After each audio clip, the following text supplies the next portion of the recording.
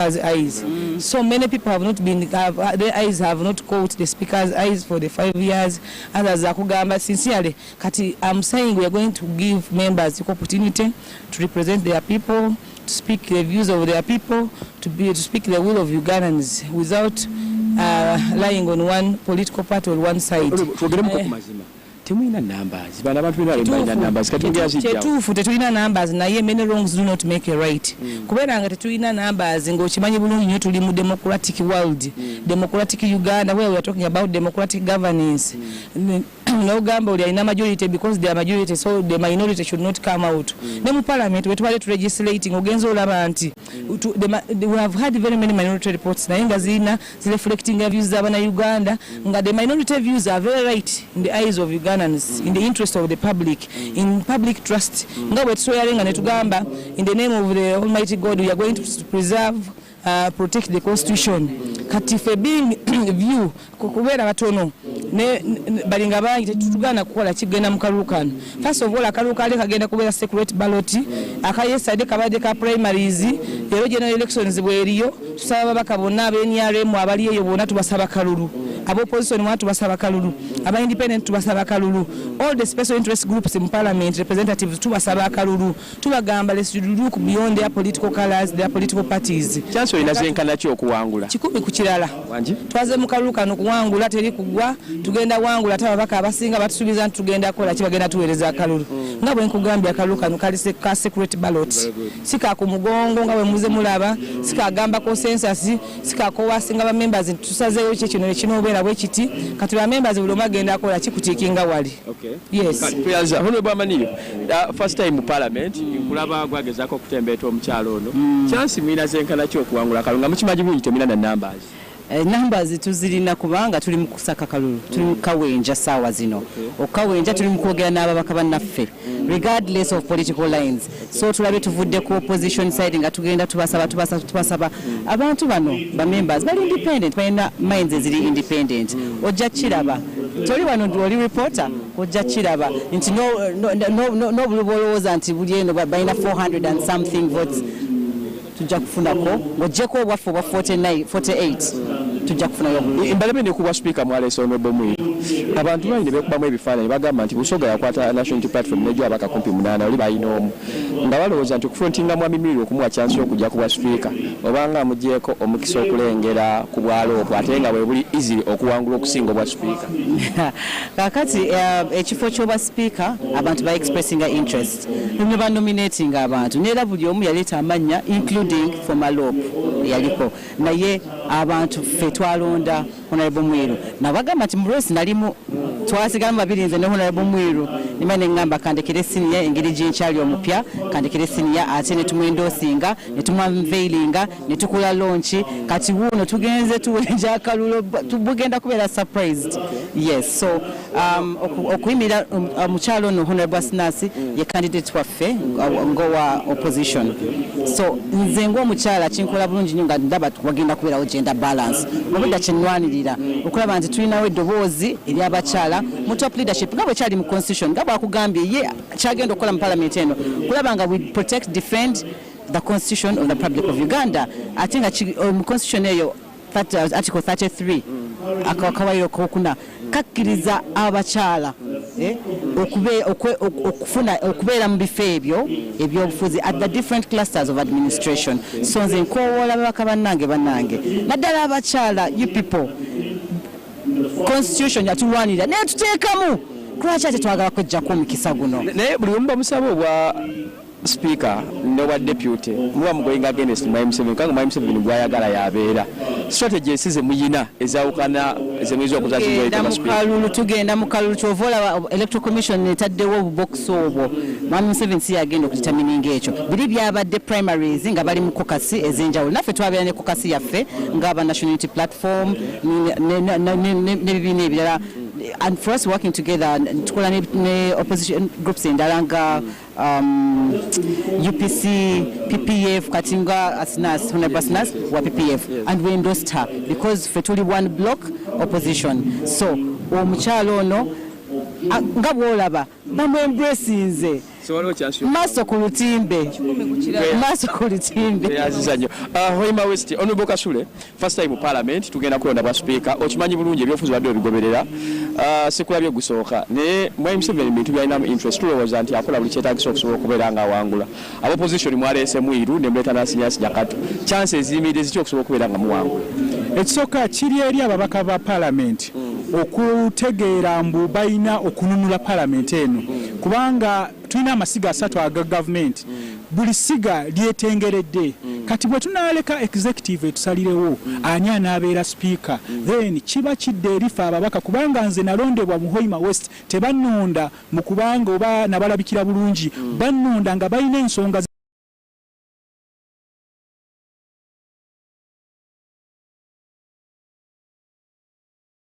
zamu ensonga zaabwe okukolebwako nga liwambiddwa so kati kiri ababaka ba Parliament 12th Parliament leero erionde test okulaba tugenda kukkiriza essiga tuliweeyo liwambibwe oba tugenda dinunula nga tulonda awo betulaba mbu abava mu ffe ate betwesaliddeko okulabanga bagenda kukola ku nsonga z'Abannayuganda bagenda okukubiriza olukiiko lwa Parliament nga tebalina kye beekubiira. Okay. So gokakasa ddala mulina chances okugoyinga against M7 emuwangula. Well, this is a secret ballot. Bantu bangi nnyo kubanga bw'oba otunulira ebizze bibeerawo mu wiki emu bbiri emabega. Olabira ddala mbu wabaddewo abantu okubakaka okutakinga decisions. So ekitegeeza omuntu yenna ayina eddembe lye okutuuka mu box omwo n'atakinga decision. Fenga opposition tulina ababaka, we may not have the numbers, but tulina abalala bali mu bibiina naddala abali mu ruling party abali like minded abali independent abatege abamanyi believing abatulira Uganda okusinga an individual oba okusinga okuwambibwa okuliko ne basalawo okulonda ekyo kye bakkiririza mu nze nsuubira ffenna nga bwe tunaaba abantu abali like minded in this parliament tujja kulonda obukulembeze bwe tusuubira mu bugenda kuba bw'abantu bwe tuba bakumakinga nga tugenze bantu ku bantu gwolabya ddala nga Honorable Mwiro Honorable Nasinyasi Nyakato so bamakinga ne both netayebwa. You see, they have everything because they are independent.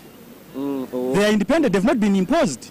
They are very independent. Because you see, even when you ask the other, maybe for speaker, gwebalese okuva mu NRM, interest yagifuna D, egamba mbu ejja. Oshegera. So, ebintu engeri gye bizze bikulaga mbu banno.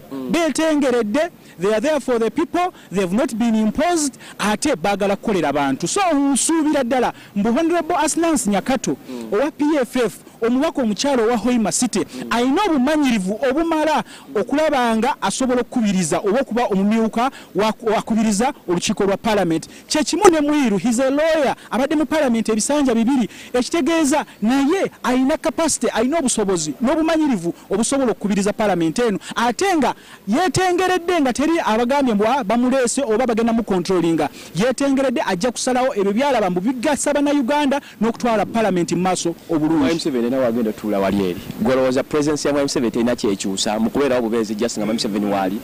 You see, ajja okutuukiriza obuvunaanyizibwa bwe naye tajja kusalawo gamba mbu mulonde ki oshegera kubanga ye agenda kutuula awatuukiriza obuvunaanyizibwa bwe naffe nga bamemba ba Parliament tutuule wali tugende mu box tutuukirize obuvunaanyizibwa bwaffe obw'okulonda omukubiriza wa Parliament n'omumyuka we abagenda okutwala Parliament eno ey'e12 mu maaso.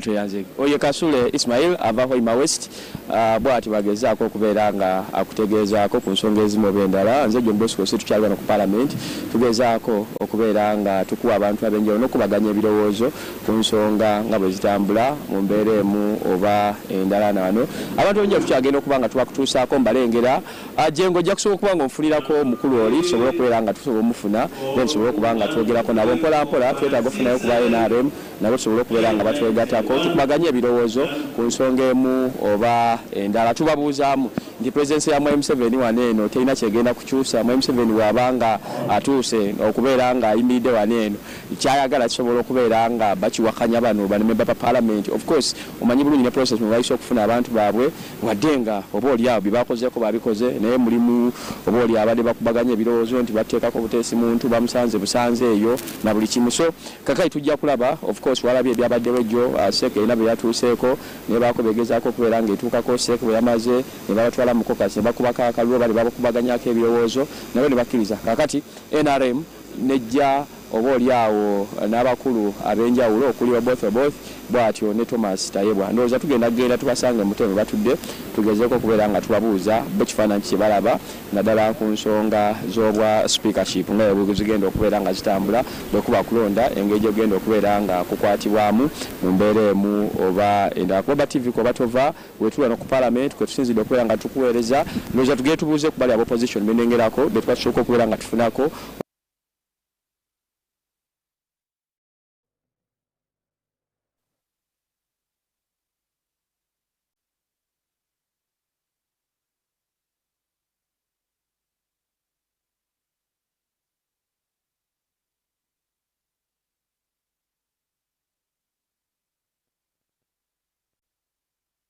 Oyo ye John Bosco Kisitu abadde atuwa abamu kwabo Sinasina Katu ayagala bwa deputy ku ludda lwa opposition kote ne Pomweru ate oba oli awo n'abali mu gavumenti bagenda okusobola okubeera nga batuulaawo sobola okubeera nga tukubira tooki enene ennyonyi ddala sayidi eno ye wali oba oli awo aba opposition we bagenda okubeera nga batuula nga boogezaako okubeera nga obiraba okuba ekifaananyi ekinene okusigira mu mbeera emu obenda tukubira tooki sobole okulaba nga tukusigira ekifaananyi ekinene Honorable Zaake Mulengedde Honorable singa okkiriza n'oyogerako ati ku Baba TV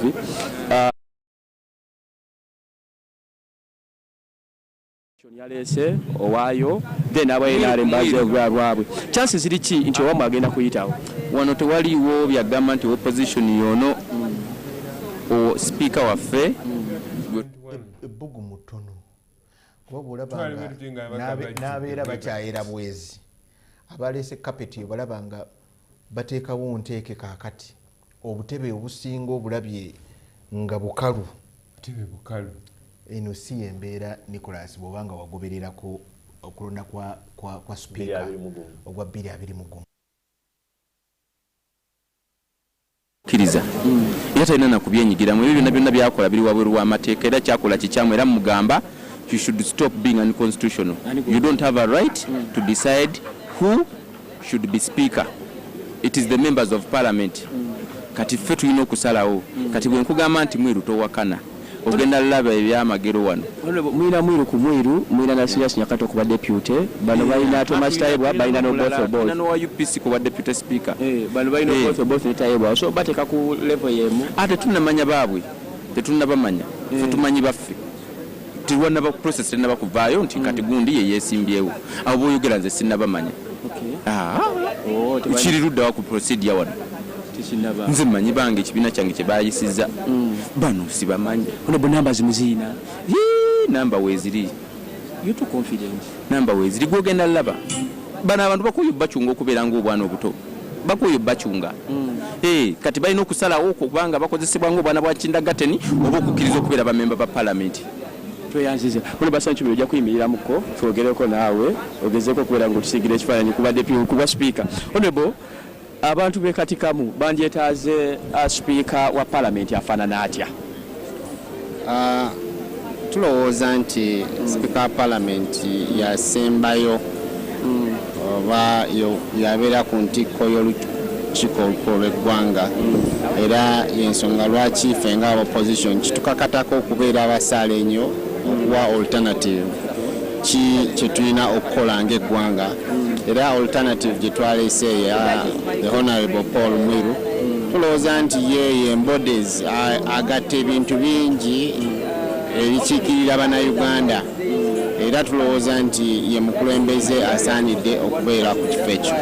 Of course politics is a game of numbers era tetusobola kukidinayinga kalulu twanoonya akalulu nga twagala tutuuka ku bifo nga bino nga opposition nga ffe tulina ababaka abangi naye mwalaba ebyali mu kalulu kusiba abantu kuba tugumbula kubba kalulu era ensonga lwaki beewaana n'ennamba zaabwe ze balina naye ffe kitukakatako okumakinga sure nti tuli assertive n'okulaga eggwanga nti this is the alternative and the alternative now is the honorable Paul Mwiru gwe tulina okubeera nga speaker of parliament. Chances ez'okuwangula ziri kingo kimanyi politics is driven by numbers.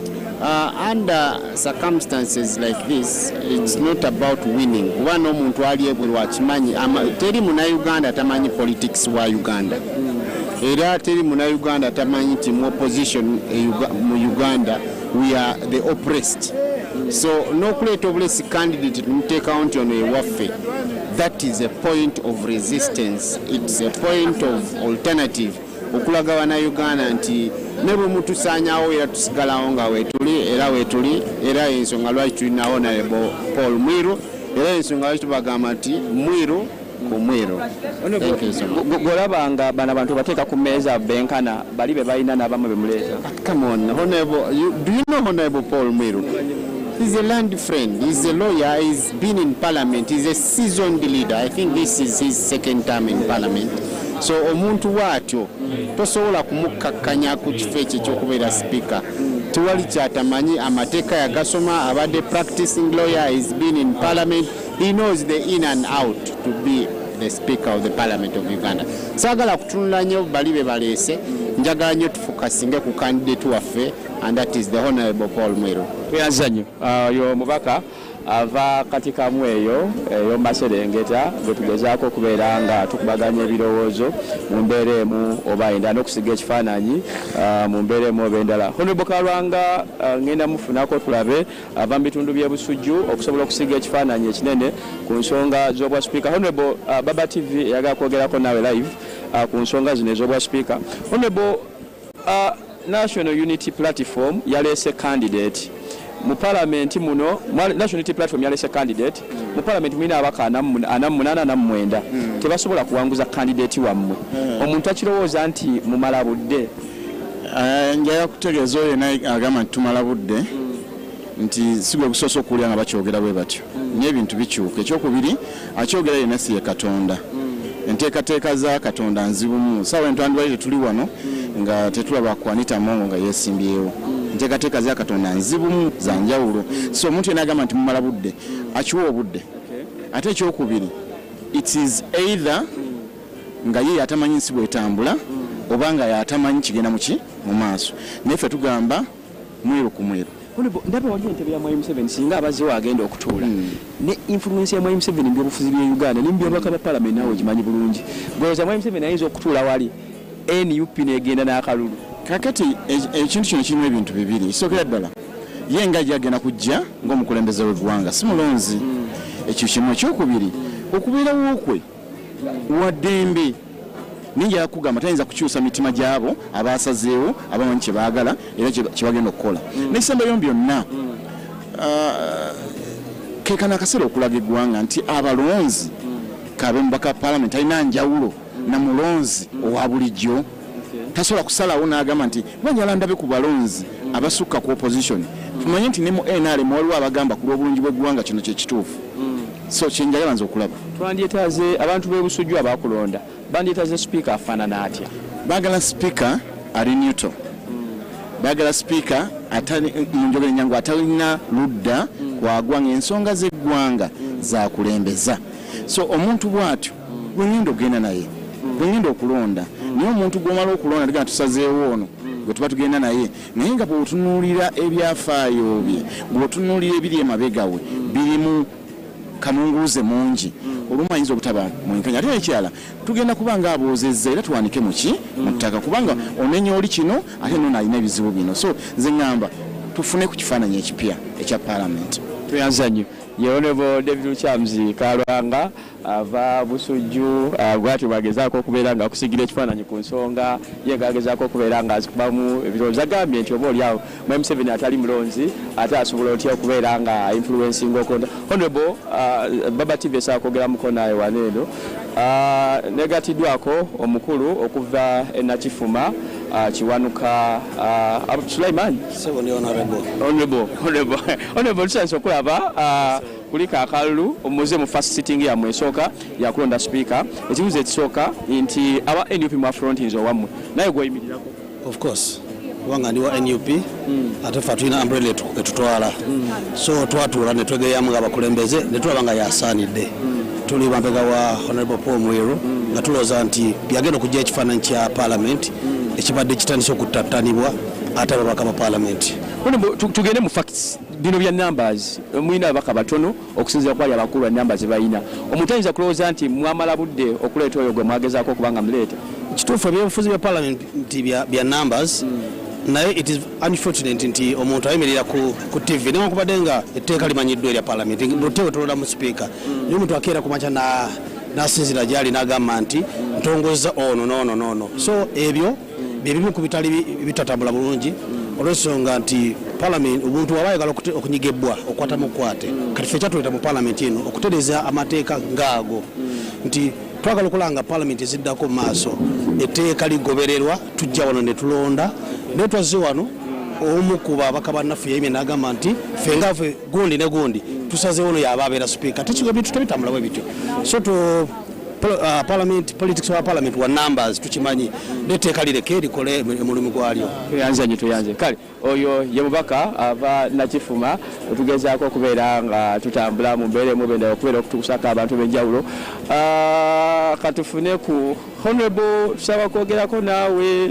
mu mbeera emubendala okusobola okubeera nga tukufuna mukama wange baba tv esaba kwogerako naawe katufune ku zungulu ava mu bitundu eyo asobole okubeera nga twogerako naawe mukama waffe tusanise okulaba webayokiriza kwogerako ne baba tv gigenda gitya emirimu si mibi ku lw'ekisa kya katonda tugezaako tutandikiraawo wakavalinza amawulire ebbanga ddene okimanyi bulungi ni politics atambulira ku numbers kyokka ate gwe akimanyi obulungi national unity platform kibiina muova kyalese candidate gwe bayita paul mwiru alina chances z'ababaka 48 ku 49 bali mu nup then n'aba opposition naye ate bali ababaka bali 3 n'omusobyo aba nrm chances ziri ki nti gwe mwaleese asobola okuva emaginga nga wiina kuwa speaker of course kyogambye ekituufu politics aliwo ku numbers naye wakati w'ekifaananyi kya parliament nti kyafa nga bannayuganda balaba parliament tekyesigika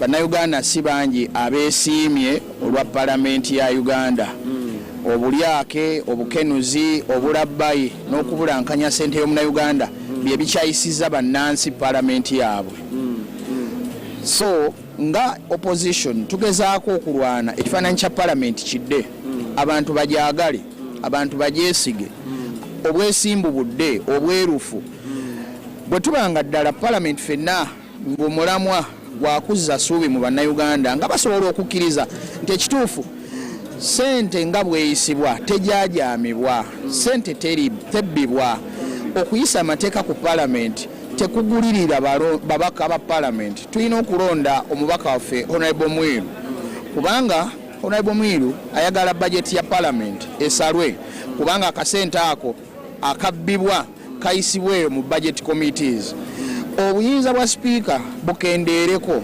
okubeera nga omaamira obukiiko n'omaamira komishoni n'omaamira budgeting nga togambwako impunity eyo yereetedde n'omukyalo oyo akyali mu bizibu saawa so bwe tuba nga tulonze omubaka nga tumutunze ne muri eyo gurupu ennene ne tugamba nti tuve ku byokugamba nti tulonda kibiina oba tulonda na mikono kuwanika tusooke twetunuliremu tukube tooki mwani asinga okuba clean ku bakandidate bonna abazze atalinaako bbala ya bulyake atalinaako wadde akakwate ku bukenuzi bwe tuweeyinga kandidate waffe wa nuupu abakira so mulimu gwaffe okubamatiza era nabo baba nga bakozeemu ka reflection ne bagamba okusinziira ku kifaananyi kyetulemu eky'abannayuganda okuyombanga n'okutuvuma n'okujaganya nga ababaka oba bannabyabufuzi bafunye obuzibu tukyuse tufune ku speaker atalinaako mabala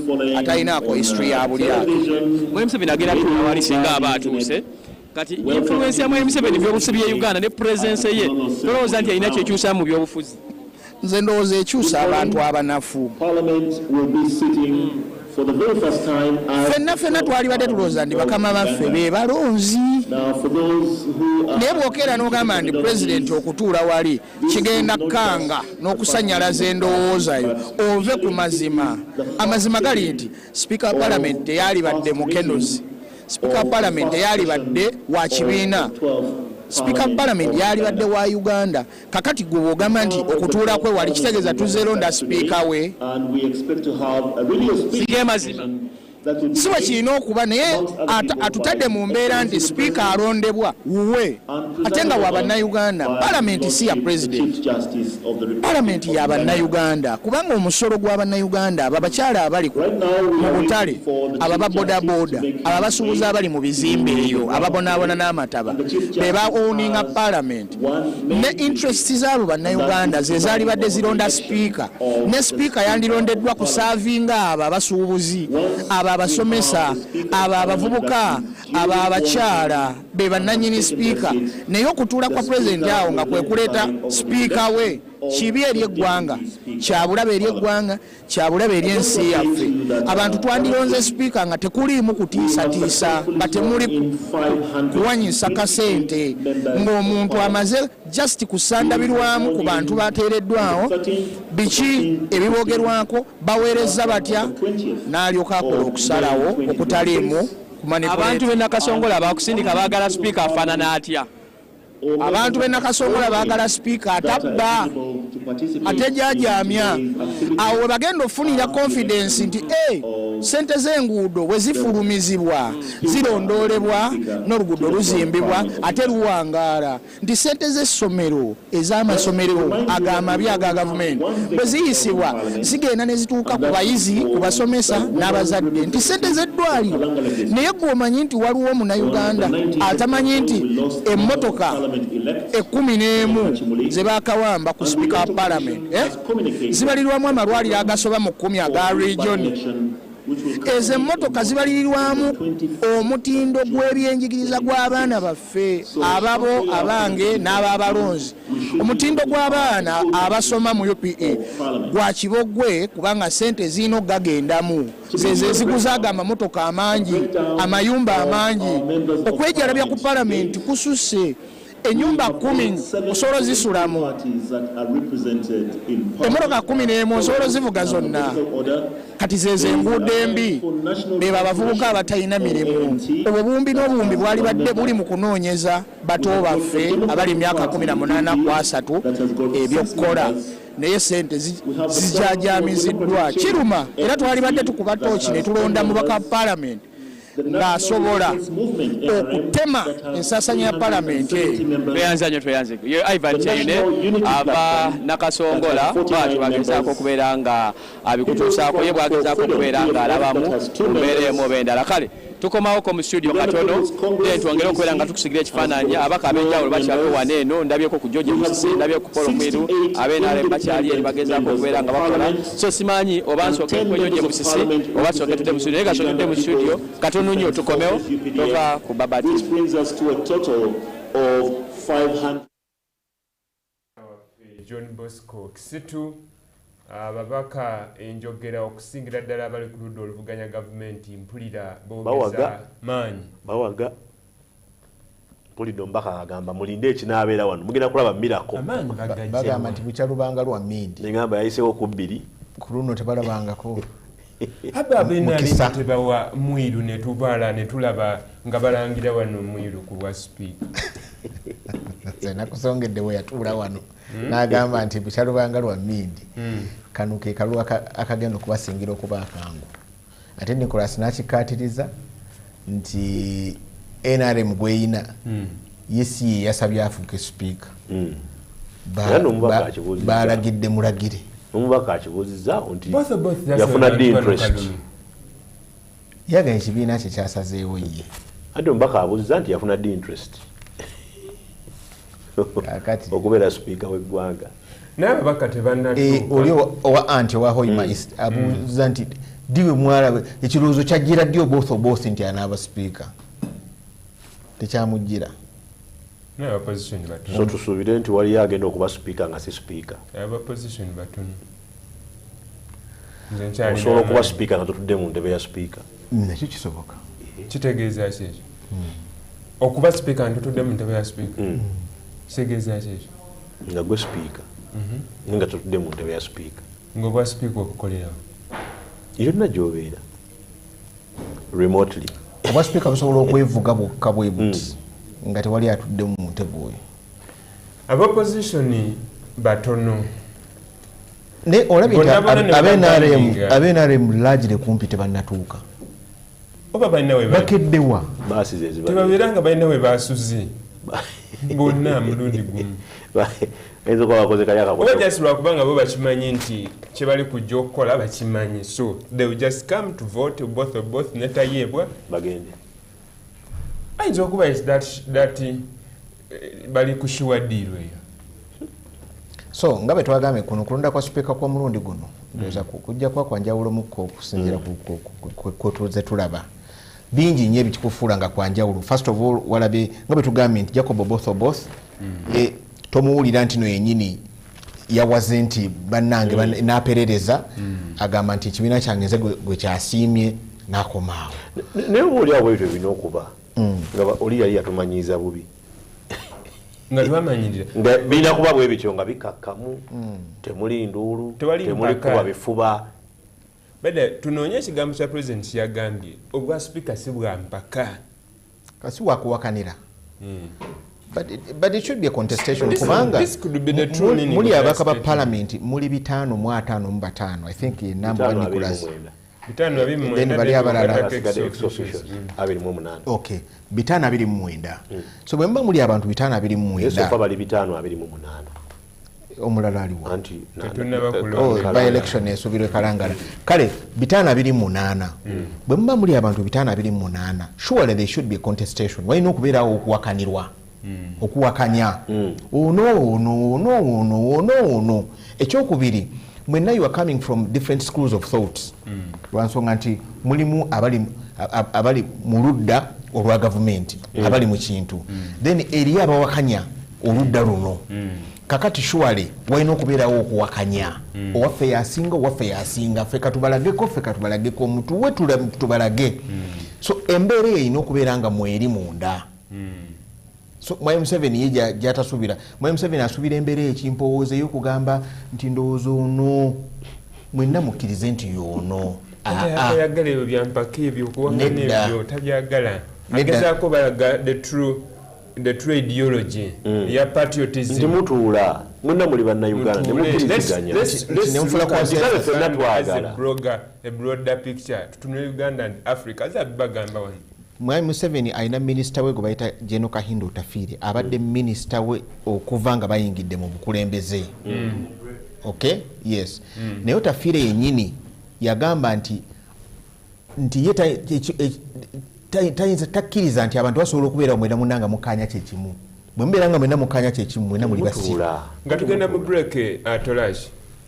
Tukobe nti ababaka ba parliament ya NRM 300 something bonna benda both betusubirayo mirako ngera bwe yabaire emukono mu municipality wewawe yinza obutakyusa naye mirako ejja kubaawo ezo tabanga ya mukono mba kansala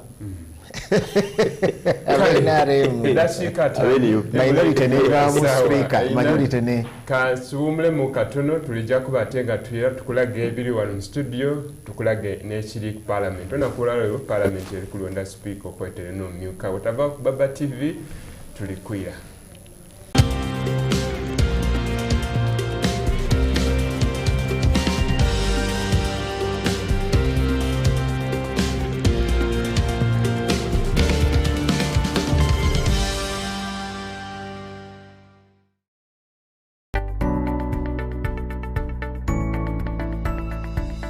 Enoni Baba TV obusoga bulayire.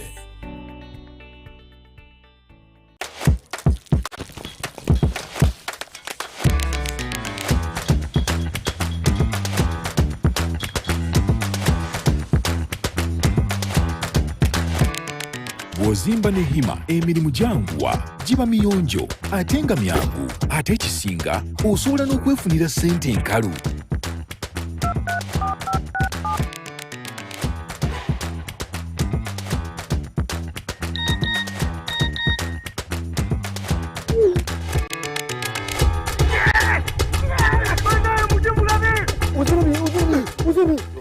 Why the excitement? Hey, atufuna mune hima my friend. Gwekebera wansi w'ensawo ya sementi munda funa code nyiga star 2.4#. Weefunire ekirabo kye ekya ssente enkalu.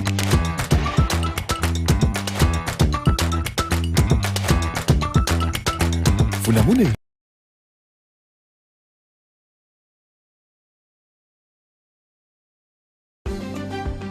tuteteganyemu empeereza eno tupeeku ne bye tukutuusa. The next parliament that we had was between 1986 and 1996. This was the 5th parliament of Uganda, and this was presided over by His Excellency President Yoweri Kaguta Museveni. Several of the sessions were chaired by the vice chairperson, the Honorable Moses Chigongo. Now, the 6th parliament had 2 speakers, and that started with the Honorable James Wapakabulo. That term was completed by the Honorable Francis Ayume. Now, the 7th and the 8th parliaments of Uganda were presided over by the Right Honorable Edward Chiwanuka Sekandi as the Speaker, while the 9th and the 10th parliaments were presided over by the Right Honorable Rebecca Alituala Kadaga as Speaker of Parliament. The 11th Parliament of Uganda that has just ended started with the Right Honorable Jacob Olanya, may his soul rest in peace, and the term was completed by the Right Honorable Anita Annette Among. So today we'll start the term of the next speaker, and we look forward to finding out who this will be. This speaker should preside over Parliament between May 2026 and May 2031.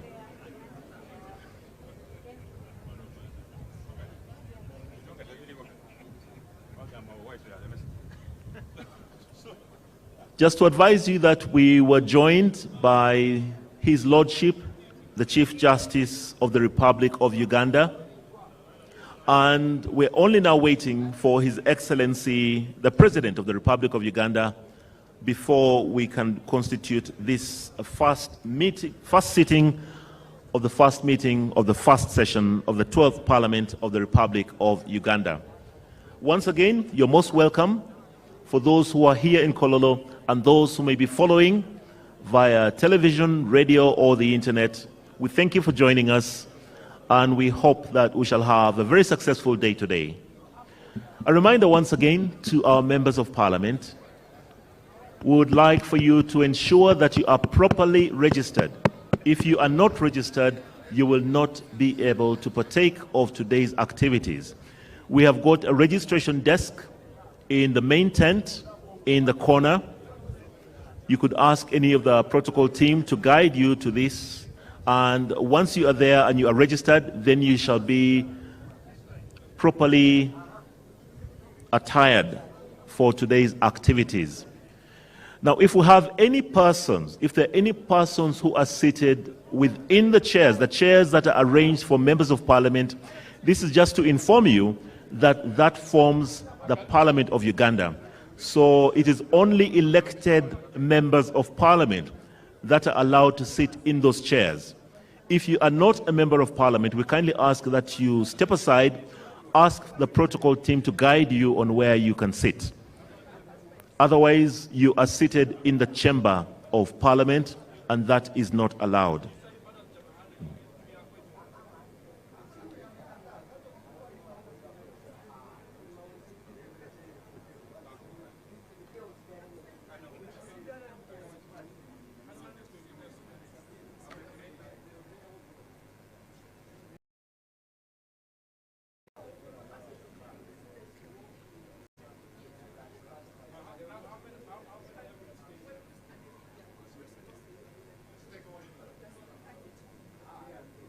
tusaako enteekateeka z'okulonda sipiika addako waliwo ayogedde ng'ayogera nga nze tukyagenda maaso noba tusaako enteekateeka z'okulonda sipiika addako ow'omulundi gw'12 wa palamenti 12 enteekateeka ziri kololo emikolo gigenda maaso nga bwe tubategeezezza nti enteekateeka y'omulundi guno ndowooza yabuzeemu olaba nti kapeti bakyayalirira njalirire enteekateeka bateekate olaba nti buli kimu bakikoze ku makya kuno ekyokubiri owulidde clerk assistant clerk ng'ategeeza nti abantu abamu batudde mu butebe bwe batalina kutuulamu abantu beerabidde nti olwaleero ekyo ekifo ekyo kigenda kufuuka palamenti y'eggwanga. Palamenti si kizimbe bantu palamenti bantu kakati abantu abamu bayingidde nga tebalambikiddwa bulungi, of course n'abatali babaka bajja kubeerayo naddala nga wayitiddwa batudde mu ntebe z'ababaka kyokka nga singa ogenze ku palamenti wano ku kizimbe kyayo kyetumanyidde nti ye palamenti era omanyidde ddala nti eri wansi ku fulo sisobola kukkirira kutuulayo era omanya bulungi nti gwobeera mu galale eri waggulu ekifo kya bonna naye kati abantu batuuse wano nga buli omu yeetyebesa akatebe kayagadde so ng'eriyo obutebe obwababaka ba palamenti kitegeeza nti olwo palamenti eba etudde then eriyo ebifo ebirala ebya bonna eyandibadde nga galale kiddayo wali kyetubadde tutegeezaako nti enteekateeka y'omulundi guno tennaba si nnungi ekintu tebakikutte bulungi kikyali kyakusaagasaaga of course yes kakati tonsa okulaba nde mwami Tayiwa yagambye nti ye oli wakijja ekigere wakiteeka pulaani z'oli zezono Jacob ng'entambula ndawenga abali ku so Jacob both atuuse sakoni yabadde mukama woli ne Thomas Tayiwa ebintu bikyuka mu just lutamya lwaliiso ng'ebintu bikyuse naye enteekateeka bwetyo bwekyali n'obujjumbizi obulaba nga bukyali wansi nnyo waliwo kayogeddemu awo kabadde abala basupiika ababaddewo lwaki olwo bantamu tebamubala mu numerical numbers tebanabamubala abadde mu kisiikirize kya omugenzi Jacob Olanya abadde yajja kumalirayo Jacob Olanya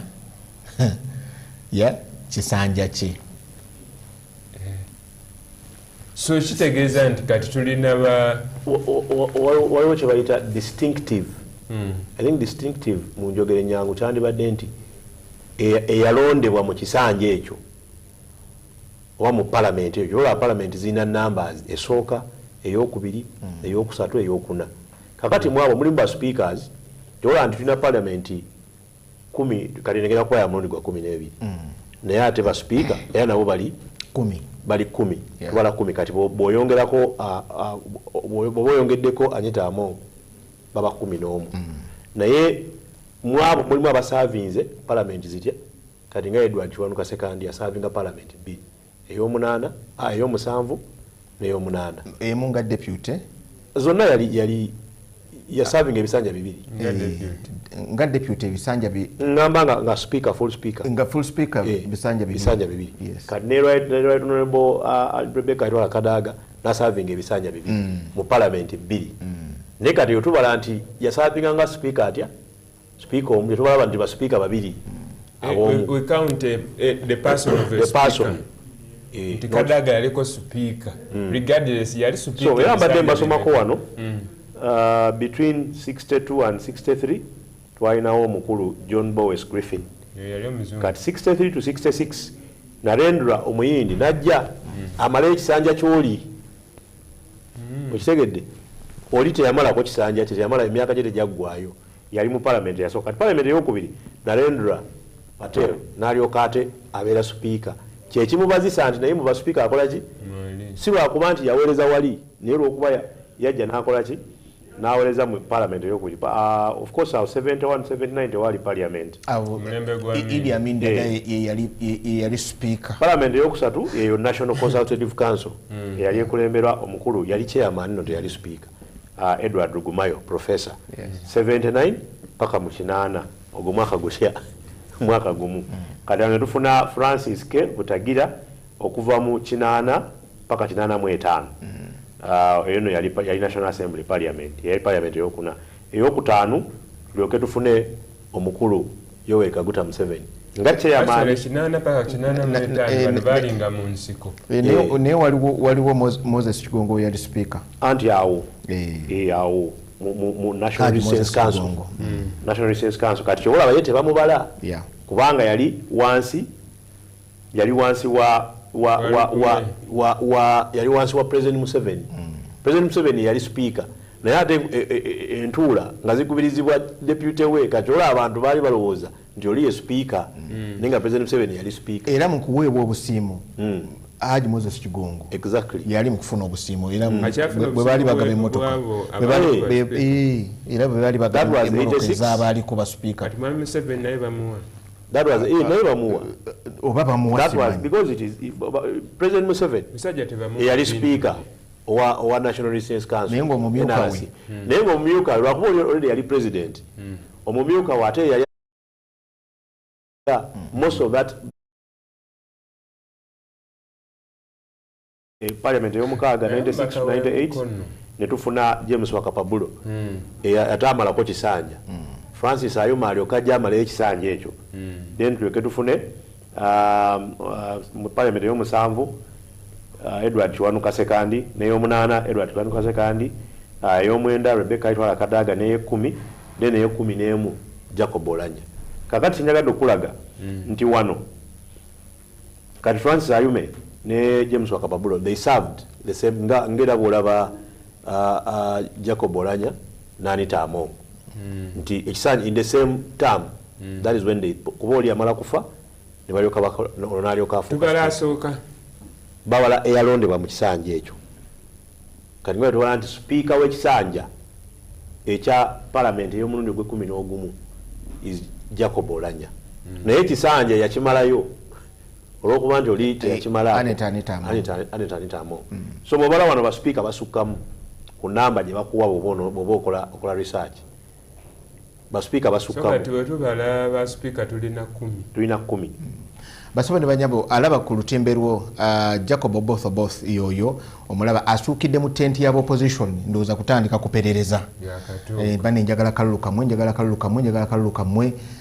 waliwo yagambye okunoonyeza ku kalulu aliwa nga yagambye kunoonyeza ani yagambye okunoonyeza ono ani yagambye yagambye agenda kunoonyeza dabo naye simulaba naye asaba munoonyeza bwe bava ebudaama bonna bonna baviira eddala eri omubaka wa palamenti akiikirira abakadde naye bonna baveeyo tololo so Jacob Oboth yoyo agenda ndowooza kati asaasaanya obuganzi bwe wuuyo agenze wa Zambali Blasio Mukasa bonna abasaba nti bane mumpe nammwe akaluka kamwe nkaagala musajja no muwanvu akoma eri ddala waggulu buli gwatuukako okwogera buli gwatuukako okusaba akalulu amulabira mu gwengulu eri bwati naye waliwo etteeka erigamba nti ayesimbye kuba sipiika talina kunoonya akalulu kakati wano the only challenge is wano aba nesimbawo okay yes wano tanesimbawo bw'amala okubeera nominated yes n'alangirirwa wali talina kuba campaign naye dakiika mmeka wano ekyo kiri nti wano alina okuba nga ali mu kubuuza yandibadde yayiseeyiseemu kaawa ababa abamaliriza ababe yabamaliriza nga naye olaba buli gwabuuza musanyufu alabika babuuza bagenda muwa akalulu n'opposition kuba bano babaka banne of course kati agenze waba Clark ndowooza okubabuuzaako bubuuza naye nga bwatyo kati olwo otandika okuwulira nga ekitiibwa kiringa ekitandise okujja mpolampola ekitiibwa kiringa ekitandise okujja mpolampola wadde nga abopposition bamulabudde nti bagenda munywesa ku mazzi naye ate wagenzeyo babuuzaako badde basanyufu nze essanyu erakamwenyumu enkawakanyizzaamu so tannaluba akyayitaayitamu bonna yatugambye sipiika wajja ebigere deputy wateeka babadde batambulira bamu badde bakanoonyeza wamu asinansi ajja kuba tayiibwo asanansi tomanya kuvuganya kuyinza okuba okwamaanyi ddala mu bantu taletire naalemu ebizibu kati atuuse ku Lydia Wanyoto we bali ono ye Nalukola netaye wawuyo Nalukola uno naye Nalukola kiki oli Eugenia Nasolo mbaka wa Lubaga South oli George Musisi mulengeddeko wali Lydia Wanyoto of course mulengeraawo naye nga Thomas Raiwawe ne Elias Luimbazi Nalukola ono yono wa Kampala Kawempe North ono unasikono kino abadde mu Kampala aliwa no state minister Kyofa Togabye Kabye Kyofa Togabye Nakaseke South yes no Nakaseke North abaka bagenze bawera mpola bagenda ndowooza omuwendo gunaatera gugenda guwera mpola naye nga bwe bitosofa bwe bikyali ku lutimbe lwo olaba nga akabugumu katandika okukwata mpola luli wabadde nga embeera yakimpowooza ennyo naye kakati oli Henry Tumukunde mulengedde wali kati ekibiina yakiteekawo ekyale yali yakiwandiise oba kyaki yakisinda wobuuza bedi bwanika oba ekya PDP yali yakijjawo amala agende mu NUP kale nno wobuuza mabike SDP oba yali yagijjawo amala agende kale nno embeera bweti bwekyali Thomas Tayebwa akyagala Tayebwa naaba akyali mu kintu kubanga bwaddamu n'ali obwa deputy Katonda ng'amusaasidde yabazeeyo emyaka gye bibiri ababikutte wadde nga wali naye yagira mu by election kuba deputy speaker yagira mu by election namalayo kisanja kya Mongo yali amalayo ekyamongo nga Mongo yali amalayo ekyolanya kati wali Tayebwa amalayo kisanja kya Anita Mongo ekyobwa deputy. If we have any members, any persons that do not belong in the Chamber of Parliament, we kindly ask that you now make way, give room to the members of Parliament, because the grounds that you're standing in are now the Chamber of Parliament. And it's only elected members of Parliament who are allowed to stand or to participate inside the Chamber of Parliament. The convoy of His Excellency the President is just making its way to the red carpet, to the point where they will be received by the receiving party, that's comprised amongst others by His Lordship the Chief Justice, the Clerk to the Parliament of Uganda, as well as other senior officials from Parliament. Now His Excellency the President is going to be led or guided to his tent, and thereafter the party will come into this chamber, and this will form the house or the Chamber of Parliament where the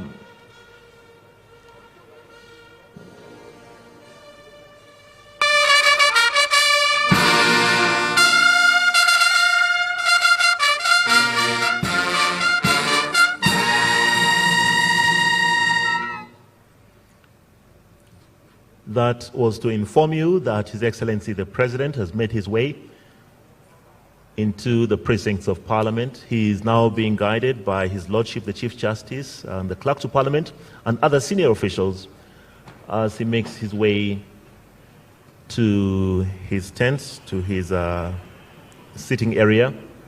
And thereafter the officials of Parliament are going to walk back in a form that is called the parliamentary procession, and then Parliament will officially start. And just to advise you once again that we shall start with anthems followed by the East African anthem, the national anthem followed by the East African anthem, and then prayers. So we're just waiting for the procession of the Speaker to come into the chamber, and thereafter Parliament will begin. So we now wait for the proclamation by the Sergeant at Arms of the arrival. Events that are expected to be happening today, those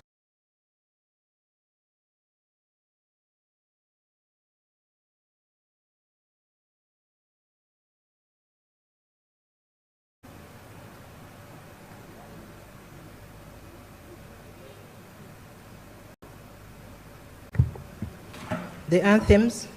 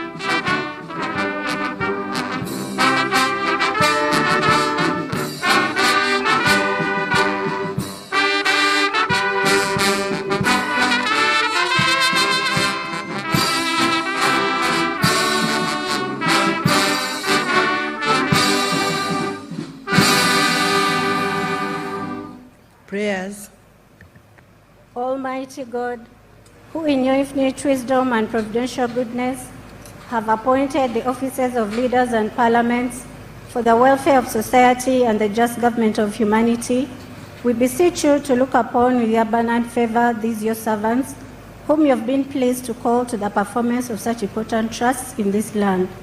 Let your blessing descend upon them here assembled, and grant that they may, as in your presence, treat and consider all matters that shall come under their deliberation in so just and faithful a manner as to promote your honor and glory, and to advance the good of those whose interests you have committed to their charge. Amen. Amen. Get seated.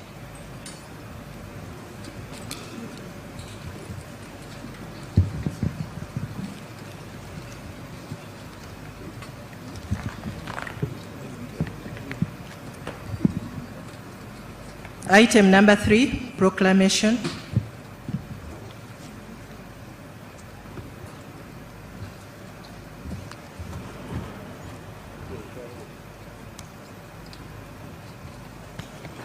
Your Excellency the President, my Lord the Chief Justice, honorable members of the 12th Parliament, this is the proclamation by His Excellency the President of the Republic of Uganda. Whereas under Article 95(1) of the Constitution of the Republic of Uganda, where a new parliament is elected, the President is required by proclamation to appoint the place and a date not beyond 7 days after the expiry of the term of Parliament for the first sitting of the new Parliament.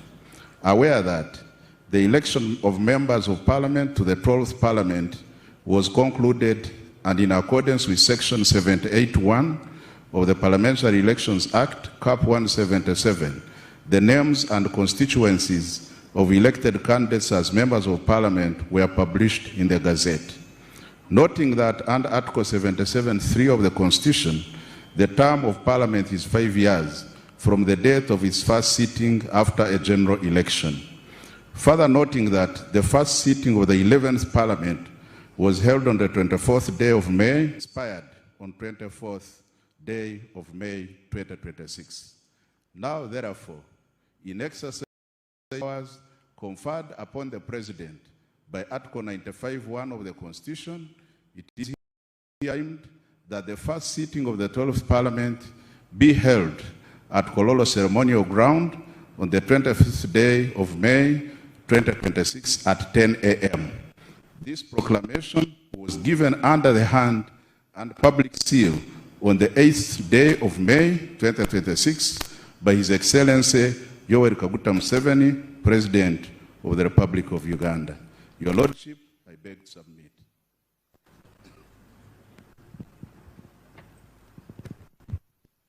Item number 4, remarks by His Lordship, the Chief Justice. Your Excellency, the President of the Republic of Uganda, honorable members of Parliament, I take this opportunity to congratulate you upon your election to this August House.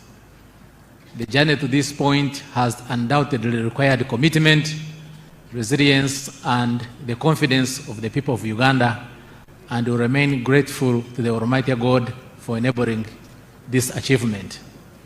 It's now over 4 months since the conclusion of the general elections, through which you were entrusted with the responsibility of representing your constituents.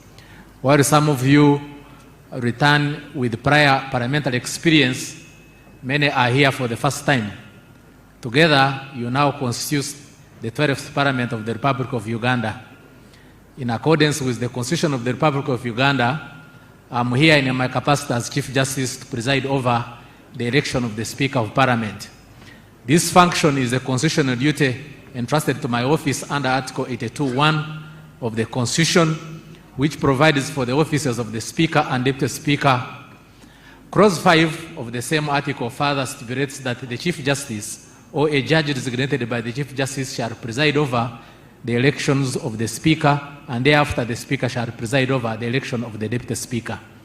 Your Excellency and honorable members, my role today is therefore strictly to oversee this process in accordance with the Constitution and the established rules of procedure of Parliament.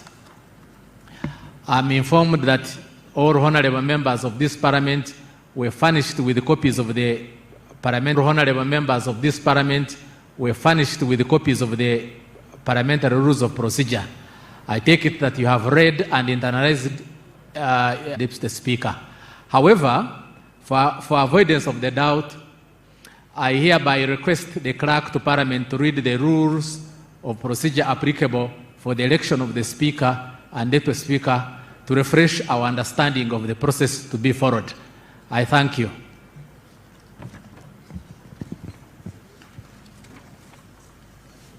Rule number 5, election of Speaker.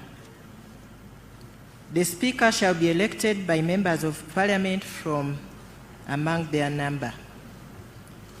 A person shall not be qualified to be elected Speaker if he or she is a Vice President, Prime Minister, or a Minister.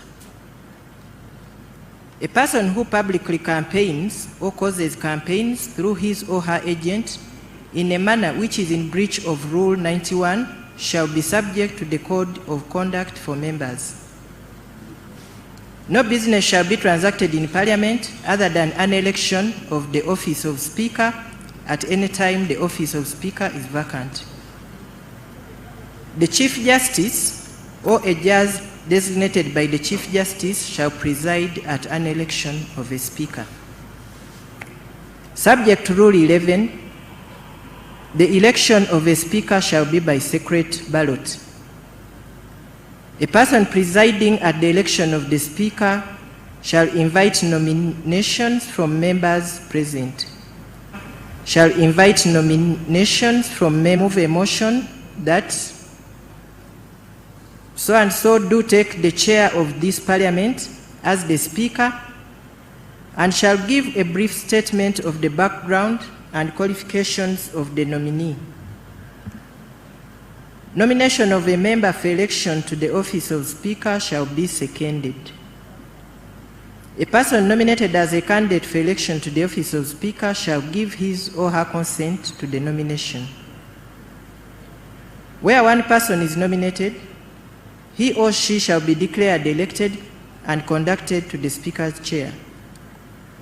Where more than one person is nominated, the House shall proceed to elect a Speaker from the persons nominated. When all the nominations have been received, the person presiding shall announce that the ballot will now be taken. Voting shall be in the following manner. The clerk shall ascertain the number of members present. Before voting commences, the person presiding shall cause to be produced one ballot paper and cause to be demonstrated the fact that the ballot paper is empty. The person presiding shall cause to be given to each member present a ballot paper.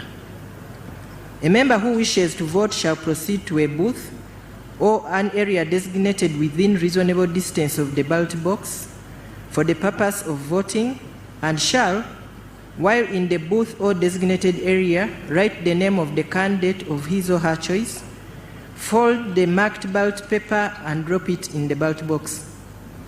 On the election of a Speaker, no vote may be cast or abstention recorded by proxy. After all members who wish to vote have voted, the person presiding shall, in full view of the members present, cause the clerk to empty the ballot box and immediately count the ballot papers contained in the ballot box. At the completion of the counting, the person presiding shall announce the results of the voting, specifying the total number of ballot papers contained in the ballot box, the total number of members who have abstained from voting, the total number of spoiled or blank ballot papers, and the total number of votes obtained by each nominee. Where two or more persons are nominated for the office of Speaker, the person who receives the majority of the votes of all members present and voting shall be declared Speaker. Where none of the persons nominated for the office of Speaker receives the majority number of votes of all members present and voting, a second election shall be held between the two persons who obtain the highest number of votes. Where at an election between two nominees, the nominees receive an equal number of votes, another election shall be held. And where a second election has to be held under paragraph I, and 2 or more nominees receive equal votes in the second position of the first election, there shall be an election to determine the nominee to stand in the second election, and the election shall be repeated where there are ties until one nominee can be identified. The person elected Speaker shall be conducted to the chair. As soon as possible after the election of Speaker, before assuming the duties of the office of Speaker, the person elected Speaker shall, in the manner prescribed by law, take and subscribe to the oath of Speaker specified in the 4th schedule to the Constitution as required by Article 82(10) of the Constitution.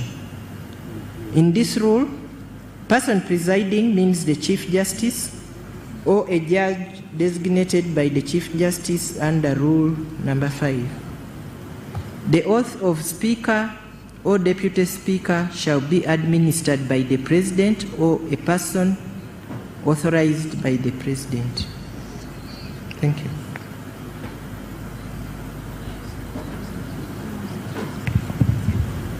Item number 6, nomination of candidates for the office of Speaker.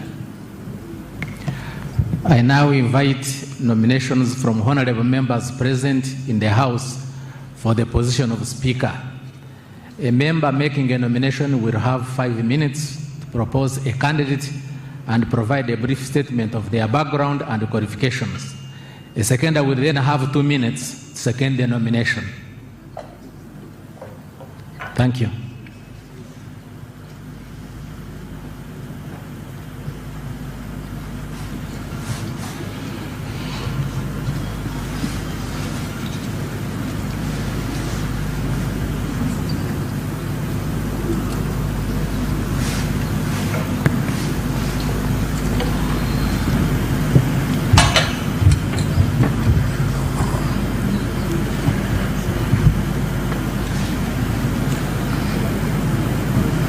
Your Excellency, General Yoweri Kaguta Museveni, President of the Republic of Uganda, Your Lordship the Chief Justice, distinguished members of the 12th Parliament in your respective capacities. I stand here to move a motion for the election of Honorable Oboth Maxson Jacob, Member of Parliament, West Budama Central County, as Speaker of the 12th Parliament.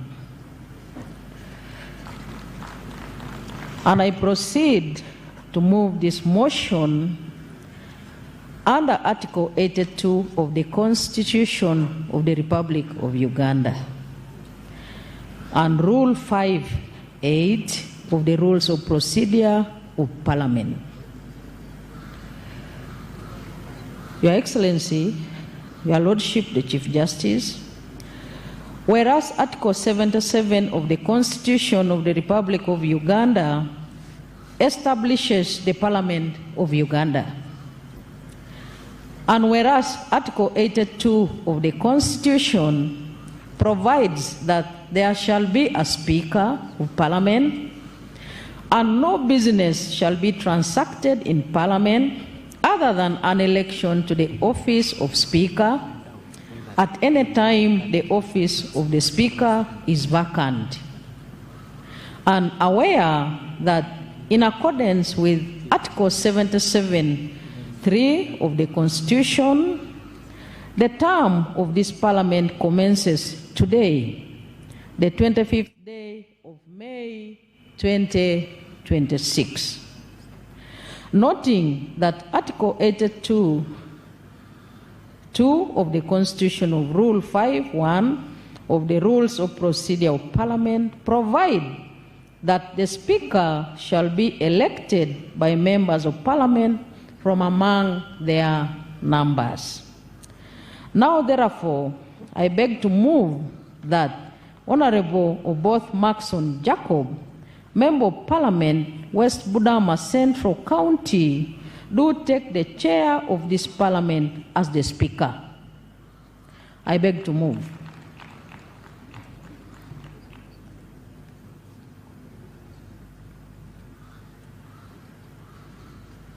call for the secondment. The seconder.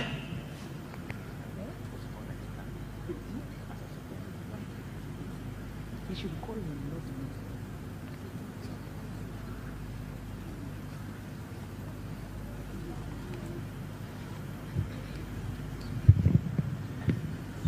me. Your Excellency, the President of the Republic of Uganda, Your Lordship, the Chief Justice, and honorable colleagues, I raise in accordance with Rule 5.9 of the Rules of Procedure of Parliament to support the nomination of Honorable Both Maxons Jacob, Member of Parliament, West Budama Central County, for election as Speaker of the 12th Parliament.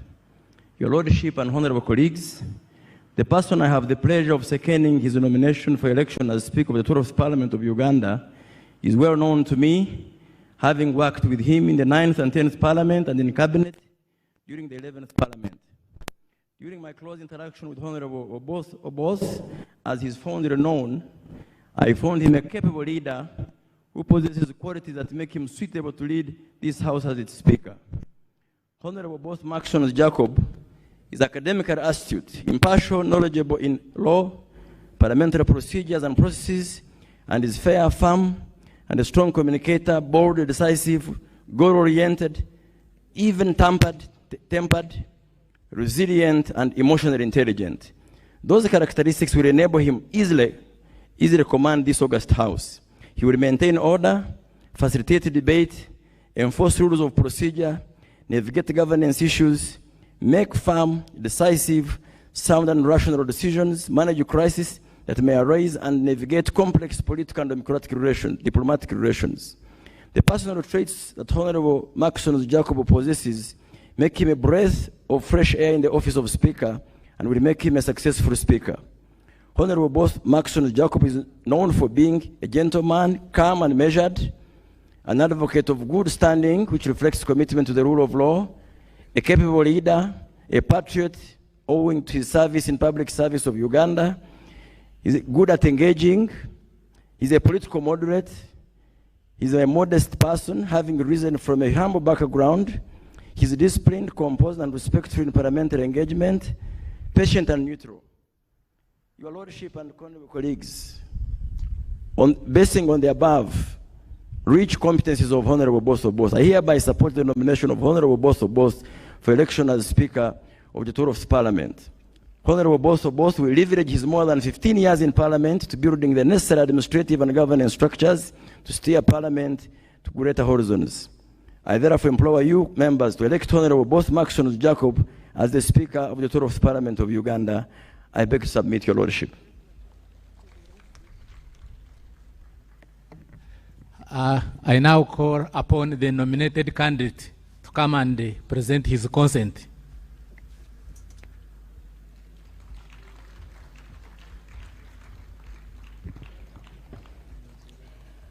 Your Lord, the Chief Justice,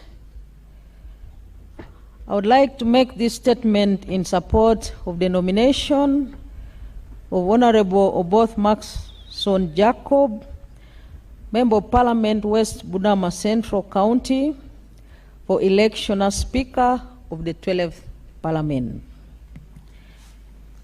Your Lord, the Chief Justice, in accordance with Rule 5, subsection 8 of the Rules of Procedure of the Parliament of Uganda, I have the singular honor to nominate and present to you for election as Speaker of the 12th Parliament, Honorable Both Maxons Jacob, Member of Parliament, West Budama Central County.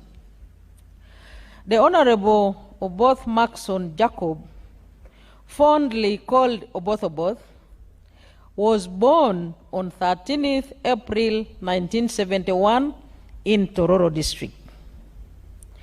Being an advocate of superior and subordinate courts in Uganda, Honorable Both Maxons Jacob possesses a solid legal foundation that equips him with professional skills to preside over the parliamentary processes effectively.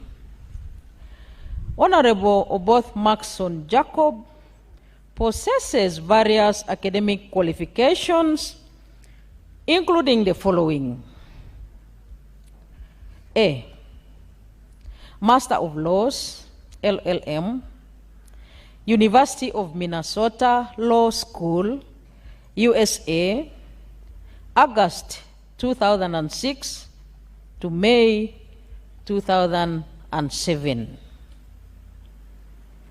He does possess a postgraduate diploma in legal practice from Law Development Center, 2001 to 2002.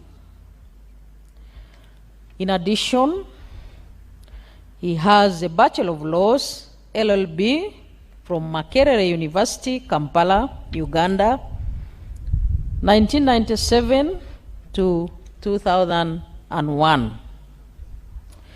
The Honorable Oboth has a certificate in project planning and management from International Law Institute, Washington, D.C., October 2005.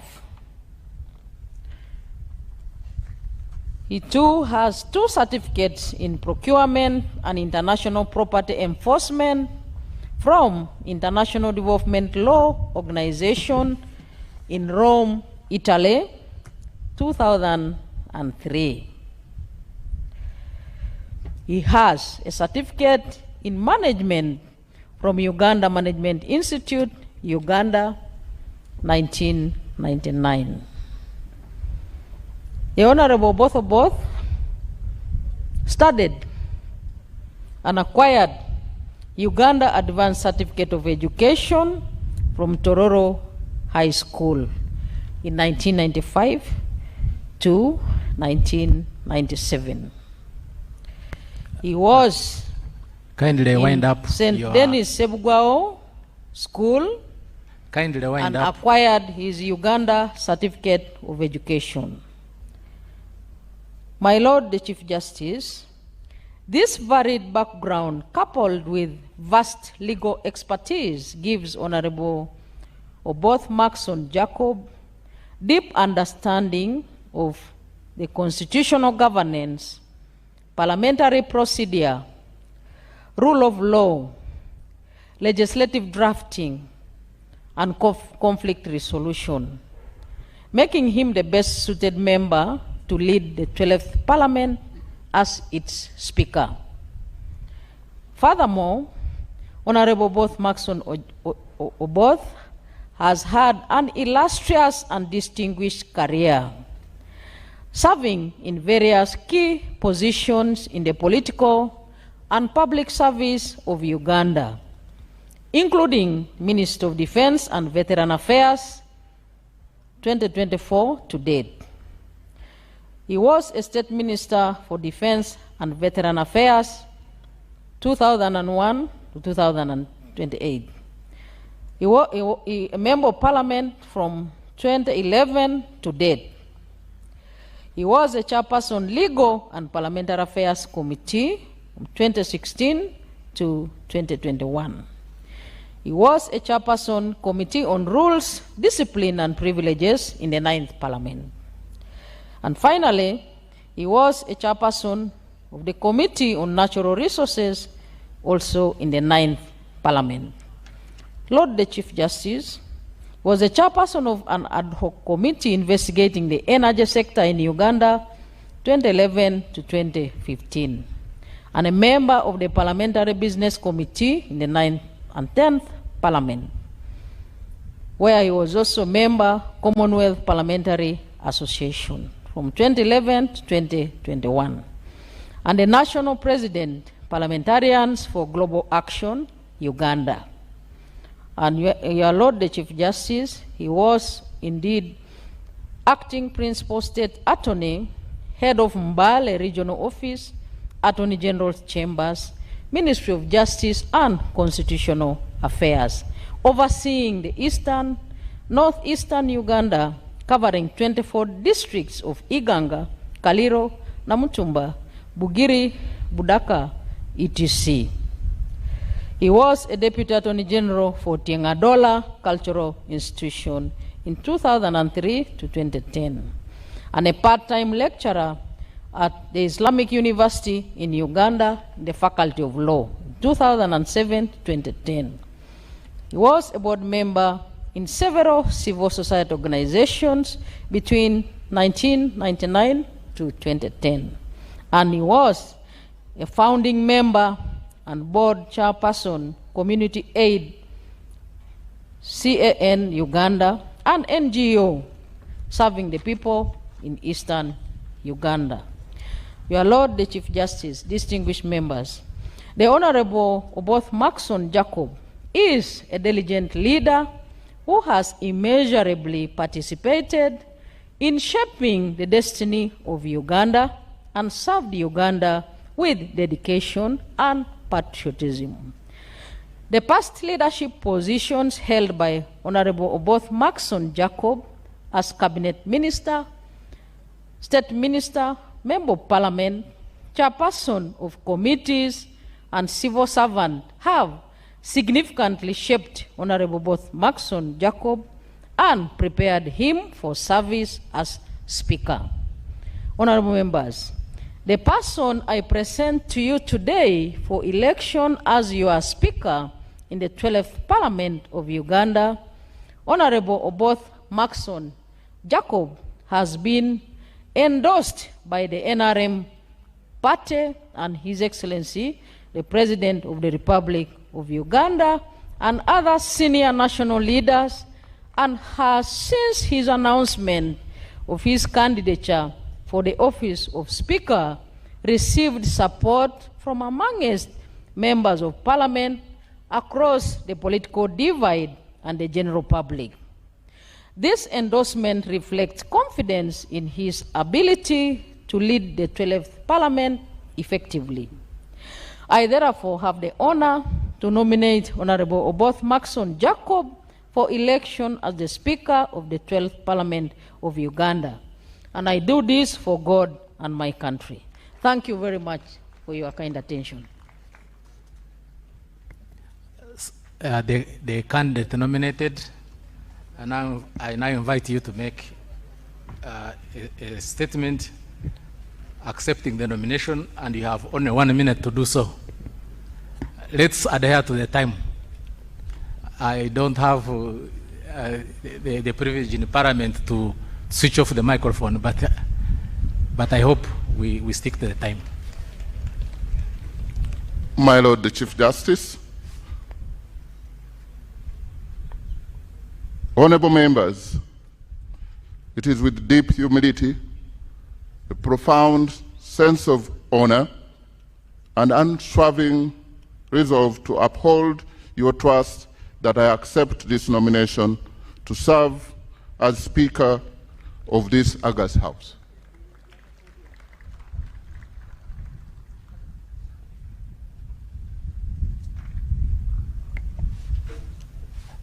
Any other nomination?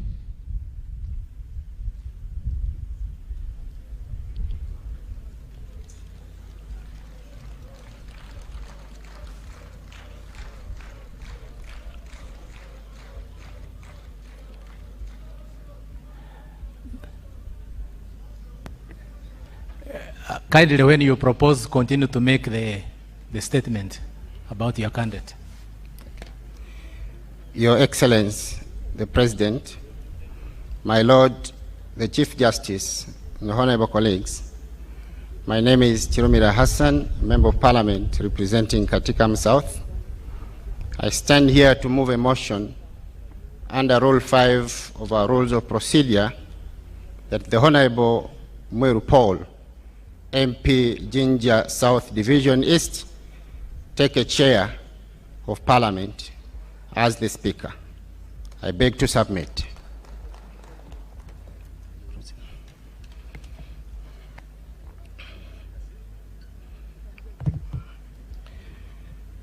My Lord, the Honorable Mweru Paul, I present before you is the best of our candidates for Speakership of the 12th Parliament. the Republic of Uganda. Honorable Muel Paul is a lawyer holding a bachelor's degree in law from Makerere University, a diploma in legislative drafting from the International Law Institute, diploma in law from a Law Development Center.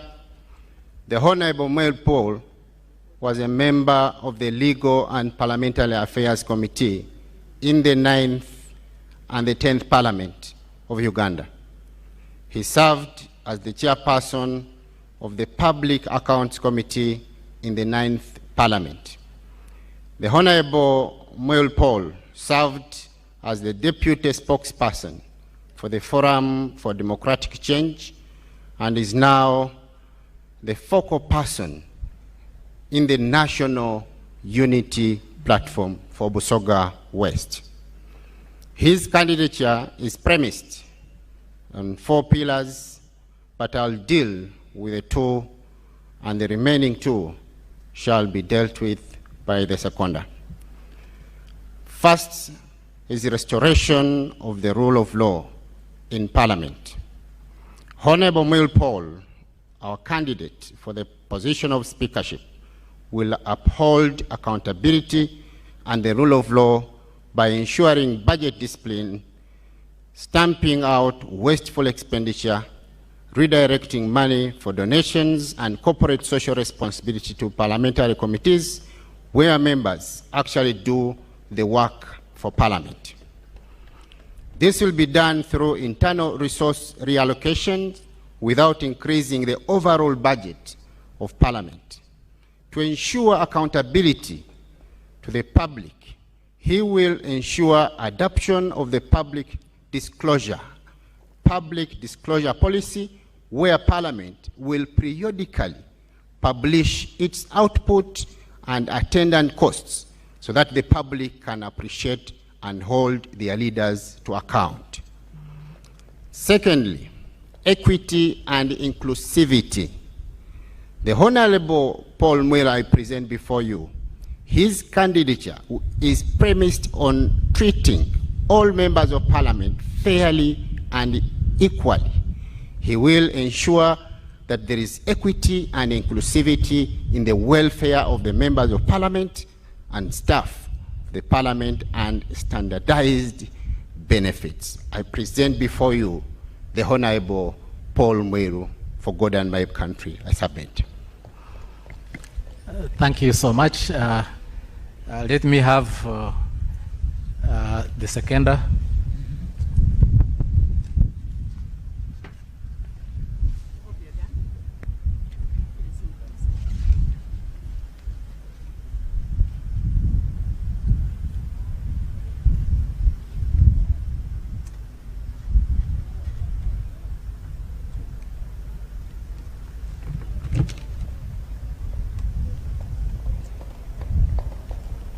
Your Excellency, the President of the Republic of Uganda, Your Lordship, the Chief Justice, honorable colleagues, my name is Sarah Luansasula, and I am the woman representative for the people of Jinja City.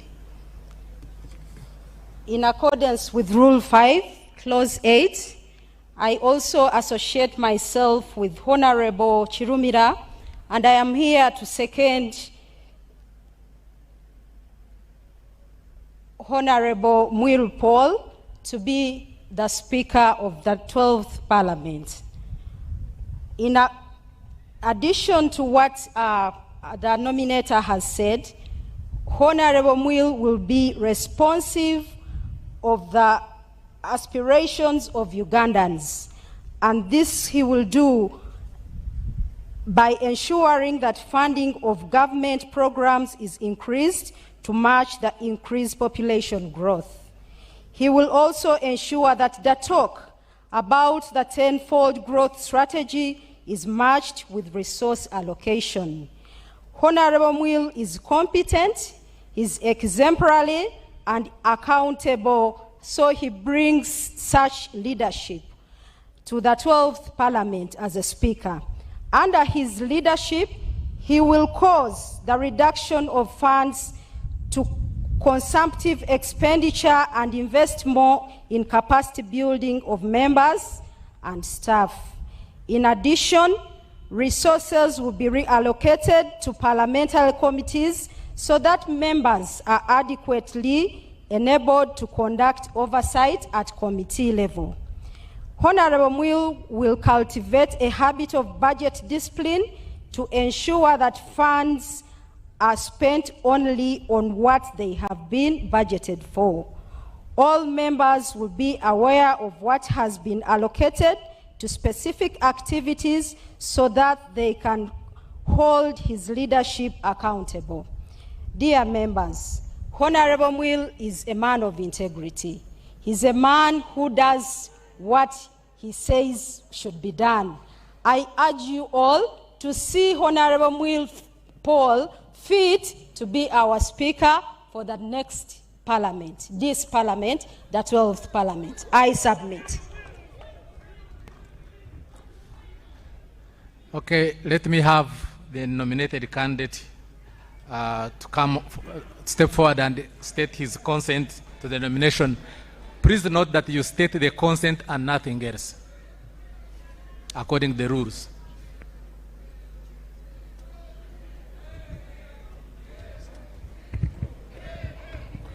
Your Excellency, the President, my Lord, the Chief Justice, honorable colleagues, I take the singular honor to accept the nomination for the chair of the Speaker of the Parliament of Uganda. I thank you.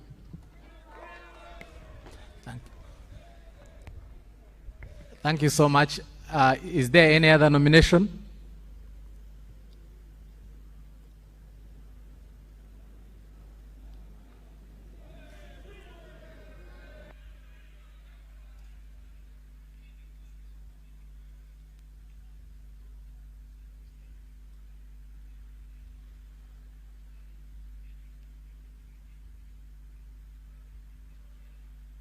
Please nominate and continue to make the statement.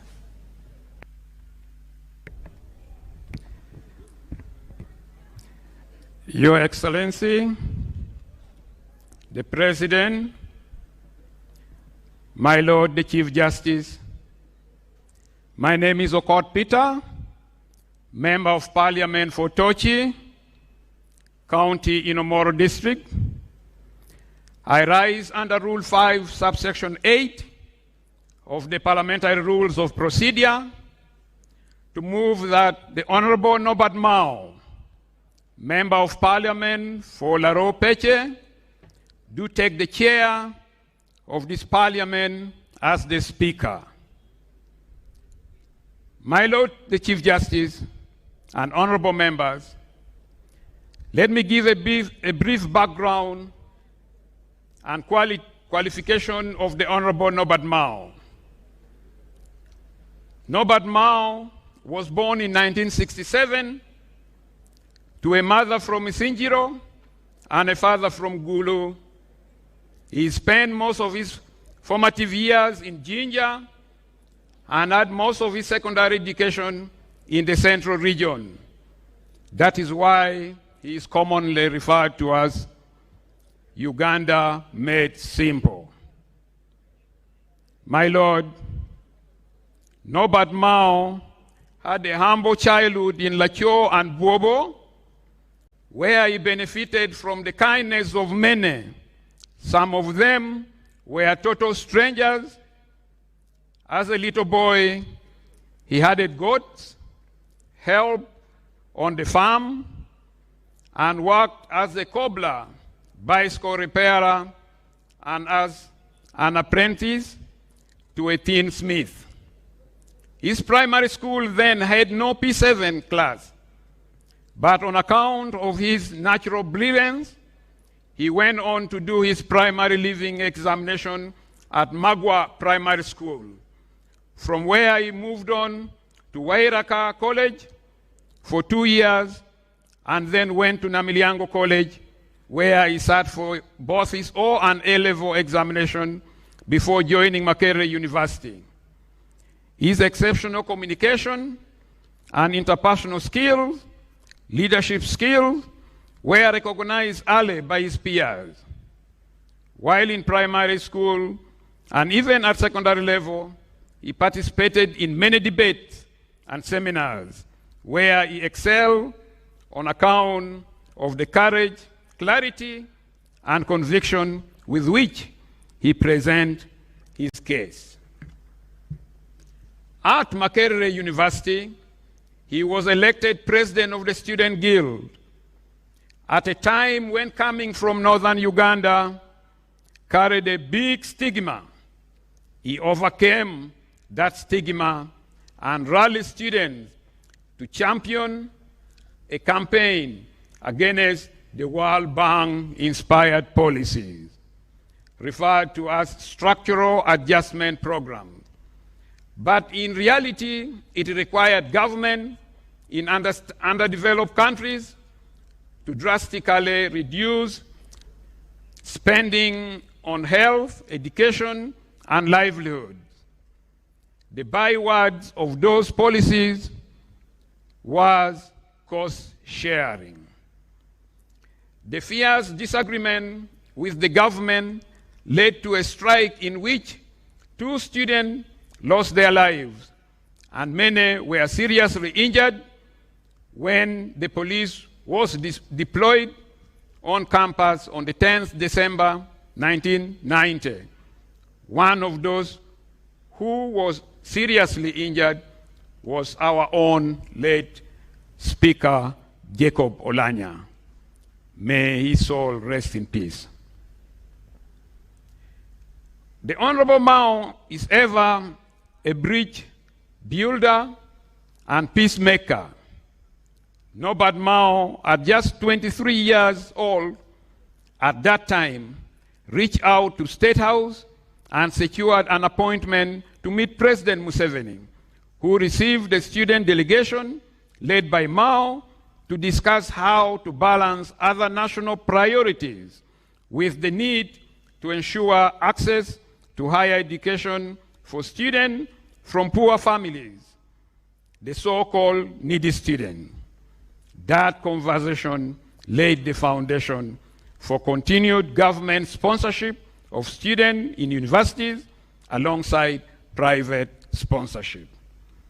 Finally, my Lord the Chief Justice, Honorable Norbert Mao has education, experience, skills, and connection locally and internationally to unite this House to deal with crises of confidence facing the members, leaders, and the institutions of Parliament.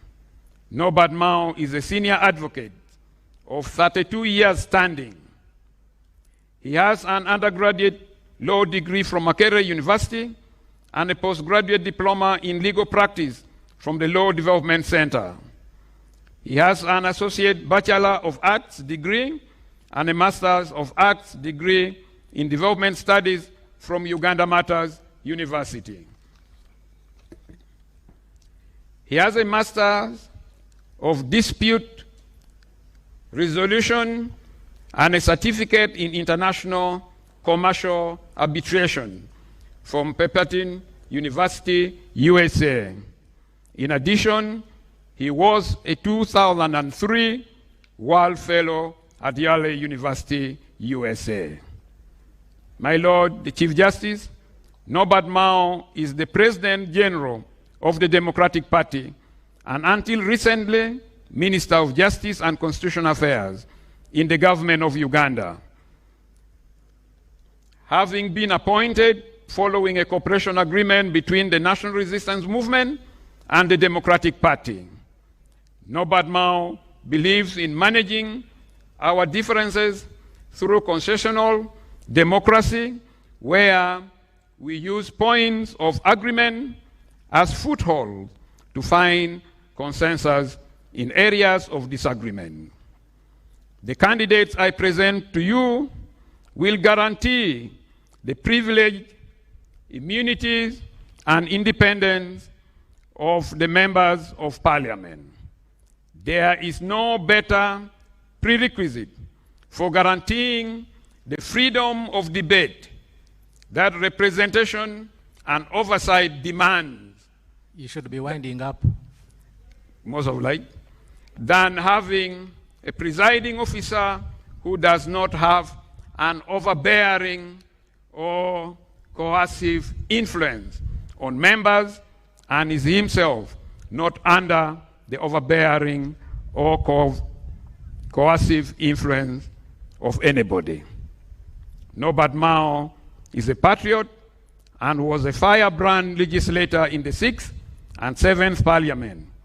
Now returned to Parliament after voluntarily leaving it 20 years ago. He left Parliament and went to serve with the district as the district chair of Gulu District Local Government. That is why he is commonly referred to as Mr. Chairman. He worked alongside others to support the peace process that silenced the guns in the north, in northern Uganda, and laid the foundation for post-conflict reconstruction.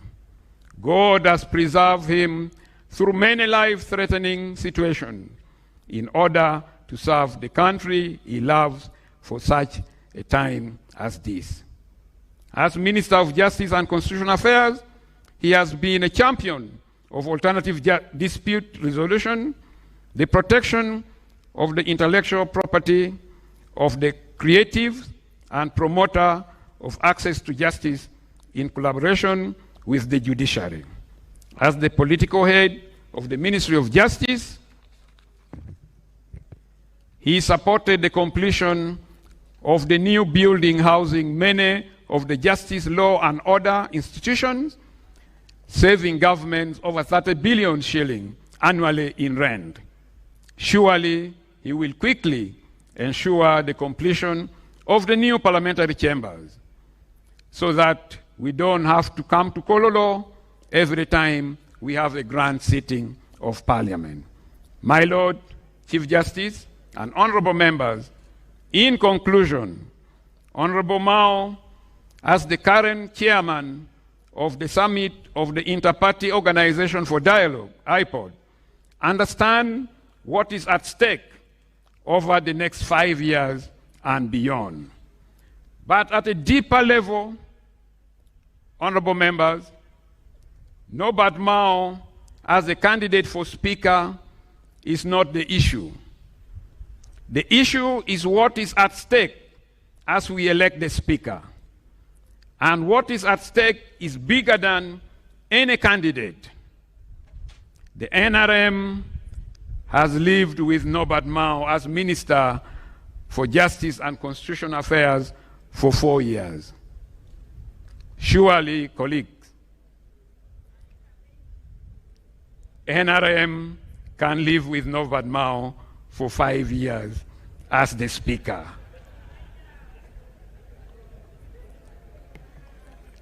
So let us rise above partisan alliance and embrace the gift of Norbert Mao to the NRM and Uganda.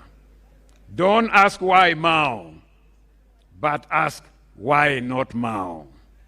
My Lord, Chief Justice and honorable member, I beg to move.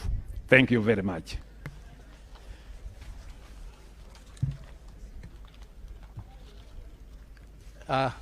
Let me have the seconder.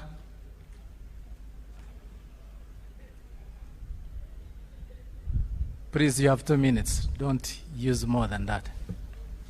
Much obliged.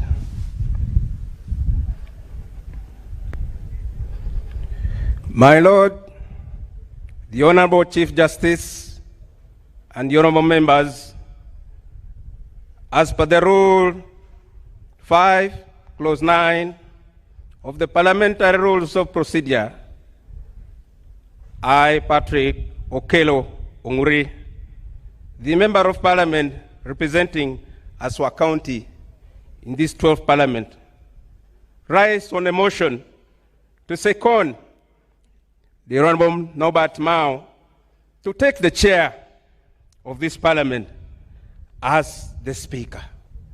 I beg to move. Thank you. The candidate, step forward. to state your consent.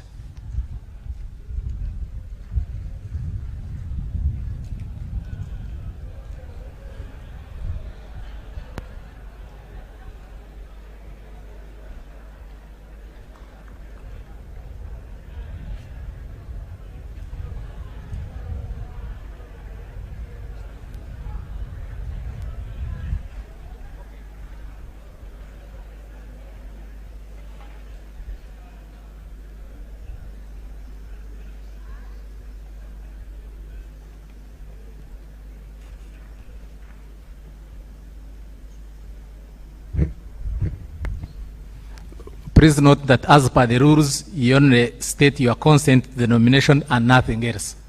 Much obliged, my Lord. Your Excellency, the President of the Republic of Uganda, my Lord, the Chief Justice, the honorable members of Parliament, in as few words as it takes, I, Norbert Mao, Member of Parliament for Laro Peche, hereby consent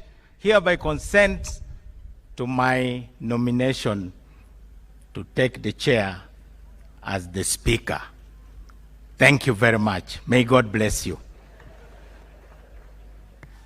Any other nomination?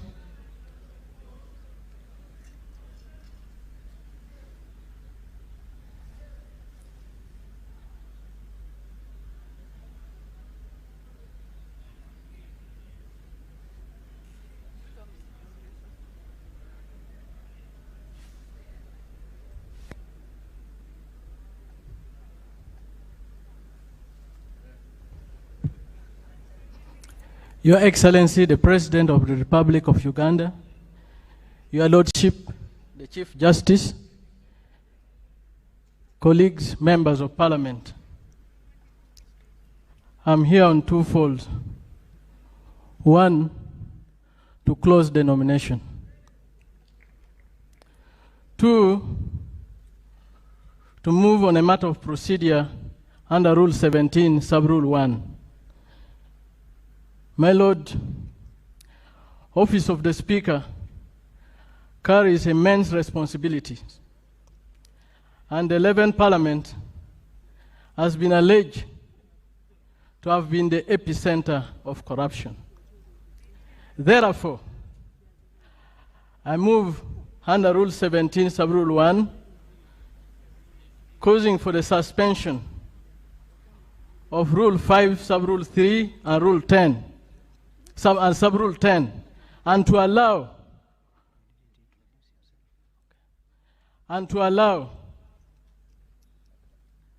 the nominated members to present their credentials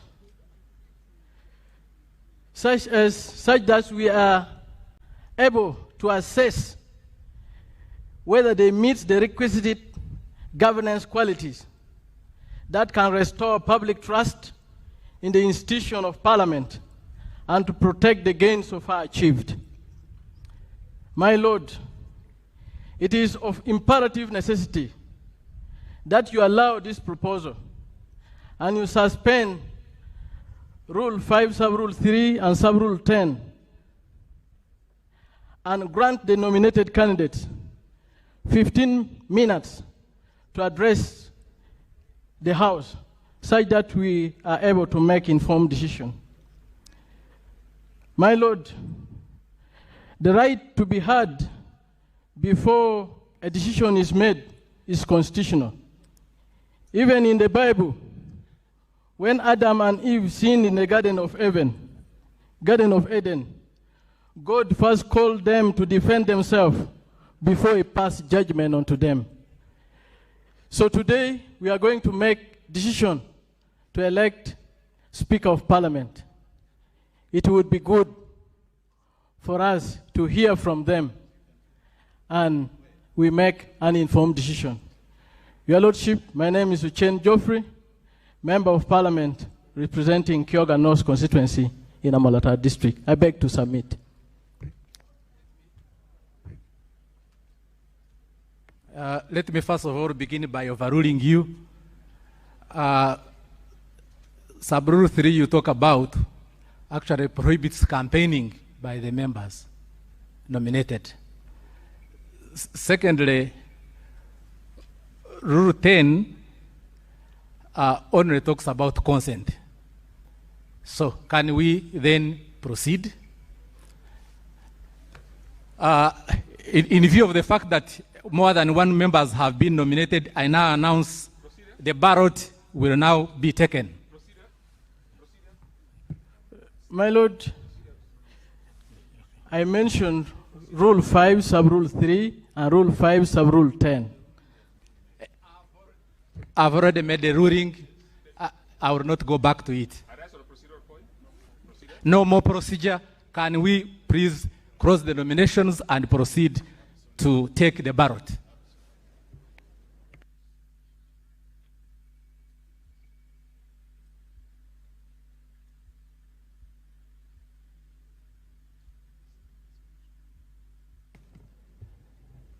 So given that there is no any other candidate, I have 370 members present who are eligible to participate in the election. And in view of the fact that there is no more candidate, I close the nomination and I proceed to announce a ballot be taken in accordance with Rule 5, Sub-Rule 13. This election will be conducted beyond reproach. Therefore, for the sake of clarity and transparency, I wish to point out the following. Number one, everything will be done in the open, strictly in accordance with the rules. Two, the clerk will ascertain the number of honorable members present, and he has already done so. He tells me we have 370 members present. Each nominated candidate for the position of Speaker will designate an agent to come forward and witness the process of opening the ballot box to verify that the ballot box is empty. Ballot papers equivalent to the members present will be counted in the presence of the agent and put aside. When you, as the honorable member, arrives, you will be given one ballot paper in the presence of the designated agent. You will then go to the designated place to vote for your candidate. Suffice to mention is that the ballot papers are blank because nominations are conducted from here. However, I'm confident that each one of you knows how to read and write. You will write the name of the honorable member you are voting for Speaker in the blank space provided on the ballot paper. Therefore, thereafter followed the marked ballot paper and inserted into the ballot box in full view of everyone. Voting will be by secret ballot and there is no voting by proxy. So can I have the agents forward?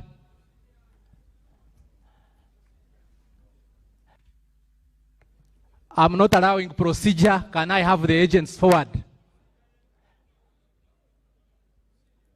I'm not allowing procedure. Can we have the agents forward?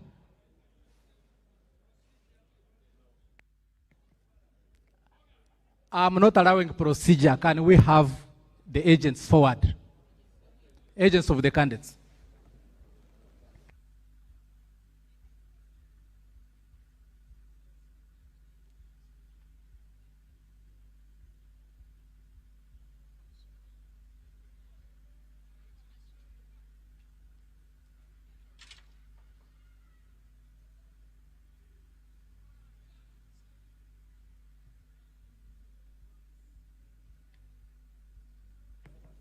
That is the ballot box. As you can see, it is empty, as confirmed by the candidates. Let me call upon the clerk to Parliament to start calling the names for voting.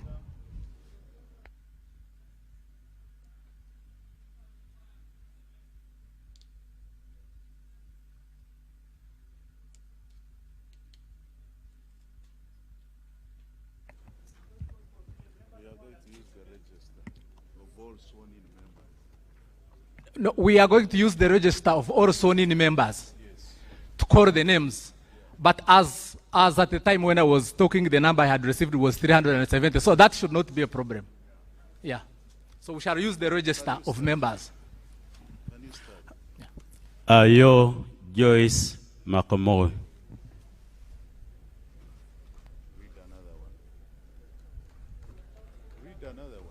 They have to come in succession. Where are the ballot papers? So what do you want? I suggest that save time you read them in tens so that they line up, so that we don't spend time moving. Ababiku Jessica, Abeja Susan Jolie, Abe Lilian, Abigaba Cuthbert Mirembe, Akamfua Topista, Achan Joyce Okeny, Acheng Jen Ruth Ochero, Achayo Juliet Lodu, Acheng Sandra.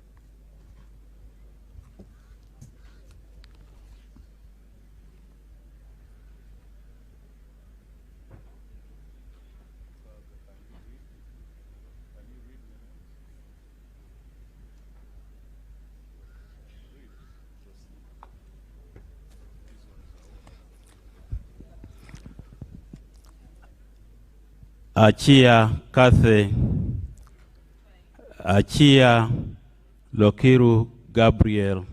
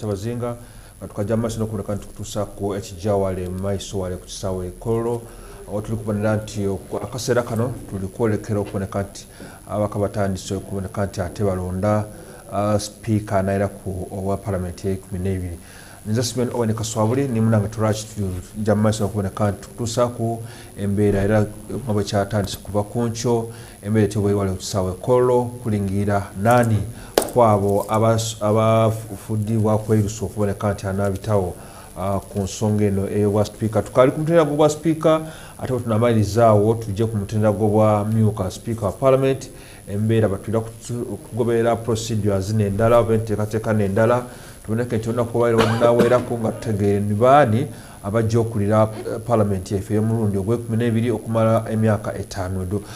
Torach, embeera nga bw'oli gibona kikyoyinza okujogerako? Well, wetubeere wano aliya nga tuliko n'ebifaananyi ebikufa eruuya ekololo. Ekisooka yala embeera ebaire nga ebintu byo tubitambula mpola ku speedi akasoobo mu kutandika awaaye ababaka bamaze baawera era president agira okutuuka kubanga okulayira kwa parliament okulonda kwa speaker wa parliament kutambulira ku bantu basatu, clerk to parliament, clerk analinga administrator agemagana emirimu gya parliament, chief justice kubanga parliament bamala olayira aye bazira bakubiriza, so parliament esobola kubaawo ng'eziramu kubiriza saawa eno ni isabalamuzi, then of course ni president ow'eggwanga. Ensonga lwaki bonna oba bwene nti bakola ki, omukulu Adolf Mwesigye ni clerk to parliament, wabona isabalamuzi, then of course ni president yali yakalayira, president Museveni yena aliwo ino okuba nga ate embeera bagitambuza.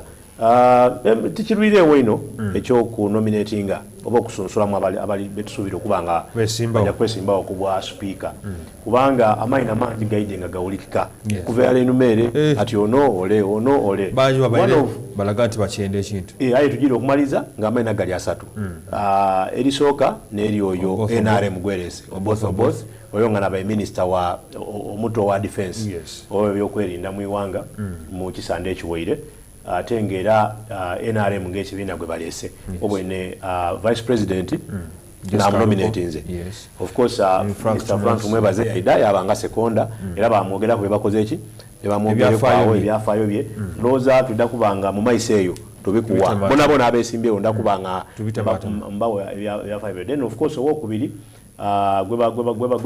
gweba nominating nze oba gwe basunsuiremu abaire opposition Paulo Mwiru omubaka owa Jinja East oba Jinja South East idinde eyo oyo ni akaba mu parliament ebisanda bibiri nga bya kitundu kyundu emyaka ebiri kitundu so mugaide yakaba mu parliament emyaka 5 yena muna mateeka era ngo both ngono yena muna mateeka servinze ku mu parliament nosino omundi gw'ogusooka and he has been around then of course owokusatu abaye Norbert Mao abantu abasinga babe balowooza nti maybe minister wa mateeka but maybe Norbert Mao ayinza okutasobola kuida kubanga ate yesimbawo oba maybe president ayinza omukoba ati Norbert Mao I think approve nze nti omusaada wa kigambo kye bakoba nti ndi kuida eza kijja kumwemereza regardless oba ajafuna bululumeko oba bumeka I think ekyo Norbert Mao kyandawulo okubala ababaire batulaze nti bali kuida ate baleka kuida so ye ni bwana afuna konka akulaze nti ali kuida akulaze nti yayenda akyegeza bwana batabisemu wanga abisemu ida kutandikirawo tubone kyakola ki kyaira kyenizo okulaga nti mbona of course Norbert Mao nasinga obukulu aina emyaka 59 yazaalibwa mwaka gwa 1967 kwaira kwa both yazaalibwa mu 1970 na mulala then of course Mwirupo na omuto mbo aye era ni Norbert Mao yena muna mateeka then ekindi nti Norbert Mao mubona n'abasatu be balonze tikubaire mu kyalo mubona basaada aye mubona kai bwolingirira profile daiwe na asinga experience kubanga ye yatandika ebyobufuzi mu 1996 okufuuka MP wa Gulu municipality mu 1996 yasavinga yavayo kasoka mu regime yes nga isemateeka wa 95 amaze okubanga abisibwa so bwasavinga sangeroza ebisanda bibiri yavayo yafuuka LC5 chairperson waggulu mu 2006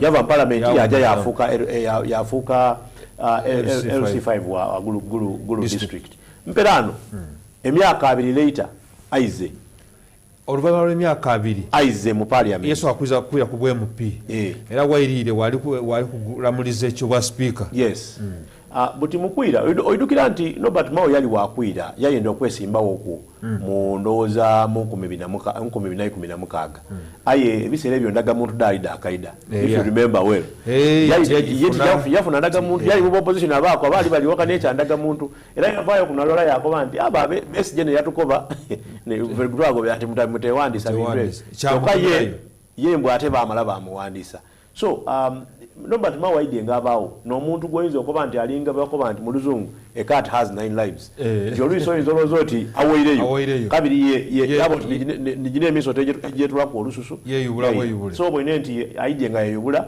nti mba nikoba wana bemba nabo kuncho nti Nobert Mao wakwegendereza omuntu asoboire okuba nga yali ku guild president ate nga guild president yakuba Nobert Mayombo omwindukiro omugezi Mayombo eyalina esente ni support ya government ya president bwali bwongo bw'amaanyi and he should have been around was a brilliant guy so omuntu yakuba Mayombo akalulu ku university kuba president yaida yaba MP ebisanda bibiri ate nga tibamusinze kalulu yava yakoba ati no but candidates serving a district abantu bange ekenda olekiko ekyo Nobert Mao yava kubwa speaker I mean kubwa MP yaja kuba chairman LC5 abasinga obungi batera kuva ku LC5 baida ku MP kubawo gundi ebe abantu boyino campaign mu space eve toniwe mu Nobert Mao egulu tiyava kubwa MP nti lwakuba yali alemereirwa yandi bayasobola okuwangula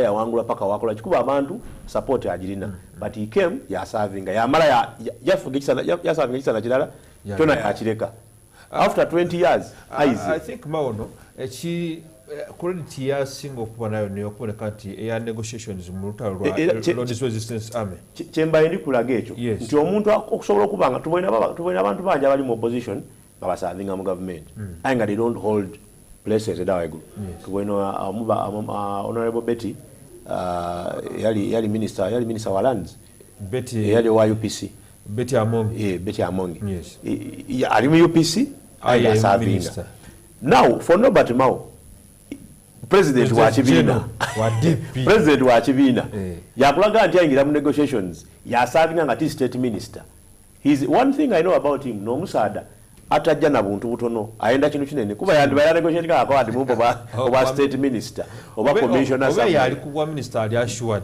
so echa minister okuba minister wa constitutional affairs for 4 years ngatoli wo ate wasigala ngo president general wa Chibina ndini wano muboine ngaide yesimba kuba speaker the truth is saida kubuwangula yena achidi taida kubuwangula aye but you will see atukirize after yakwa bana Uganda nti ndi kuida yes era after akalukano odambo nanga either ize mu minister aize kuba minister bweno obwabayireku oba even ekifo ekindi ate of course no kuba MPs between okusubira nti baida kuba vibrant in parliament eri ku atandika emirimu jayo na kolwalero he has been there experience betogera kuba experienced people mu parliament noleto mbusa maiso atubono mulungi tuli kutwaliriza mu kasera kano kuboneka nti olondole jamaiso wale kutisawe kolonga babaka ba parliament walonda speaker wa abantu okwirako cyoli kubona ekyo bayitama ina 10 okusinzira ku alphabetical order ba alfuno popular bwabwe waliwo mubaka gwembwene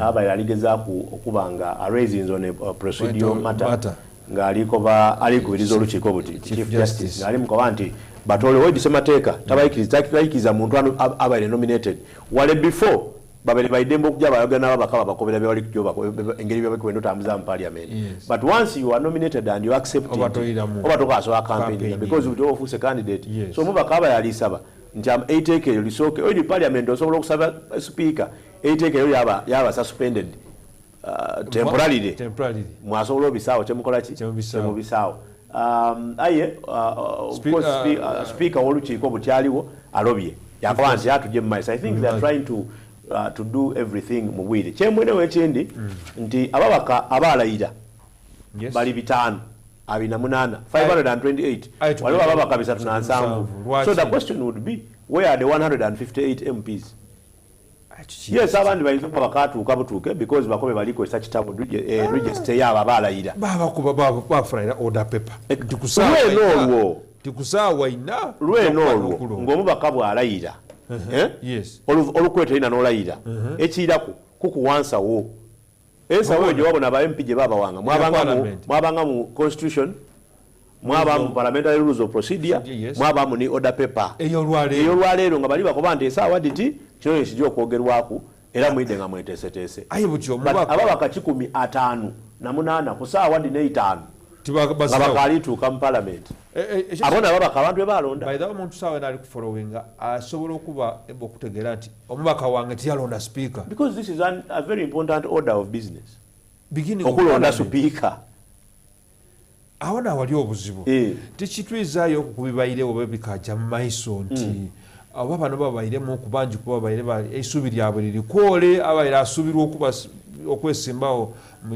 triple A anti buti ebintu bikyuse go bali kwesimba ku mwene yakobya atinze envire mu lwokano sinzira ku isubi lyemwe ekyo tikikutola ku buvunaanyizibwa bwabo ng'obubaka wa parliament anti kiyinza okuba nga engeri yembaire ngemagana muniiwe tibona ngeri yeninza koba nti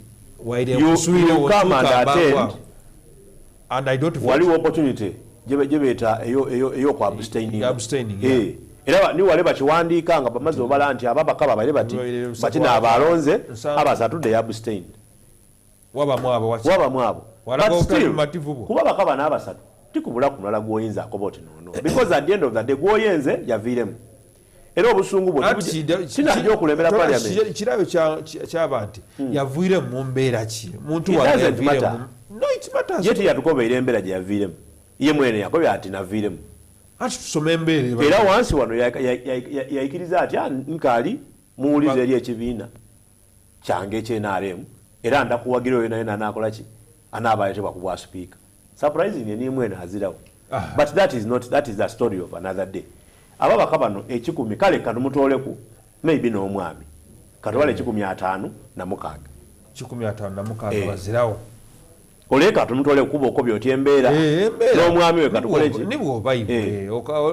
ekyo kitolawo obuvunaanyizibwa bw'omubaka kuba no speaker gwe bali kulonda buti najja okubiriza olukiiko ekitegeeza ni mu lukiiko tokiikenga kuba aliwo tiwamwenda oba tiwatekinga part mukumutaawo so I think this speaks volumes well I have ndikiriza nti ababaka bajja kweyongera as time goes n'abantu bayinza okuba nga bakerewe bukerewe ojja abandi nga president amaze otuuka ababaka abandi bava up country ate bazira bugombe bwe bayigulirangira wakoba oti osuza oba mbalala oba gulungu okulonda kwakusaawa ina byali no osobola obasonyiwa muntu ababaka abamu kubo bayaka mu parliament it is their first time they may not ate mbwe nababaka bangi abayaka kale bawinewo n'abandi abakozi kati ng'owejjinja buyaka n'omukuba awairi okusekondiza eriina lya mwiru there is also that issue of ababaka okunala nali bwe twali mu kulayiza ababaka eri omubaka bwe twali tugenda otula ku interview yatukoba ati ebyo byabayaka gitegeeza nti ye alwirewo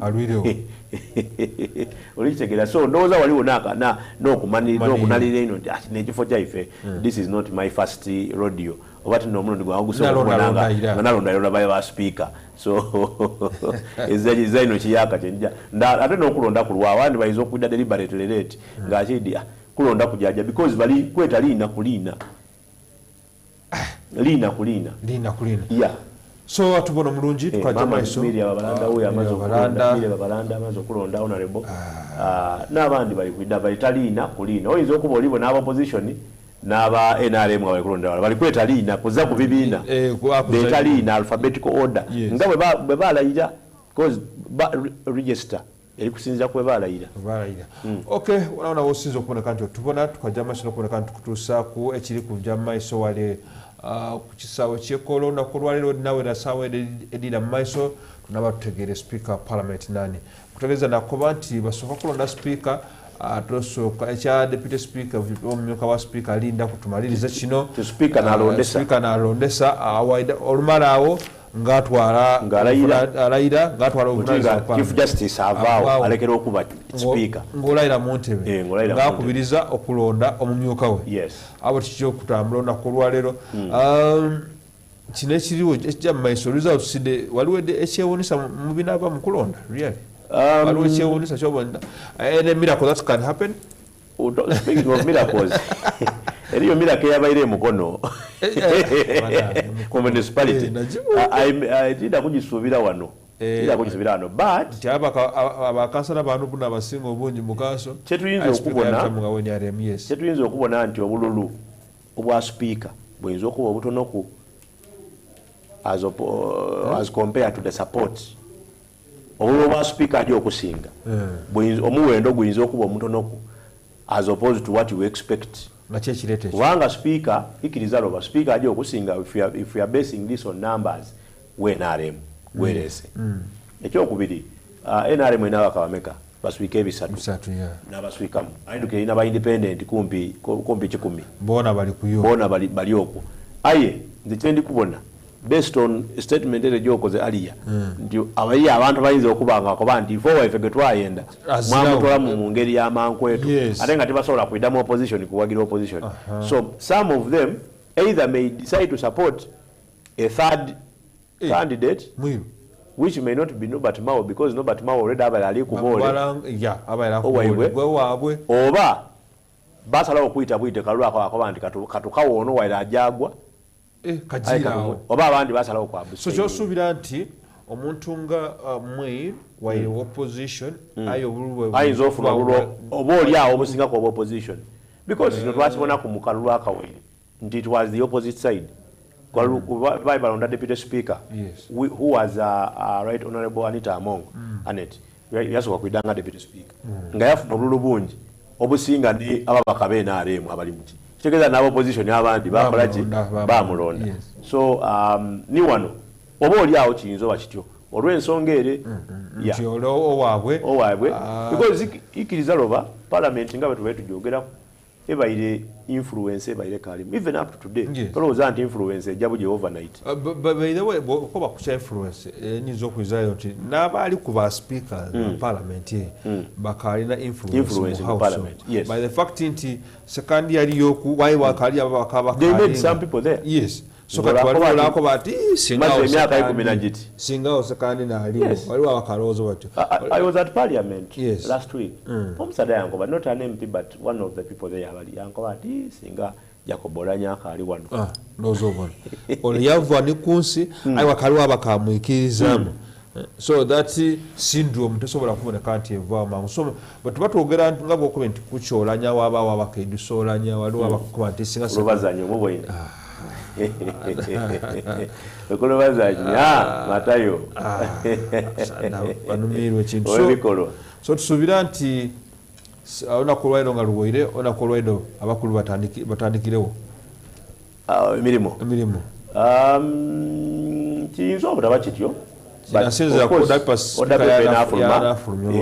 speaker banamala okuba nga bamaze olonda bamulangirira the next item on the order paper kulondesa deputy mumyukawe bwe kinaaba kiwoire then ndowooza president ayina kuba ng'amaze okwadressinga n'okukoowa ayina kuba akooya ate oyinza okuba oli awo alina n'ebintu ebindi tikukoowa nti ayi okubaawo ng'alina ebintu ebindi ebibugumu tiri nga akaluliro ensonga yalina kyobona nti yalina n'okubaawo akalulu nobagire kakuba tukaali kuwuliraku tutudde baana tukoberaku nti era nakubya akasimu nze mwene nakubira ba MP nti londa gundi kuno otidio bawe ekyo kisuubirayo okusinziira ku byayogeire ng'ali mu caucus one of the mu statement gye yakoze ebigambo ebimu ku byavireyo n'okuba nti ekyokuba nti ekifo ky'obwa speaker kirekere okuba ekyokufa n'okuwona kibe nga musobola okutyama mwayikirizaganya nti kisaba kyenda bangi aye twikizaganye kuba ye president akiza ino mu buweereza okusinga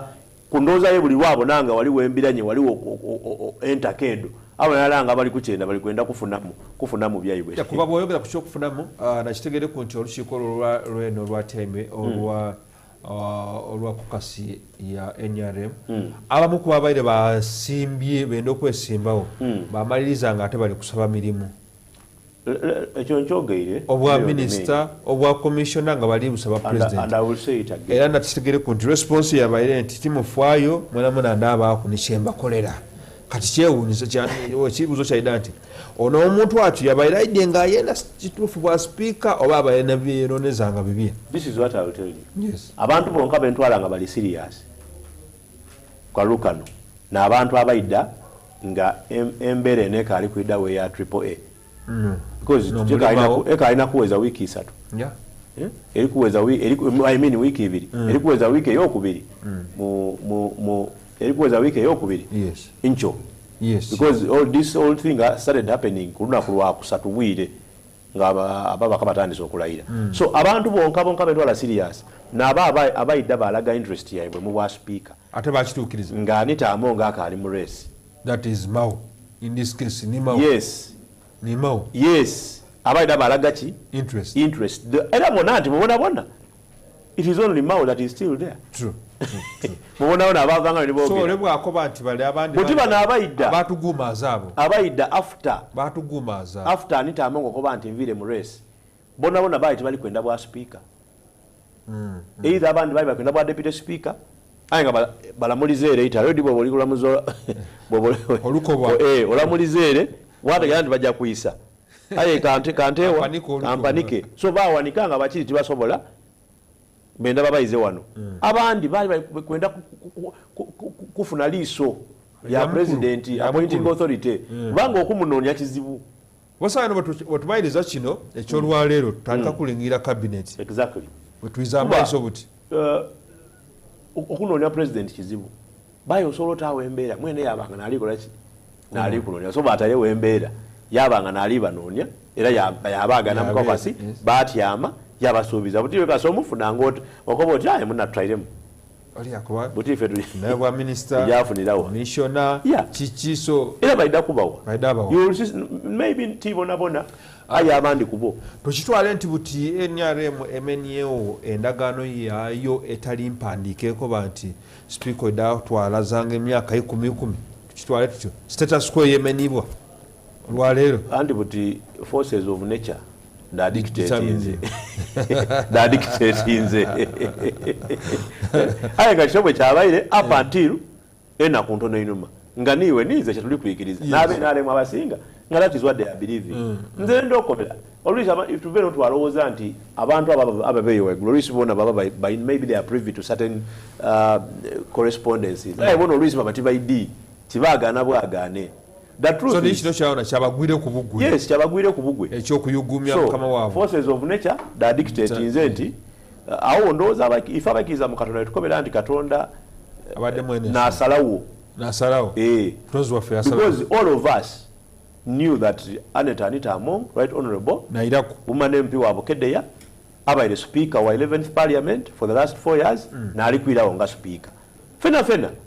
Up until a few days ago.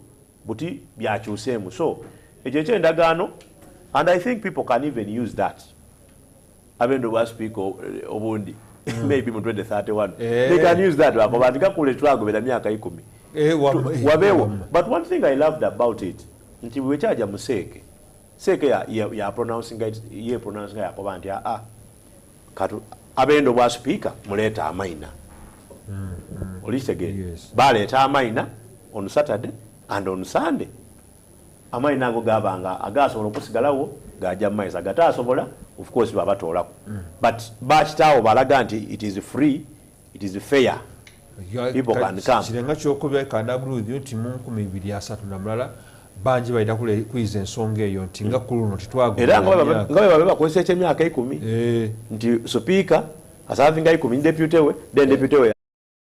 Yes, but I think it is chichamu okobocho kubanga bochitawo it may not nungwe chibanga it is not a written rule aye bochitawo chimaliriza either deputy abairenga oba munafu aye bokuba ni mwachitawo amalizanga afoze atamwize emyaka 10 nga deputy kai yagemeje ndi 10 ensonga yindi yembo ni mukalukano namalobozi gabakyala agavireyo lwaki ku mulundi guno mu race muziramu mukyala tubona nti cabinet ene eri oba ekisanda kino ekiwere omukulu awaire abakyala abifo biwera ekibuzo kiri nti bakoze ekyo kyali abasuubiramu ate oba afunye ka disappointment nabo nze ndowooza nti kuba kino kyona ekyokuboneka nti owundi aba speaker owundi deputy nga kuliko omukyala kiboneka kyona kiri oti kyakubibwa whatever bye bali ku accusing AAA it is not about gender.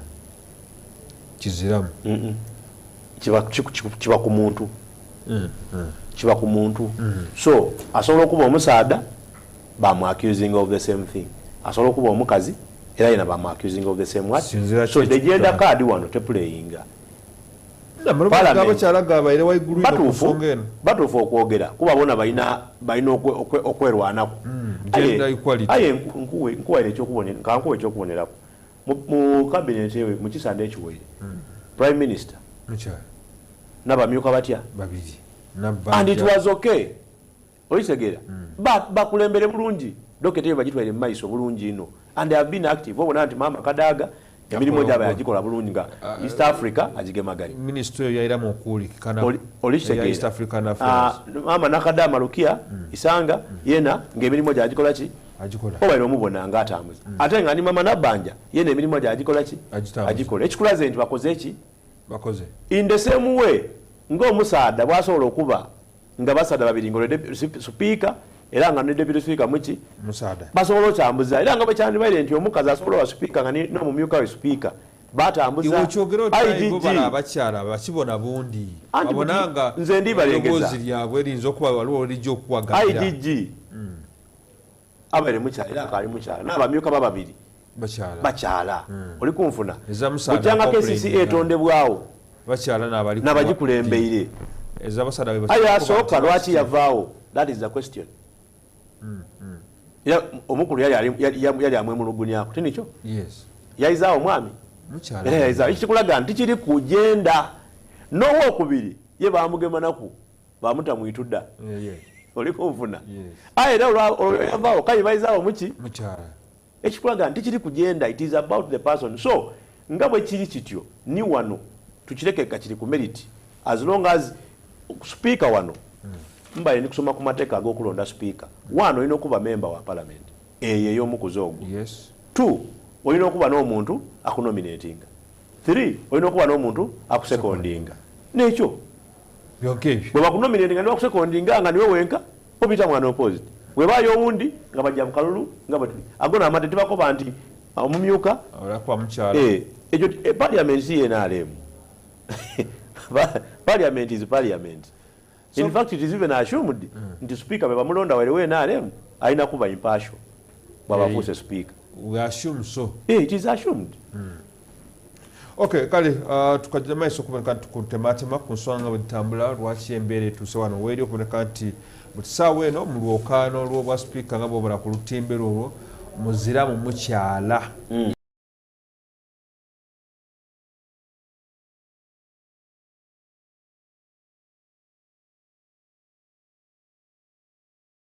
bakyala bavaayo aye nga kinategeireku nti abakulu beesimbawo bamaliriza basaba bifo mukyala speaker babaire involved in nomination and seconding kuba nominations both abaire mukyala ni vice president honorable Jessica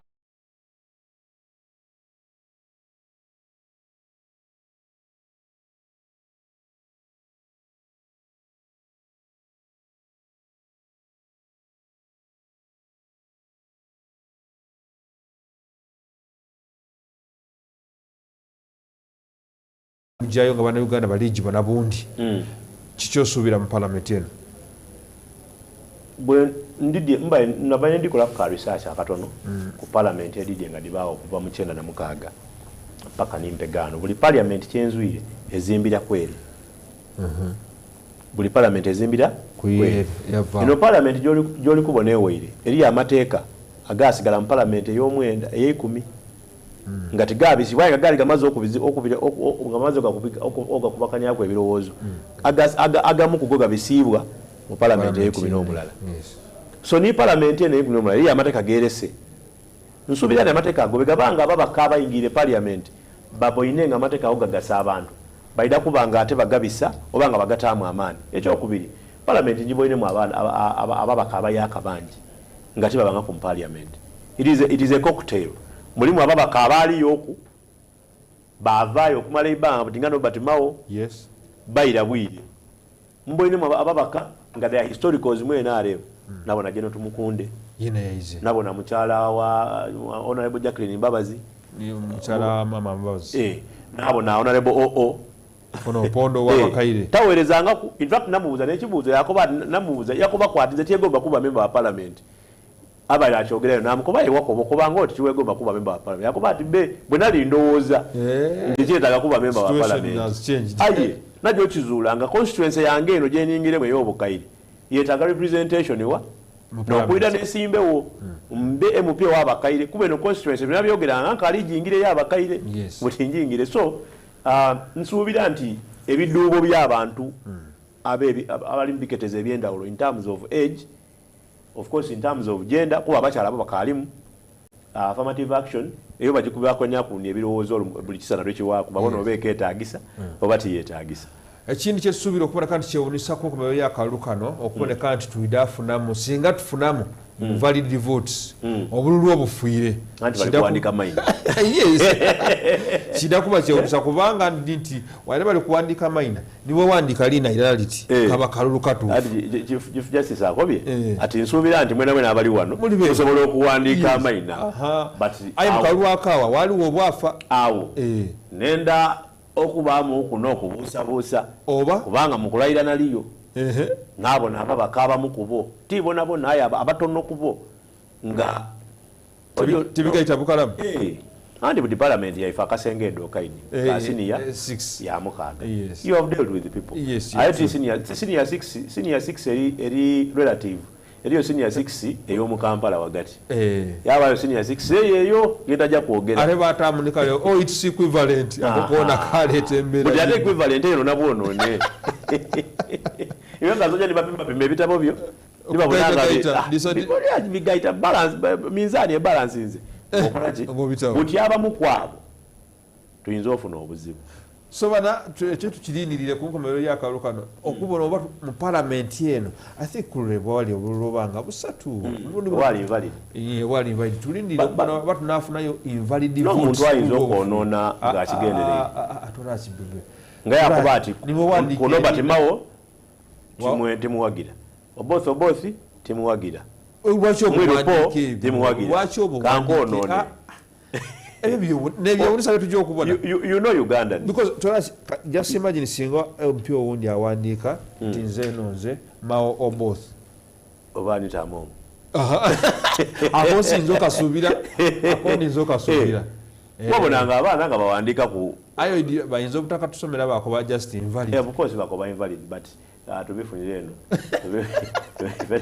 ife tubitegera butegeera eno so ekyo kibadde kuba kyewunisaye tulindirire ebira byonna ebinaavaayo umbaidiko bantu abana Uganda obaidi n'abantu bawanika ntofuka wano wasookerawo yafukawo bava nti toniina wano yaninawo so wajja mu kitongole waliwo oluggi lwe baasiba nti staff only ole kwakonkona so non staff not go beyond this point ye yayingirayo babona Uganda n'omuntu akubira isimu wamuko amuna ndikuvuga nikangure mukubire oli kuvuga aye mbale ndiko akoba just statement yako bandi ndikuvuga oba ndi mu meeting oba ndi busy ekumala okutegera nti tisobola kwogera buti aye ayenda akwino ndenga apresent itegere kyonkobye nti olivuga you are engaged aye kambise wechange so even here in parliament yona tusubireyo ku ebitali bya bulido kubona kanti bibaawo aye ngangabo oli kubona bali kujja masino kubona kanti balondesa baka parliament kutegeeza nti bali kuena amaina ago baliga soma order alphabetical order amaina 10 ge baleta paka batunamala baka bisatu nsanvu tulakyakobe tukewunya bakabasoba mu 10 wawe bali okuboneka nti bazaawo wale 15 bazirawo tenga speaker oluna kuba wakaseera nga ni chief ja isabalamuzi ategeeza nti okusinza olukalala lwafune okuva wa clerk luliku ababaka bisatu nsanvu so by the way beyongoidi nti kiyinza otwewunisa nga omubaka gwe walonda mulutyamu olusooka talonze tabayireyo. The question would be iwali eyo omubaka wo mubwine alistinzeri nti abeidinda nakabona ku batya babiri mbwine ku lwansasula nabona ku neyesimbyewo mweru abandi nkaali andi aye bayinza abaliwo aye nga akaaliwo abawona songa ere yabayite ajja kwesimbawo yaleka kwesimbawo eyinza okubanga eweziza namba eno abatuusa mu 15 abataidye ensonga eyo singa kyendidi nti president yagisalira amagezi n'abakulu b'ekibiina ky'NRM because they know they must have smelt it bakoba nti intelligence yawe ino kubanga yabakolera abalaga so maybe already President Museveni no muntu atenda ku bintu kumugwira bugwire tayina ino surprises aende kintu kijja okwidanga amazi okibala so ndi mwidi nti musaada mubazi era ekyo yakibaze yaba akunengeri yakinogera ki edagala.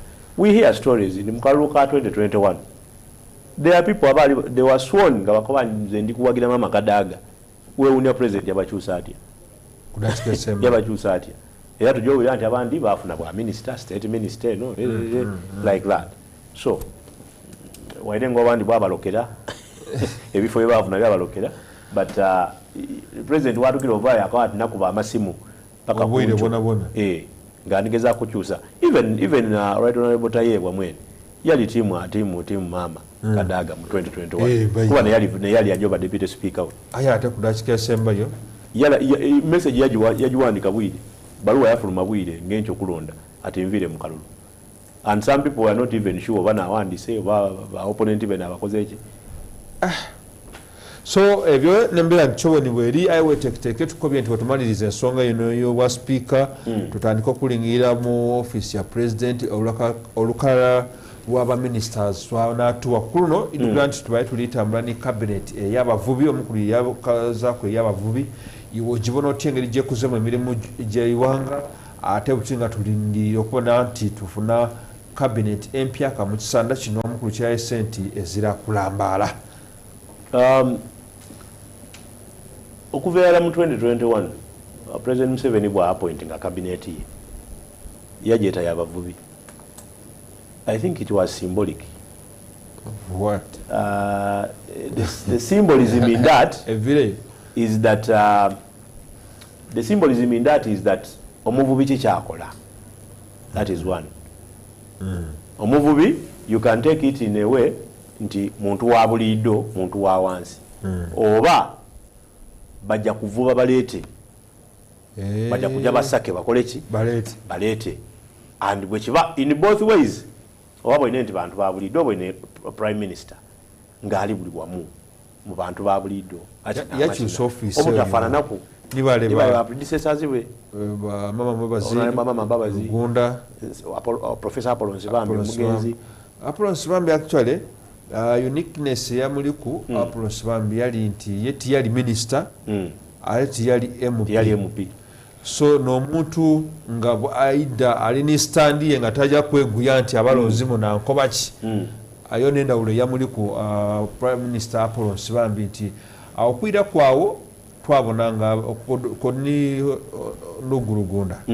Nugurugunda yera tiyali MP kasana tulindire okubona kanti nga twakube ku nsonga erindi nti cabinet yewoire ebayiremu abakyala bangi kola yabwe yemirimu etambwire etya ojinzo kuba mutochi wena ali tubona then abaida tusubire ki birabira bitusobola okubona kanti anti mbaye kakoba nti now in both ways kuchabavubi obona nti kivireyo omukyala prime minister abaire mu bantu ate kiniyenka n'abandi babairako nabo some of the ministers babaire mu bantu nga bakola emirimu ate emirimu gyabwe egisinga gibaire ku bantu ba wansi aye ate n'okuvuba bagezezaako okola ki okuleeta abantu olibona nti lina lya President Museveni liri mu bantu ino buti okusinga bwe lyali mu 2021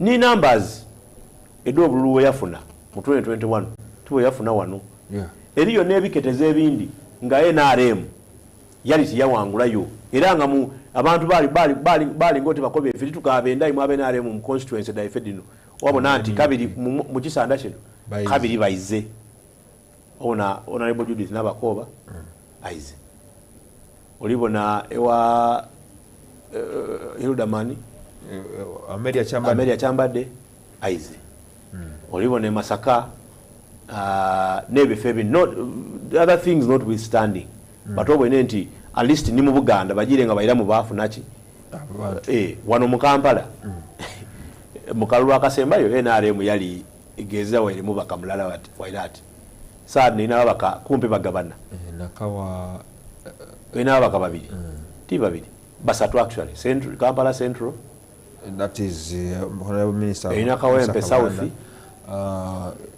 Yes, Kanempe ni South. Nakawa East. Ni Nakawa East. Which was not the case in the last election.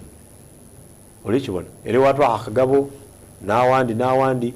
So this time to comment Central has a reason to bargain for a bigger share of the national cake. Olichibona anti jendiko bantu of course Central has always gotten a bigger share of national cake by the mere fact of it being Central. Because Kampala is here. Senedo kadonke jida mu Kampala metropolitan. Oyizo ogeta district yedo mu byale yonga 15. Oba abiri. Olichegera. So it has always gotten that, not because of anything but because it is centrally located.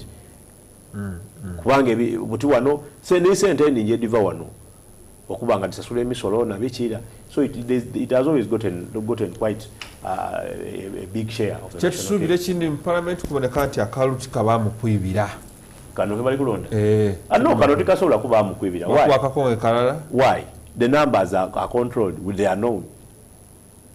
The numbers are known. Lagwe basome eri naja. Maybe ngokwabo comment. Aye ba agent baliwo. Ngokwabo comment bada kusoma ati engeye batayidiga identity, it is their first time ata abandi bayaka.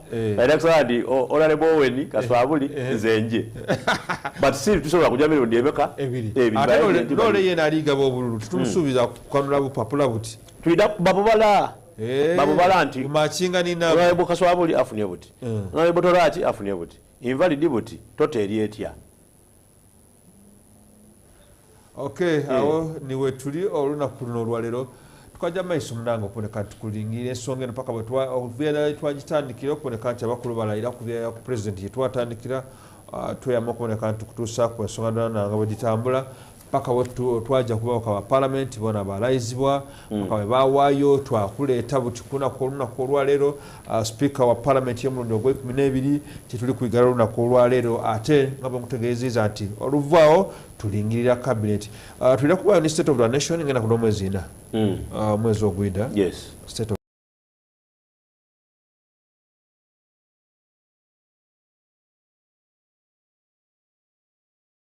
ategeeza eiwanga weryemereire.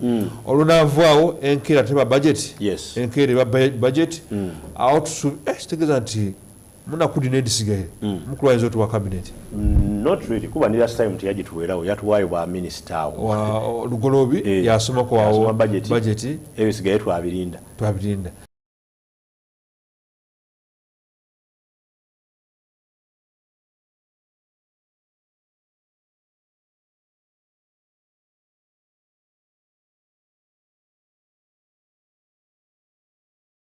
Songa zigemisa Norbert Mao. Obuzibu President Museveni bwayinza okuba nabo mu kisanda kino nti abantu bangi balina abenda akulonda kuli otikuwe ndi kubona ba agent bavirewo abantu bangi balina ate ebifo biri limited. Ayati mwene yakoba ati enumba ya NRM nene era erimu ebisenge bingi andi buteriyo omuntu okwenda okumuwekisa omuntu oyinza okwenda omuwa ekifaye ng'oli mu store ate nga yali kwenda master bedroom ngeri self contained kuti omuntu ali kwenda bwa minister oli mu bwa commissioner kifo kya commissioner munanga kikalamu tukitegeere wano kudakika esemba y'amaanyi gaakyo amaanyi geeraze nti muno okuba commissioner wa parliament. No ti parliament ndiko wa ministry wa commissioner eyo mu kitongole oli mu chairman board of wogonera ng'ozza kyakola anti ate nebe bifo tinti biri blank eri ababirimu bano tebakoma kucreatingawo bifo eri ababirimu tebakoma kucreatingawo bifo bayinza okubona okajja mu maiso bamagye ndikira nti abamagye baba 10 bona era still they have to follow the alphabetical order. So tukajja mu maiso okuboneka nti tulondoola ensonga.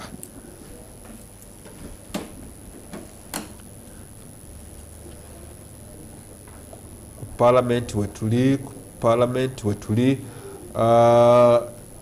katusubire nti oli eyo likulondoola era oba otegereza nti omubaka wange wuuyo alonze omulabaka wange talonze waba talonze weba naamalira wano kiri eriwo okuboneka nti omukubira kasimu omubuuze munanga titukuboine akukobere oba mulwaire oba bwe yabaire asuubira tamuboineeku ate oba ki.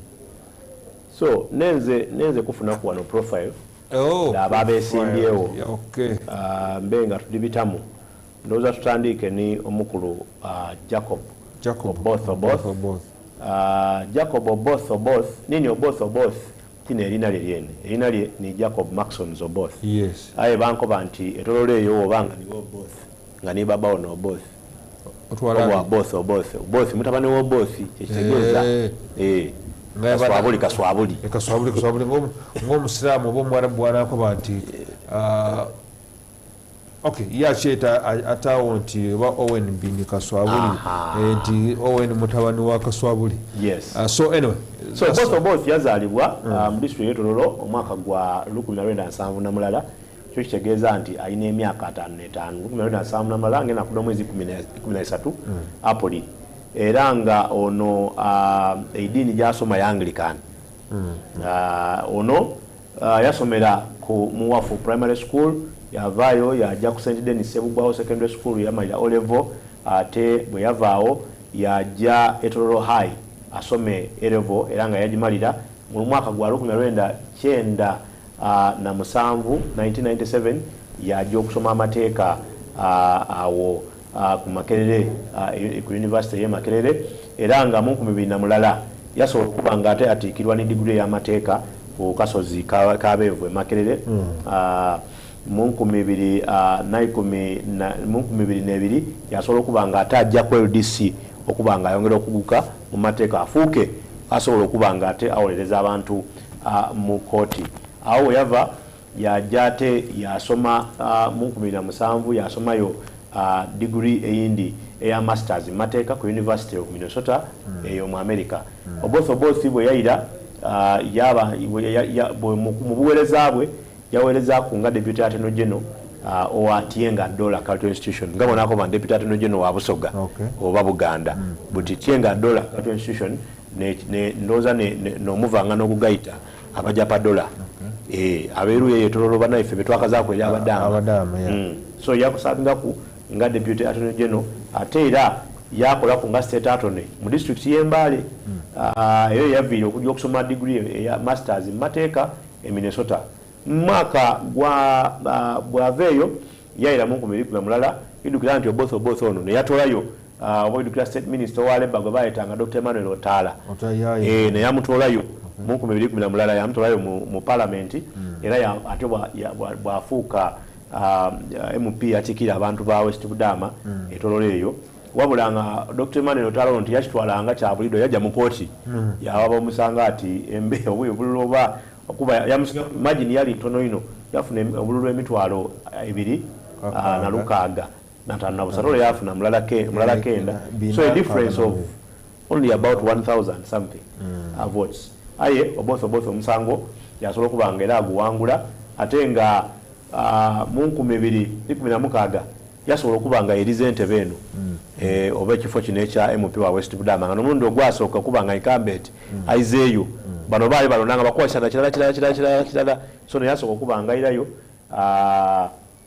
oluvannyuma lw'okubanga yasinga muwala woole Dr. Emmanuel Otaala bwamweta Phoebe Awere Otaala mperano awo waviirire okusobola okuba nga ate aida yesimbawo mu parliament ey'omwenda Oboth yali chairperson wa committee on rules and discipline and privileges ate era yaweerezaako ne ku bukiiko obundi obwateerebwawo okunonekereza ku masanyalaze ne ku bugayiga obw'omwitaka oba obugayiga obw'ensibo. Mu parliament ey'ekumi yali chairperson wa Legal and Parliamentary Affairs Committee ate era yali member ku committee of rules discipline and privileges and the business committee edo committee isatu eyindi yali chairperson edindi yali member. Mu kiseera kino ekiwere Oboth aba state minister wa defense and general duties mu cabinet ya President Museveni eya NRM era nga awo waviire okusobola okuba nga aida okwesimba kuba speaker owa parliament y'omuluguzo gw'ekumi oyidiga ni mukalukala akawa Oboth yali ayenza okwesimbawo. Yes. Aye ndowooza abaire muwuliza eri ekibiina kye nga bwebabaawo embeera ya stepping down yaleka embeera ejja mu maaso aye ku mulundi guno abakulu basazeewo nti kuno naabaide. So kankuwe profile ya mukulu Mweru Paul n'omubaka akiikirira abantu ba Jinja South Division East era nga eno bagyetanga Jinja East era yazaalibwa enaku n'omwezi nga 12 August 1977 era nga alina emyaka 48 omwami ono lawyer era nga degree y'amateeka yagifuna Makerere University yasomera ku Makerere yasomera idinde eyo kwa Lukuba East Primary School banaifa kwa Lukuba East ndowooza bafunye abakiikirire erina lyabwe bandera agiwanike ate nga tikyonka yajja ku Jinja Senior Secondary School yasomera O level ye ate era ni A level oyo ni OB OB ku Jinja SSAO oluvannyuma yajja ate okusoma ku university yafuna degree ye ey'amateeka mu 2010 mu 2000 mwiro ono yayidde okusooka okwesimbawo yayidda mu kibiina kya FDC mu 2006 mpera n'obayidde okwesimbawo mu 2006 yesimba ku kifo kirala ekyo yesimba ku Mwami Geme kwesimba ku Mwami Geme tiyasobola kuba nga awangula era akalulwa obukisande ekyo Mwami Geme yabanga akulembera mwiru tiyawa mu maani era yayira mu under FDC mu 2010 bwera mu 2010 era bamusinga yajja mu kooti oluvannyuma lw'emyaka nga 2 kitundu yasala omusango nti wabeewo okwiramu okola ki koodi no n'abaire omu abafuga ku ekisanda emyaka kitundutundu ku buli kisanda yakoba nti ayiremu akalulu kairemu era akalulu kairamu mwiru yasobola okuba nga awangula yaba mu palamenti emyaka gye 2 n'ekitundu mu 2016 mwiru yayira okwesimbawo kuno as an incumbent era tiyasobola kuba nga abitamu kabiri yayirayo mu kooti yaloopa mu 2018 kooti yakawangamula nti okulonda koleki kwiribwemu era enaku n'omwezi nga 27 March 2018 yasobola okuba nga alayira ng'omubaka wa Jinja East oluvannyuma yasobola okuba nga ate yakiikira abantu mu 2020 yayira ate yasobola kuba nga awangula ate awoni mu 2020 yayira mu kibiina kya anti Alliance for National Transformation yes mu 2026 ajja okutuuka ng'asaze ekibiina asaze idiira ayize mu kibiina okuva mu anti ayize buti mu kibiina kya NUP era nga yasobola okuba nga awangula akalulu n'obululu kumpi kakaaga n'omusobyo kumpi nga 7 okusobola okuba nga akiikirira abantu oyoni banaife ab'ekibiina kya NUP gwe bafuddako erusu bakoba nti ffe mu kaluko bwa sipiika tuli kuleeta kanso mwiru po ayidde abe nga asobola okuba nga ate atukiikirira era ekifo ky'obwa deputy speaker bakirekera ebibiina bire ebindi ebiri mu opposition ebyasobola okuba nga bireeta asinas nyakato owehoima sobola okuba nga ate aida yesimbewo oyo ni mwirupo yenanga mu kalulu ali omu ku bali kuba kwa kalulu k'obwa speaker olunaku olwaleero butika nkusomere ate eya Norbert Mao ono ate nga ye yazaalibwa omwaka gwa 1967 nga 12 March omukulu ono yazaalibwa mu district ey'eggulu eyo Mwacholi baba we yali Mucholi ayenga mama we Munyankole yasomera mu primary school Idinda era mawa ayogera mu Olusoga ayogera Olusoga yasomera e Wairaka College Idinda na mpulire ku ndi yasomera ku Nikumagwa yamalije oba magwa ya Idinda tidyaye mpulire amunominate nze ng'akoba ati yasomera yamalira P7 yajimalira Magwa primary school so yavaawo yajja Enamiryango College kusomerayo emukono wano mu mwaka gwa 1982 yabaayo paka 1988 oyava yajja ku University Makerere 88 paka 91 ya graduatinga oba yatiikirwa ni degree ey'amateeka olwavaawo yajja yakuuka ku Law Development Center ate ng'era yali ku Niku University gyebeta Yale Makerere eyo yali guild president yes okay nga tukajja mu maiso ndikwenda tusooke tujje ku kololo wale tubone ate embeera nga bweri ndikwenda kuleka ntu John Bosco okuboneka nti atusigira yena embeera eri awo tuyinza okuba nga tuli kulaga saawa nekijja mu maiso n'okulonda aye kanjye ku ewa Kisitu halo Kisitu John Bosco tusanyuse okulabako ku lutimbe gaggadde olwa Baba TV tukwaniza otuwe update kubigenda mu maaso awo ku kisaawe Ekolo.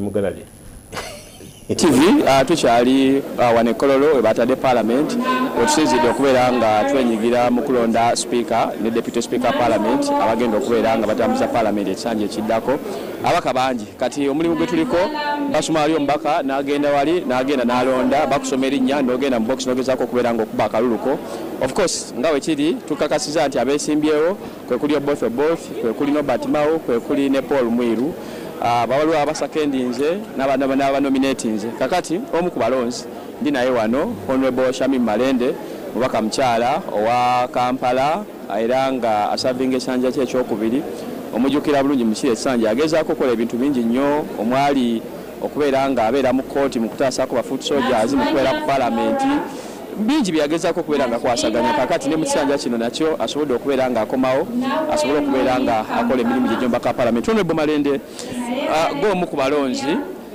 wedda nkuira oyimba mwiru ku mwiru omaze okulonda bw'otuuseewo akalulu kataddeyo akalulu kange nkataddeyo ku lw'abana Kampala tulonze Honorable Mwiru Po era nga tugamba nti Honorable Mwiru Po gwe tusuubiramu ebyo ebigenda okusanyusa bannayuganda abawulira nti paalamenti ya Uganda ebadde tewuliriza ebyo ebibaluma era tugezezzaako okulwalinga bannaffe n'abava mu NRM n'ebibiina ebirala bonna balende Honorable Mwiru Po kubanga tusuubira era tukakasa nti Honorable Mwiru Po bw'atuula ku ntebe eyo Mwiru Po eya sipiika agenda kuleeta paalamenti eyo etasosola mu babaka nga buli mubaka ayina omukisa okuteesa ebirowoozo by'abantu be bamulonda abatali kusooka kufukamirira sipiika. Tusuubira nti Honorable Mwiru Po agenda kuleeta paalamenti etanu na ssente ya mwiwa musolo ekwata ku ssente ezo ne ziba nga zidda mu bintu ebigasa abantu mu service delivery eyo paalamenti eyeetengerera etakkirizibwa kubeera nga bagitegerera butegeerezi nga sipiika awuliriza maloboozi g'abantu so si maloboozi g'abantu kinnoomu era eyo paalamenti egenda okutuna mu mateeka n'emisolo emingi egiri mu kunyigiriza bannayuganda bibeere nga amateeka ago gatunulwamu era gabeere nga galongoosebwamu so twagala paalamenti ey'abantu naye n'okusingira ddala kye tusinza okuteekako omulaka tusuubidde nti paalamenti eno ey'e12 ekimu kyeyandibadde etereeza etandika okutwala paalamenti mu bantu nti ensonga bwebanga ekwata ku basuubuzi paalamenti egende etuule mu basuubuzi abalimi egende etuule mu balimi ba professionals egenda etuule mu ba professionals ekendeeza okutuula obutuuzi wano ku kizimbe ereme kubeera just talk show era efunenga solutions ku biruma bannayuganda. Okay, chances za Mwiru okuwangula goze zimide zityango kimanyi bulungi nti wano tugenda na numbers era y'ensonga lwaki tukubiriza baganda baffe bonna ababaka nga tetuweekubidde mu kibiina kyonna nti bannange buli muntu wenna alonda Honorable Mwiru Po tusuubira nti ababaka ab'ensa era nabo bennyini tukiba nti yadde bannaffe aba NRM nabo beetamwa dda embeera eri mu ggwanga so tusuubira nti osanga ku luno banaba tebafunyeemu kutiisibwa nakwekiriranya nabo tusuubira nti babeera bakubya akalulu kamwe ne balonda Honorable Mwiru Po so tusuubira nti consensus y'ababaka paalamenti awamu yesobola okuwanguza Honorable Mwiru Po ate nga ffe nga opposition oba National Unity Platform n'ebino ebibiina ebira kitukakatako ate ffe bukakasi okulonda Honorable Mwiru Po twagala tetwagala kubanga yewooludda oluvuganya gavumenti aba NRM MPs bo tuba implorinze era nitubalobinga beere nga bannabo balonda Honorable Mwiru Po so tusuubira tewabanga buli muntu ayagala paalamenti eyeyagaza paalamenti etayisibwamu maaso paalamenti ewuliza amaloboozi g'abantu kyekiseera tukyuseeko tufune speaker wa paalamenti ng'ava ku ludda oluvuganya gavumenti ate nga tajja kusosola.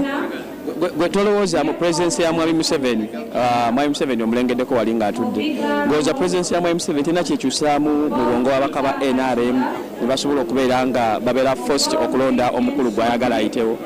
kyekyo lwaki tubagamba nti balina okulonda ababaka abeetengerera mu kutegeera ne mu ndowooza ti okutiisibwatiisibwa omuntu ayinza okulengera omukulu ow'essaidi ye n'atyamu naye at the end of the day omubaka paalamenti alina okumanya nti mandeeti gy'afuna abantu abamulonda bali be bakama be kuba ne pulezidenti yenna abaaliwo aba yalondebwa baki bantu bw'abakalu teyabba kaki kabbe so n'olwekyo omubaka paalamenti alina kubanga awuliriza amaloboozi gabo abaamulonda baagala sipiika afaanana atya so si kuwuliriza ye gwagamba nti ono fountain of honor olwokubanga atudde wali nti sijja kulonda kituufu. So gwosuubira wetunaviira wano nga sipiika paalamenti eddako ava mu opposition? Ekyo kye tusinga okwetaaga era kye tulinamu obukakafu bwe kinaaba tekibaddewo bannaffe bajja kuba tuliddemu olukwe abava mu rulingi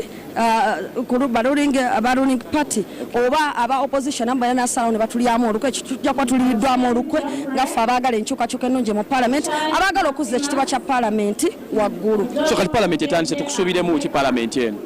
Parliament eno kyembamu nsuubiramu okusooka kwe kusigala ku mazima n'obwenkanya okwogera eddoboozi ly'abannakampala ne bannayuganda ku fulo ya parliament nga teririmu bitege obutabalyamu olukwe kubayita amabega n'okuteeka ensonga zaabwe ku fulo ate n'ekirala ng'era mu nnamateeka okusigala nga nkozesa amateeka okubeera nga ntuukirira buli gwensobola okutuukirira nembeera nga muyamba n'okwongera okulobinga bannaffe abalala okusobola okuba nga tutuusa obuweereza eri bannakampala ne bannayuganda. So basuubire omukulembeze wa Bashamim Malende oyo aterya ntama oyo atatya biduduma oyo omukulembeze ow'ensa omukulembeze agenda okutuuka buli kasonda ka Kampala mu Rabadaba style okufuna ebirowoozo ebiruma bannakampala ne solution ze baagala zikolebweko ate era azirete ku fulo ya parliament kwagala butaagala.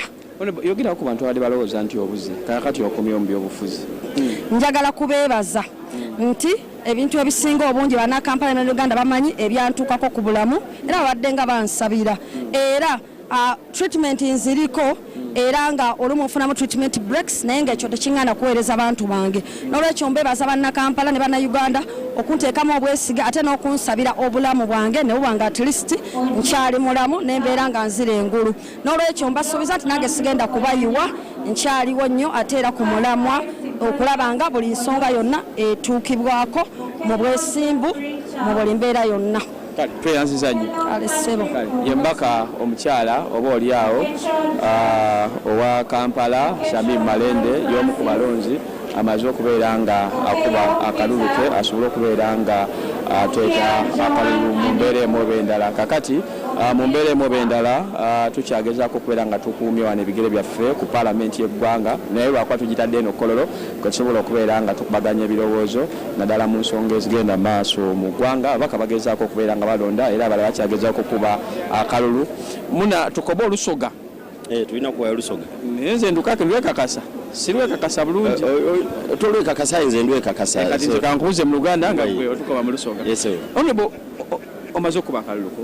Akalulu maze okulonda. Gwe osobola okwogera gwolonze oba secret ballot? Of course nze eno nze Honorable Paul Mwiru nze Honorable Paul Mwiru ekyo kizira kwekweka is our candidate. Chances ziri zitya nti Mwiru asobola okutwala obwa speaker bunene? Chances zidiri waigulu kubanga oba oyine bwabaire bamunominatinga you saw the vibe so chances are there and we are still waiting. But even if it will be happening at the other way around we still have hope. Kidi bulungi ino nti abasinga bungi wano wazira kwesalira wongo omuntu wazira muntu kuwandowooza ye mwekyo kyali kuwulira so nguli tubaire munsi etambula obulungi munsi erina systems edikola munsi eri mu democracy gwetwogerako omutuufu. Honorable Paul Mwiru is the best candidate. He's the best candidate. Paul Mwiru so omukompyaringane both ate wobona owulire wano n'oli munamawulire obairewo nga ababanominatinga babogerako Sivio Ndalo Mwiru togiwulire? Yes. So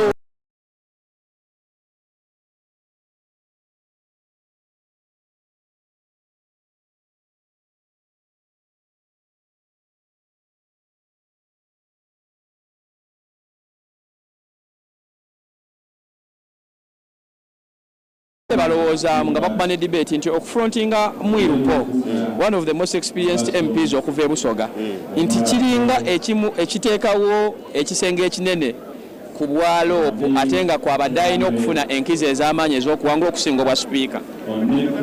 Ebyo ababyogera batyo babirowooza bulowooze batyo era tulina kubawa ekitiibwa eyo ndowooza yaibwe bati ife nga mu National Unity Platform amu pate bwe twaviirayo n'eriina lya Honorable Paul Mwiru ekigendererwa kyali nekyo. Yes, ekigendererwa kyali nekyo.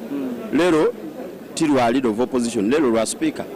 So ndowooza nti titwakola nsobi kufrontinga muntu obakwana candidate mu bwa speaker then nibira ebintu byali kwogera ku time yabye ejja kutuuka. Balinde time yabye ejja kutuuka because mu process oba mu yetwali tibaaliyo lwaki benda okutaayo ebyo ebitali bituufu. Yes, so kirekyo na time yakye ejja kutuuka tulida kukigema buti tuli kumaliriza kino. So kali gwenga gwo omuntu wagira ano ndaweza abantu abali bali bakuyita comedian munakatemba abantu bakusubire mu kigwenga gwe nga bweriyo ena libe yafuuse MP nga baire doctor nga bweriyo hona libe yafuuse MP nga baire engineer nga bweriyo hona libe yafuuse MP nga baire musomesa so zena nafuuse MP wa member of parliament nga nva mu entertainment industry as a comedian. So noza nti mukubona obusobozi bw'abantu titwetaaga kulingirira ino ye bali kuva twetaaga kuba wa platform then twabona bye batandika bye bajja okubanga batukolera abantu of course tebalina okunsubiramu ekisingira yala bukulu kubakiikirira bulungi ebirowoozo byebwe okubituusa bwe birina okujja era nteranga okubakoba abantu nti oba bikolebwaku oba tibikolebwaku oba bikyusibwamu oba bimalibwawo nja kusigala nga ndikwemerera ku nsonga eyo because omuntu eyanonda ekyo kyasinga kwetaaga kumukiikirira bulungi kyasinga kwetaaga ezira kintu kindi. Nga dokita bwe yajja nga omusomesa bwe yajja ne munakatemba bwe twafuna bayinginiya nga ba MP bwe twafuna abasomesa bwe twafuna abasawo bwe twafuna abanamawulire bwe twafuna abantu okuva mu all walks of life. Then Naida as a comedian, now I'm a member of parliament and I'm going to represent my people of Jinja North. They should not worry. Balinde bulinde, the right time is coming. Kale, you're going to say it all. Muyonjo Hussein ava Jinja North tweyanziza nnyo. Negatiddwako Kiruluta Junior Yusuf Nkeretanyi ava Kalungu East Honorable akaluna wile bamaze okusoma omaze okubeera nga okakuba expectations zo kati ziri zitya kansooke nakutereza innya lyange tumaze ebbanga ddene naye olyogera mbukyamu Kiruluta Junior Yusuf Nkeretanyi position tweronze ne tumukubako akalulu mu babadde beesimbyewo ne tulaba nga yasaanidde okwawukanako oba olyawo n'abalala abatudde mu kokasi zaabwe ne babagamba nti ono gwe tugenda naye. So ekitegeeza nti yayitidde mu mitendera egiraga okukkiririzibwamu kubanga speaker olina okubeera nga okkiririzibwamu oba nga owulirizibwa bwe ogenda okulembera.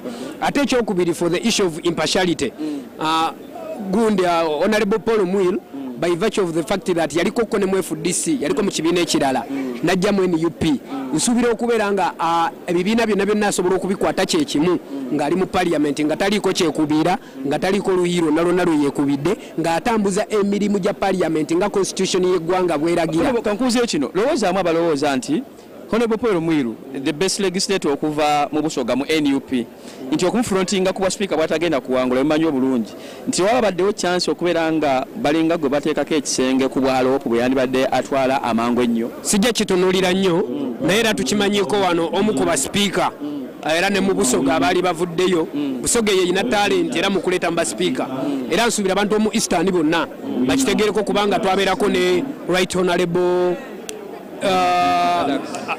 Rebecca alitwala Kadaga naye yaliko speaker wa parliament naye naweereza bulungi mu biseera bye kati tusuubira bwe wanajjawo ono nti yes wadde yali wa side eri yagezangako ka ebiseera ebimu at least okuwewulako kati bwe tufuna Mwiru ng'ate avudde side eno tulabira ddala nga minzaani ajja kugikola ki ajja kugibalansinga abagamba ku kyalopu ekyalopu ekibiina tekinnatuula kusalawo kwana obwo obudde tebunaba kukola ki kutuuka ate nange ng'omuntu sivunaanyizibwa kubyogerako kuba siri mwogezi wa kibiina wabula essaawa eno ekiri wano mugundi yababireeta bakola diversion ekiri wano what is at stake is the election of the speaker of the Toronto parliament. Tekina kyekikyusamu naddala yigimuffe naddala ffe ab'enkyukakyuka kubanga kati ne ku bwa deputy speaker nange nina candidate gwe ngenda okunominatinga as a way of appreciating the first family obulyawo nange nominating honorable Isoda Ine Kaguta from the same family because maybe they have a special talent in sacrifice. Yesebo kati okwimirira wali wabula akabonero nze kikenda bamu kibinyo okubeera nga abantu bokulembera ato batya naye president atute meters nga bisatu okuva wetuli ali yekka alironire teryamuliko teryamubudabuda teryamu bwana asomagirira awo kansule kamera tezimuliko naye kimalamu amaanyi kubanga oba walondebwa abantu ate ng'obatya kiringa nze mbanga nalondebwa abantu b'ekalungu ate ne mbanga ntya okubagendamu n'okubasemberera nga mbekweka bwekwezi tatubeera wala nga wolaba wali chief judge watudde nga wolaba chief justice watudde ninaffe tutwandyagadde abeere nga tuli kumpi so seeri mayiro 5 naye musajja ali eri yekwesa ali yekka bambi kati ne mukatebe asituseemu kyeko otulo tumukutte oba okitegeeranziza nnyo yekiruta junior yusuf nkeretanyi mubaka oba oli abakalongo east bwati bagezaako okubeera nga biraba mu mbeera emu oba endala tugendagezaako okubeera nga tukuba tooki mu bigenda maaso mu ggwanga oba oli awo nengera ku omutume omusebo moment omutume oba oli awo naye agezaako okubeera nga akyali bizeemu mu mbeera emu oba endala tunuulira ebigenda maaso mu ggwanga n'okusiga ekifaananyi ekinene oba oli awo etuli wano pulezidenti Yoweri Kaguta Museveni waali asobodde okubeera nga tabula naye omwami Mulyannyamba kasooke twogereko naye live Baba TV. Honorable, omaze okubeera ng'okuba akalulu mwaleese candidate chances ziri zikyanti candidate asobola okuwangula ekisinga obukulu tubadde bannayuganda alternative bulijjo batugamba alternative yaffe kati bw'oteeka wali NRM gwereese n'oteekawo ne DP gwereese n'oteekawo n'owanuupu kakati ayina legase okuzza ekitiibwa kya parliament abantu batwesige obeere mu kyaki oba muzikiti oba ku radio babba oba ku TV naye ng'abantu balaba omubaka wa palamenti nga ne sipiika we kyekifaananyi kye twagadde okuteeka ebintu bya namba anti kati ffe tuwadde abantu bannayuganda bagenda kulaba baani be balingizaayo ddala abantu abo abakiikirirwa 5 basobola okwetegeerera n'amaaso gaabwe gwokawaddani akalulu mwiru tekaliiko kiso kabadde ka Paul Mwiru kubanga n'abadde campaign manager ekiro kyonna twaluse twogera n'ababaka kati bannayuganda olina obba alternative ng'oli n'agamba nti kati beera ku TV eno n'eno ogenda okulaba ng'abantu balikwani kakati bannayuganda bagenda kusundira ababaka baabwe ddala abantu abo bonna ababaddewo ono akyuka onadde eno ono naye ali ku lisiti eno Mwiru alina omukululo gwe kyova olaba nti tetwogedde na bigambo bingi olabye buli omu oli ayogeredde obwe ne boogera ne Nasale fe owaffe kibadde kimu mwesimbu agenda kuba inclusiveness abantu bonna nga abagatta accountability bali tebabyogeddeeko kubanga bamanyi tetulinawo mukululo gwonna gwe tubadde twogera boogedde ebintu nga balinga abali mu masabo naye era ekyongo okyogere mwami Museveni mulengeddeko wali eri okubaawo kwe tekulinamu kyekukyusa mbabaka anti Jene Museveni yabawa ssente mu kalulu abamu bakyalina n'emisango petition abalala balinda bwa minisita kati ekyo nakyo okujja kwawo kiina infection gye kireeta toyinza kibuusa maaso ekyokubiri atuukiriza buvunaanyizibwa bwe kubanga osoma rules of procedure zimuwa enkizo ne constitution okubanga handing over power to the speaker ekyo si kya gundi nnyo atuukiriza obuvunaanyizibwa bwe candidate wa mu comparingako n'owabali gwe baleese obateeka ku mmere ono ali waggulu owaffe ate gwe obaddewo era CV ya honorable both ogimanyi erimu ebikootizi ebyamabaati n'ebirala kakati eya Mwiru owuliddewo eyamawo ava wanadda wano era naye bamweganye gye yagenze bamuggalidde wabweru ye wagudde bwewagguzi era afuuse wano ekisekererwa ng'agenda okuba nomination n'honorable Mao bamusekeredde bo bennyini ab'NRM bamulimbalimba nti bajja muwa kati asabirira bwa bagainingibwa minisita n'ekyo si kyekikulu kasita naye alabiseeko mu bantu so kati akalulu kali wakati wa Paul Mwiru na honorable Paul Mwiru ne Oboth naye nga bwe tuyingiridde wano nga Mwiru ali waggulu binaakyuka bukyusi bwa Jeno okubeera wali bwe lwaki baleese Jeno yalizze lwaggulu okuwaayo obuyinza naye Jeno yasoose wano kati kitegeeza nabo babadde batya Jeno beera wali yaziza nnyo ye meya ye MP Muhammad Ali Ngana Mulyannyamba Honorable Maseruka gwe tugenda okufuna mu mbeera emu bendala tukyakuba tooki mu nsonga ezigenda maaso gezaako okubeera nga tukutuusaako ebigenda mu maaso okulonda kw'ababaka ba parliament naddala ku bwa speaker negatiddwako omubaka okuva emukono south Honorable Maseruka Honorable tusanyusa okulaba webalokiriza kwogerako ne Baba TV akalulu okalabye nkulaba ennyama zo odisoma okawaddaani akalulu ka Mwiru tewali kulanga kulala manyi kawadde security ballot akalulu ka Mwiru tekabaddeeko kuzannya twakibagambye ejjo tukibagamba kati ne mu kuwandiika wali erinnya libadde po Mwiru kakati ebisigadde katulinde okukabala nkamakinze bulungi ate erinnya oliwandiika anti wabadde ayogera agambye we suspect that everyone knows how to read and write tukusuubira okubanga omanyi okusoma n'okuwandiika kubanga erinnya tuwandiika pandiike so libadde Mwiru esebo. First of all, what are the chances nti Mwiru agenda kuwangula nga nawe okimanyi nti politics is determined by numbers? Politics is determined by numbers, but also the voice of the minority has to be heard. So it is not actually about naffe nga opposition tuteekeddwa okubeera n'eddoboozi lyaffe tebatutwala butwazi eno luno si lusaniya nti buli kyakulya kwekiri eno si wirubaalo nti buli kyemwagala mugenda kukitwala nedda. As the national unity platform, as the opposition, we must be having a position however small the numbers might be.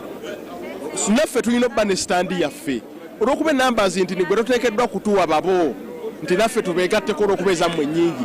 Naffe nga abali government in waiting, we must be having a solution to the current problems singa tukozesa abammwe wabula abaffe.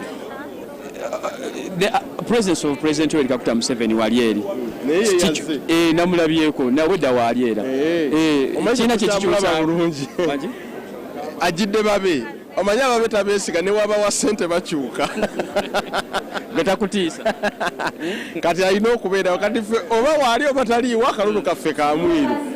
Mwiru asobola okweza obulwa 10 wano. It can be determined okuva ku ndowooza z'abannaffe ab'NRM naddala waliwo abanyiize olwa process y'akalulu k'obwa speaker. Very many of them were waking up on the right side of Anita among. So tomanya ki kyabayisizaamu, but also we are having numbers ze tusuubira abatuwadde akalulu from the other side of other political parties as opposition. So katulinde tulabe ekigenda okuva mu kulonda. Kanzireko emukono gyova nina byetwawulidde mu kanso y'emukono nti mwe abalina ba councillors abangi ne wa speaker baabo baliddeko kati ekyo munakinyonyola mutya mukama wamwe Kyagulanye ng'akomyewo nti wa speaker baabo tuto wa district nga temwe abalina majority. Kirungi ndi wa mukono south byabadde mu municipality naye bannange sinalabako nsonga nakati okuva lwetujatuka okutuusa n'olwaleero nkyakubira bannamawulire bampe objective opinion ku ki ekyabaddewo. But good thing is ekibiina kyaffe kiri mu kuhandolinga naye kyannaku nnyo kiruma nti tuli 19 nga bali 6 ate ne batusinga akalulu era nagambye twegendereze tetwagala na wano kituukewo magezi gogedoleeta kale muganda Maseruka bwatyo ava mukono south bwatyo bagezaako okubeera nga submitting akugambye ekyabaddeyo naye abula engeri gyakinyonyola naddala ku ngeri kyasobola okubeera nga kituukawo mu mbeera emu oba endala. Ku Baba TV kwetuli kwetugezaako okubeera nga tusiga ekifaananyi ekinene ekigenda mu maaso mu kulonda kw'aba speaker mu mbeera emu oba endala. Lukanga Moses Musanje ava Njeru municipality at least ye mulabyeko kuva 2021 mbadde naye akaluya kawangula kakati yamaze n'okuba akaluko omaze okuba akaluko okawaddani automatically nkawadde Mwiru oyagala nkakulage nkakulaga akalulu kange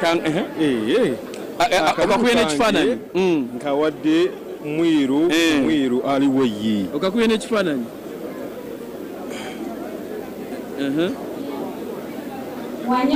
Paul Mwiru okakuye n'ekifaananyi ntambula n'ennono z'ekibiina kye zigamba nti twataddewo candidate oba mwagala oba si mwagala yoyo ekibiina gwe kikoze eki bwe kitaddewo era gwe nnina okuwa obusobozi buli mu baani abakulonze bw'atuula mu ntebe eyo essomero ly'obusobozi liri luddawa teririwe naye kyenkakasa nti Mwiru is a man of standard.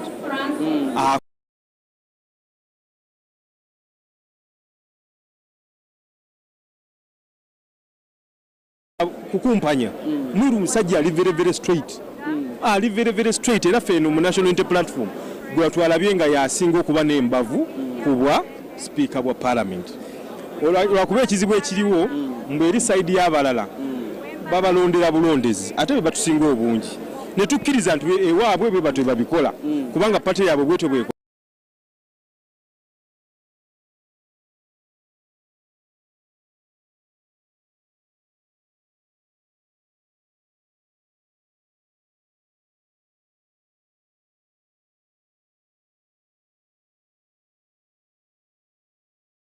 okkirizanga eriyo amateeka agamu agayisiddwa naye ng'ate omuntu omu yaliyimiriddeko n'alireeta ne lijja ne likola abangi ne baligoberera naffe tukungirize tusabye nnyo aba NRM batugoberere ku nsonga ya Mwiru batugezese ku nsonga ya Mwiru olw'okuba bangi nti batusinga obulungi tekitugana kugezaako bakakasa nti ono ye waffe nawe mulonkinga ne manifesto ya Mwiru kuba sipiika nga mulonkinga manifesto anti olina okuba n'ebigendererwa nga ggwe olina okuba n'ebigendererwa ng'ekibiina mulina okuba n'ekigendererwa ngenda kuwa ekyokulabirako nti paalamenti ya Uganda leero abantu paalamenti eriwo ku lw'abantu naye abantu tebaagala paalamenti kati ekitatanya ekitiibwa ekyo be babaka abali mu paalamenti ne sipiika wa paalamenti nga kwomutwalidde kati tulina obuvunaanyizibwa obukomyawo omukwano wakati w'abantu ne paalamenti yaabwe kale yembaka Moses Musanje Avanjeru Municipality honorable tusanso kulaba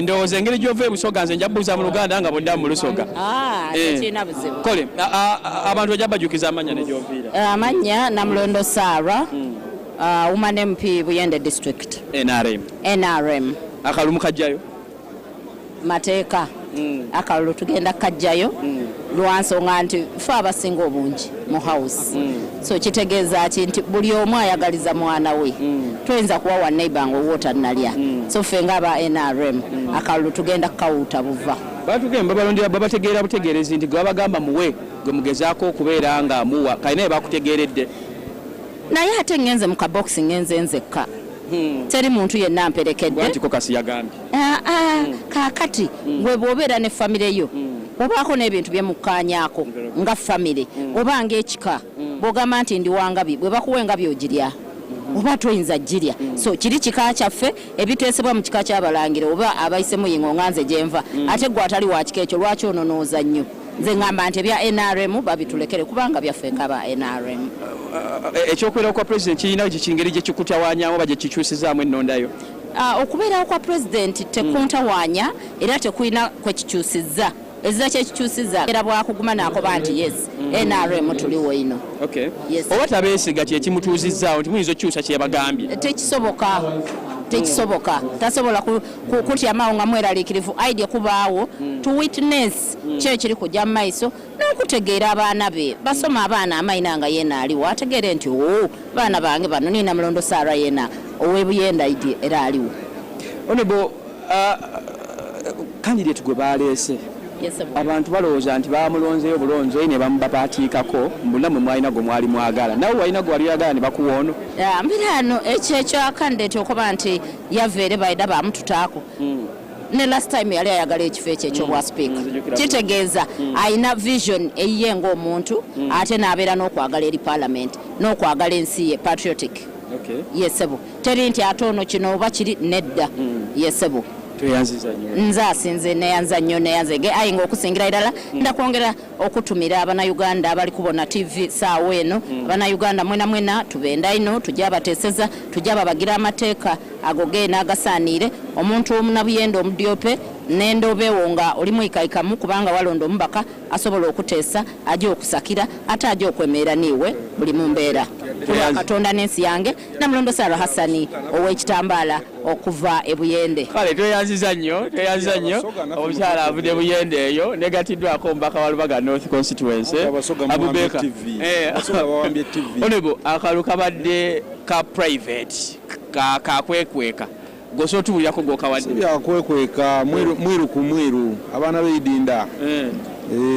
anti tusazeewo leero mwiru ku mwiru wase mwiru obuvunanyizibwa bw'okubeera sipiika olukiiko lw'eggwanga era tukimanyi bulungi nnyo ekibiina kyaffe kya NUP twatekinga decision ng'ababaka ba parliament mu kokasi yaffe ne tuba nga tuwa mwiru responsibility yokuba nti atukulembera mu lutabaalo luno olunaku lwaleero parliament etudde omulundi ogusooka kubanga tusalawo ani agenda okubeera sipiika wa parliament numbers bino bya numbers muli batono okusinziira ku bo bya numbers naye tukkirize waliwo kye tuyita multi party dispensation nti tuli ku nfuga ya bibiina NUP erina ababaka baayo mu parliament n'ebibiina byabiyina n'NRM erina kyali badde ekyabwewusa okubanga ffe tukeera enkya nga NUP nga tetulina candidate era tumuleese ye mwiru Paulo era tatuswaza tumwogera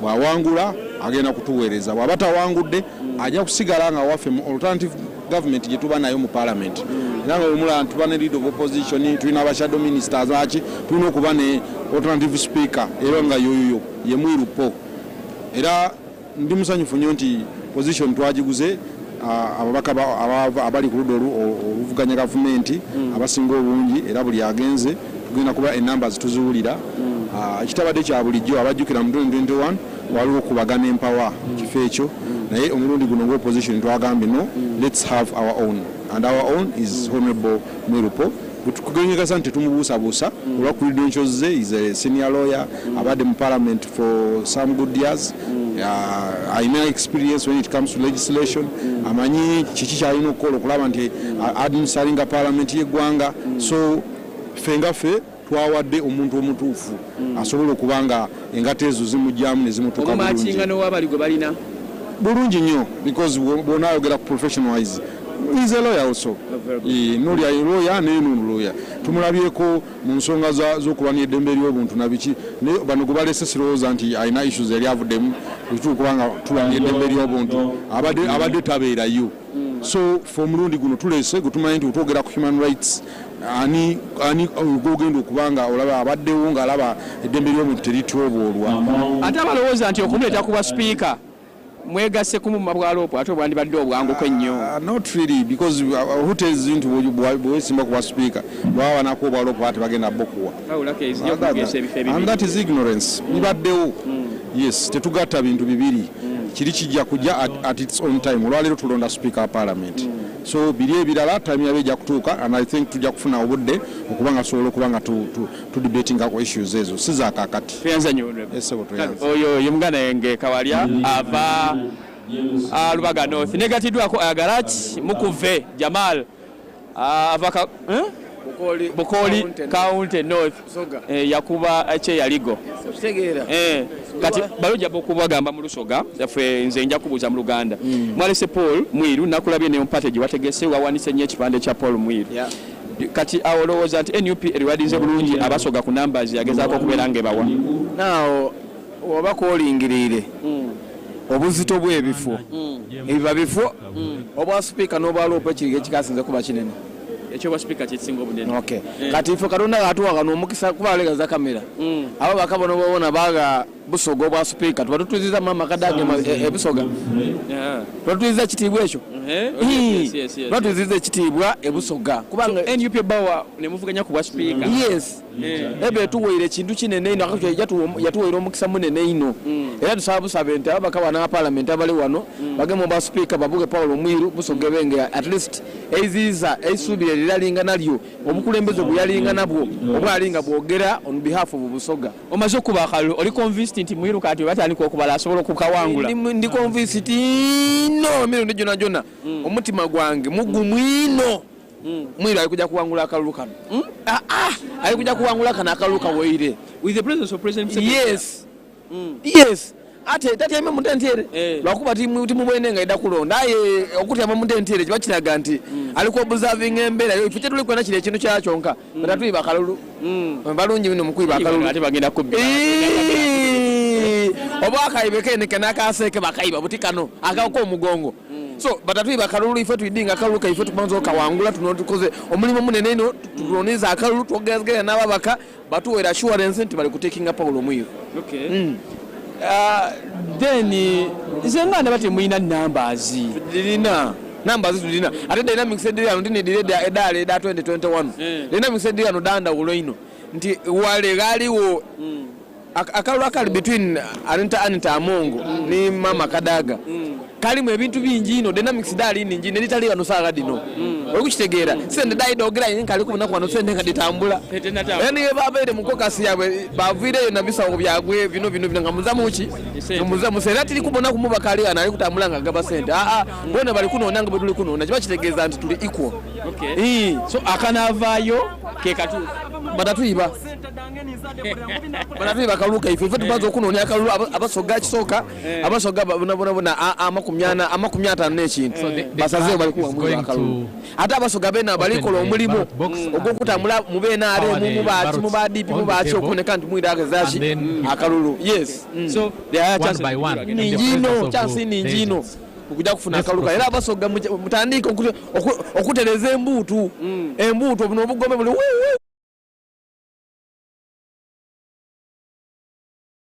ekyo bwa speaker tikyakuba munene ino tikyakuba muwanvu ino olingira ku credentials da honorable Paul Mwiru yasoma obwa lawyer ate Paul Mwiru mu kisanda kyali mu parliament yali akulira public accounts committee okitegeera kitegeeza alina obubonero bungi ino gazira kiyaka ino kiri awo so naye asobolera bulungi irala ino amateeka agaidi aidi engeri ye parliament bwetambula alina experience so mutabana kutya kwona parliament ate katika nkobereku abana Uganda omuli eyo musabe ino ababaka bano babenga bakoze kituufu parliament eiremu ekitiibwa abana Uganda batandika okuba n'esubi mu parliament eri kutandika lwaleero lino parliament eberengawo abana Uganda bebazira isubi nga baweesa isubi nga parliament yaira mu bintu bya exchange of money mpa kino nkuwo kino kati tulikwenda kukwemera kusonga da abantu nga tukulembeza Paul Mwiru tuyanziza ino mwebalera oyo ayagala ki Jamal Mukuve ava Bukoli County North eri boli awali mukudda bigere bya Baka Mugabi ate nga Baka Mugabi abadde akulya akakiiko kaligo kakati okubala eri kugenda kutandika obukulonda kumaze okubeera nga kuggalwawo saawa yakubeera nga babala obululu tulabe ani agenda okubeera nga awangula ani kakati obulunga otandise obuwulira batandise okubeera nga babubala oboth era nga bukyawulira akyali mu driving seat akyasobola kubeera nga oba oliawo yakyaleebya wadde nga bakabalayo butono mu mbeera emu bayindala bakaba NUP bawulidde bonna abadde wano babadde batukakasa nti oba oliawo Jacob oboth bagenda kubeera nga bamuwangula era nti Mwiru Paul asobola okubeera nga atwala akalulu ako kakati okubala kutandise twebuuza oba binaasoboka oba oliawo tebisoboke results zigezeeko okubeera nga zidda mbeera emu oba endala. Zambali Bulasio Mukasa mubaka wa parliament wa Nansana municipality Kisitu ogamba otya sebo gyendi ogamba akalulu nkawaddeyo security ballot yaffe sesekuleetere yaffe ffe tuli bankyukakyuka nokawa omuntu gwolaba anasobola okuyimirira ku mazima palamenti n'ajawula ku kyokuzirira ku ntoli za gavumenti nga palamenti siga eri etongodde so tulina okulwana ennyo nyini ddala okulaba nti palamenti eyawukana ku executive sobola okubeera n'enkola enatambuza obulungi emirimu so tukakasa ffe nga aboludda ffe tukakasa nga aboludda wa gavumenti tujja kusobola ku mulundi guno abantu baffe kutuwagira entebe n'okugifuna nambuyo obugenda kusayidi endala nga bw'omanyi awafiire omuzira wabaawo ensiitaano Mwiru Paul omanyire wangu yali ayagala okulya Wakayima Wakayima n'agamba wangu nti kituufu nzikiriza ogenda kundya naye tonzikiriza kumala gandya bwotyo Jeko Oboso boss nsooke nkole enkwagulo wano wonna Jeko Oboss Wakayima wamulidde naye watuya Maxon Oboss kati tosobola kukkiriza kubona gakulya Jeko Oboss genda kulyanga naye nga muli b'amaanyi tulina okulaba Oboso boss Jeko Oboss olaba nga tuteekawo amaanyi naye nze nkakasa ekiyinza tuliisa kimu nti bannaffe abali mu bukulembeze tebakyetegeerera era nze mmanyi abasinga obungi nabo bakamba omuntu okutunga basumba nga neetegeerayo naye ng'ojja wano wena kugamba bugambi ye ozowulira n'engeri gye balonze abantu eri alonze Oboth Tayebwa kyokka nga tuli ku palamenti nolwo ky'abantu abamu n'okwetegerera tebeetegerera kyakunyolwa nnyo kyakusala era mmanyi eri abali nabo mweniyaremu nga bawulira bubi babakaka bukasi so ekyo kyekiyinza otuwanguza abantu abamu bazze buzze nga batiikinga butiikinga bye batasobola naye nze nga tubadde twetegerera opposition yani wangu so president of Mwami Museveni is a affecting era yagenda tukosa ali wali atunula kamera alina ne kamera yetunula bwete tunulira abeeni alimu bonna nabo mbalabye bagenda okulonda nga beeraliikiridde kaka tosobola kubeera mu paalamenti nga entegerayo bagikujjako dda neffe twebaza abalonzi baffe fenera tuyimiridde tubage nti kyemwatutuma twagala tukozesa emitwe gyaffe okutegeera kuge nti ono omuntu asobola era asobola okuweereza naye abantu baabo baloze oboth tayebwa ne bandiraji twanjetaze speaker afaanana atya naddala abantu nze nsuubira speaker eggwanga lwe lyetaaga ye muntu asobola okukoma ku biragiro ebiva mu executive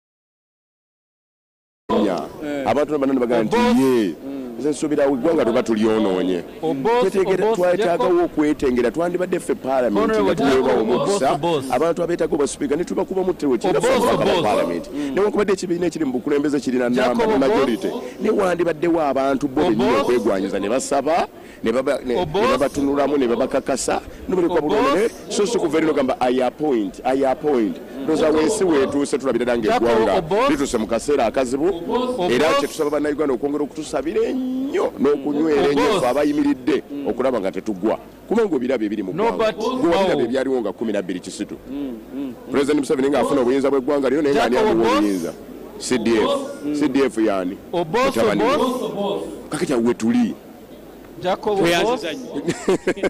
Jambali Blasio Mukasa Abanansana municipality ndowooza tugende tuwulire we babala obululu eno tugenda kudda ne results ezinava mu kubala obululu obwo tova ku Baba TV tukyali wano ku Kololo wetusinzidde parliament wetudde okusobola okubeera nga benyigira mu kulonda speaker abadde wano nga bagamba nti oboth bagenda kumuwangula tugenda kubazza n'abadde wano nga bagamba nti obooli awo Paul Miri bagenda kumuwangula tugenda kubazza mu few moments later katudde Jacob Obos Jacob Obos Paul Mwiru Norbert Mao Obos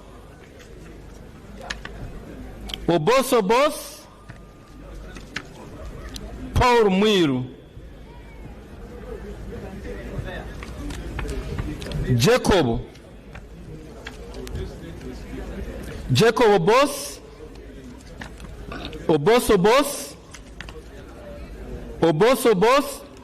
Obos Jacob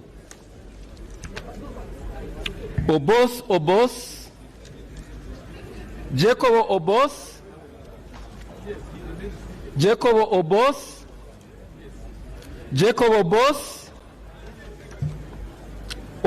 Jacob Paul Mwiru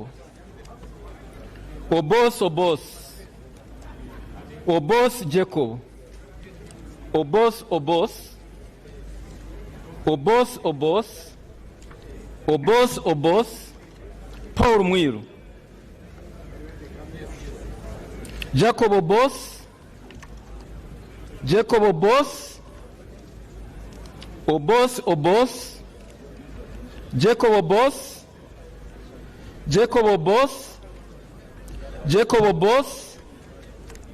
Paul Mwiru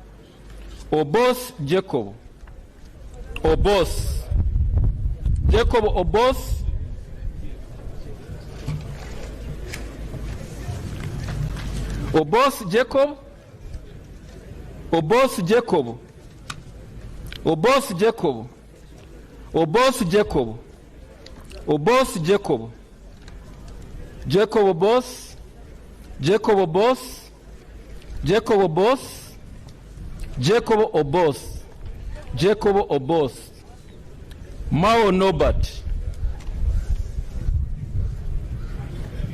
Obos Obos, Obos Obos, Obos Jacob, Obos Obos,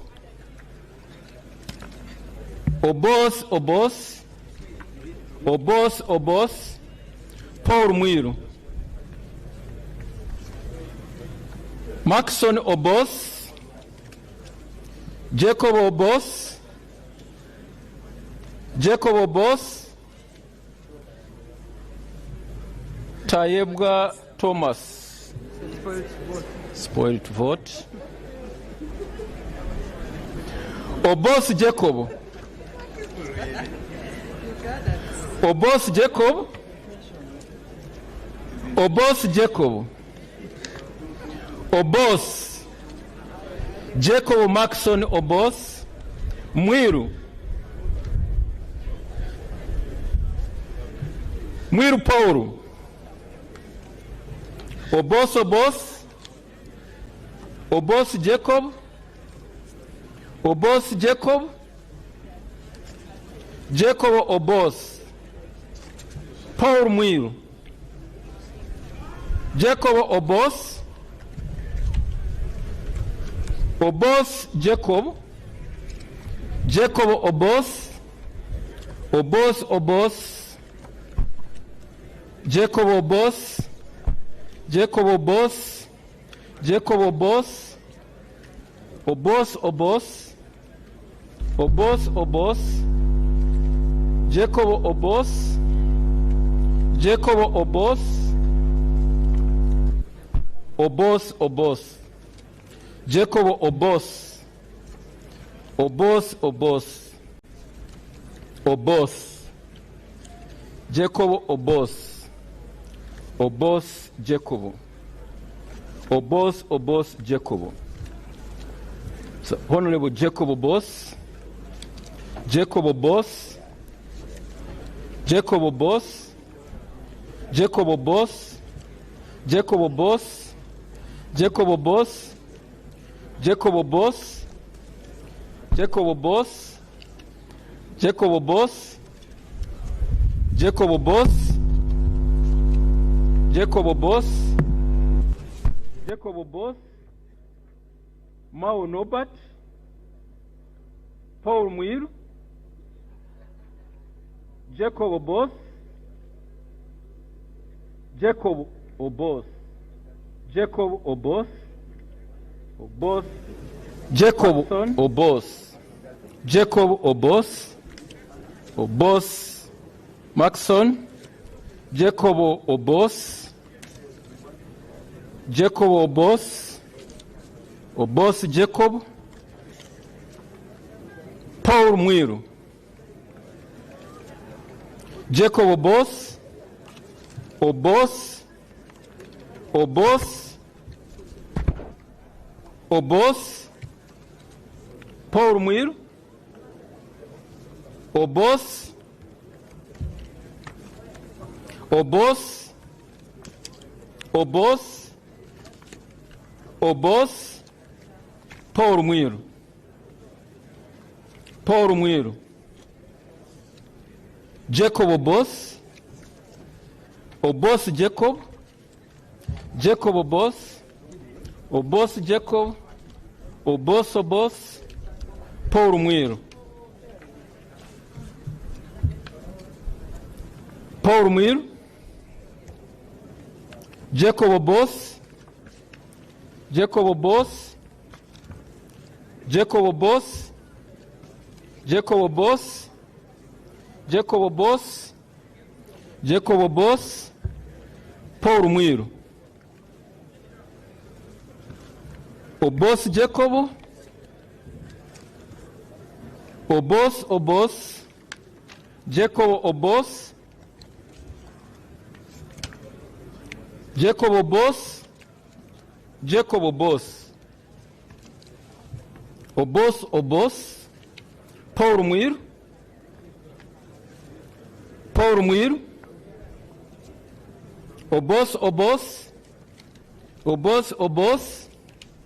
Obos, Jacob, Obos, Jacob Obos, Paul Muir, Obos Jacobo,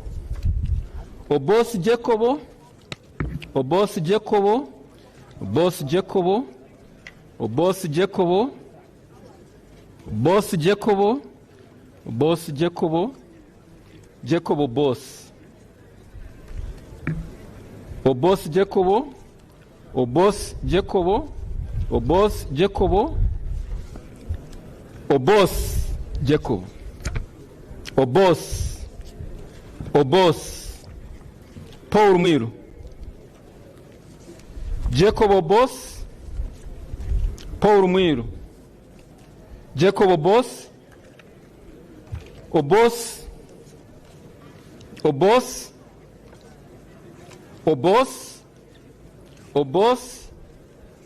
Obos, Paul Miro,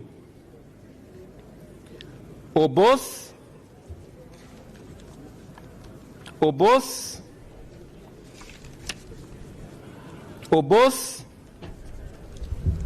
Norbert Mao, Jacob Obos, Paul Miro, Jacob Obos, Miro Paul, Obos, Paul Miro, Obos, Jacob Obos, Paul Miro, Obos,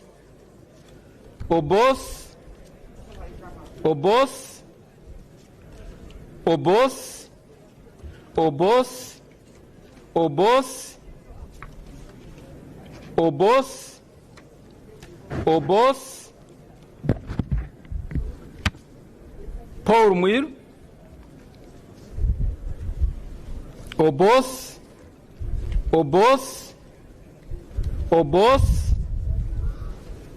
Obos, Jacob Obos, Paul Muir, Jacob Obos.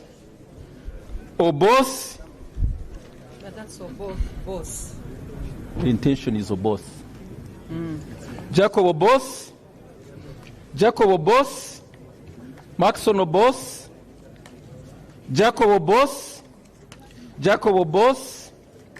Jacob Obos, Maxon Obos, Jacob Obos, Jackson Obos, Jacob Obos, Jacob Obos,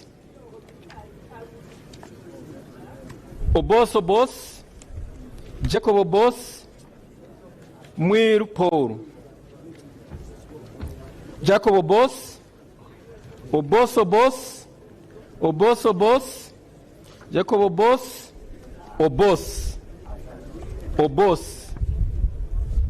Paul Muir,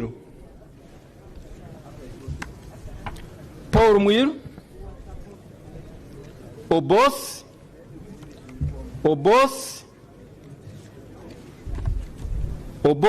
Jacobo,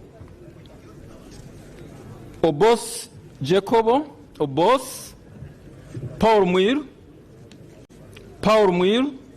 Obos,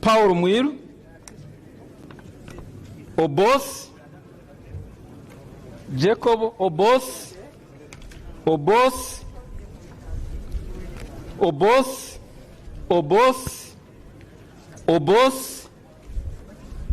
Paul Muir, Obos,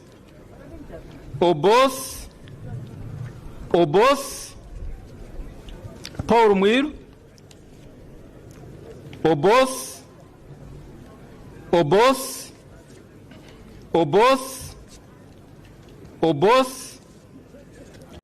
Obos, Obos Paul Mwiru, Obos Obos Obos Obos Paul Mwiru, Jacob Obos Obos Obos Paul Mwiru, Jacob Obos Obos Paul Mwiru, Obos Obos Obos Obos Obos Obos Obos Obos Obos Obos Obos Obos Mwiru Paulo, Obos Obos Obos Obos Obos Obos Paulo Mwiru, Paulo Mwiru, Obos Obos Obos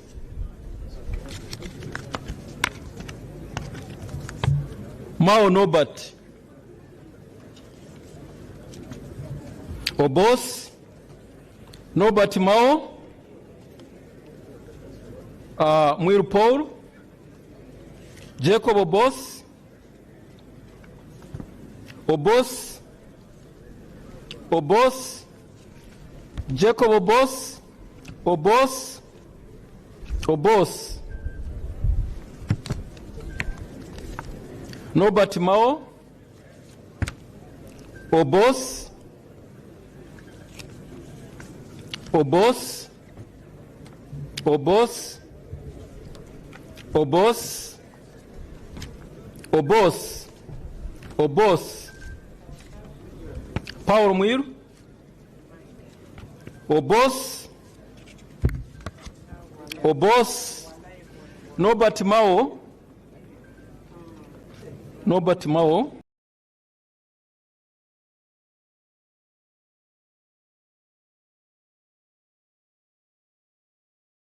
Mao, Jacob Obos, Obos Obos Obos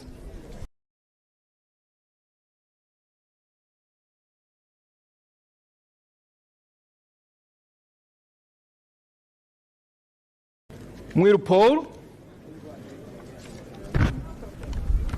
Obos Obos Obos Obos Obos Obos Obos Obos Nobat Mao, Obos Obos Obos Obos Paul Mwiru, Paul Mwiru, Obos Obos Obos Obos Paul Mwiru, Nobat Mao, Obos Obos Obos Obos Obos Obos Obos Obos Obos Obos Obos Obos Tayebwa Thomas, Deputy Speaker. Spoiled vote. Obos Obos Jacob Obos, Jacob Obos Mwiru Paul, Obos Obos Obos, Obos, Obos, Obos, Norbert Mao,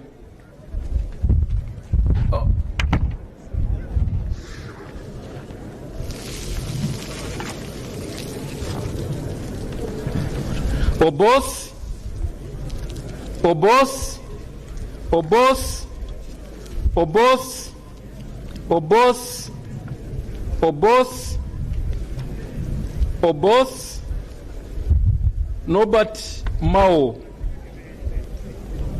Obos, Obos, Obos, Obos, Obos, Obos, Obos,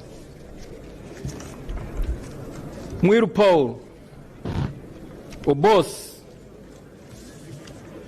Obos, Obos,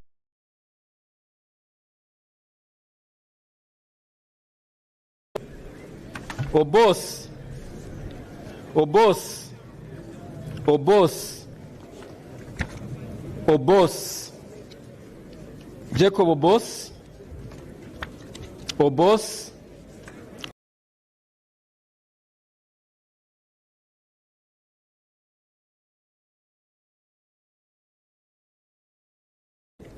Obos, Obos, Paul Mwiru, Obos, Obos, Obos, Obos, Obos,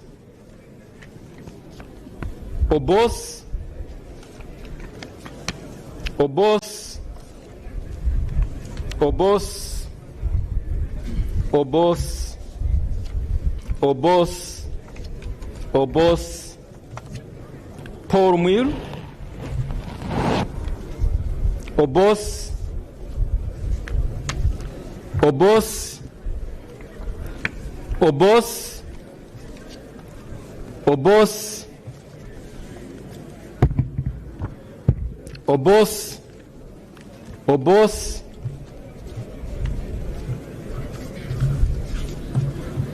Obos, Paul Mwiru, Obos, Obos, Obos, Obos, Obos, Jacob Obos, and finally Jacob Obos.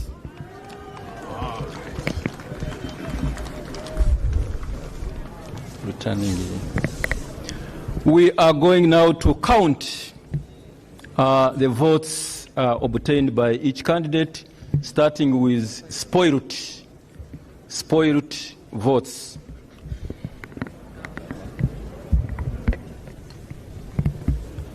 Should I just one?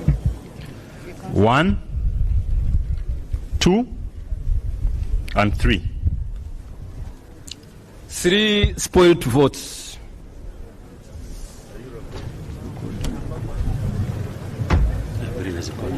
She has before. Okay.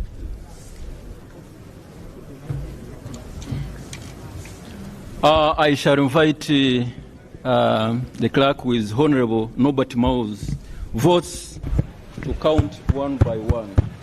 1, 2, 3, 4, 5, 6, 7, 8, 9, 10, 11, 12, 13, 14, 15.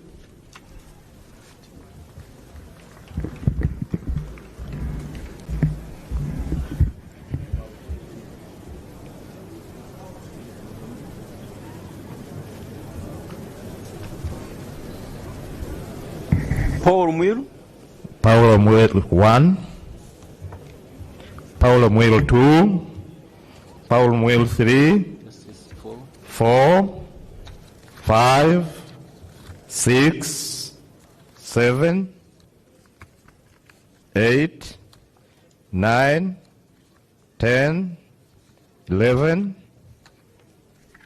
12, 13, 14, 15, 16, 17, 18, 19, 20, 21, 22, 23, 24, 25, 26, 27, 28, 29, 30, 31, 32, 33, 34, 35, 36, 37, 38, 39, 40, 41, 42, 43, 44, 45, 46, 47, 48, 49, 50, 51, 52, 53, 54, 55, 56, 57, 58, 59, 60.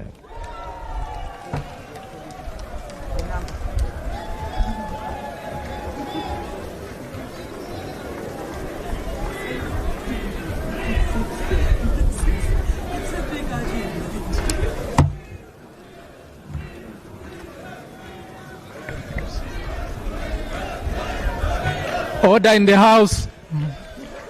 Order in the House. We shall count the votes for Honorable Jacobo Obos.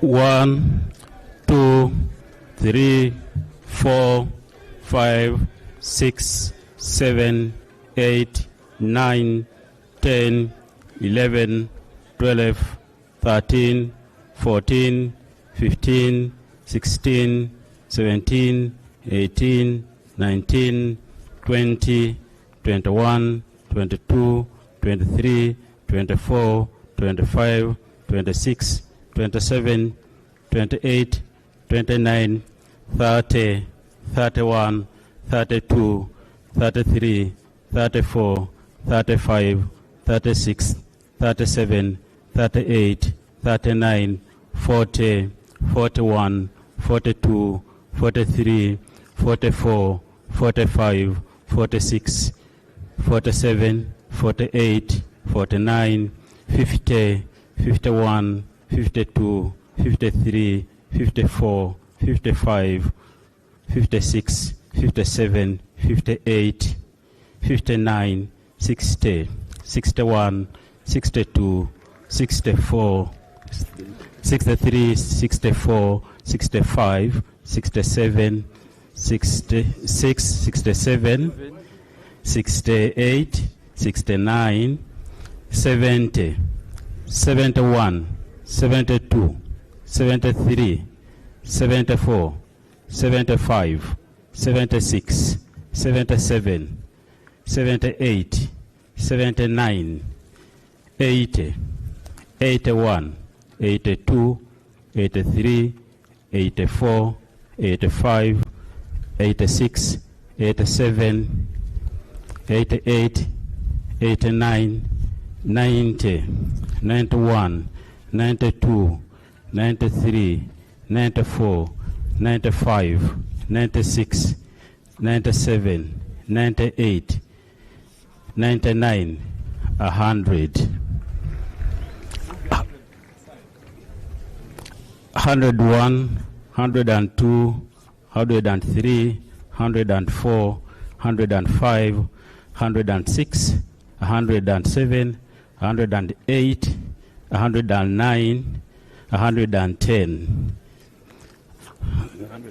11, 12, 13, 14, 15, 16, 17, 18, 19, 120, 21, 22, 23, 24, 25, 26, 27, 28, 29, 130, 31, 32, 33, 34, 35, 36, 37, 38, 39, 140, 41, 42, 43, 44, 45, 46, 47, 48, 49, 150, 51, 52, 53, 54, 55, 56, 57, 58,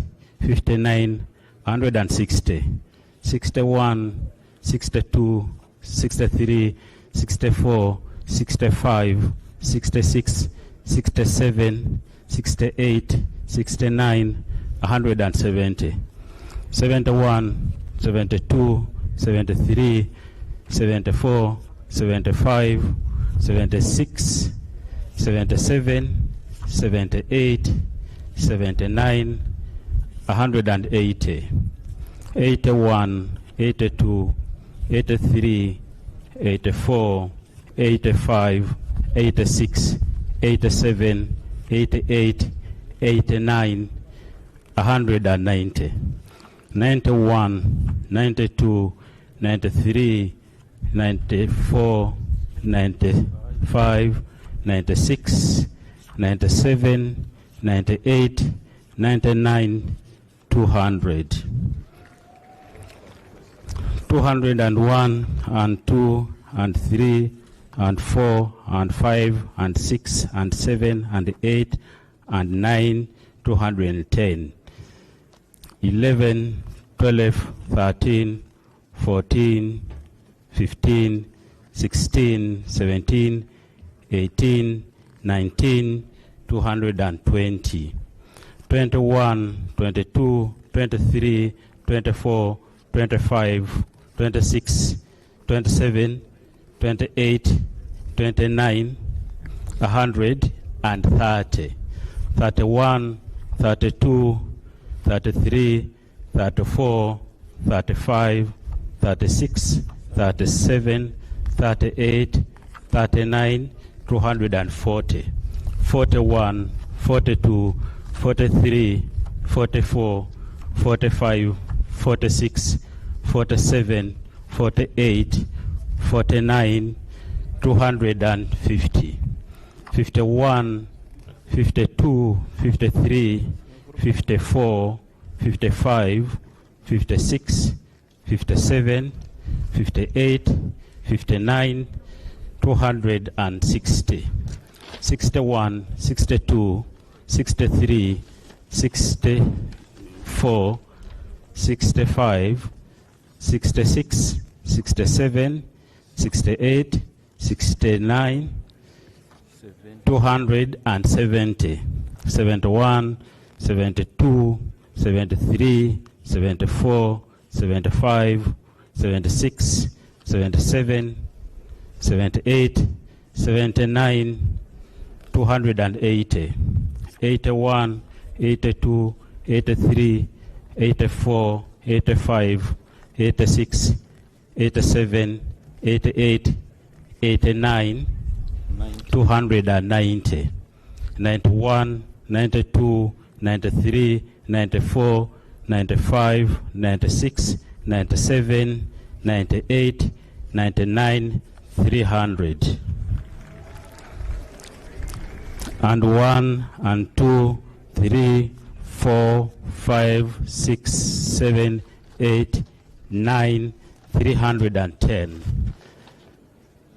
11, 12, 13, 14, 15, 16, 17, 18, 19, 20, 320, and 21, 22, 23, 24, 25, 26, 27, 28, 29, 330, 31, 32, 33, 34,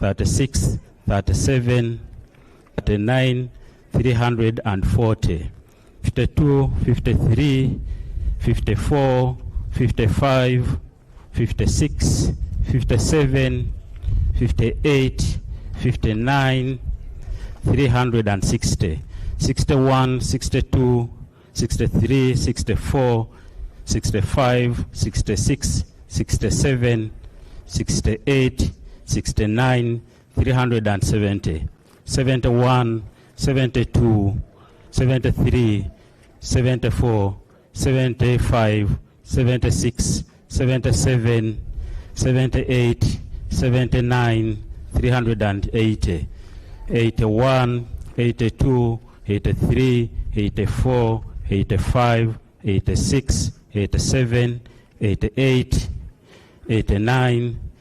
390, 91, 92, 93, 94, 95, 96, 97, 98, 99, 400.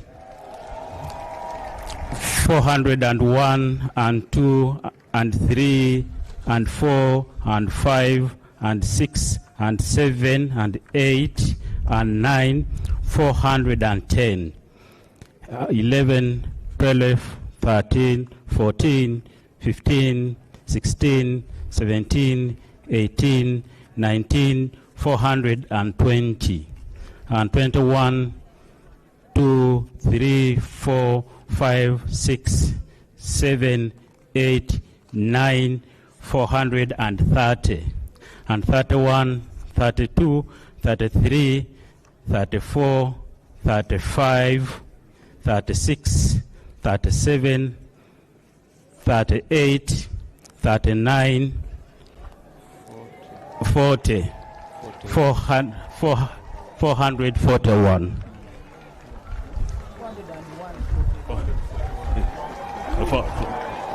400.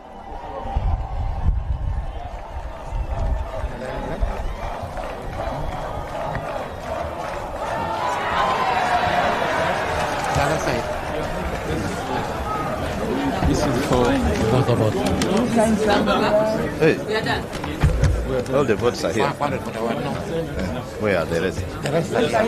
Why don't you put them in the same envelope?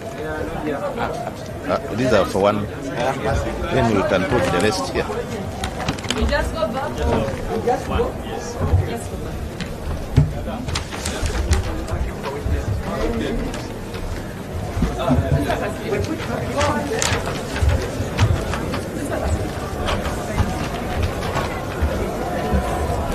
These are all our friends. We can connect to them. What is that place? No.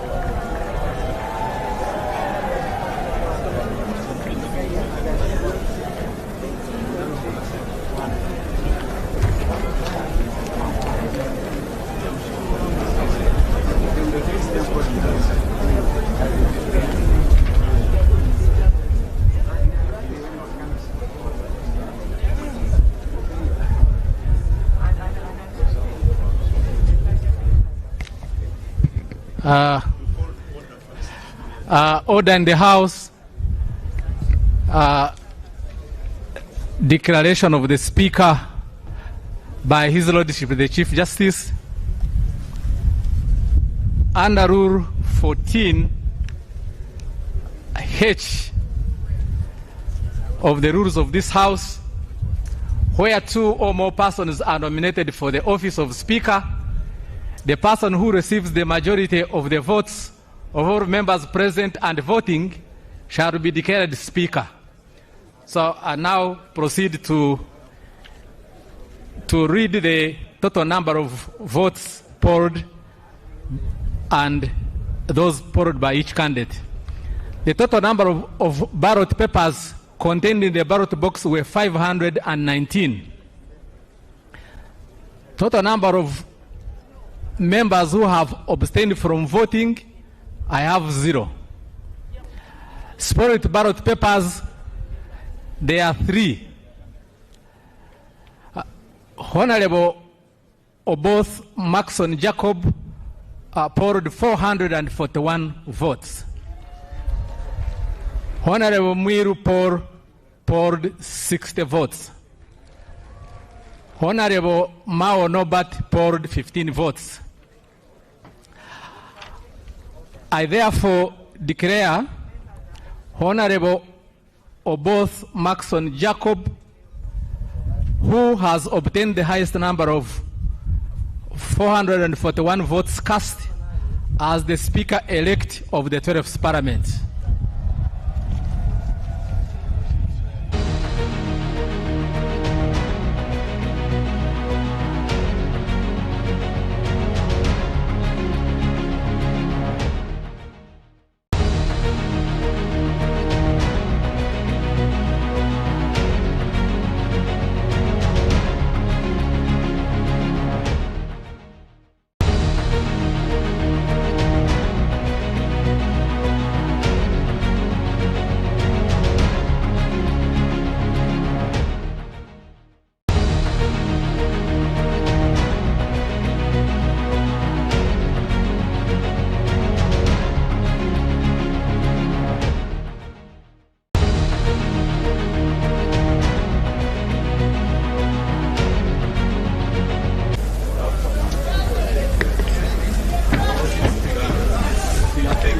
Distinguished guests, and all those who are following the events of today, what is happening now is the traditional dragging of the Speaker to take the oath. Those who have been following have noted that the Honorable Jacob Oboth has polled 441, which was the majority number of votes cast, and he is now being presented to His Excellency the President for the administration of the oath. According to the Constitution, Article 82:10, the oath of the Speaker will be administered by His Excellency the President.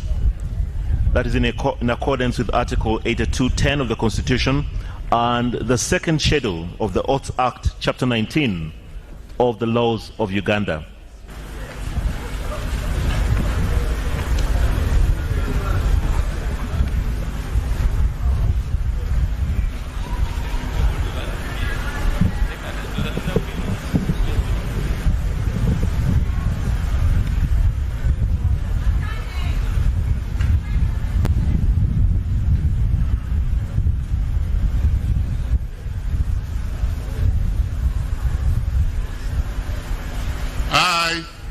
Oboth Maxon Jacob swear in the name of the Almighty God that I will at all times well and truly serve the Republic of Uganda in the office of the Speaker, and that I will support and uphold the Constitution of the Republic of Uganda as by law established. So help me God.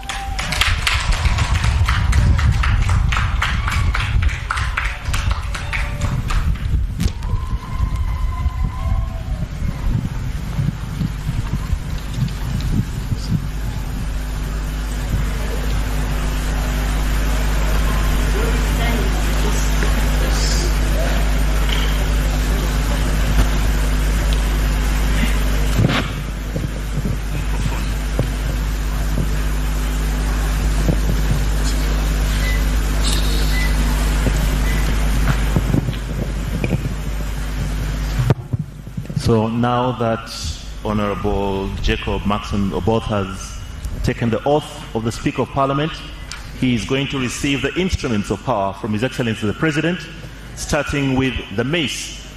The mace is the traditional symbol of the authority of Parliament, the authority of the Speaker of Parliament, and this will be handed over by His Excellency the President to the new Speaker of the 12th Parliament of the Republic of Uganda.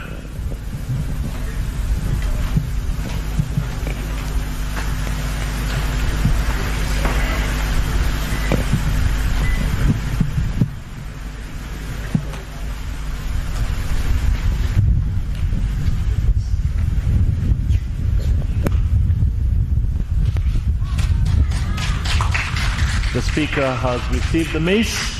He has received the authority over Parliament. Next, he will be given the Uganda flag. Parliament is a custodian of the Uganda flag, and His Excellency the President shall hand over the Uganda flag to the new Speaker of Parliament.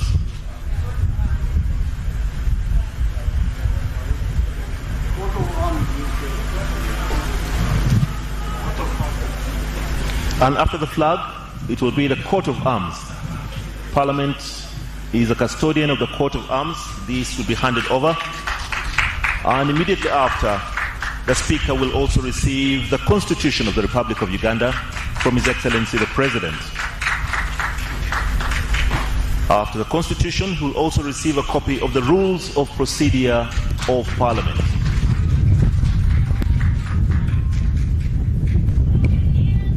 And the final instrument of power that the Speaker receives will be the Speaker's robes.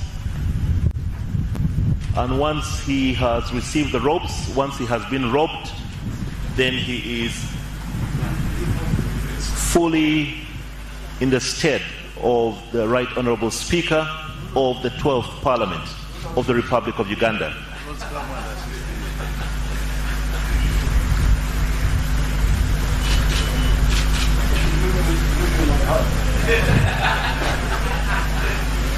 So the Speaker is being robed now. These are the ceremonial robes of the Right Honourable Speaker of the Parliament of Uganda. So at this moment, we can proudly say that the 12th Parliament of the Republic of Uganda has a new Speaker.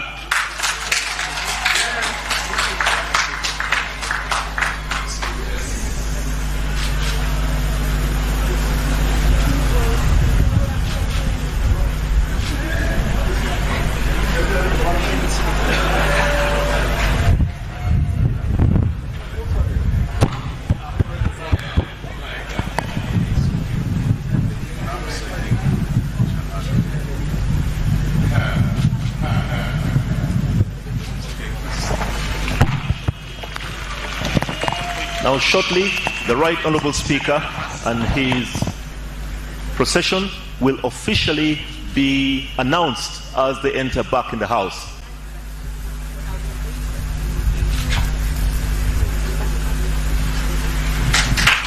Parliament of Uganda, the Right Honourable Jacob Maxons Oboth.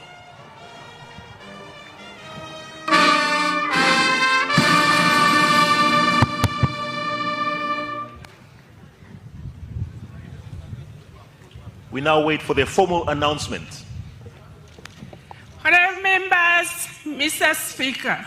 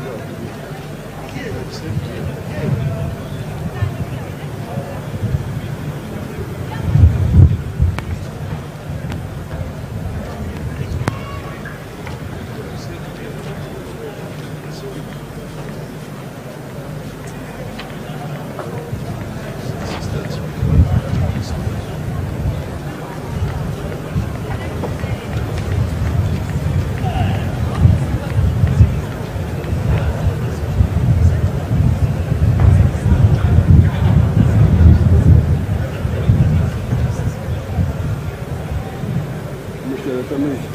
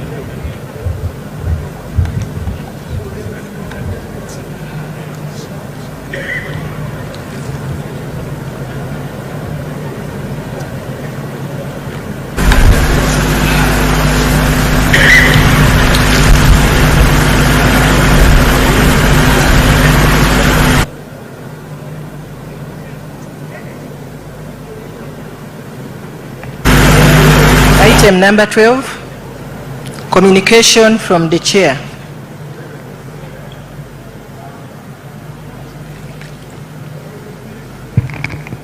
Your Excellency, the President of the Republic of Uganda,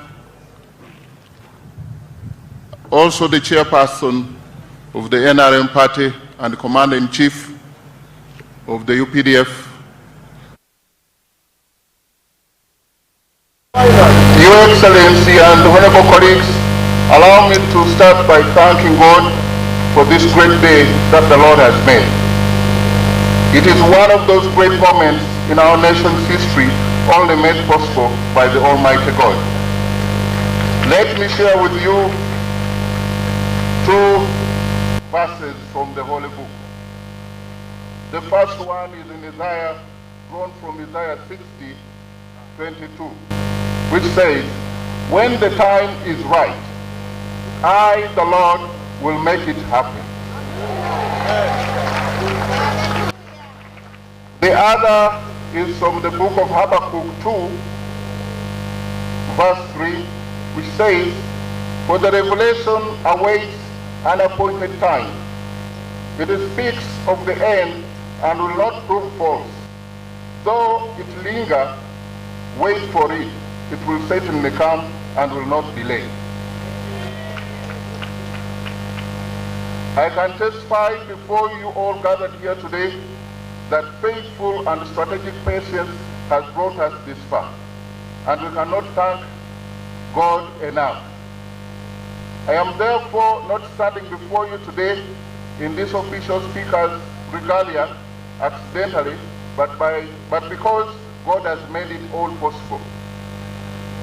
For a boy who grew up in a rural village called Muafu in Toro district, who hustled to attain better education, and today, right now, stands before you as the Speaker of the 12th Parliament, it could only be by divine grace. And to God be the glory. I wish to thank my NRM party,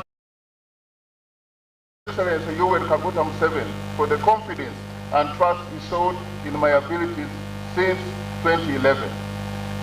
Honorable members, I thank you most sincerely for entrusting me today with the highest office of being your Speaker, which responsibility I receive with utmost humility and modesty. God has spoken to Uganda through you all, through the national chairperson of NRM, through the NRM SEC, through the NRM Parliamentary Caucus, and through this Parliament. To those who may not have voted for me, I will be your Speaker too. I thank the voters, my voters of West Budama Central County in Tororo District, for sending me to the nation. I also want to thank the leadership and members of the Patriotic League of Uganda, the pressure group aligned to the NRM. for their support through this journey. Honorable members, the Speaker's chair is not a throne. It is a servant's post. My role now is to come before you to ensure that working together, the voices of the over 48 million Ugandans who send us here are heard, protected, and respected. Honorable colleagues, we are aware of what has been going through. I pledge a corruption-free parliament. Under my leadership, we will cultivate a culture of absolute integrity and zero tolerance to corruption, anchored in President Museveni's clarion call for corruption-free parliament in the next 5 years. Accountability begins with us. In the next 5 years, we will hold the executive and other government bodies accountable, but we must start with ourselves. As they say, charity begins at home. We cannot hide from accountability of government resources, yet we expect it from other agencies and departments. That will not work. 3, evidence and research-based debates. Under my leadership, the floor of parliament will not be a theater for hearsay or grandstanding. Our debates must be grounded in hard facts, data, and sound research. We must be fair and objective to others as we play our oversight function. 4, a people-centered parliament. Under our leadership, every bill, every motion, every decision must directly answer to the needs of the ordinary citizen. 5, results-based appropriation. Under my leadership, budgeting will no longer be an exercise in financial engineering and distortion. It will be a service-oriented, result-driven endeavor to deliver services to our people. 6, an open parliament. During this term, let us appreciate that unobjective and ethical media are not our enemies, but the public's eye and ear. We must maintain a transparent, decent, and open parliament. When we close our doors to the media, a negative perception is generated. If we are clean and doing a good job, why hide? I will encourage a professional and robust relationship with the press at all times in order to bridge the gap between the House and our people. And lastly, on that pillar, proactive oversight. Under my leadership, Your Excellency, the oversight function should not be a post-mortem. We need not wait for public funds to be lost. Our committees should be facilitated to work, to monitor, intercept, and protect resources in real time in order to propel every effort geared towards the tenfold growth. Honorable members, I invite you to embrace these 7 pillars to gain the public trust. As I conclude, I appeal to our technical team led by my senior brother and fellow land friend, Honorable Adolf Mwesige Kasaja, the Clerk of Parliament, for their support. I promise to treat each one of us with fairness as we embark on working hard to harness the public trust, but know that we will require some rapid, highly visible, and structural changes to be made. Your Excellency and honorable members, my final promise to you gathered here today and all Ugandans out there is that I start this new responsibility as Speaker. I will remain the same oboth of both, not changed by the grandeur or majesty of the powerful office of the Speaker. Let us all serve the Parliament of the Republic of Uganda with humility, modesty, and dignity. Let us serve all Ugandans with respect and honor. I thank you, God bless you all, and may God bless the Republic of Uganda.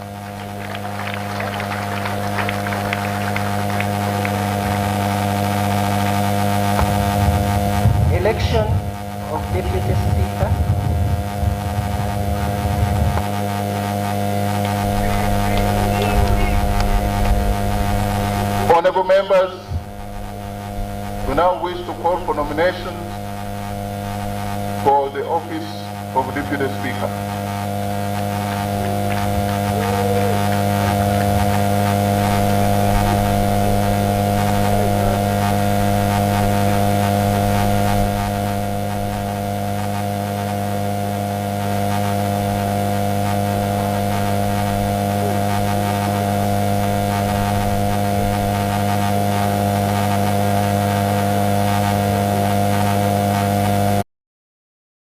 For the office of Deputy Speaker.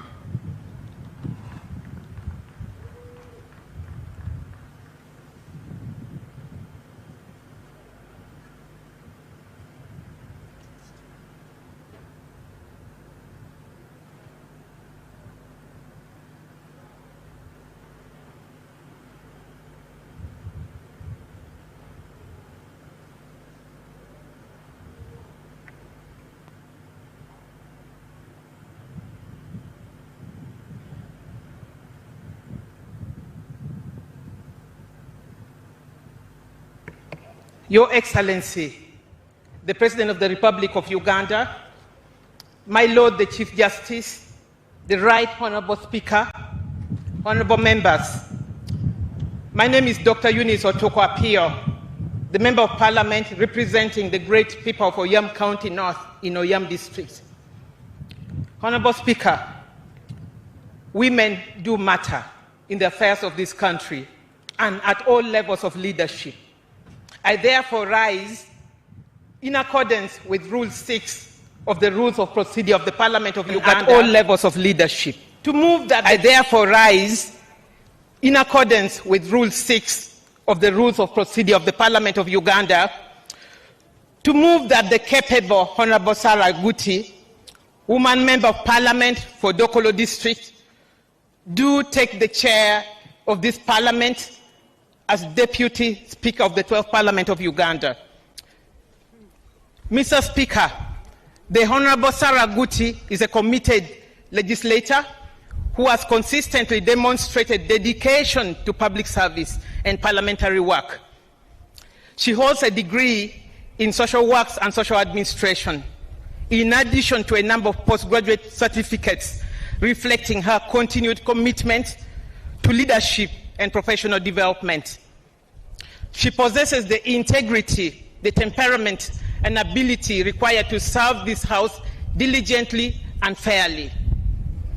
Mr. Speaker, allow me emphatically note that as we have today elected a male Speaker, you, Right Honourable Speaker, it is important that this House now holds the principle of gender parity in its leadership.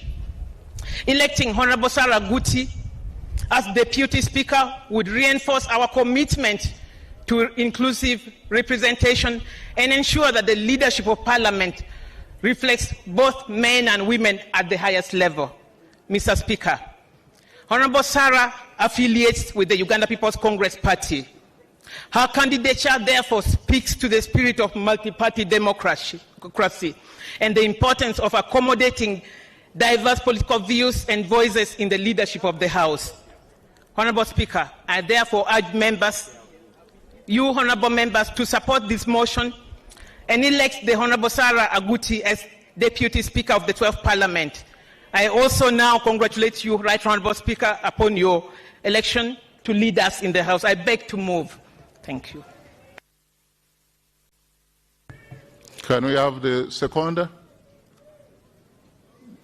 2 minutes.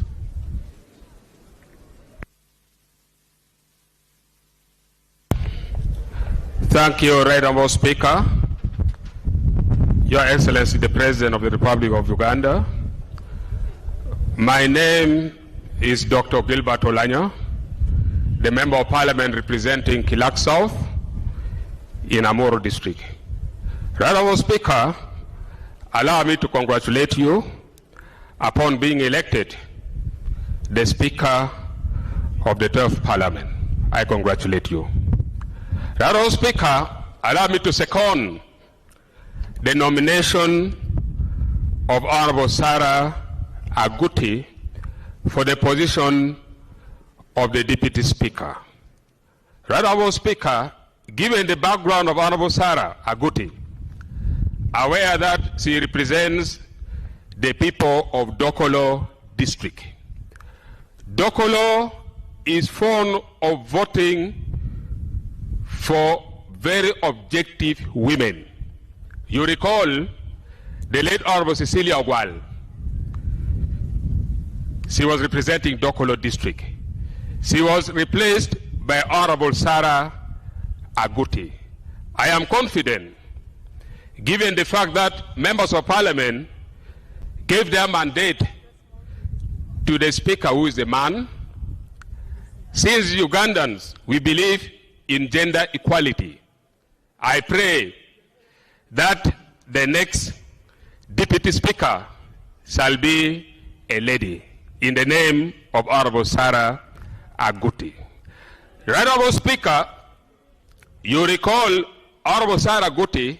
She is one of the most objective members of parliament we have, very focused and very thorough.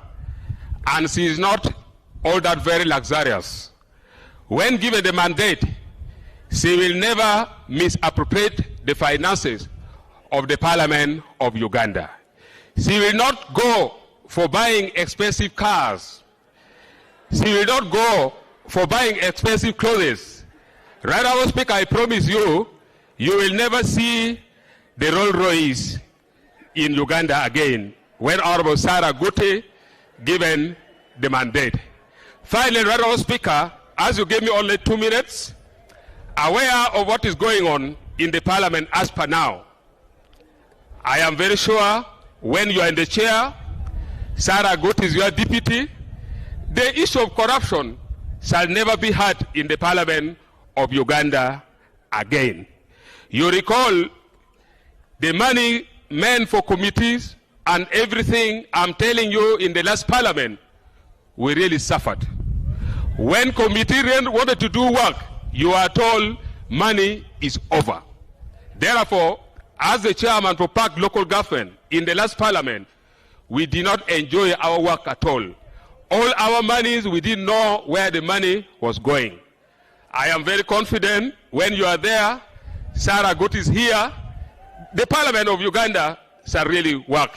Finally, to you honourable members of Parliament, this time we need Parliament who will be people's center, as stated by the Right Honourable Speaker.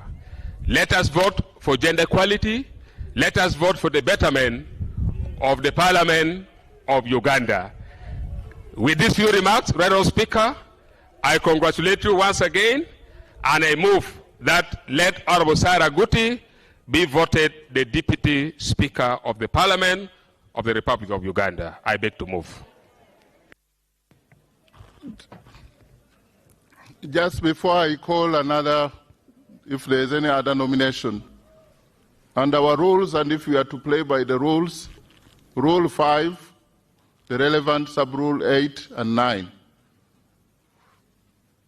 A member making a nomination shall move a motion that the name do take the chair of Deputy Speaker and shall give a brief statement. That brief statement is of the background and qualification of the nominee, but not to say what that person can be able to do. You speak about the person. That is the rule. Because going into what the person can do is actually offending other rules, that's campaigning. And so, can I call for another nomination, if there is?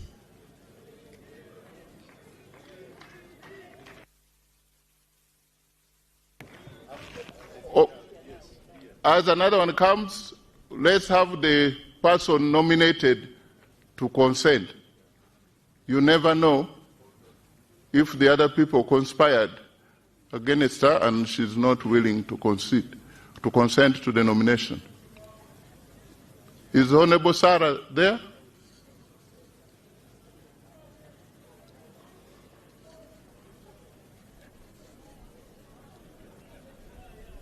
The rules that applied to the Speaker's election applies to the Deputy Speaker specifically and generally.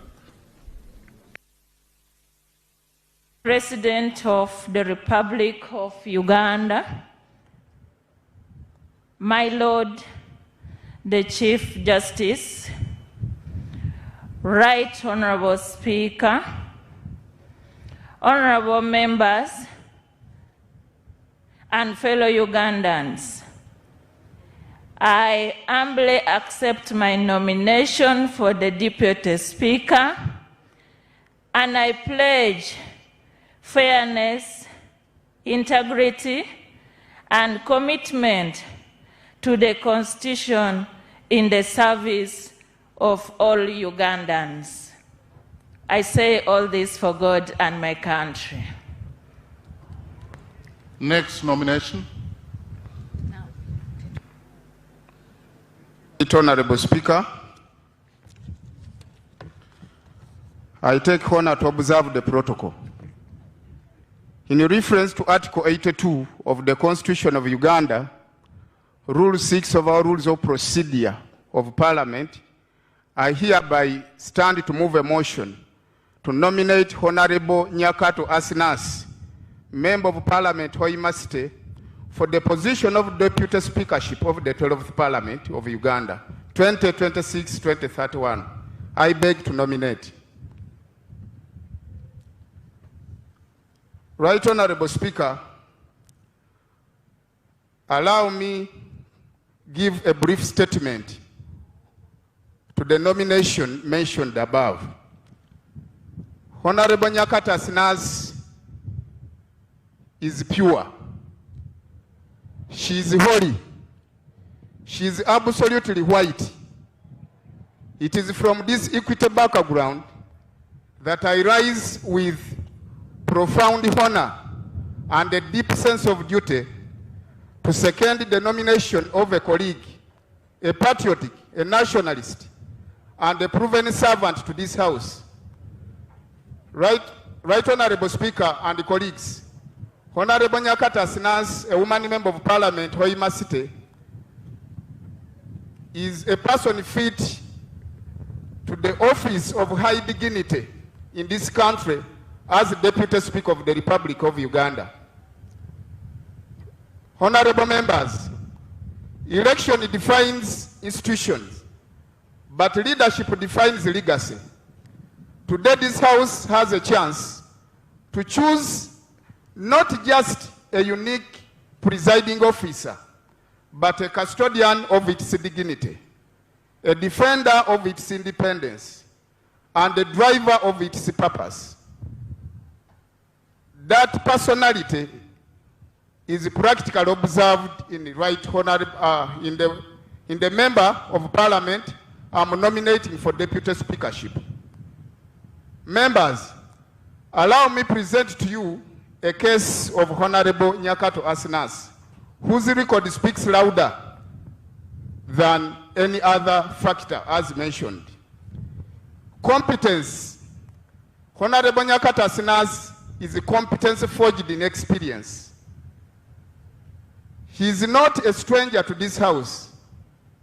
This is a second time of her service in Parliament, with resilience as exhibited from the people of Hoima who have elected her to the second term of service to this House.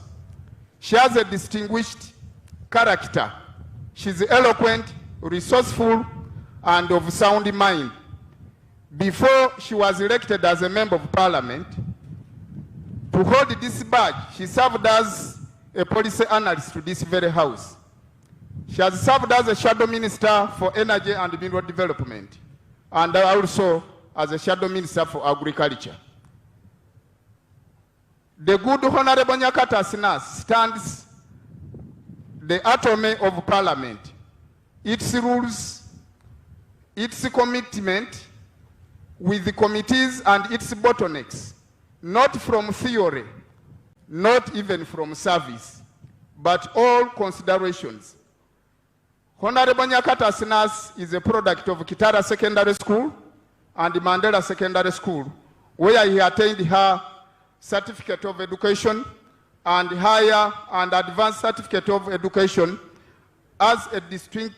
She's a distinguished alumni of the Uganda Management Institute, where he earned a bachelor's degree in social administration and a postgraduate diploma in public policy and management. Honorable members, the person I present before you, Honorable Nyakata Asinas, has equally earned a postgraduate diploma in project planning and management and a master's in project planning and management from Kampala International University. Honorable Nyakata Asinas obtained a master's degree in public policy and governance from Uganda Management Institute and is now a candidate of PhD degree in the University of Cape Town. She is therefore not only learned but also fit for purpose and committed to the disciplined thought that this House would possess. Honorable members, as we focus for a vision of an independent parliament, right honorable speakers and colleagues, the doctrine of separation of powers is not a suggestion, but rather a constitutional demand. Under Honorable Nyakata Asina's stewardship, as a deputy speaker in this House, will jealously guard its independence from executive and judiciary dictatorship and interdictions or elsewhere. Honorable Nyakata Asinas will ensure that the different portfolio in the Parliament are streamlined and work independently, free from overlap, interference, and any paralysis that would affect the performance of this House and any other business. Honorable Nyakata Asinas believes as much as is not only a member to this House, but a committed servant of God, and therefore fit for purpose to streamlining the dignity and the integrity of this House. Right Honorable Speaker and colleagues, Parliament works for the people. For so long, as a member of Parliament, and as colleagues you can observe, our constituents have asked us for so long, what does this Parliament do for us? Honorable Nyakata Asinas is the answer to this simple question. Parliament must be people-centered, and in the spirit of Article 1 of the Constitution of the Republic of Uganda, she is committed and a defending candidate fit for this purpose to service the interests of Ugandans, right Honorable Speaker and colleague. Parliament that sits in dignity, debate, and the glory also glorifies the people, the electorates, and the taxpayers' money can be saved. Right Honorable Speaker, as I wind up, the Honorable Member of Parliament I'm presenting before you for this higher office, she has no any blemish on her integrity, and her leadership leads by example. She's a member of 2 times in this House, where the public trust in institution of Parliament is declining. Honorable Nyakata Asinas is the answer for this, to reclaim the glory of Parliament. In conclusion, right Honorable Speakers and members, as I conclude, I have a clarion call to this House. Honorable members, today we are not electing institution of Parliament is declining. Honorable Nyakata Asinas is the answer for this, to reclaim the glory of Parliament. In conclusion, right Honorable Speakers and members, as I conclude, I have a clarion call to this House. Honorable members, today we are not electing the Vice Speaker, but we are electing the Deputy Speaker who will work interchangeably with the Speaker elected. We are not electing the whips for different parties, but we are rather electing the Speaker of the members of Parliament in line with the interests of the people of Uganda. To my colleagues in NRM, you seek a Deputy Speaker who will protect the dignity of government business while defending the integrity of this House.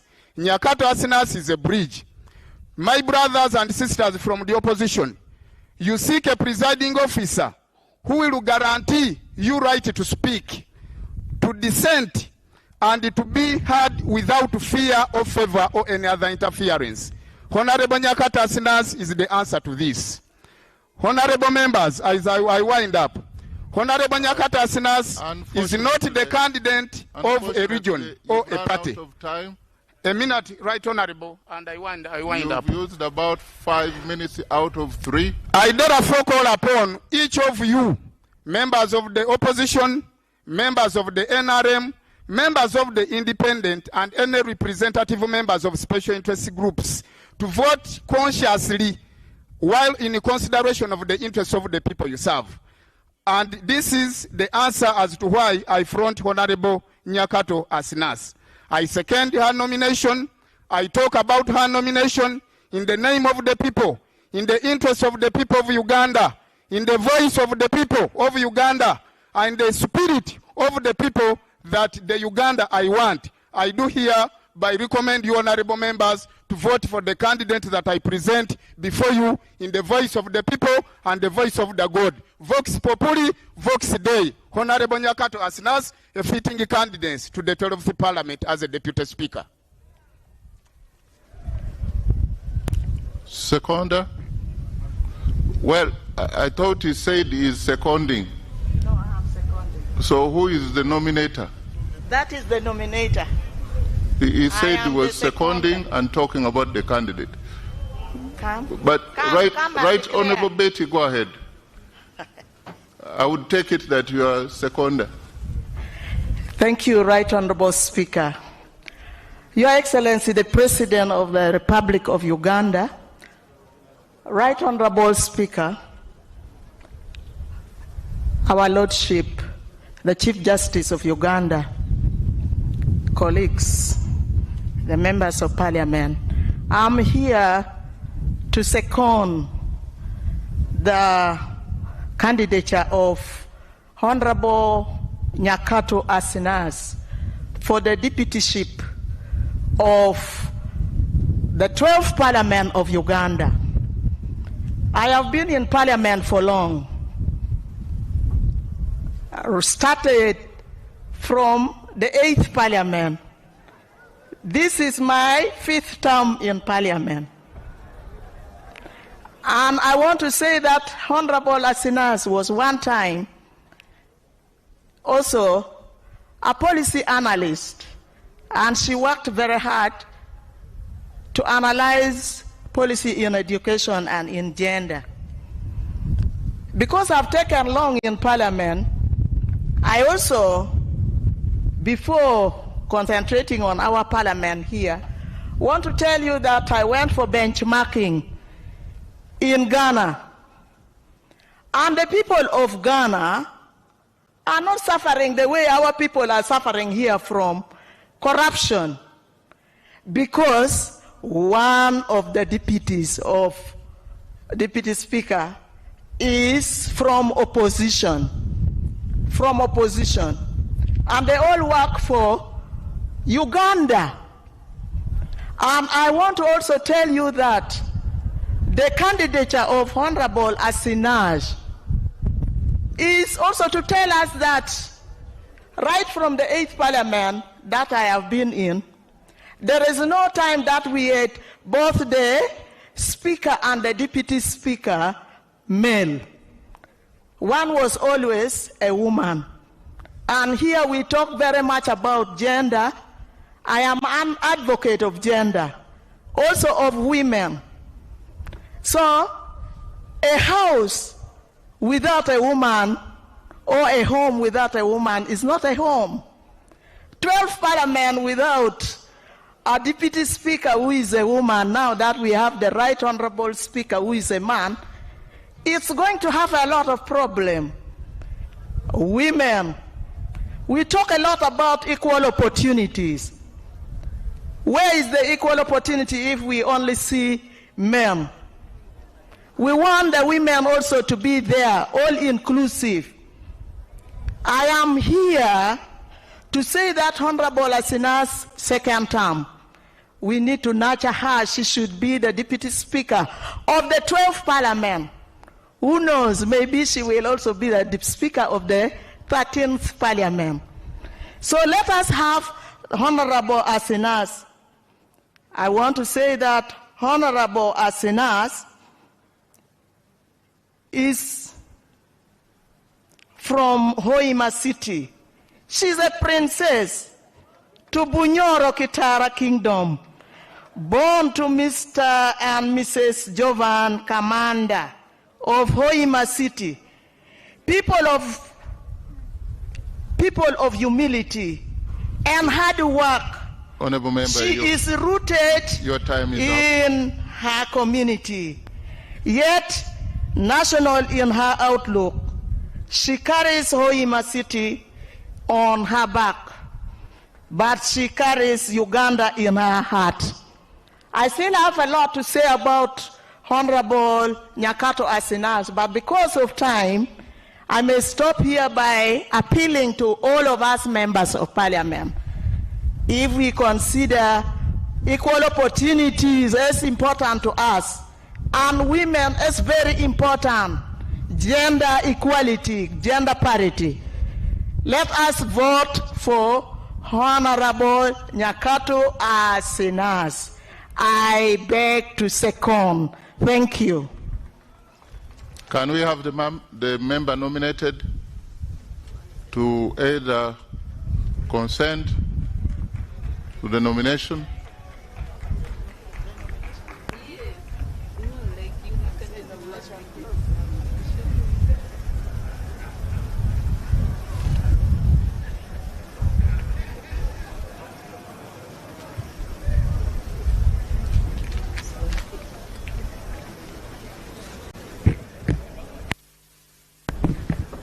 Thank you very much, Right Honorable Speaker. Congratulations. Thank you very much, dear Honorable Members of Parliament. Right Honorable Speaker, in the spirit of restoring sanity in the 12th Parliament, I hereby accept my nomination for the position of Deputy Speaker of Parliament for the 12th Parliament. Thank you very much. Can we have any other nomination? Mr. Speaker, Your Excellency, the President of the Republic of Uganda, and Your Lordship, the Chief Justice, my name is Fiona Nyamtoro, the District Representative for Nebi. Mr. Speaker, I rise under Rule 6 of the Rules of Procedure of the Parliament of the Republic of Uganda to move a motion that the Honorable Thomas Taebwa, Member of Parliament representing Ruhinda North constituency on NRM ticket, do take the chair of this Parliament as Deputy Speaker. I beg to move. Mr. Speaker, I nominate the Right Honorable Thomas Taebwa, a candidate whose credentials speak for themselves. A man of all seasons that has stood the test of time with proven integrity as a generational leader, a known team player, stemmed to be result-oriented on a strong foundation of consultative leadership. Mr. Speaker, the Right Honorable Thomas Taebwa is a proud husband and father, not just to his family, but to many that have experienced his warmth at heart that is always worn on his sleeves. He holds a Master's in Business Administration from ISAMI, a Bachelor's of Law, and a Bachelor's of Arts in Social Sciences, both from Makerere University. He also possesses a certificate in negotiation from Harvard Law School and a professional certificate in parliamentary affairs from the International Center for Parliamentary Studies in London. And he is currently pursuing a PhD from the University of KwaZulu-Natal in South Africa. Mr. Speaker, the Right Honorable Thomas Taebwa served as a member of the University Council of Makerere University for 10 years, a position that cemented him as a mentor for many young, charismatic leaders, such as myself, who proudly associate with him with utmost admiration and continued guidance as inspiration. He is also the president of the Organization of the African, Caribbean, and Pacific States, OWASPs, and co-president of OWASP's EU Joint Parliamentary Assembly. He was elected to this position in February 2025. The Right Honourable Thomas Tayebwa, before joining Parliament in 2016, was and is still a successful businessman who has stayed himself. Mr. Speaker, for the past 5 years, the Right Honourable Thomas Tayebwa has served as a Deputy Speaker. He has showed that he believes in the parliamentary system of representative democracy, orderly conduct of business, and strict adherence to the rules of procedure.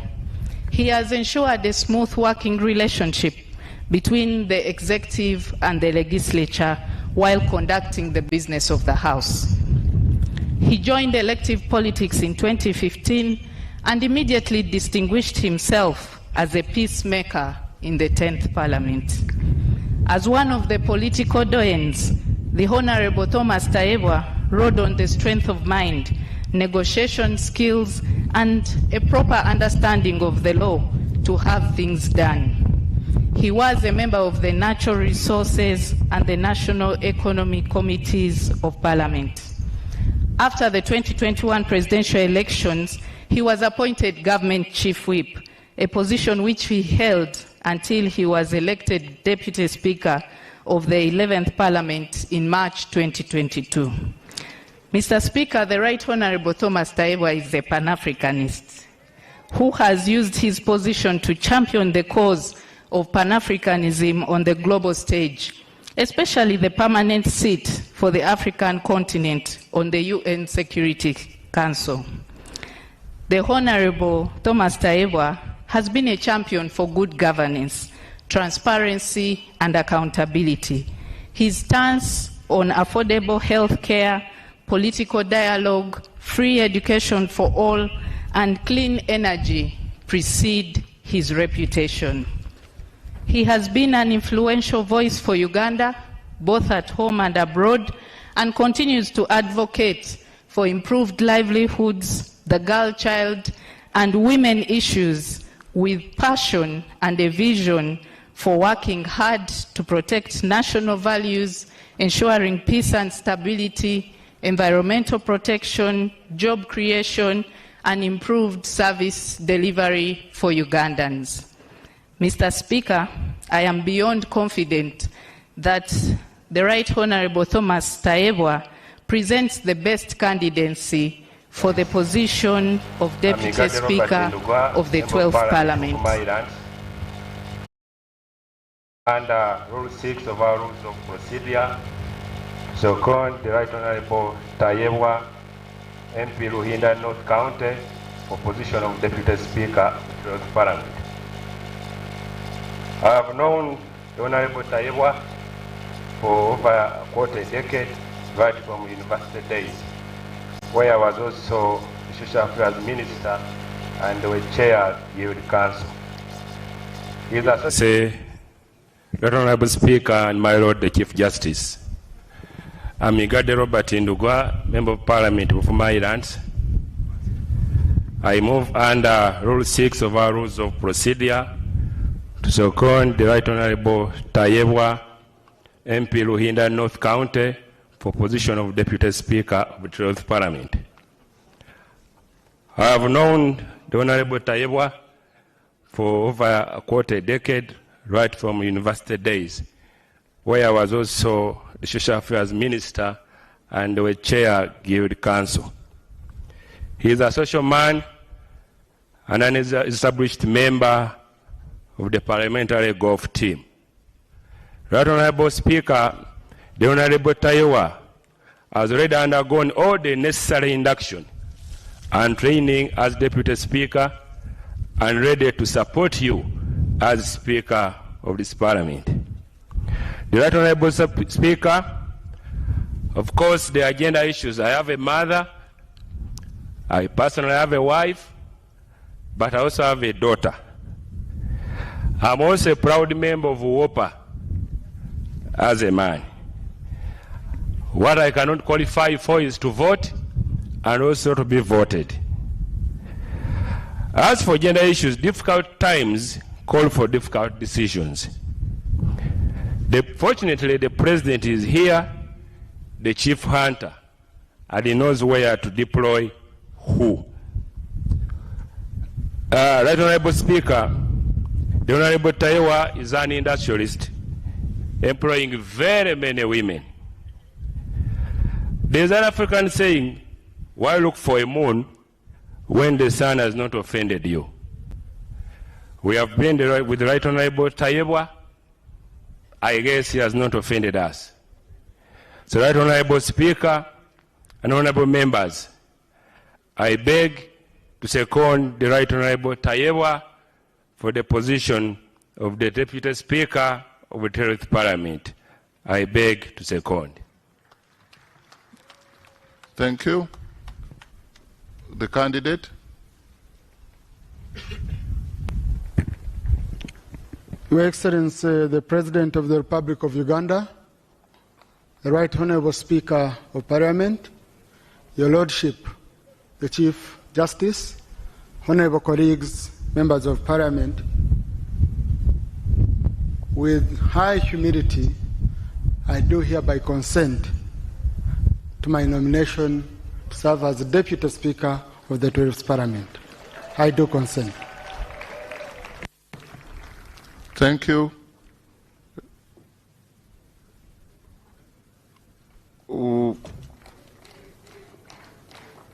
Is that another nomination or another candidate consenting? It's a nomination, Right Honorable Speaker. Go ahead. Right Honorable Speaker, first and foremost, allow me to congratulate you upon being elected as the Speaker of the 12th Parliament. My name is Chiruruta Yusufu Junior Nkeretanyi, standing here as a representative of the people of Kalungu County East. Before I nominate my candidate, Right Honorable Speaker, allow me first and foremost recognize and appreciate the President of the Republic of Uganda for his presence. Your Excellency, the President of the Republic of Uganda, thank you for sacrificing yourself for the past 40 years to be the President of the Republic of Uganda.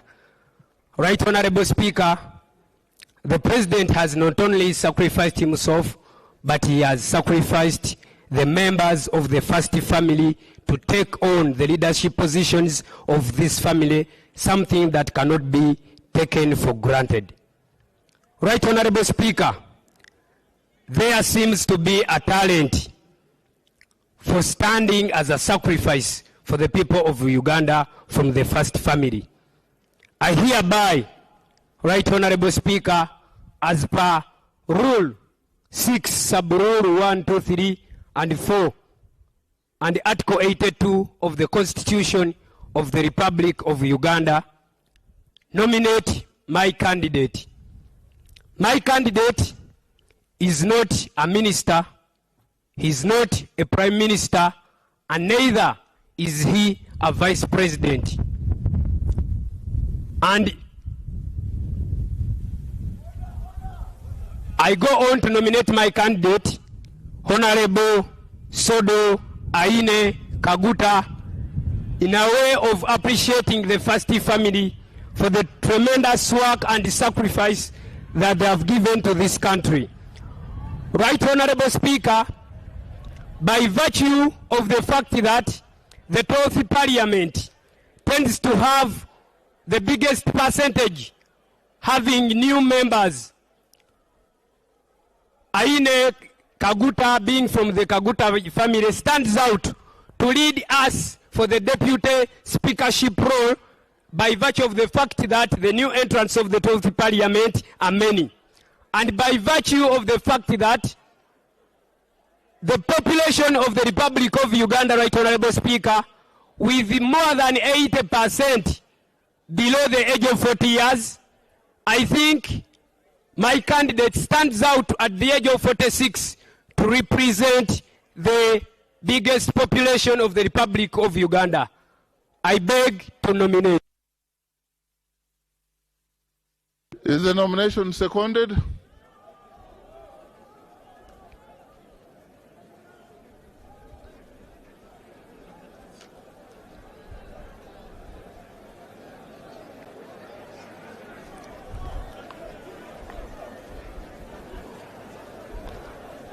I take it that the nomination is not seconded, and therefore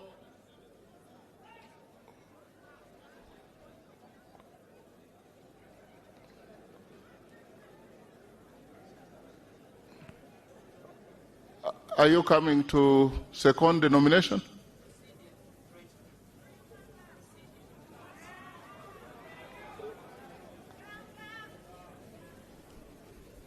Speaker, my name is Namere Justin Nsubuga, representing the wonderful people of Masaka City, the agricultural city. Ekibuga kya Ssaabasajja Kabaka. Right Honourable Speaker, the presence of His Excellency, the President, in this place is a constitutional requirement under the Article 95 of the Constitution of the Republic of Uganda.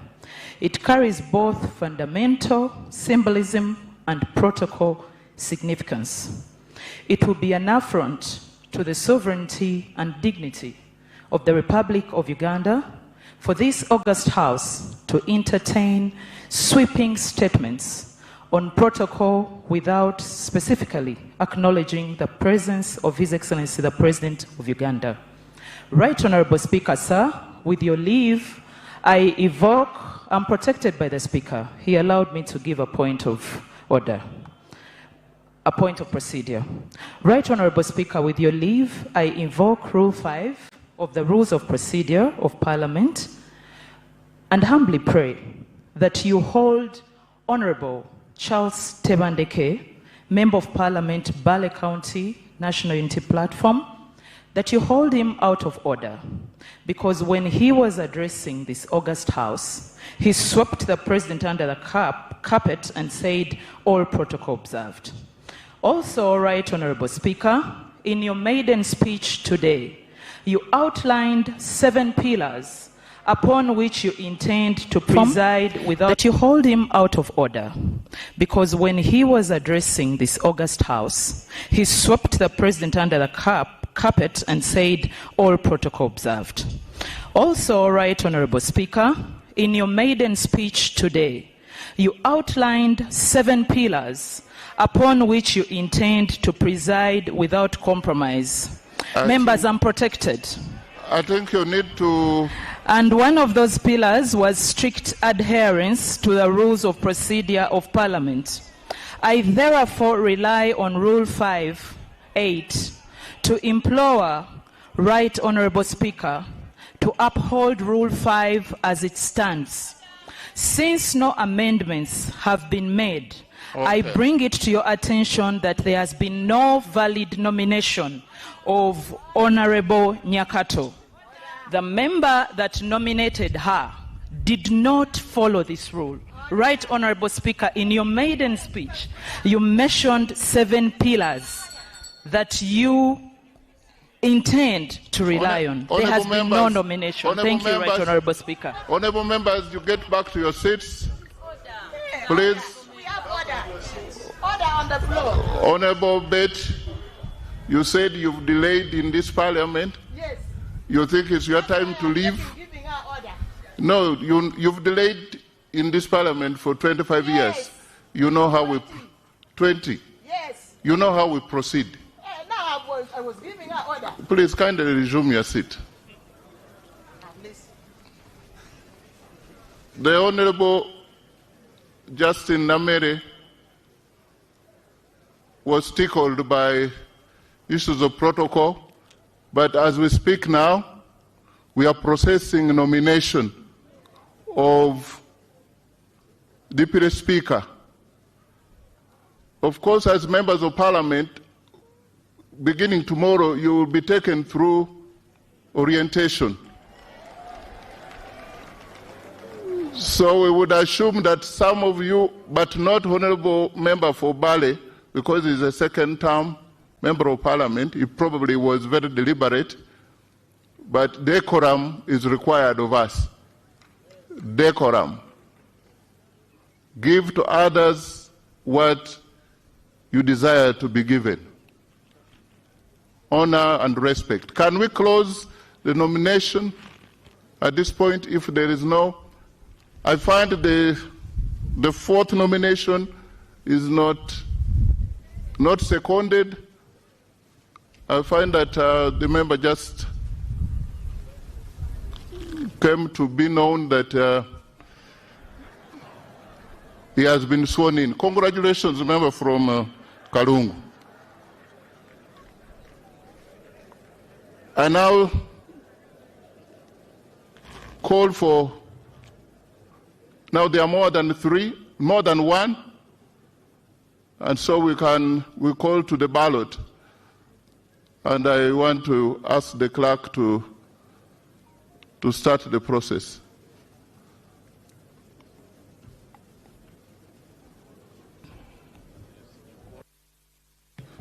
Can we have the agents of Honorable Aguti Sarah?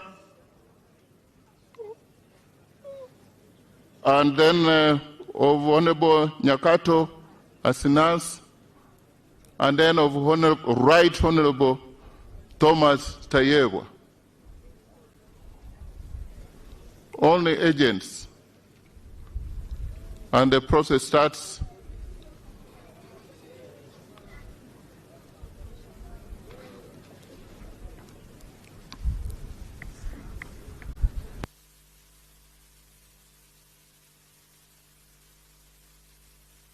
I think we can have one for each. I would like to know who is for Honorable Grace Sarah for Aguti, then one for Honorable Nyakato, then Honorable Tayebwa. You are two? Okay. Okay. Okay. Isaac, okay. You leave the woman to, okay. Thank you. We are sorted. Clerk? Ayo Joyce Makamo. Can we first determine the ballot paper, the ballot boxes that is empty? Confirmed by the three agents, and now the voting can commence. By calling out names. Ayo Joyce Makamo, Ababiku Jessica, Abeja Susan Jolly, Abe Lillian, Abigaba Cuthbert Mirembe, Achafua Topista, Achan Joyce Okeni, Acheng Jane Ruth Ochero, Achayo Juliet Lodu, Acheng Sandra.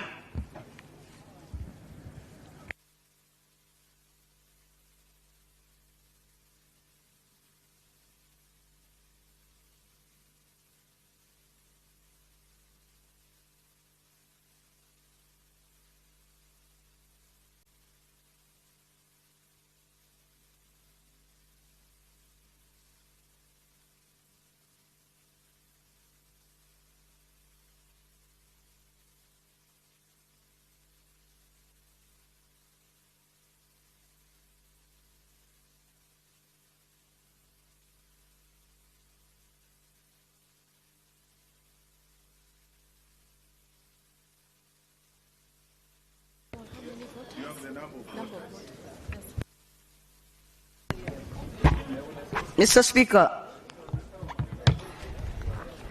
I rise on a point of procedure, Mr. Speaker. Mr. Speaker, while elections for the Speaker were being called, the CJ announced that we had 370 voters in the House. However, when the tally was done, you scored 441 votes.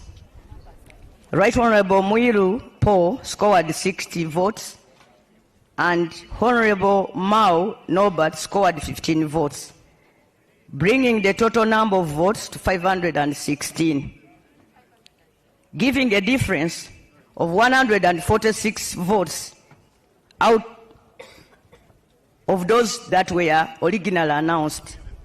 To people who will be reading the answer, Mr. Speaker, they will think that there was ballot stuffing during the election of the Speaker. I think there was a mistake that was done because other people were still being registered on arrival as the elections were going on.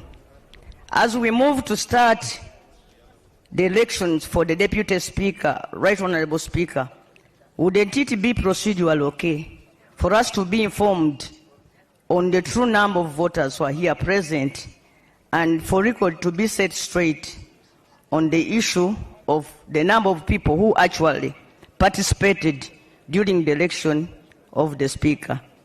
That is the point of procedure I want to raise, Mr. Speaker, and I beg for your kind guidance. Thank you. You raising procedural matter on my own election. You sat on your right while the presiding officer was the Chief Justice, and now I am presiding over the election of Deputy Speaker. But what I'm being told is that the Chief Justice said at present, at that point of the beginning of the voting, there were 372 or something, 370. Members of Parliament kept on coming, and the register is an open document there. They are the ones who registered. 519 registered, and yes, that is not anything strange. It is very difficult to determine other than using the register. So we are using the register. I'm sure that they could have either more members could have come, or even we could have lost some. So can the voting go on? Achia Kathy, Achia Lokiru Gabriel, Achia Remigio, Achola Catherine, Achom Alobo Joan, Achom Esther, Achom Julius Bua, Achora Nancy Adong, Adek Ann Ebaju, Adidiwa Abdu, Adome Francis Lorica.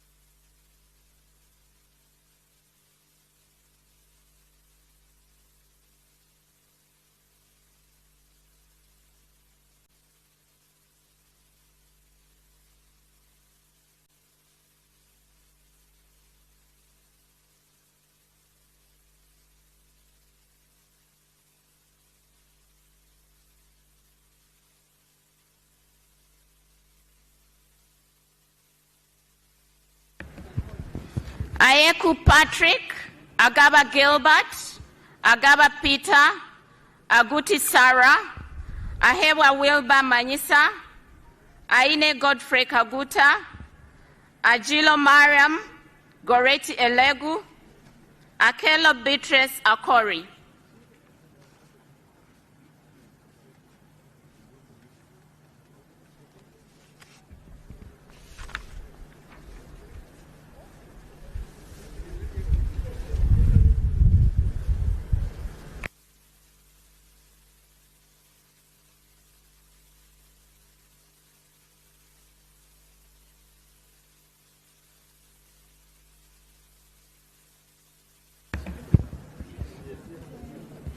Akelo Lucy, Akelo Rose Lily, Akifeza Grace Ngabirano, Akol Anthony, Akorikin Francis, Akoth Angela Nzokire, Akugiziwe Aled Ronald, Akugiziwe Lawrence, Akum Catherine Mavenjina, Alenyo Michelle Godfrey.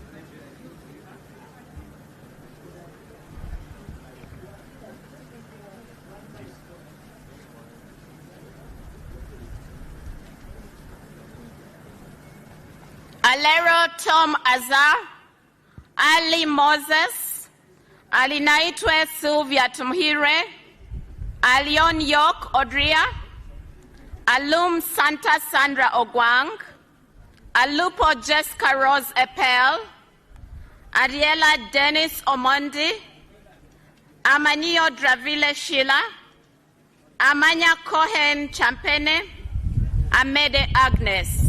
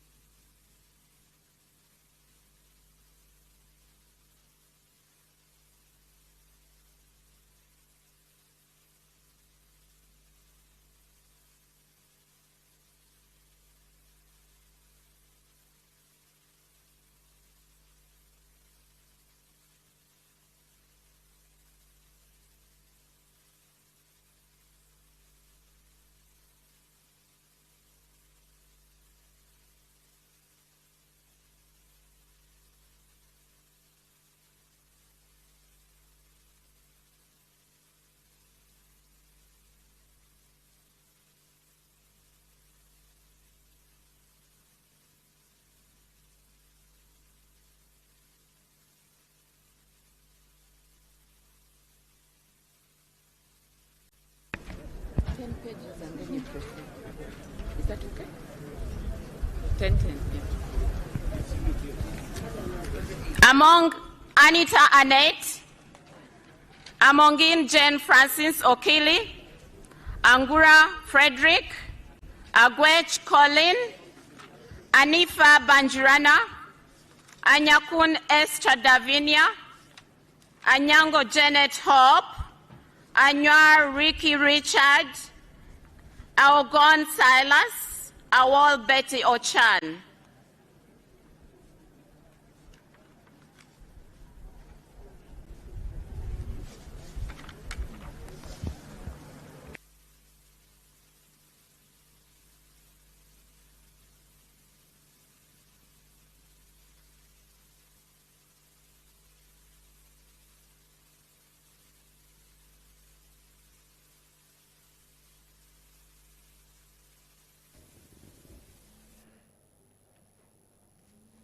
Okay, kale isukaino yetukali ekolo aina tukaliyo ekolo okulekata kitundu ekyo kulonda amyuka speaker wa parliament y'omwezi gw'ekumi awo notuli okwa kale kano okulekata ate n'ensonga tugimaliriza idukira wale ku mulundi ogwasoose ekitundu ekyasoose parliament yetuusa akaseera idukira abayeeza speaker akaseera kabaire kakulirwamu isabalamuzi President Zeija members okola omulimu gwe kulondesa speaker wa parliament Jacob Both nga bwe twasinga okumanibwa ate era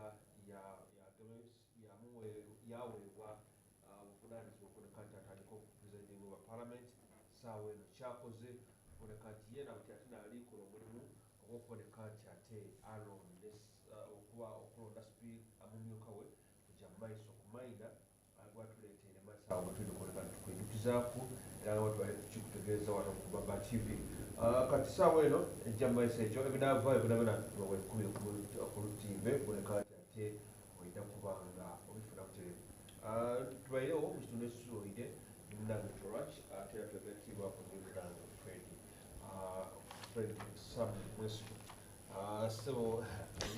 Mubatiza. Kuwalia. Yajawa Fred Mwesiga. Yali mwongezi wa amani ino. Okuvaawo oyinga okuvaawo twakola DP we yakola omukago ni NRM. Fred Mwesiga yatubulako awo. However, nenda kusiima abaka ba parliament ni parliament ekoze omulimu mukulonda speaker abaka ba parliament 519 bataninze up mukulonda speaker mu mwaka gwa 2022 abaka ba parliament 522 nabaliwo okulonda twalina obululu obwali invalid bubiri kuluno tubere ni invalid busatu situlaga nti mukalimu either baba excitement kubanga kalukano kabe kakuwandika owandika kwerina tubaire mukumulamu eri olusango tulachi yakobati taye walina osofa bubiri bwo kutandikira okulaga nti bali mwenda ino ati bamulonzeri bakola ati tulinde deputy tukatulondere ilala era Jacob Olanya yabitira ku bululu 310 Lwetonale Kadaga yafuna obululu 197 samali bukayifukawo nakomye tulachwano nti nini ile kubona obululu obunafa does it mean ku level y'omaka parliament okuboneka nti you do such I can call that manyanga ande bwe tiba tukobeere ku kyekisa akalulu aya kandi ku kalulu nkabo ine olawandise ku amaina yayongera ku Olanya sorry yayongera kutayebwa ako kabaka obo biribu bale tayebwa Thomas tayebwa Thomas kuba nti either omuntu oyabeire alikwenda ino tayebwa nga weire babeire samya lokungado level MP tibano tutuli kulingira prefect wa isomero it is true kisobola okuba oli ndikwenda ino okolesa olulimi oluli polite kisobola okuba deliberate ngola yenze kuwandika atyo kisobola okuba nga taidi kyakola really kisoboka ekyo nani kaswabuli abaka ba parliament abali kwida we are not picking from angels from heaven you are right yeah we are picking from amongst ourselves kati ensobyedo they are small they are minor issues we are picking from amongst ourselves omuli abanwa soda wa plastic basola obuchupa kulia omuli amalo okulia amenvu mu Kampala wakati omuli abasibulisa chupa ya soda amenvu omuli balebe enkobya kwa babana tofuka wano yafukawo abone kyekijja okwirako so obululu okufa obusatu buyinza obusatu aye it speaks volumes to a level of a parliament lwaki tuba n'obululu obufiire tukitwala at international level tatwandibewo nakalulu kafiire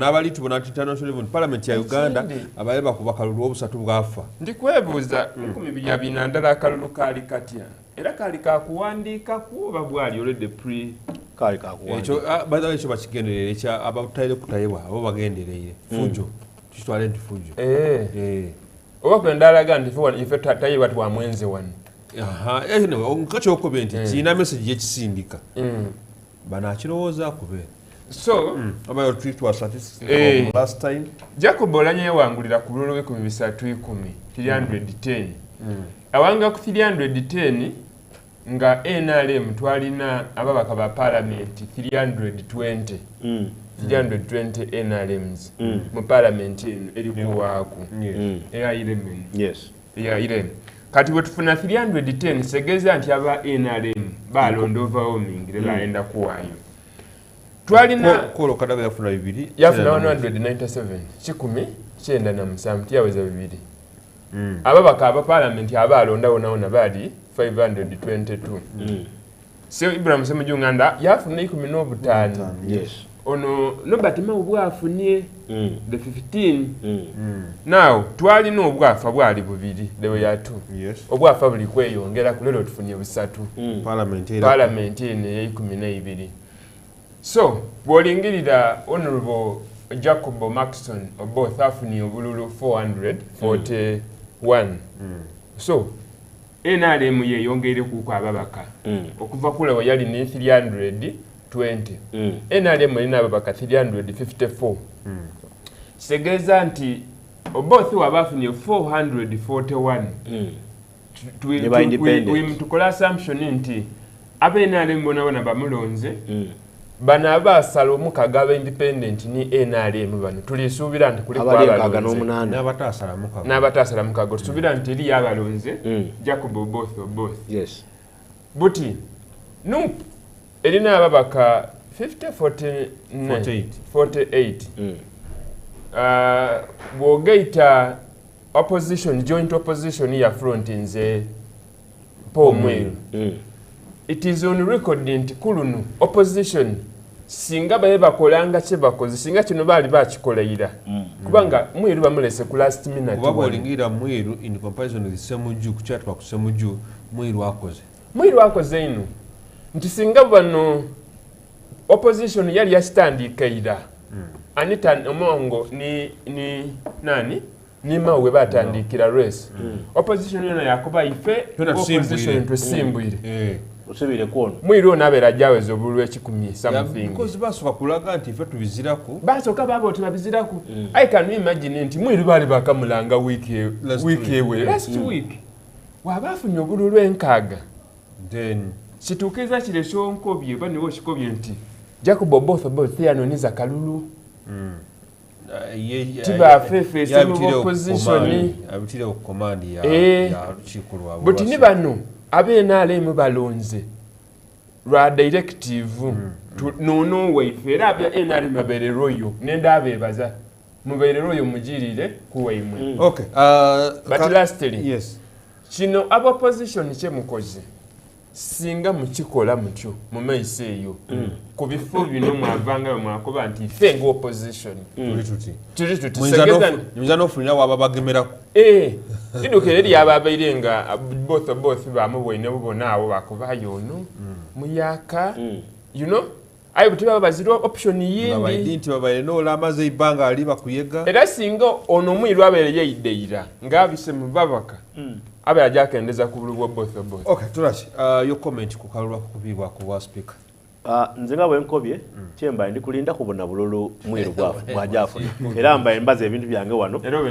nga opposition bwogigaite yawale ina ababaka nkaga na mwenda honorable Mwiru I want to believe nti buli mubaka opposition ali mu parliament yawo lero yes I sure yeah so afune bululu nkaga na mwenda now bwogaite bululu okobya ababaka NRM bali bameka mu parliament 354 bwogaita kwa independent enkaga n'omunana independent ba independent enkaga na munana ofuna ababaka bameka so 354 bwogaita ku ba independent bali nkaga na munana ate opposition bali nkaga na mwenda bona NUP ina abakana na munana DP mukaga PFF babiri and mulala UPC 8 plus 48 plus UPDF bali 10 plus 10 nti 354 ogaite ku 68 ogaite ku 48 ogaite ku 10 that is 480 so I'm thinking maybe numbers then are mudisinga kwao but NRM did not it should be 370 what numbers do you have? I think it's 370 I nibo get 372 then now wana bakabe NRM wagaita ku aba independent enkaga no munana ofuna ababa kabina nana ayo mukulu afuna ulumeka 441 atenga abakabe NRM naona bazirawo kubanga right honorable Anita Amongo azirawo oli kumfuna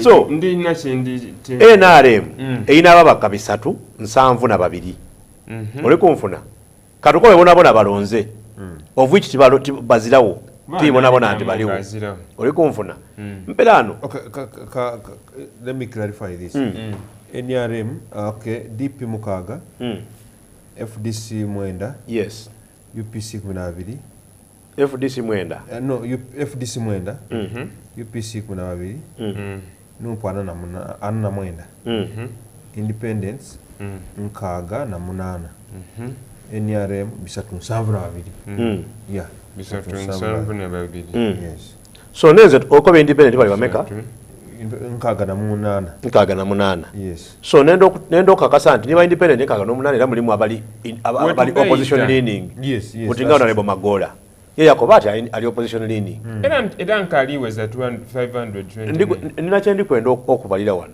372 that is NRM wogaita ku 60 maybe katukale 60 out of 68 aba independent katugaite ku 65 tukobe nti bala basatu bali opposition leaning ofuna bameka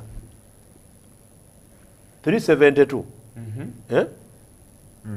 plus 65 betwandiko benti ba independent mukitola ku omulala ku -1 kuba nyita amongo yetu chidi nti azirayo abo basigaza 436 omukulu afune bululu bumeka 441 ekitegeeza nti ate okuba either yazikwa ku opposition wali abamuwaireyo eri abamuwaireyo kuweza 441 opposition yone bali bameka oli kufuna opposition kubanga atubale bulungi nupu tukoye ono na aina ebiwandiko nupu bali 49 plus UPC 12 FDC 9 and DP 6 kwa independent store abala that is 76 anti aina yomulala yeah by that plus aba independent tubaweyo basatu abali opposition leaning kuba basinga bali inside NRM UPDF tubabaze bali 10 bona bongereko 10 so opposition yone eri 87 opposition tojibaira mu UPDF so opposition katubale 77 ayo omukulu afune opposition candidate wa opposition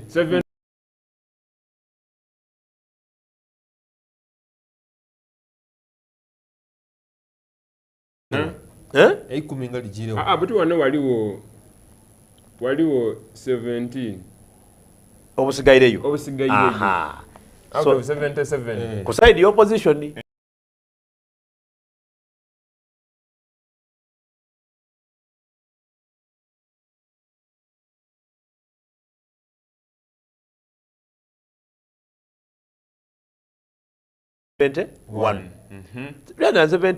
tugaite kubale ba independent abasigayireyo ono soko omewo wani ndi bona katubale ba independent azirayo anti babese 372 twatola ku mulala tegeza nti ono bona abafunye wani oti katwongere ku ba independent abasigayirewo nkaaga na batanu tutolere ku basatu abo opposition leaning betwandikobye ndi bali opposition leaning abo 436 aya afune bameka bina anona kalala so balance -441 yes -441 tu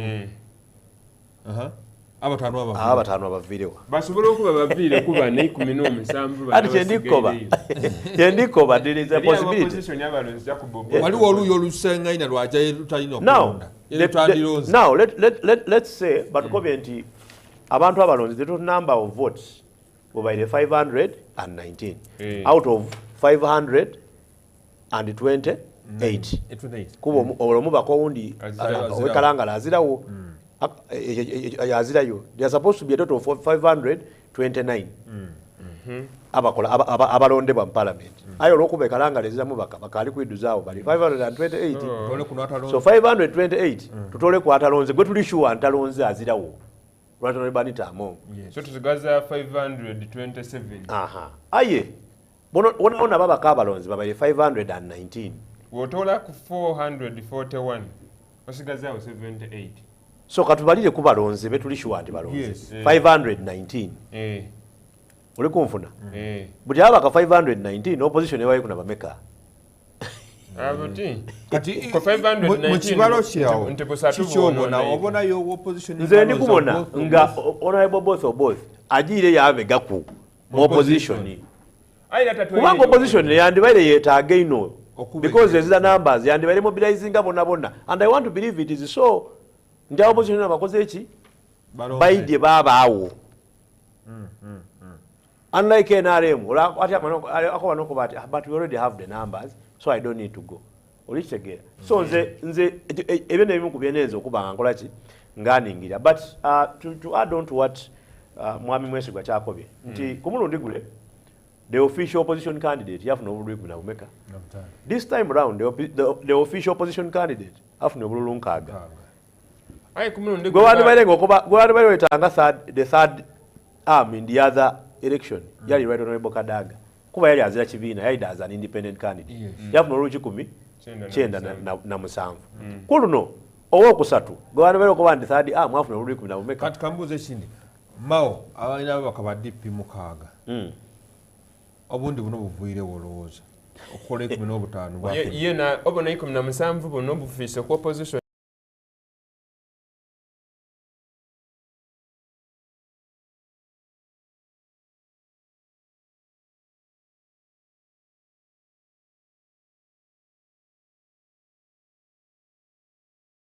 already tubatukuba nti nachogere kuniwe nti abatandika race eno mwali munimawo both wide oduzi lwaki olowooza nti omuntu nga Mwiru owa last week can even get more numbers than Nobert Mao Mao kiki ekituusi already being an official opposition candidate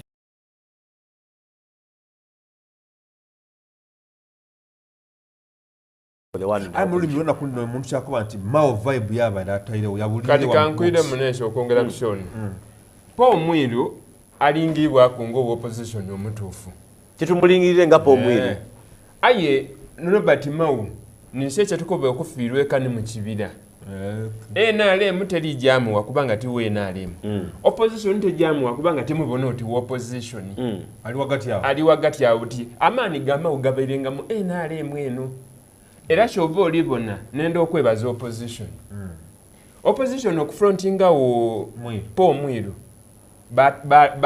batasiisa okuleeta okulangirira obulangirire Jacob Oboth kubanga Jacob Oboth yabeera idafuna obululu 15 but the same kyoli kwogera was opposition aye singa twabaire nga tukobye nti Jacob Oboth taidiire ku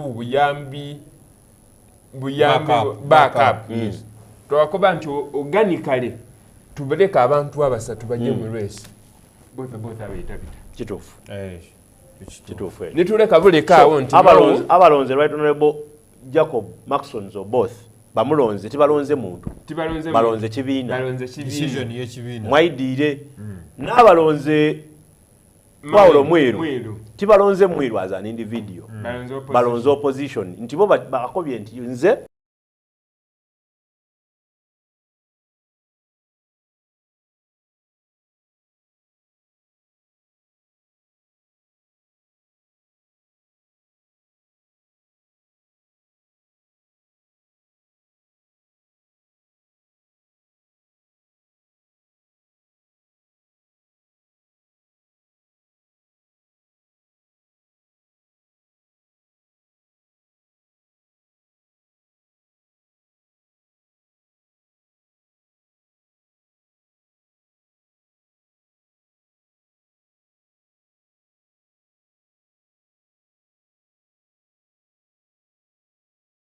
kulonda nti wano bakubira nti tukuba akalu the eyes have it or what kitegeeza nti bali era bato bajja otambuza ensonga nti by virtue of numbers kibiina kisazeewo kiti tujje n'ekyo and for me nze wenja otandikira kutintandisa opima kola ya mount parties mweno tekutola ku bwongo tekutola ku bwongo actually nakirowooza kuwano olulala era nakibuuza kuno ndi ku maka wa parliament namukoba nti aye nkoberaako amazima kituufu byemulonda wenna obasinga baba nga tibakukobye nti chairman takukobye mulonde kino wena wandironze ekyo nikinebuuza because abantu bano baba mu campaign alaga vibrance alaga byajokola bwatukawo the party singa baidawo ebikolebwa nga bituufu the good wazirabuzibwa yeri ebikolebwa okubyodinga party nali mwewanga lya China nalingirira system yebwe governance yebwe China ezira democracy chairman mao yatola bibyo buli omu abe n'ekyokwogera buli omu abe kunisha kwogera bino mbu wena tuweekwa ebidugo wazita byona tuweekwa ebidugo byo the government comes with a plan ate imwe mwena muyikirize awo tujja kuzimbawo now mu inception byasooka byakosa abantu because you must know where there is development there is destruction development to occur there must be destruction byasooka byaniga abantu but later leadership yamala yaterera now mu Uganda democracy ne multi-party kiringa atukoba nti eyamba ayekosa okutoolayo obwongo bw'abantu ne creativity y'abantu koza abantu bonabona nkyenkobye nti singa tubaleka baje ba campaigning to get the people's speaker kambuze singa bukeera ekyo oba tiri abasobola okikiriza lwaki titubakuna kalulu ako nkakusimba agaliwa ajaleta ebizibu andi olina okyusa rules of procedure kuba aye niwe tuba tukyusiza rules of procedure tujaleeta ebizibu twenda bwerufu odda kuleeta empalana ojaleeta empalana oyidi lwaki mubireka byaba lwaki biri bityo anti ku byalo byo bityo now the business of parliament is like a meeting chairman ajo sharing olukiiko you are going to be with him often oisegera now ku bantu abasatu buli omu alina abawagizi be you like it or not buli omu alina keyagabyeko era iyo titwidde abyogera ayira kabayo ate olweggulo lwaleero eri yajja okujja ewa Jacob both amukoba ati nakuwagira aye nga tiyamulonze after party buti Jacob both oyo bw'anaabanga abantu bajja odiiringa nabo yababonanga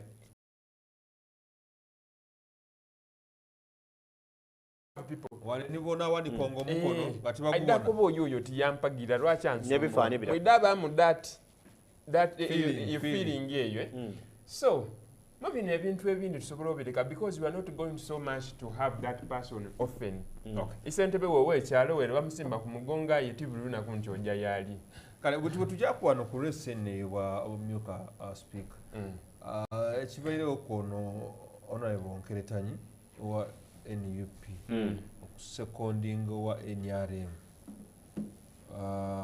kiragachi kukola amawulire kyefaananiza ku mu 2021 honorable bakireke na making kuba question ndi mu kibiina kye kodi wa kibiina kye when UP is the first time yes aina myaka emeka abi ngali I can't is a youth is a first timer yes and is in opposition kyakoze kyefaananiza kuku ni onawe Justin Namere yena kyakoze bombi baidye n'ensonga yenga balinga bali manya parliament ebiseera but omuzungu yakuba nti the bottom is overcrowded fight so much to be on the top because the bottom is overcrowded nti oleeta ekintu nga weno kyoidinga okizira ku interest yaye you want to stand out kuhansard ojabaako ona beti bakireke nambozi ya proposing ono Moses Ali mu 2021 ku bwa speaker kyakola amawulire up to now era odiana nti nambozi yaleta 5 years down the road we are talking about it now omuna byabufuzi abali ebibalobi asobola okwida yakuba kankole kino just to be seen era obona speaker amazi yamukoba ati you know you wanted to be seen after you also yelling in congratulations now kitono ino knockout psychologically it's a knockout but so long as you've been given abaira one dashi court itan nga yebyali kwogera bizira destiny but after era abana mayo mwidamu nonya muna wasinzira ku kyokwogera Rasi now that one will be ushering him okuba visibility abakaba parliament bali bitanu for God's sake toluzinga oluzinga ekifo ky'obwa speaker oba deputy speaker wakirifuna eriiso lya kamera oisegera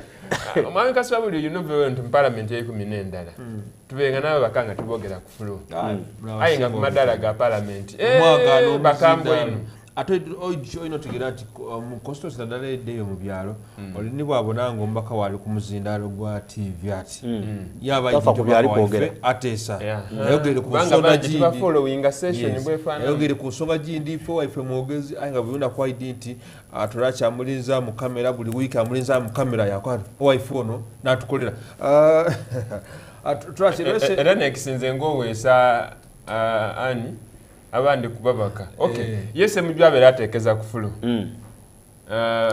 onalebulutamaguzi abeera ateekeza ino ku fulo wano ku madaalo singa ku fulo kiddanga kitya nti ye buli lwawanika omukono kibita namubuuzaako nandyekola naye interview namukoba nti honorable mukolagana kiyolina ne speaker nti wobitawo nti iwe buli lunaku every session ojaateesa nawe yakoba nti nze ndidanga ndidi nti ninoteesa era bwe baanimansituka n'agema akazindaalo okitegeera naawe butika nkubere mu society mulimu omuntu asooka yaaba ekizibu mwasooka mamunoti kizibu ng'ayogera bamusisa yayogera yasirika mutuuka akaseera okwekaikania okwewala ebizibu ebinaida kubakeyanira mwamuleka yayogera wayogera ebyamakulu then afterwards amala yatuuka nga point dayogera dibadde amakulu so mala mwatuuka mwamunalirira nti waira atukubira ino kereede buli sawa nayogera aye byayogera ate yena bwe muwe ino ategera nti owange buti alekerawo okwenda obitawo kuba yankobaneri yababaka ba parliament bamubriefinga nga akalija mu parliament twogerere ku kino kubanga bakidiya ina sure deal tuna kiyobona ko kiyinza okuba unique mu ratio wa deputy speaker I think ngamba kibaire mu kwa speaker deputy speaker bejogo maybe ekiyinza okukyuka is the number of votes webajogabana oyinza okweyongera obwawo omubaka candidate opposition oba okendera ne bulobwole bweyongera because remember unlike mwami both Thomas Tayeba in parliament so influence ekaliwo I want to believe nti ayinza okuba nga akoze kuku emikwano mobilization lobbying egibairewo nga ye olwenga ye ngeriyo n'abopposition oba oli awo abayinza okuba nti fe wali tuli nasinasi aye omusaada ono tubaye naye so katukole ki katwemere naye and then maybe nekindi nti probably by now oba oli awo n'ababaka beyongerewo maybe bakali kutuuka nga bayidi so ezano kijja kukyuka of course NRM will take that day and already ng'omukyala Nyakato mu kitundu kya Sospa ayogere reso okubulamu omukyala naddala ku NRM endorsement okubona muresi nga mwediemu omukyala ene ya deputy speaker kiyinza omwongera mileage by virtue of the fact nti ayine abakyala abo nze nankobye nti wano gyenda ka teyida akola era mwena abo opposition nga nga baligezaako ogidriving aye teyida akola wano whatever was decided on Friday is what is going to work Sam Nyakato abakyala tibamwagire nti omukyala munaife obaire owulira amaloboozi agava mu bakyala nti twendayo okuwa kiri ekifo either speaker oba deputy basobola omuwagira but the numbers edimufuula deputy speaker abakyala bali 146 abakulembera district abaida direct nga bawoman MP aye ku 146 kuli kwaba NRM abakoba omwami kyakoba zena kyenjana kyera omwami yamaze okoba ntulironda tayebwa buti abo batoolako abakyala abaida mu parliament nga bawoman MP nga baidira ku opposition bali bameka batono kuba ne146 so kikendeeza kwa sinansi sure deal ya opposition nga abakyala genda card now still nga my brother kyakobye nti ekibaire ku kwani ku kya speaker sinzo okwidda wano kubanga nasinansi yena tamobilizinze asinansi the same way the mwiru bakayidda ate mu parliament abale mu yes ayirina mu mobilization so tuyinza okubonamu oko kasympathaako nti tuwa omukyala aye ate ekifo ky'obwa deputy ng'ono wakweka biti kiriku siniya oba kiriku ekitoliko season 1 nti abantu oyidi nga mubaka bowere bali awaye mukali mu baroyoli tebamungu kati bayinza okoba Anita waife azirawo katwe konsolinge nitayeebwa kiriyo buti weyagana nga tayeebwa idafuna obululu bungi ayinza osinga ku obululu ole bwafunye tusobola oyagana nga afunye obululu 145 tayeebwa Thomas lwaki nti abo babaire awangala abo remember naku Retonal Banter amongo de yali azirawo ona otayeba yali akulembera parliament how was his leadership nzo idinga tayeba yakulembera ku parliament nakuba yakama namukoba omuntu nawe omuntu nakuba akama nakwantu minange watu malega shusha sawa eno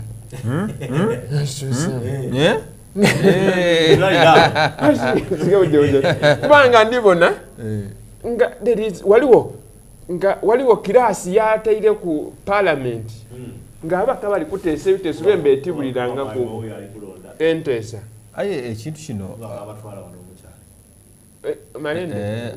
Malenda aliwo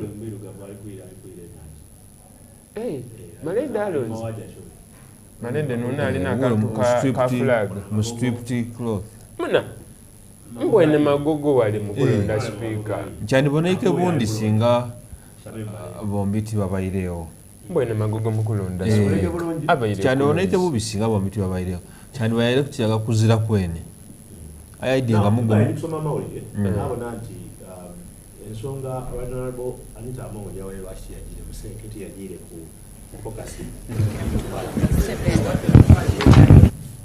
ensonga yagibisisa mu Secretary General ni omukutango ndoenga ariko banti tali sure about her safety and movement is of limited so yakoba ati icyo kwankole ki anjireketi ndabida kubange bya bayo baliko ebuza yiwa cyo omukuti yitaidie bachita otiamo tibayinza okumva onikize kwa security jaba nayo agizira jaba nayo icyo kubiri motoka then nokubawo nga ali free ni bayine nga babayiraba kubanga bale atire nti buliana setanga yali ayinza otebwako akabuuza owaire oyogera kinayi social nati kabuuzaye that's social life eyo niwo bayo webuzabuzeera munogo mutango munene sawe nokwira mbabakawe waliwo abuuza ekibuuzo nti kulule omukulu olanya bwe yavaawo ono eyalinga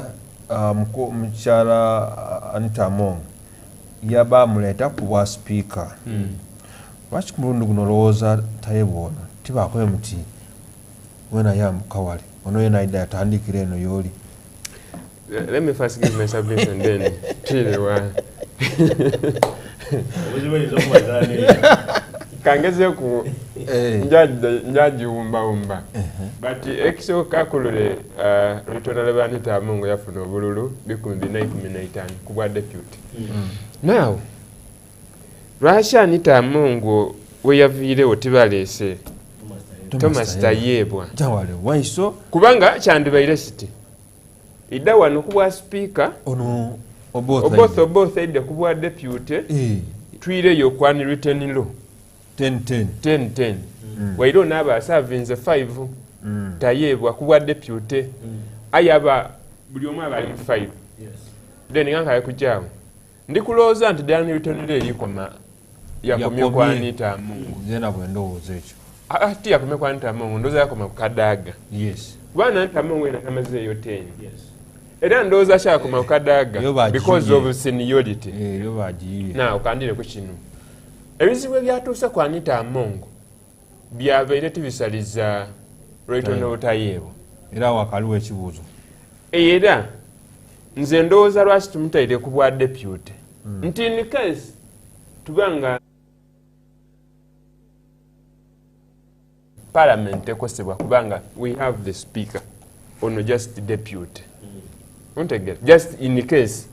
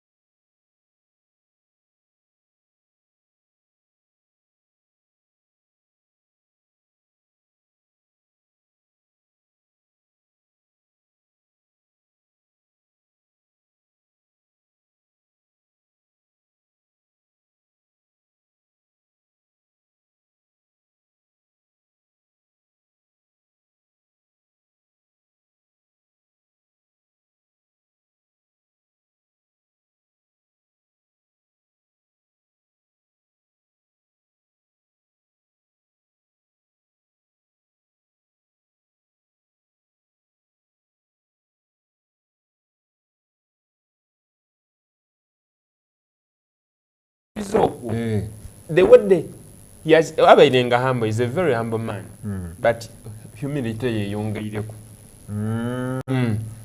Kisuubira nti ebizibu byatuuka walina okubanga obonanga kungu omuntu odi omwana ole eyali mu kawaka ibali abantu batadde lost son. Yes.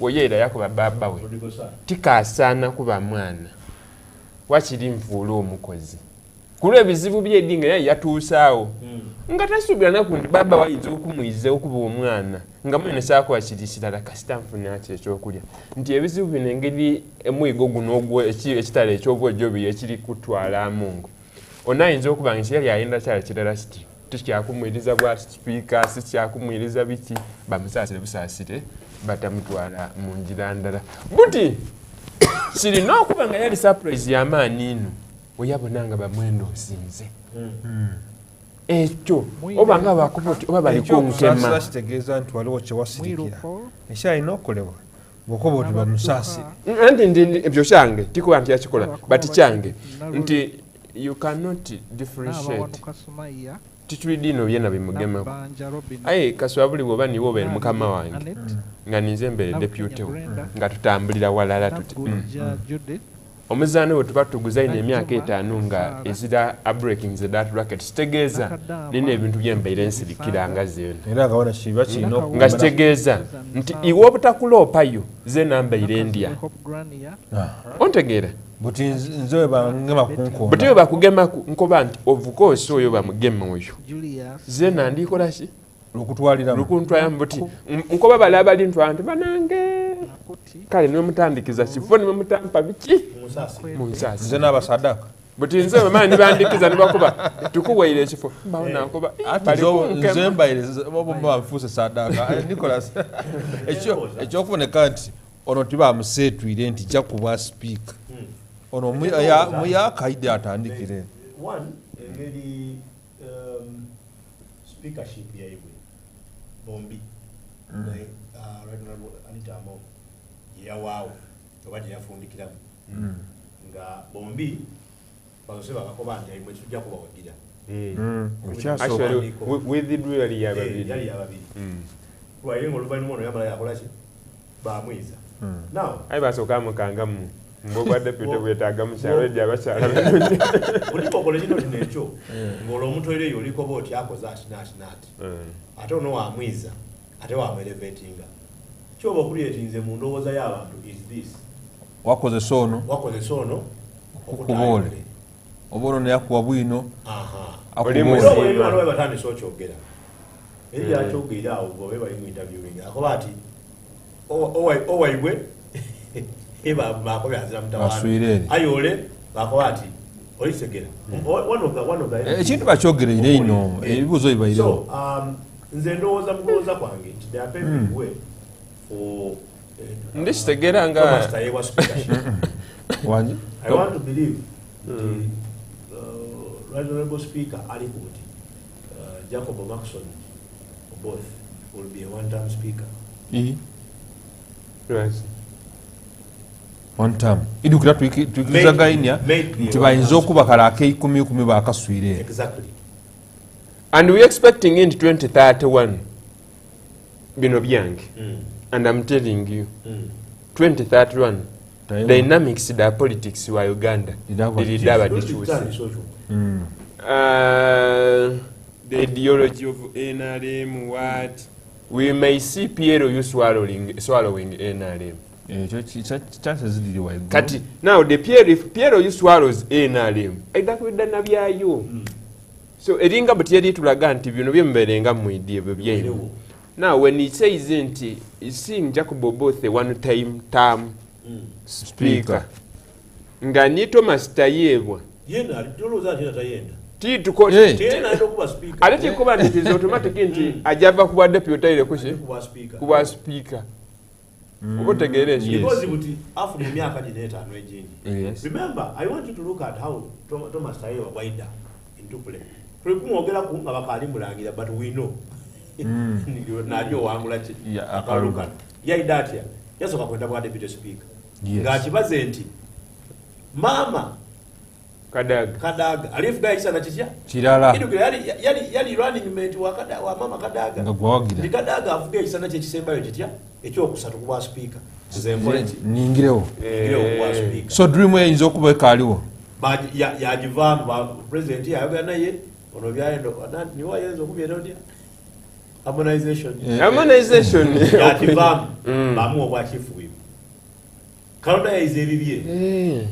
Honorable Jacob Olanya yakujawa.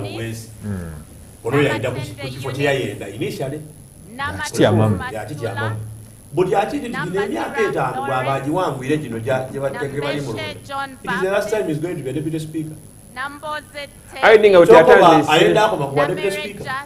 So dynamics dalibo na tesubiranga alina shuwadiru nti automatically njava kuba deputy ndile kuba speaker. Kisinzira ni mwebiche mwongere kwa deputy humility habiri yeyongeire ayo bamulinzi bona mwenna so bide ya koleere wano myaka tadire boli yawo taida kudiramu ayinzo kwachembale njo kubuza nti kino ekyokumuleta oyo kyagaine ombeera nti aje ni mwine kati ekyomuleta ana kitanda kino kitegeeza kitaba ana batereziza buli kintu asobola okuboneka nti bamwongerayo beta gotereza ti tagabitereza ife yetu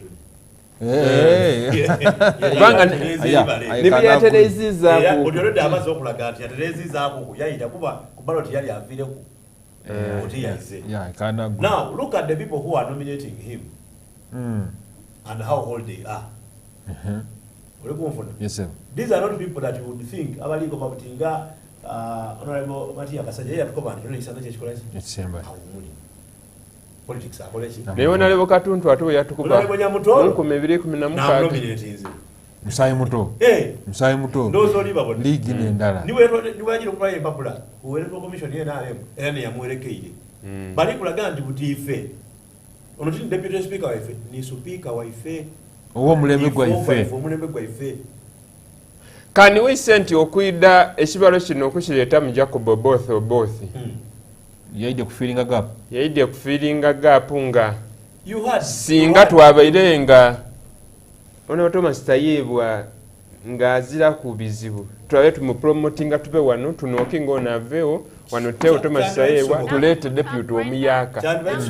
But you heard when they were talking about when General Kineroga postinga yakobanti ekifecho that's which was up why cyanwe cyamu cha amaina agavayo era gali gaba bayo mupinga bato yana be bego mwetaba ainga bishiriza beautiful ngaona ko mabe sada mtabairese butizena wemba nenda kweyongera kumbane tanti mwesibwa so amaina ogabona ntiyo ni parliament eri kwira ku they are shaping for some katutwale tuki ona agaite ugakwe wonna maila kweta akumente Thomas Tayebwa then bana either banyamutoro so oyenda kulowooza bono gotwaye ndoli oyenda kulowooza abantu nti oboto nayinza okuba bamulese kukuma ntebe anti ngobe wali muna mawe kisanda kino wambona kulinga ali explain guys to stinti ni kwenda kuba abaine mba musada mwika kama kuba nikule yayo tusali kwenda kulinda yayokira mwene yayokira kuno ya showing interest ya big ni interest forms zetu kuno chapa ana pia biyo wandi bamuleze na muleteba nkobe nayo ku parliament wichere mukulaira yakoba ati yako wana wao yatenza che ni mwe muri kubingo bazi kiri ku social media ndiko na parliament yendika ikamu empowerment yendika ikamu yenga nkambwe lwakyo kikobo osobero obona yo parliament yendika ikamu yenga nkambwe nti both the speakers ate ayinza okuba omuka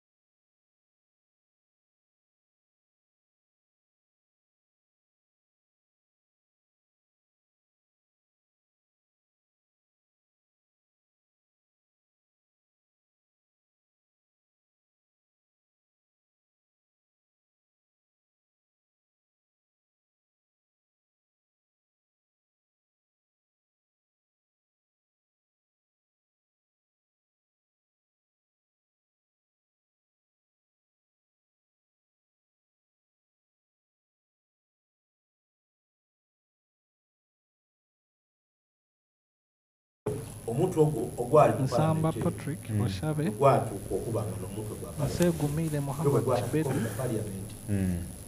omukulembeze olweyinza abantu bawansi kuvuga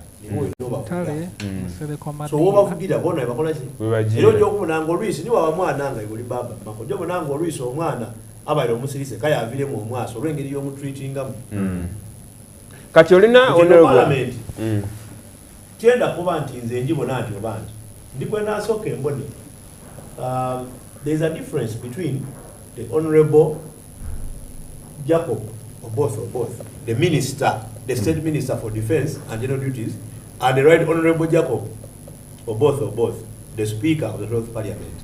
But you are the minister speaker ulikona tumweyo okuku sittings nga ibiri soke tubona ate wakubiriza ati ibiri donka oba isatu tubone nga bakubiriza parliament tufuneyo ku controversial bill either tubone then we can know ati wa handling eja kubeti obeja kubeti if there is pressure ati wa handling era nga singa wabanga waliwo obuyikaika mwera akihandolinga atya but of course obwene ni first speech ye esose alina ensonga dakonyeku yakoba accountability corruption free research based debate research based debate awa kubye banji omuntu yasokoleta ekintu ekyo ni honorable Jacob Olanya yakoba don't raise you don't need to raise the voice but raise with the sharpness of your point ntitowiddawo kukulikana bulikana kubakerere Nyakata Sinansi Nyakato Dorothy Nyamutoro Fiona Nyeko Johnson Kezekia Obiga Rose Obong Peter Achuda Obong Vincent Cedric Oboth enkola n'asiima Jacob ebigambo byebisose ntenandikola his maiden speech yempaire eisuubi empaire eisuubi kati ate wembona bombi begerese they are diplomats ebintu babikola ne diplomatic way nze okola nti nalina siima the conduct ya no Thomas Tayebo when kalakama kenkukubye but kati ate wamwongera kuona Jacob Geoffrey Ochai Maximus Odong JJ Abubakar ali tubona ku Baba TV business ekali ku parliament ya kulonda deputy speaker Podere kati tulina Ali Ismail Ogwal Joseph Jones Ogwang Patrick Ogwang ebindi kubibono abali ku parliament bali kwogera John Bosco Kisitu ndidde nti olina buti ebigambo nga kutukobere ku kyekiri ku parliament yawo abantu bali kwogera ku speaker alondeibwa bali mubona batya tuli mu kulonda ba deputy negatiddwa ku mwami basajja balaba ava bitundu eri ebya Ishaka Bushenyi honorable ojja kusooka oyanjulira abantu tukubuuzeeko amanya n'eddoboozi bampitayidde basajja balaba ndi mubaka wa Bushenyi Ishaka municipality and leero tuli mu kulonda tumaliriza okulonda speaker the process ayabadde atukulembera yabadde chief justice kati tuli mu kulonda deputy speaker was according to the rules of procedure speaker bwe tumala okumulonda ya presiding over okulonda deputy speaker tutandikiraawo obululu 441 bwe yafunye azifu oyinza ogamba opposition eringa etazze opposition ebaddewo naye amaanyi matono teina maanyi abantu balabye ekitangaala tebeebase bali mu kukolera abantu baabwe kyova olaba balonze omukulembeze omulungi atagenda kwebaka kukola bulungi nga mukama waffe bwe yagambye president Yoweri Kaguta Museveni waliwo abalowooza nti ono speaker babalagidde bulagizi mu London nti mwabadde na choice ku muntu gwe mwagala yenna ebya bulimba because singa batulagidde wano twandibadde tetuliiwo lwaki tuli mu kulonda ate eri security ballot bakuwa n'owandiikako ky'oyagala kakate we yali mu kwogera ebyo baleke kumisleadinga abantu.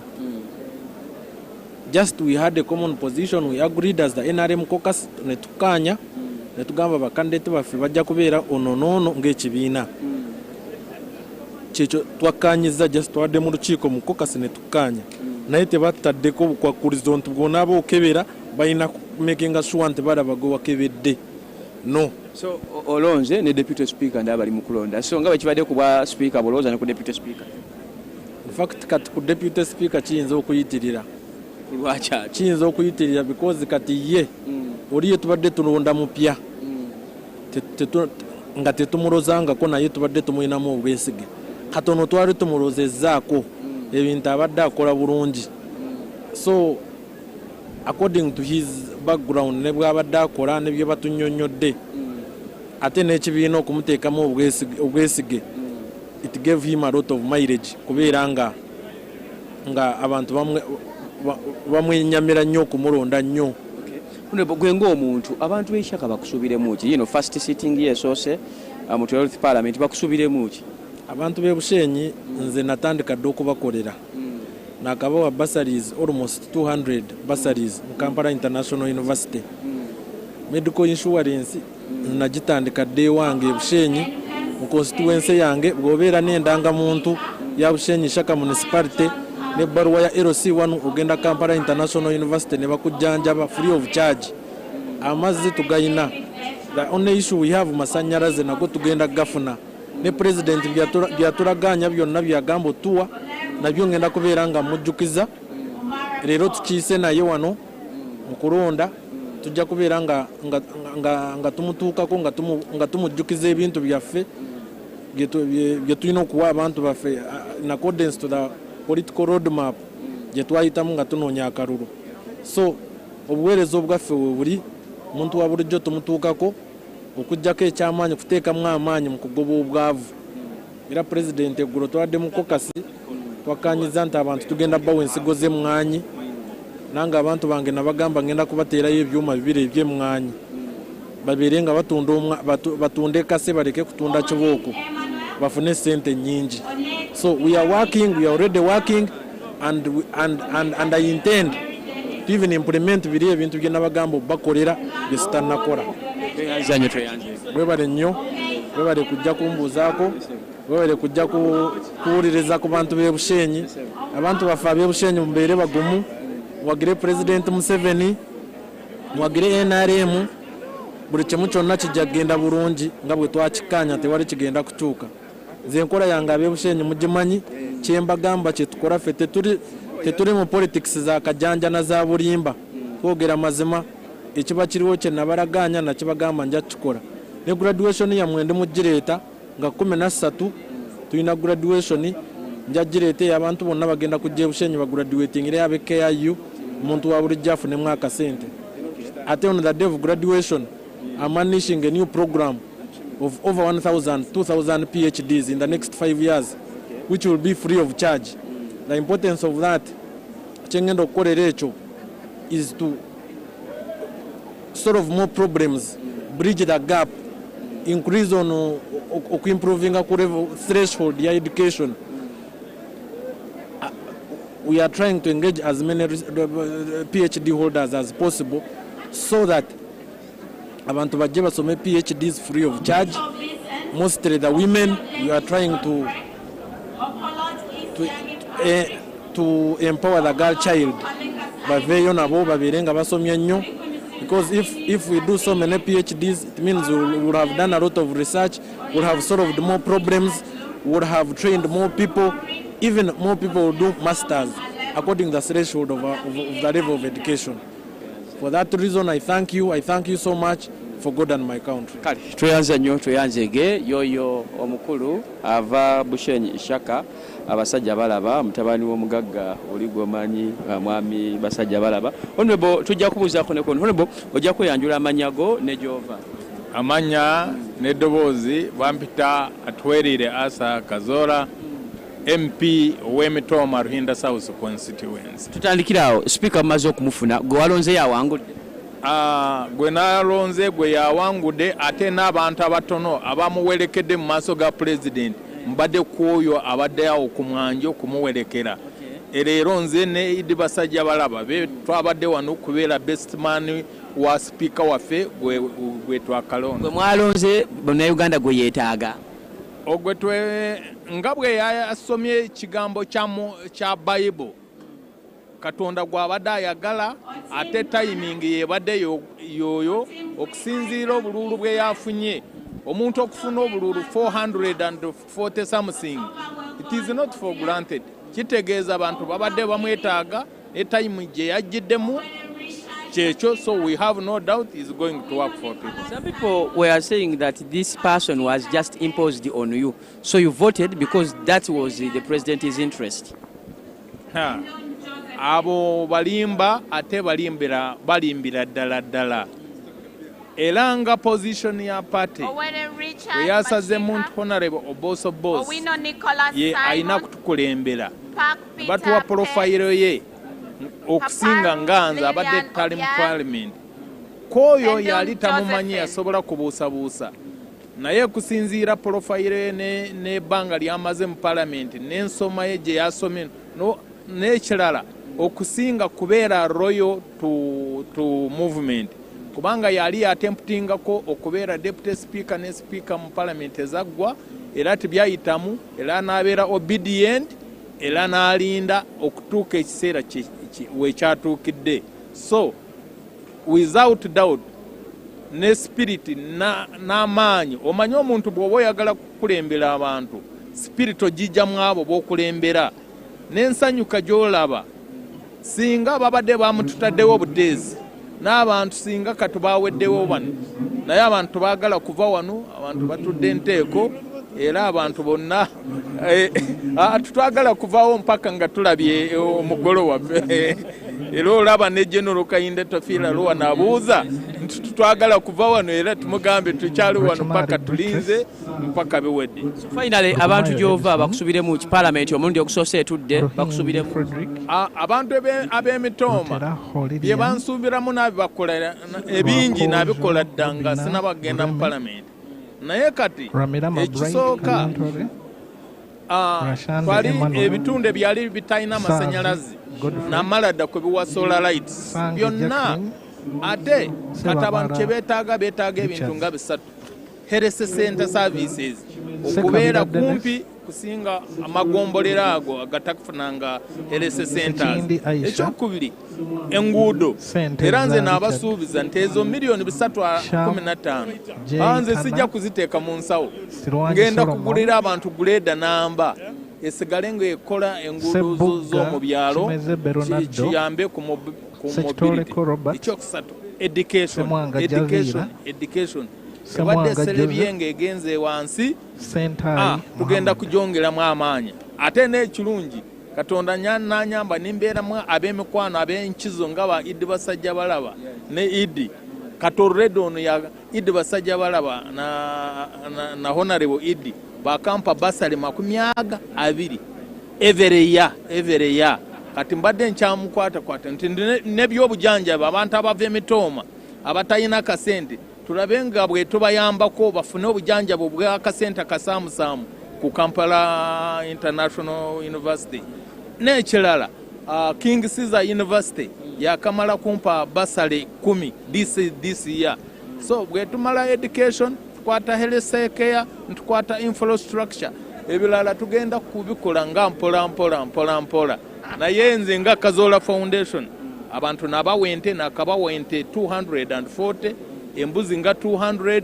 pigs ezisuga mu 200 nkoze village saako buli every village nga nteekako village saako nga every village okuimprovinga income y'abantu nze tubandonda bulonzi kati bali kushuwa diiru nti kati ekyabo ne kati banfunye mudda kati okwongereza musi yanzanye omukulu ava mitooma eyo gyasinziira bwati bagambye nti ebyo yagezaako okubeera nga abasuubiza oba oliawo agezezaako okubeera nga abituukako, paalamenti egezezaako okubeera nga ekyatuula, n'oludda lwolaba lwe luliko aba NRM bayitirivu nnyo nnyini ddala, era bagezezaako okubeera nga bakuwa engeri gye bigezaako okubeera nga balowoozaamu naddala ku nsonga nga bwe zitambula mu kulonderwako bwa sipiika buneeno.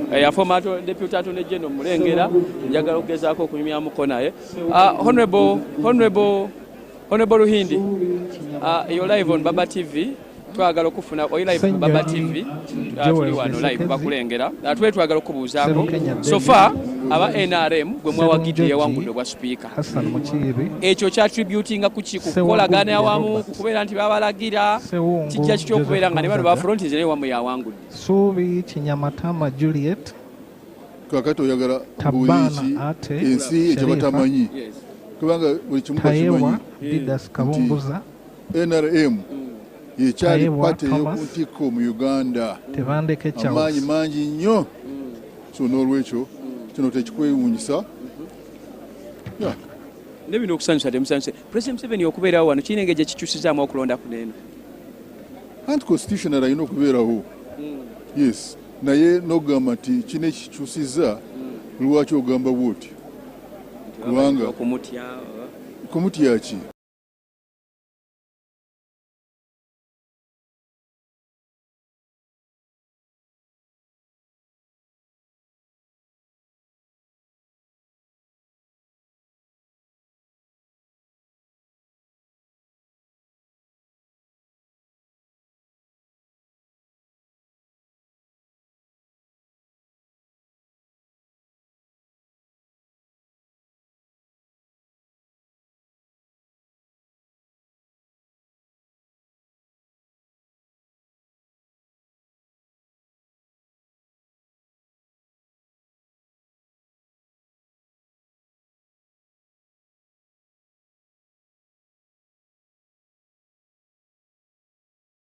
Kati tugambe nti bakusuubiremu ki? Bingi nnyo. Aliti Chandia.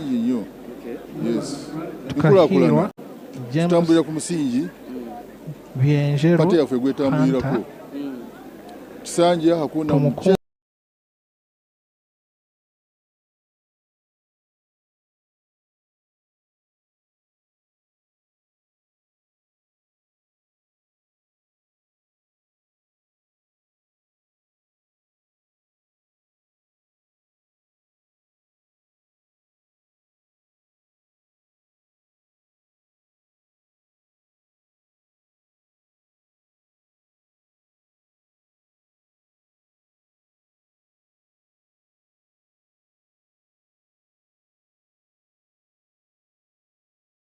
Kasitola babaka nkaaga nga balonzi ne batubulwa nga tulana mu 8 tuba tumaze okuwangula ekyokubiri singa twaze kuyisa buyisa singa twagenze kati ani asibiwa nenaali mu yeffe ate abaffe twalade basitamu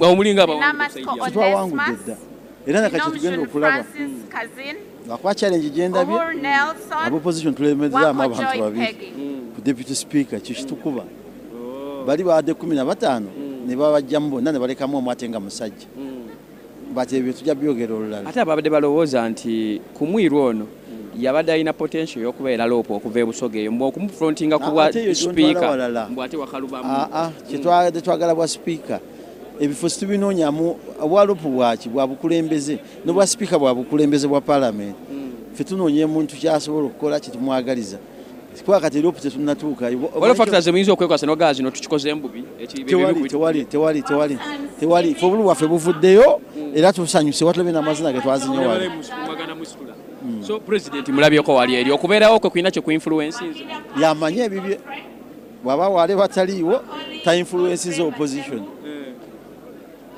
so mwenga abantu muli convinced ekyamwe mukikoze fogaffe gwawedde dda tewali atwogerako obulu waffe tubuyina tweyanza nnyo mukatuliki oba oli awo bw'atyo bwagezaako okubeera nga abiraba mu mbeera emu oba endala akusigidde ekifaanyi n'agamba nti bo bwabwe bagezezaako okubeera nga babufuna nga balina okubeera nga babufuna prime minister mulengerako wali neetaaga okumufunamuko tugezeemu kubanga tunyumyanyumyamuko naddala ku nsonga tugenda mu bicapo oba oli awo mumbeeremu oba endala tugezeeko okubeera nga tunyumyanyumyamuko. Prime Minister tukusaba ekitiibwa abasoga bazzukulu mukulike nsangaire okubabona mirimu mirungi tugikakkalabya. Kabineeti y'abavubi mutambudde mutya? Ebyo twabiranga dda ate nakulaba mwaliwo era mwabiteekako Baba TV njirabajoininga twakola bulungi nnyo. Kuba speaker oli convinced naye gwawadde yawangudde? Obosi yali wakuba speaker naye kujjako okumuyozaayoza tumwinamu essuubi. Ate abadde balowooza nti ono baba mubataddeko obuteesi. Oyo twayesimba nze obosi Thomas Tayebwa jukira nange nayesimba okubwa deputy speaker. Waliwo omulala yali ani oyo omukyala abadde Anita Mo. Kale ne batugamba abaagala okuvamu baveemu obosi ne muzeeyi n'amuza ebbali nange nenzira ebbali. Ne basigala Tayebwa ne Anita Mo. That is, I remember we are here. So tewabadde shock yonna okuwangula organization? Abaddewo ate olaba muntu mukulu akuze nnyina essuubi nti ajja kukola ekituufu. Competition from the opposition? Nawe wagirabye oli yafunye obululu 6 ono waddifye owaffe w'empeta n'afuna 15 kyekyo byebyavuddemu. Owaffe n'afuna 4 mukamu. Kati ogamba otya nti bamusibyeko n'afuna obululu obwo bwonna. N'omuntu mulungi. Tuyanza nnyo Prime Minister yoyo omukyala Robina Nabanja oba oliawo omulidde bagezaako okubeera nga asabumiitinga bumbeeremu oba eddala bwati bagezaako okubeera nga awaayo endaba ey'ebintu naddala ku nsonga ezigenda maaso mu ggwanga. Bwe tuli wano tukuwa live coverage nga ebigenda maaso okulonda nga bwegezaako okubeera nga kutambula mu mbeeremu oba endala n'okusigira ekifaananyi ekinene nnyo nga bwe kigezaako okubeera nga kitambula. Eno oludda luliko abantu mu kibiina ekya NRM ate wano mu makkati ne watulibwawo aba independent ate ne side ne basobola okubeera nga watulibwawo oba oliawo abali ku ludda olwa opposition. Kifaananyi ekinene kye tukuwa ebigenda maaso. President Yoweri Kaguta Museveni wali mu ntebe ye aggumidde asobole okubeera nga alaba ebigenda maaso wadde abirengerera wala nnyo. Wali eryo bagezaako okubeera nga balondera mu mbeera emu oba endala. So kakati wotulawa wetugezaako okubeera nga tukuwa ekifaananyi ekisinga obunene naddala nga bebeera bigezaako okubeera nga bitambula. Nnengera Honorable Ssenyonyi ono banjalaga ngezeeko okubeera nga mwegejingako mubuuze ye ku ngeri gy'asobodde okubeera nga atunulamu oba wabalidde naddala nga bisobodde okubeera nga bitambula. Ku Baba TV ekifaananyi kye kyetukuwa kugambye kati wano wetuli makkati wewali ba independence nga bogezaako okubeera nga obalaba we batubadde batudde ate luno oludda ne lubaako abantu abali ku opposition era we batu bagezaako okubeera nga bamobilizinga. Honorable Wamisennyonyi oba oliawo aganye Wamisennyonyi oba oliawo tujja kumufuna mu maaso awo tugezeeko okubeera nga tunyumyamuko naye mu mbeera emu oba endala. Live coverage ku Parliament wano bwe tusinzidde okubeera nga tukuwa ebigenda maaso mu ggwanga mu mbeera emu oba enjala oba n'okusigira ekifaananyi ekinene naddala ku nsonga ez'ebyobufuzi kwezo ezigenda maaso mu ggwanga n'okukubira tooki ennene mu mbeera emu oba endala. Oyo Francis Butebi gwolabye yasobodde okubeera nga sabumiitinga mu byagezaako okubeera nga akuwa naddala ekifaananyi ekinene mu mbeera emu oba endala. Ndowooza tusooke tudde mu studios eyo oba oliawo tukomewo tugezeeko okubeera nga tufuna abantu abalala wano tuddeko mu studios katono tusobole okubeera nga tukomawo then tugenda kudda tova ku Baba TV.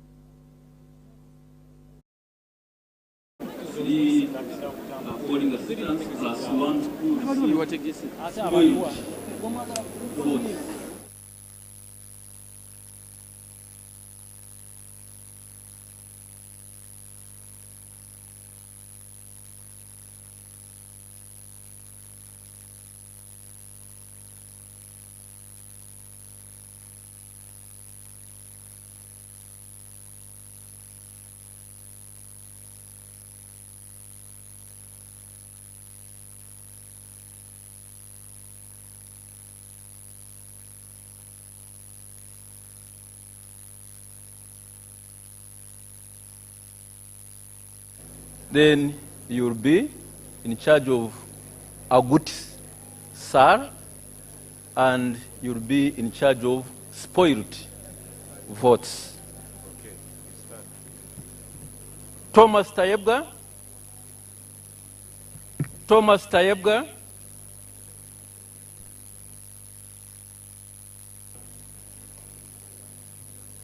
Thomas Tayebga. Thomas Tayebga. Thomas Tayebga. Sarah. Tayebga Thomas. Tayebga Thomas. Tayebga Thomas. Thomas Tayebga. Thomas Tayebga. Thomas Tayebga. Thomas Tayebga. TT Thomas Tayebga. Thomas Tayebga. Thomas Tayebga. Thomas Tayebga. Tayebga Thomas. Thomas Tayebga. Nyakato. Thomas Tayebga. Thomas Tayebga. Nyakato Asanasio. Tayebga Thomas. Thomas Tayebga. Thomas Tayebga. Thomas Tayebga. Tayebga Thomas. Agut Sara. Thomas Tayebga. Thomas Tayebga. Thomas Tayebga. Thomas Tayebga. Thomas Tayebga. Thomas Tayebga. Nyakato Asnans. Nyakato Asnans. Thomas Tayebga. Thomas Tayebga. Thomas Tayebga. Thomas Tayebga. Thomas Tayebga. Nyakato Asnas. Tayebga Thomas. Nyakato. Thomas Tayebga.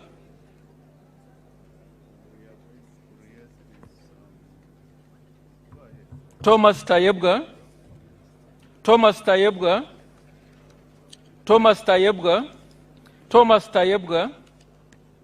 Thomas Tayebga. Thomas Tayebga. Thomas Tayebga. Thomas Tayebga. Thomas Tayebga. Thomas Tayebga. Thomas Tayebga. Tayebga Thomas. Tayebga Thomas. Thomas Tayebga. Thomas Tayebga. Honorable Tayebga Thomas. Tayebga Thomas. Tayebga Thomas. Thomas Tayebga. Thomas Tayebga. No vote.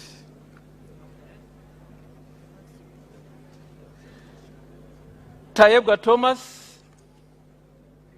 Tayebga Thomas. Thomas Tayebga. Tayebga. Tayebga. Nyakato. Tayebga. Tayebga. Tayebga. Tayebga. Tayebga. Sarah Aguti. Thomas Tayebga. Tayebga. Tayebga. Tayebga. Tayebga. Tayebga. Tayebga. Tayebga. Tayebga. Tayebga. Nyakato. Thomas. Thomas. Tayebga Thomas. Tayebga Thomas. Tayebga Thomas. Tayebga Thomas. Thomas Tayebga. Tayebwa Thomas. Thomas Tayebwa. Thomas Tayebwa. Tayebwa Thomas. Tayebwa Thomas. Thomas Tayebwa. Tayebwa. Thomas Tayebwa. Thomas Tayebwa. Thomas Tayebwa. Tayebwa Thomas. Thomas Tayebwa. Tayebwa Thomas. Tayebwa. Tayebwa Thomas. Thomas Tayebwa. Tayebwa. Tayebwa. Thomas Tayebwa. Tayebwa.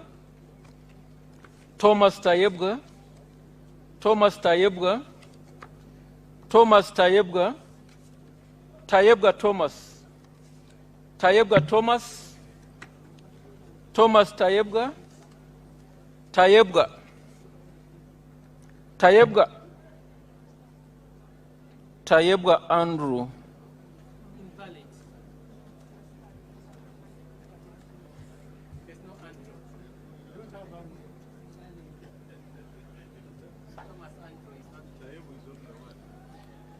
Thomas Tayebwa.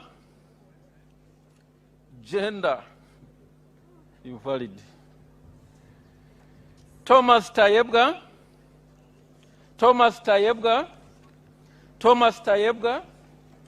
Tayebwa Thomas. Tayebwa Thomas. Agut Sarah. Tayebwa Thomas. Thomas Tayebwa. Agut Sarah.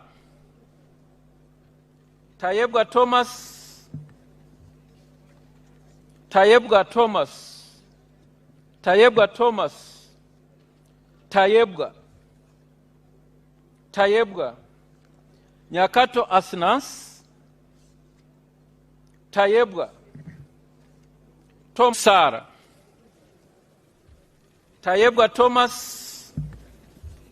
Legatiddwako Honorable Komakech Christopher mubaka wa Aru County muna NRM. Honorable mu parliament yasooka wajja independent. Kakati eno noyingira NRM novuganya mu primaries.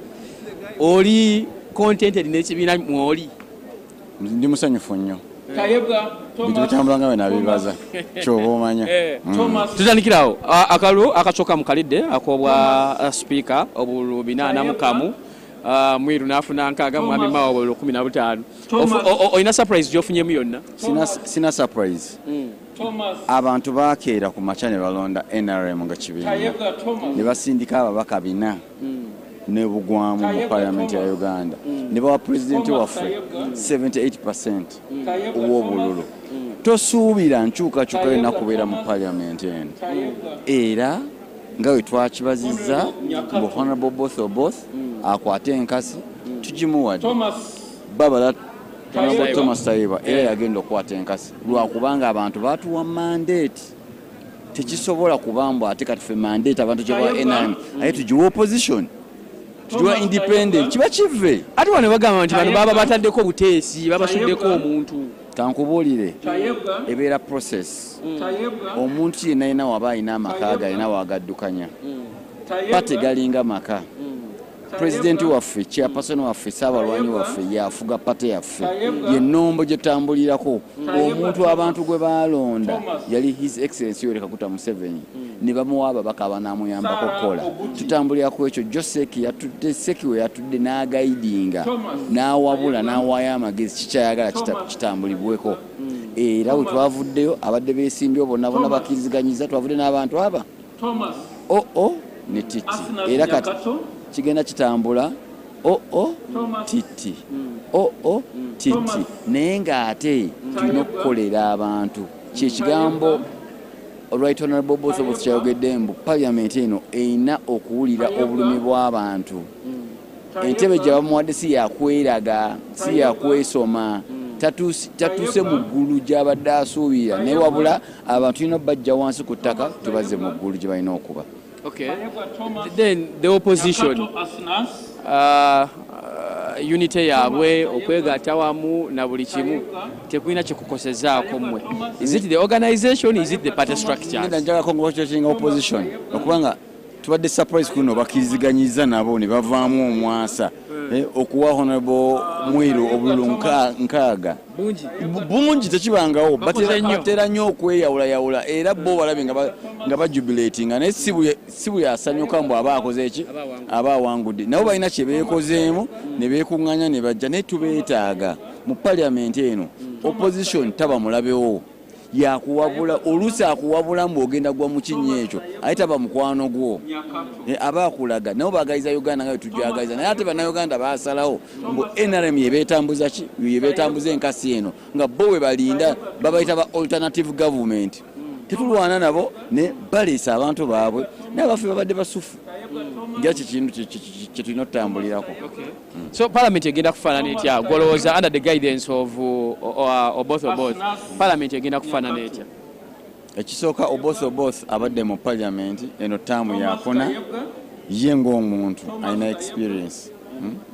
Ekyokubiri Thomas both bwayogera owulira nga ggumidde oluzungu kiriya tajja kutamwatama omuntu emyaka gye gitambuddeko nga we bwagambye tagenda kubeera ku showbiz agambye teri mubaka agenda kudda ayogere ng'ali ku byalugambo nga we bibaddewo wano ng'omuntu ayimya n'agamba twabadde ku Twitter ya lugambo n'ajjayo ebyo n'abiteekako jangu ne evidence ne facts akomewo kiri Jacobolanya omugenzi kyali aleeta mbu tojja kujja wano ogambe mbu tugobere procedure naye ate omubaka omu wavaayo okwogera ye tomubuuza procedure kijayimiddeko omulala wavaayo ate otuwe procedure gyayimiddeko kusosola kwabayirangawo muntu vaayo okukola research wo gyogera kituuke nsuubira ekigambo kye nga bwakitaddewo ate nibyalabye kuba ne abamudiri bajjeewo banaakigoberera.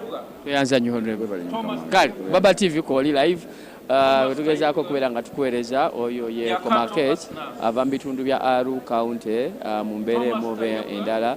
Honorable Baba TV yanditaaze okwogerako naawe ku nsonga ezigenda maaso mu ggwanga.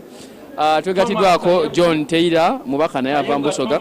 Honorable oyagala kubagamba mu Lusoga ffe tukubuze mu Luganda bagaye mu Lusoga tusanise okulaba we bakkiriza kwogerako ne Baba TV.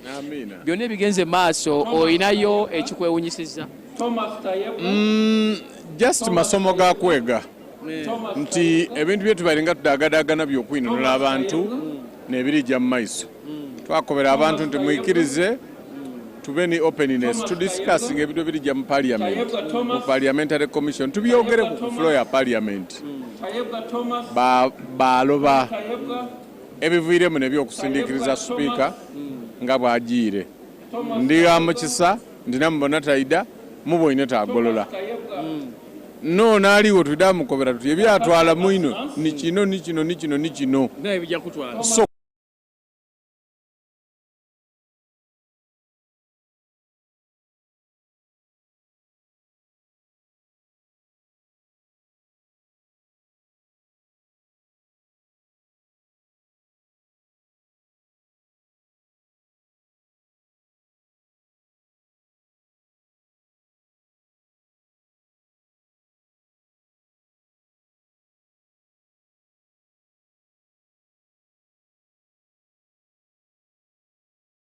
okusinziira ku mukama we kyayagala abafugireko anti ole byabaire akola mukama we abaire tabiyenda kyova amutoirewo mu history ya Uganda buli speaker akoze ebisanda bibiri olowooza ono lwaki akoze kirala.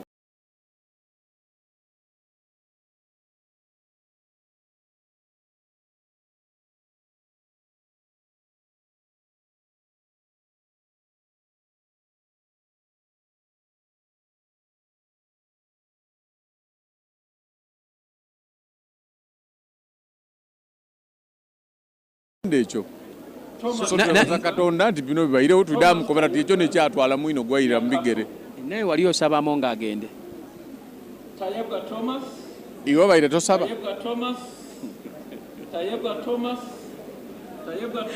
obadde osabamo ng'agende yoyo Taylor ava mu bitundu by'ebusoga eyo naye bwati bagezaako okubeera ng'akusigira ekifaananyi akugambye nti olike yagenze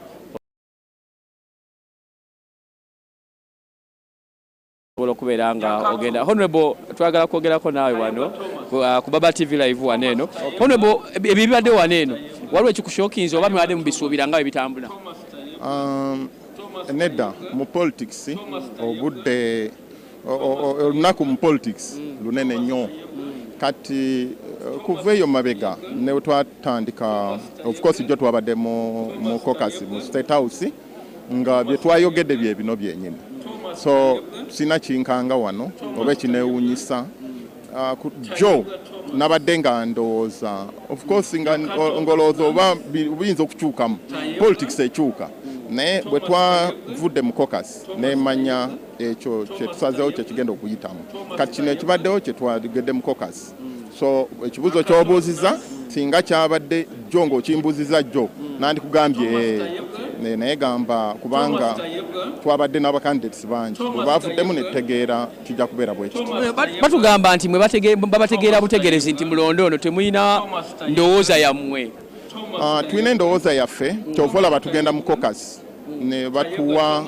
bacandidate ne bavaayo bagala kwesimba ne bavaayo kati bwe bavaayo ne tuwuliriza bagala okola of course tulina manifesto already gamba fenna tulina bannayuganda balondeeyo manifesto kati bwe tuba tugenda ku implementing a manifesto eyo of course kibeera kyekyo tewali tusuubiramu nnyo ebitono ebigenda okukyukamu ku manifesto already president ja presenting mu bannayuganda ye document etuguidinga naye tewali muntu atutegeerera tuyinza okufuna guidance mulimu bye tuba tutamanyi oba omuntu omumanyi ng'ono tubadde tumumanyi waliwo tubadde tutamanyi ku previous speaker waffe gamba evaayo nibagamba kino na kino tulowooza tukole bwe tuti ku lw'ensonga bweti omuntu yena omulamu omuntu yena alina amagezi okolera ku information gy'olina budde obwo okusalamu kyonakola okuddako Mwami Museveni okubeera olunaku lulamba kirina kye kikyusaamu waliwo eyandibadde atya okulonda omulala n'alonda omulala the presence of Mwami Museveni wano kirina kye kikyusaamu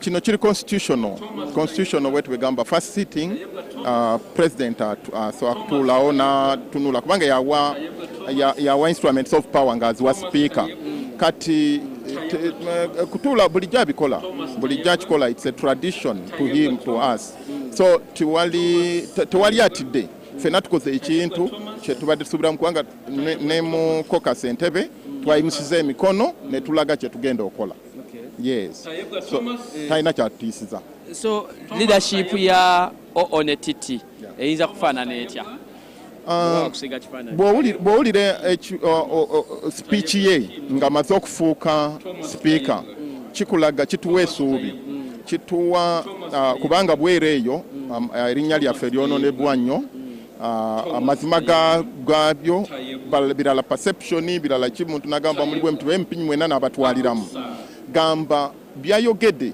of course atunulira kuza image yaffe integrity yaffe nga parliament atunulira kolera ku facts atunulira ku making sure tukolera abantu atunulira ko labanga committee zikola oversight kukuuma sente z'abana Uganda ebyo gwe mulimo gwatuleeta omulimo gw'okubeera representatives b'abantu okola ebintu by'abantu so bw'owulira byayogera ne titi tanaba kwogera naye olabira ddala tulina essuubi tulina wetulaga parliament ezamu essuubi ya 12 so ejja kwawukanako neyo 12 ebadde of course bwe tu implementing nga betwogerako kuva jjo mu caucus nakati ne experience y'abantu abali mu office kubanga otali muntu wa jjo ali muntu akyalinze makomiti mu parliament ag'amaanyi omuwulira ali knowledgeable ategeera amateeka so nze ndi optimistic nze ndowooza kigenda kubeera kirungi yes ndina essuubi ly'amaanyi abantu bo abeeyo gy'ova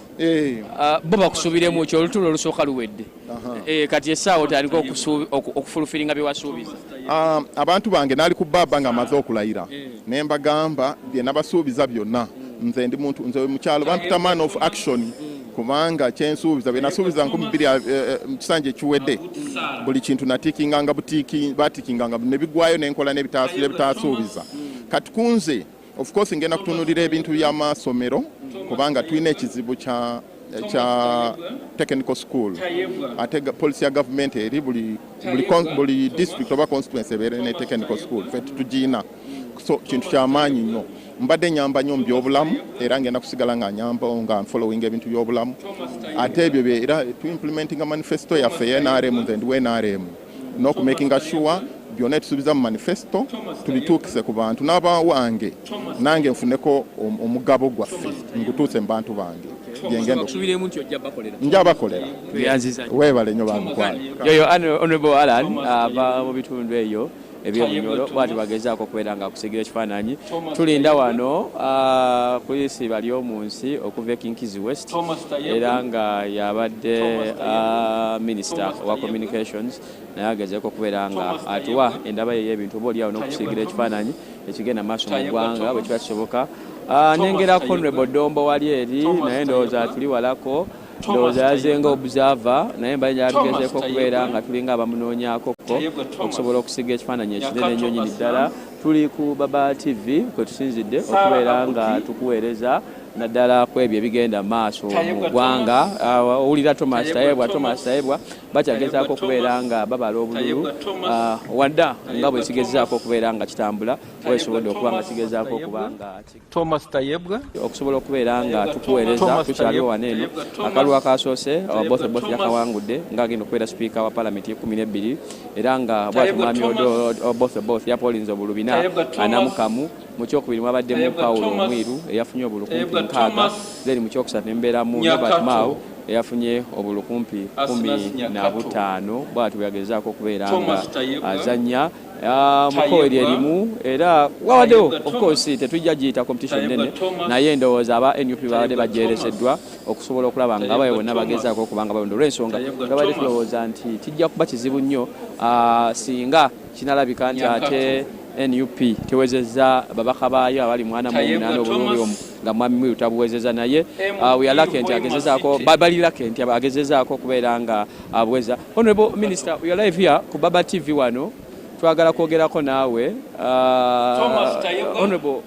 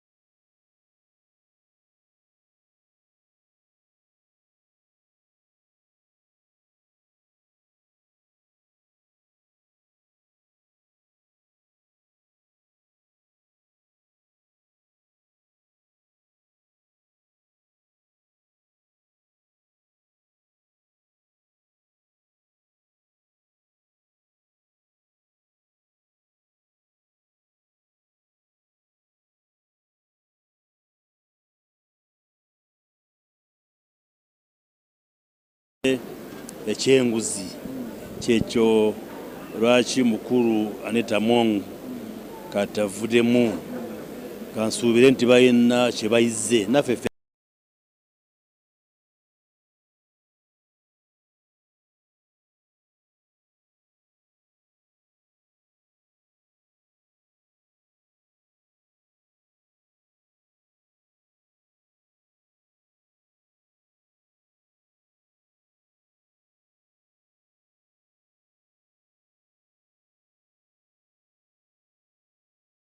obeere nti okolera bannayuganda si wakwekolera nti ogenda kwezima ng'omuntu naye okukolera bannayuganda. Yogera ku bantu abalowooza nti ono candidate gwe babaleeteddewo both bamuba imposinze na choice.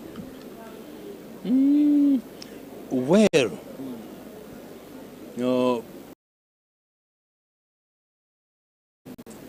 then ekigenda mu seeki netumwogerako mu kokasi naye ali candidate yali acceptable.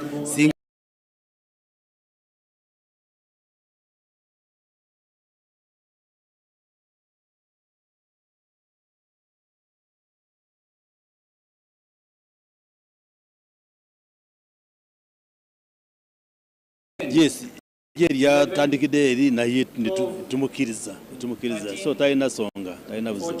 Nsigiramu ekifaananyi ekya palamenti ekubirizibwa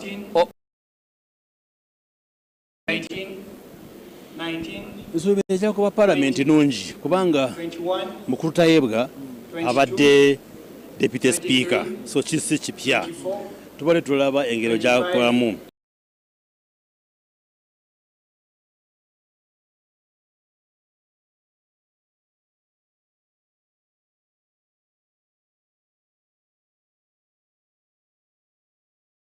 speaker ne deputy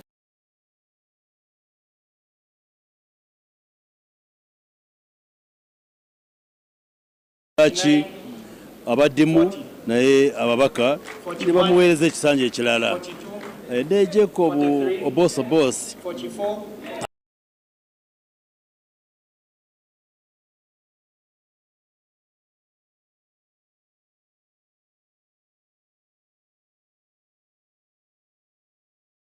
abantu talina nsonga so tulowooza paalamenti ejja kuba nungi kyetubasaba nti balabe nti kubanga speaker ne deputy be bakulira administration ya parliament mu parliament waliwo okutuura kw'ababaka okuteesa naye waliwo management ne administration okulaba nti kurecruiting aba staff okubasasura procurement za parliament ne general administration yewabadde ebizibu mu parliament kane yekumnemu ka tusuubira nti bajja ku managinga bulungi kati eyo ebibaddemu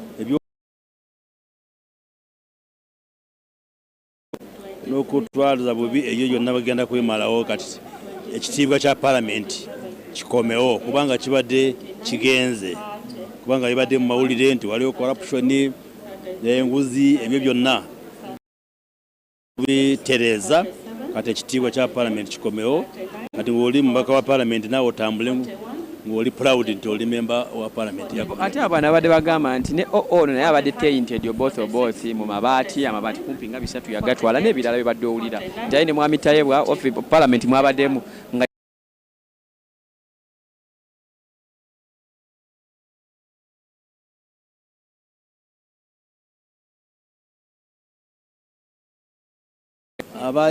abalina omusango ogw'amabaati beebo ababeera baminisita Bakalamoja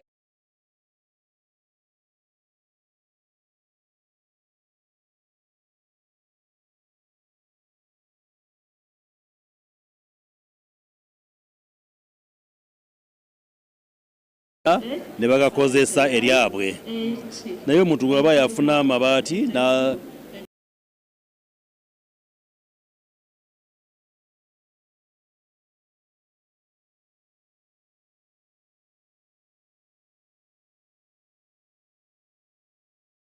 tibali wamu naye tewali bivuddeyo nti ye yakola kino so mu maaso g'abangi talina musango kubanga kubeera tekyokola nange kyenkola kitegeeza ate gwe singa ye yagula Royce Rose oba yakola ki ngeye boogera ku mwanyinaze neta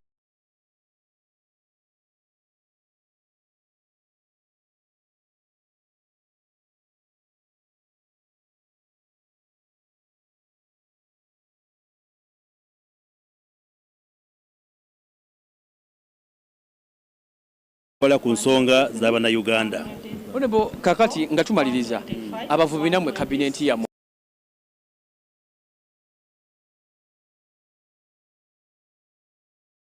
tuyita abavubi sisonga kubanga yaki kiva mu Bayibuli kubanga Yesu ngwaba alonda abatume yalonda abavubi ate abavubi bakola mulimu munene nnyo kubanga kati Christianity n'olwaleero etuuse wonna mu nsi yonna so erinnya ly'abavubi twalikiriza era tugezaako okukola tukoze ekimu kyosobola kugenderako okumanya oba tukoze oba tetukoze otunulira ku bululu NRM ne President Yoweri Museveni byefunye mu kalulu olaba Abannayuganda basiimye ne baweereza NRM gavumenti akalulu kangi kitegeeza nti tubadde tukola singa twakola bagamba majani oba twakola tekiwali kyebakola abantu bandibadde bagaana NRM ne bagamba tewali kimukoze so tukoze otulabaganye minisita we ly'amawulire ekiro mbeera ku TV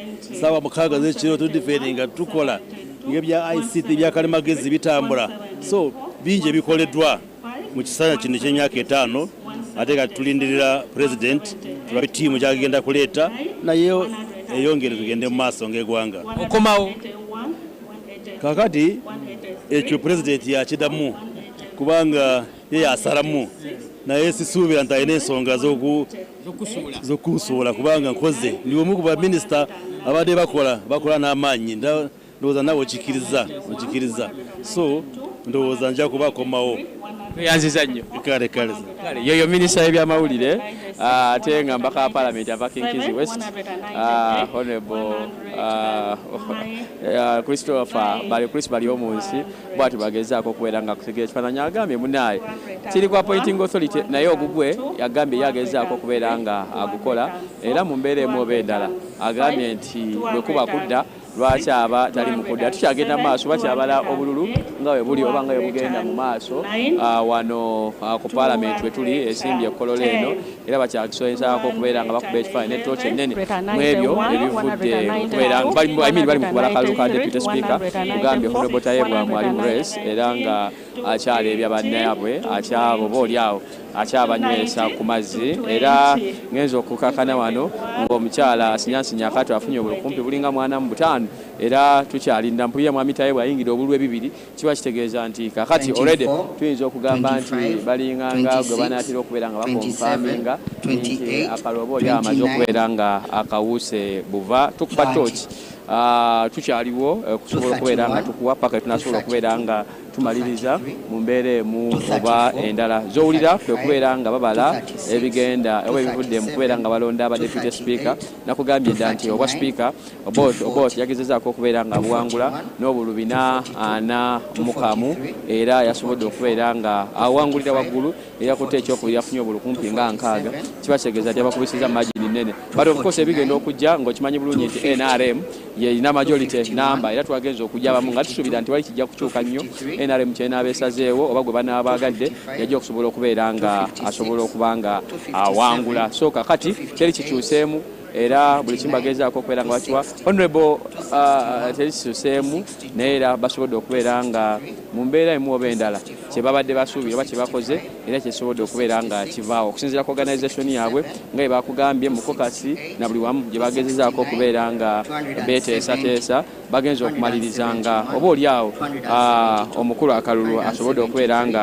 akawuuta buva mu mbeera emu oba endala kale okay waliwo mbaka ava Bukoma Nsimbi North mulengerako wano ajja kusobola okubeera nga omufuna sobola okubeera nga tukufunako wano mu mbeera emu oba endala omukulu oyo ojja kusobola okugenda okubeera nga omuleeta ava Bukoma Nsimbi North gwe tujja okubeera nga tufuna muna NRM mbadde njagala tugezeeko okuba nga tumufunako ajja nnyo mu studio zaffe za Baba TV twongere okusiiga ekifaananyi ekinene ennyo nnyini ddala mu mbeera emu oba endala ku Baba TV live wano kwe tusinzidde okubeera nga tukuwa ebigenda mu maaso mu ggwanga mwami Tayebwa bakyamubala ayingidde 290 n'omusobyo ayingidde kati 3 mwami Tayebwa akyaleebya banne kibasiza ne bakoma bukomya wakalu aba yamaze dokawuto obuva kubanga yabadde mu kyopo yasinyasinya kati yafunye obulukumpi 45 naye bakyabala of course bino birina okubeera ku record mu mbeera emu oba endala parliament nkugambye etudde wano yolaba wali ekifaananyi ekinene nnyo nnyini ddala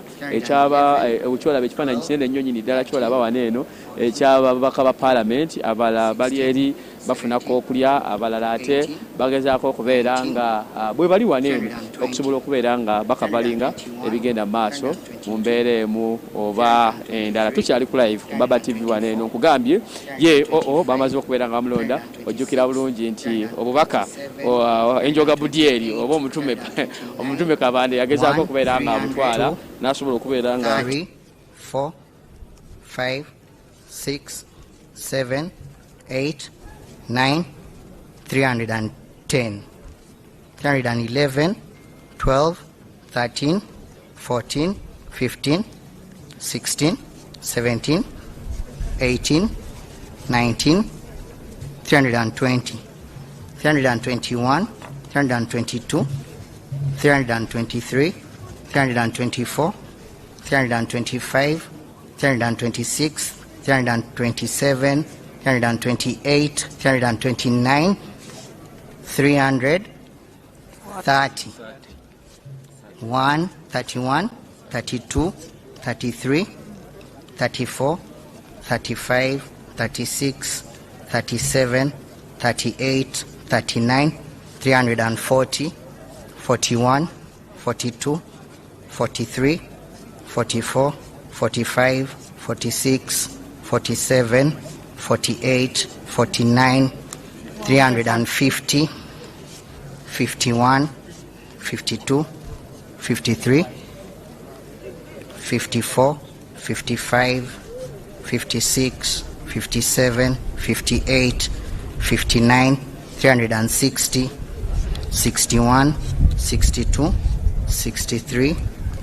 64, 65, 66, 67, 68, 69, 370, 71, 72, 73, 74, 75, 76, 77, 78, 79, 380, 81, 82, 83, 84, 85, 86, 87, 88, 89, 390, 91, 92, 93, 94, 95, 96, 97, 98, 400, 99, 400, 401,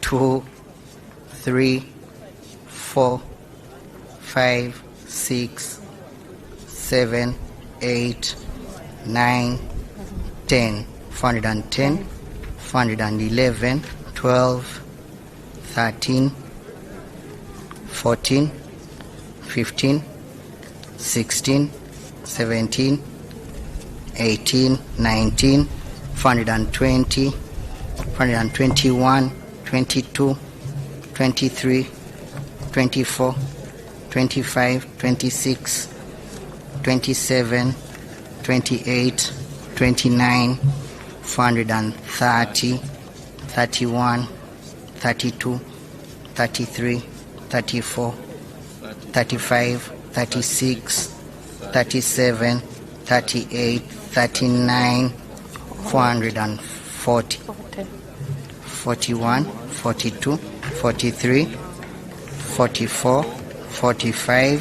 46, 47, 48, 49, 450, 451, 52, 53, 50.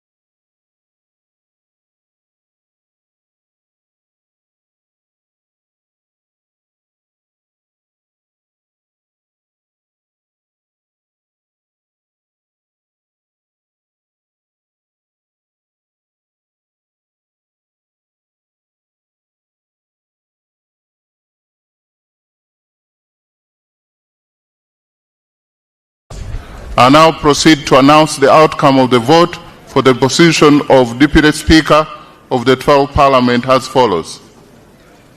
Total number of ballot papers contained in the ballot box were 519. Total number of members who have abstained from voting is nil. Spoiled and blank ballot papers are 3. Honorable Sarah Aguti, 14 votes. Honorable Nyakato Asnas, 45 votes. And Honorable Tayewa Thomas, 457 votes. In accordance with Rule 5, Sub-Rule 14H of the Rules of Procedure of Parliament, I declare Honorable Thomas Tayewa as the Deputy Speaker of the 12th Parliament of the Republic of Uganda. Congratulations.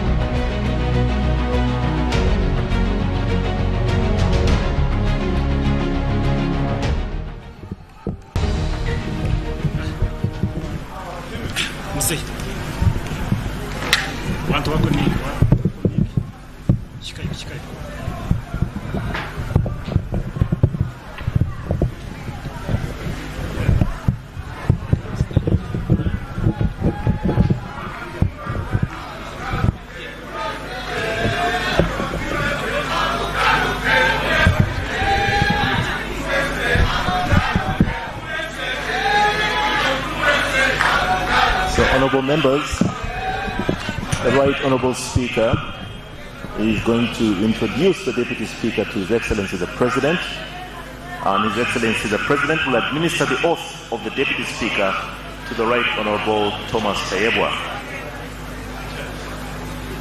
After the oath, he will also receive the instruments of power as an alternate Speaker of Parliament.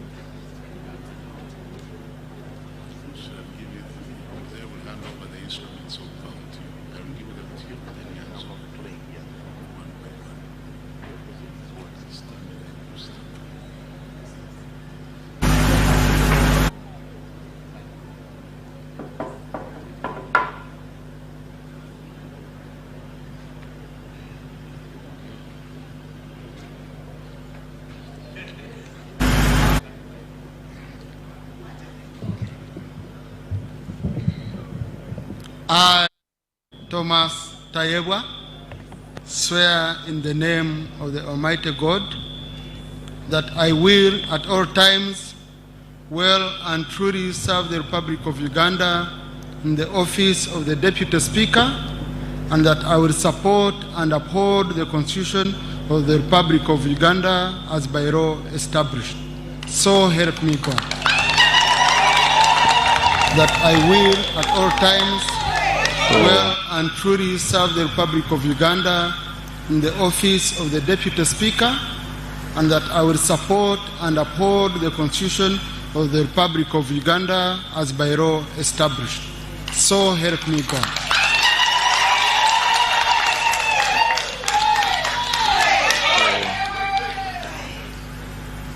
Having taken the oath of the Deputy Speaker and signing in the oath book to be appended by His Excellency the President, the Deputy Speaker shall also receive the same instruments of power, showing that once he is in the chair, he has the same powers as the Right Honourable Speaker.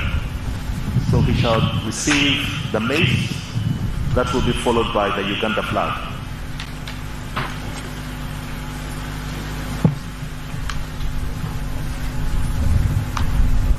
His Excellency is signing the oath that was signed by the Deputy Speaker of Parliament, appending his signature, as is clearly stated in Article 82.10 of the Constitution, and the Oath Act in Chapter 19 of the Laws of Uganda. So His Excellency is now going to hand over the mace, the instrument of power, to the Deputy Speaker, to be followed by the Uganda flag. Parliament is a custodian of the Uganda flag, and this will be followed by the coat of arms. And after the coat of arms, we shall have the Constitution,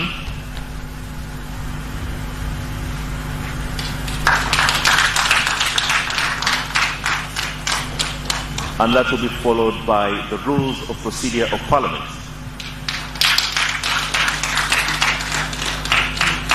And finally, the ceremonial robes of the Deputy Speaker of Parliament. So the senior officials from Parliament will now robe the Deputy Speaker,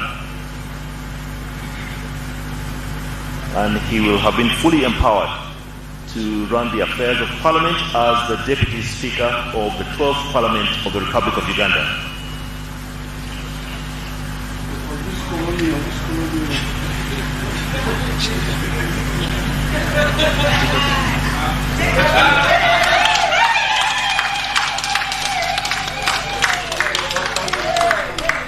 Honourable members, distinguished guests, the Parliament of Uganda now has a Right Honourable Speaker and a Right Honourable Deputy Speaker of Parliament.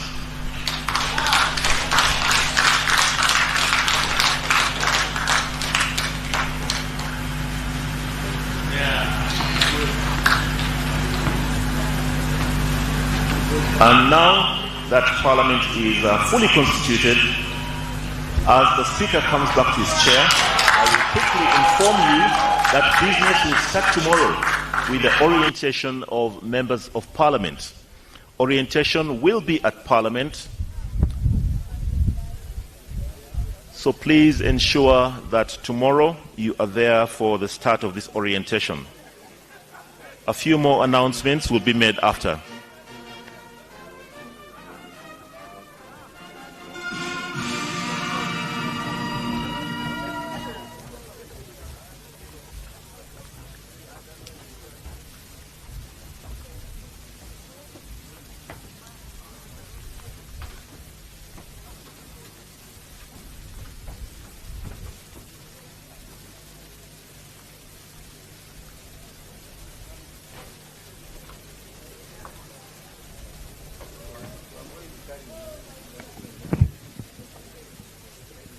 Item number 18, remarks by the Deputy Speaker of Parliament.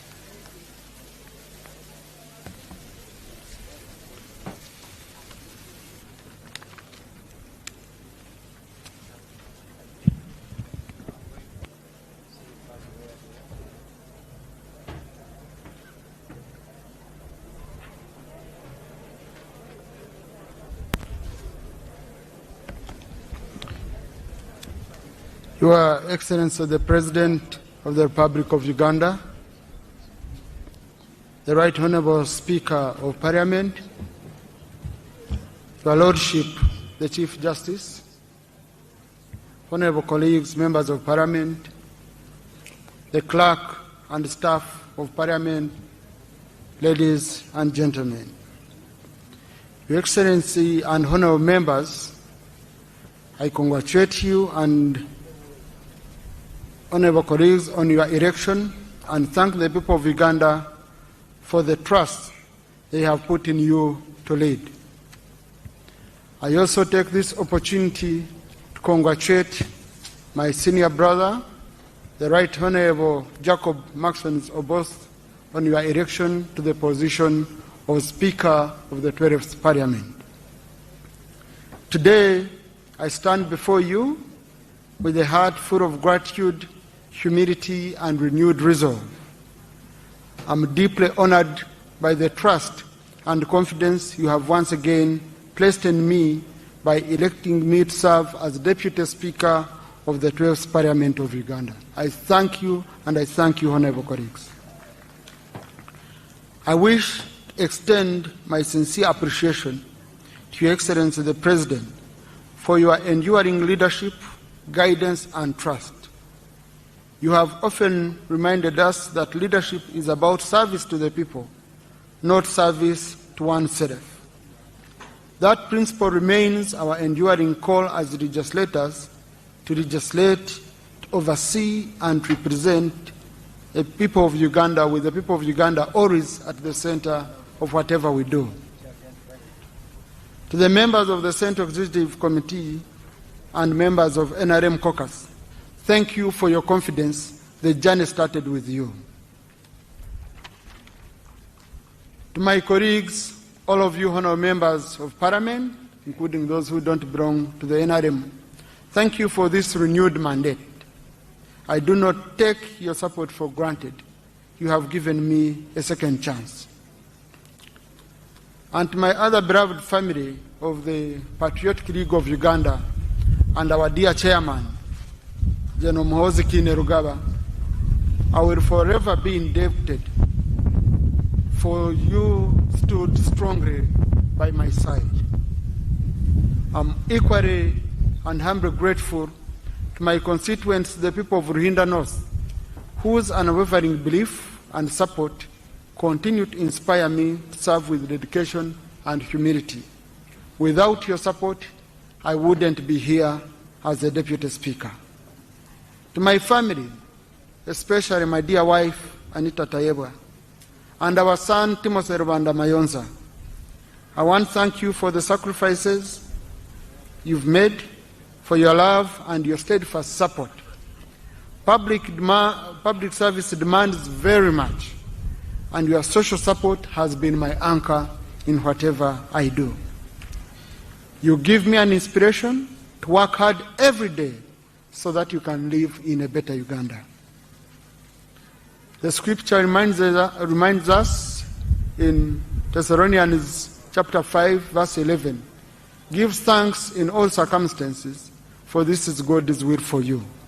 Today, I give thanks to God, to all of you honorable colleagues, to His Excellency, who has trusted me and who has nurtured me, and to my party, the NRM, and to our nation for the opportunity to serve once more. As we begin this new chapter of the 12th Parliament, I pledge to work with the Right Honourable Speaker and every member of this House with fairness, humility, and commitment, so that together we can strengthen Parliament, deepen democracy, and advance the aspirations of our people. As the Deputy Speaker, it is my duty to support the vision of my elder brother, Right Honourable Jacob Oboth, the Speaker of Parliament. If I may tell you this, he has been my unofficial advisor. Now I'm going to be his quiet advisor as a deputy. I can't state my plans beyond what, Right Honourable, you have stated. In me, I promise you that you have a deputy who will not only support but also advise you whenever necessary or called upon. To my colleagues in the opposition and all of you honorable members, in all of us, if all of us have the same mission to get our people out of poverty, you will find in me a deputy speaker to work with.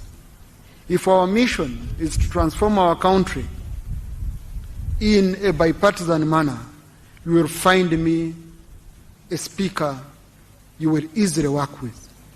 Let us focus, as our president has advised us, on the issue of what is the problem of Uganda, lifting our people out of poverty. How do we do it? By working together and supporting the government in its appropriation proposals, in its legislative proposals, and then we hold them accountable through oversight. I promise, honorable colleagues, that I know all the corners of the house. I know where we need to clean up. I know where we need to maintain the status quo. And I will be sharing this information with my senior leader, the Right Honorable Bosobos, so that we can build a parliament which we are all proud of. If you move out and you say, I'm a member of the 12th parliament, everyone should be able to say, we appreciate the work you're doing. May God bless you all, and may God bless Uganda, for God and my country.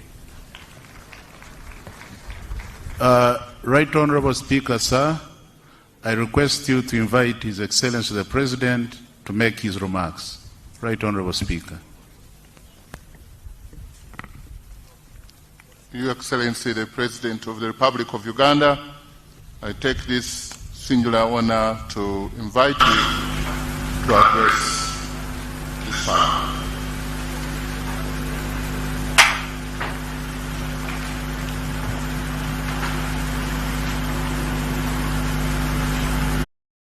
Justice.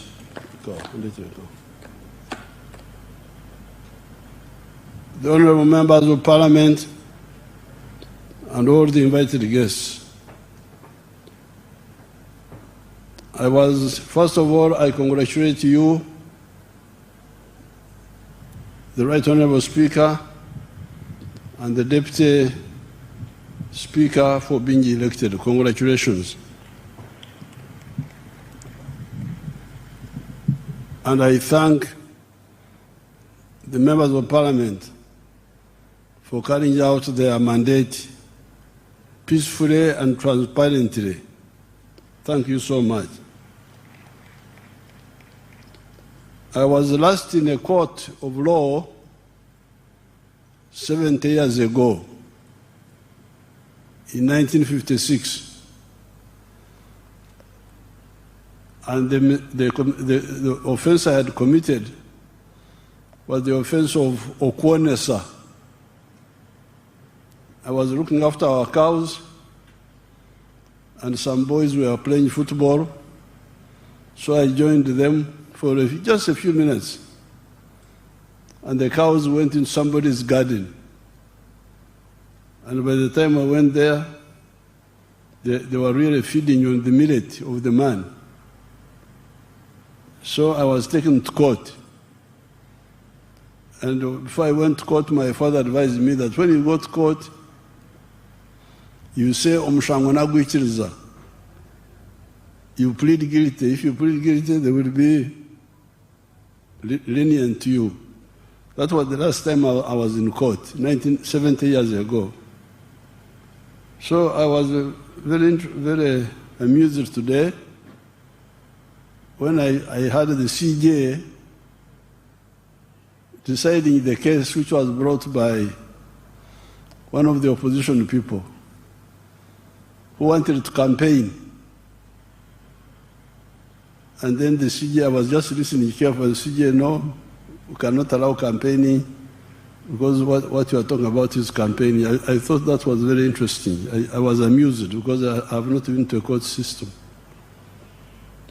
Then the Speaker decided on the question of the numbers. There was another opposition person, who, I don't know what the opposition, another member who said the members are 370 or 519. Then the Speaker also decided it very, very wisely, and I was interested. I was just watching and enjoying. But I remain with one grievance: the way the CJ blacklisted one of my votes, because somebody had written or both Tayewa.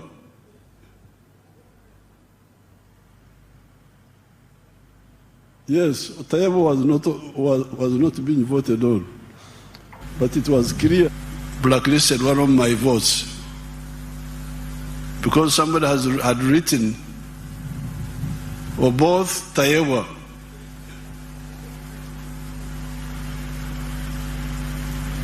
Yes, Tayewa was not being voted on, but it was clear that the man wanted to vote for or both, and also Tayewa. So why declare that vote invalid? I need you to give me, because that's how I had been losing votes. If you check all these elections, you find that the spoiled votes are like 500,000, 500,000, and they are all NRM votes. Because my people, instead of marking in the box, they mark the picture of the person.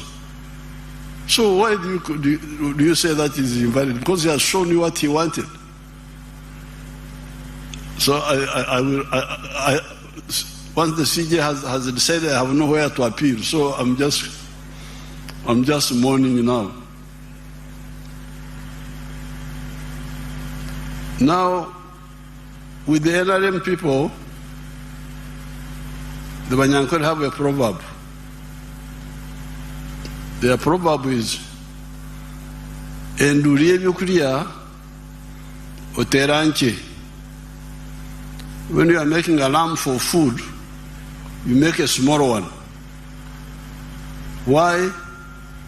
Because you want a few people to hear the alarm and come and join you. You don't want too many people to come and eat the food. But when you are making a lamb for war, you make a very big one, because you want many people to come and help you. Sometimes the NRM people do not understand the issue of broadening support. When I was sitting here listening to the results, Mr. Both got 441 votes. The NRM members in Parliament are 370 what? Something. 370 what? Something there.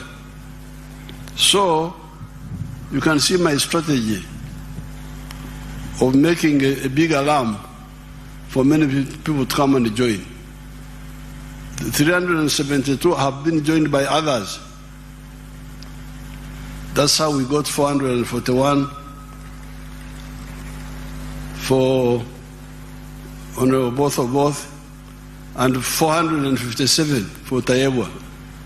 It is the NRM plus the independents plus some good opposition people.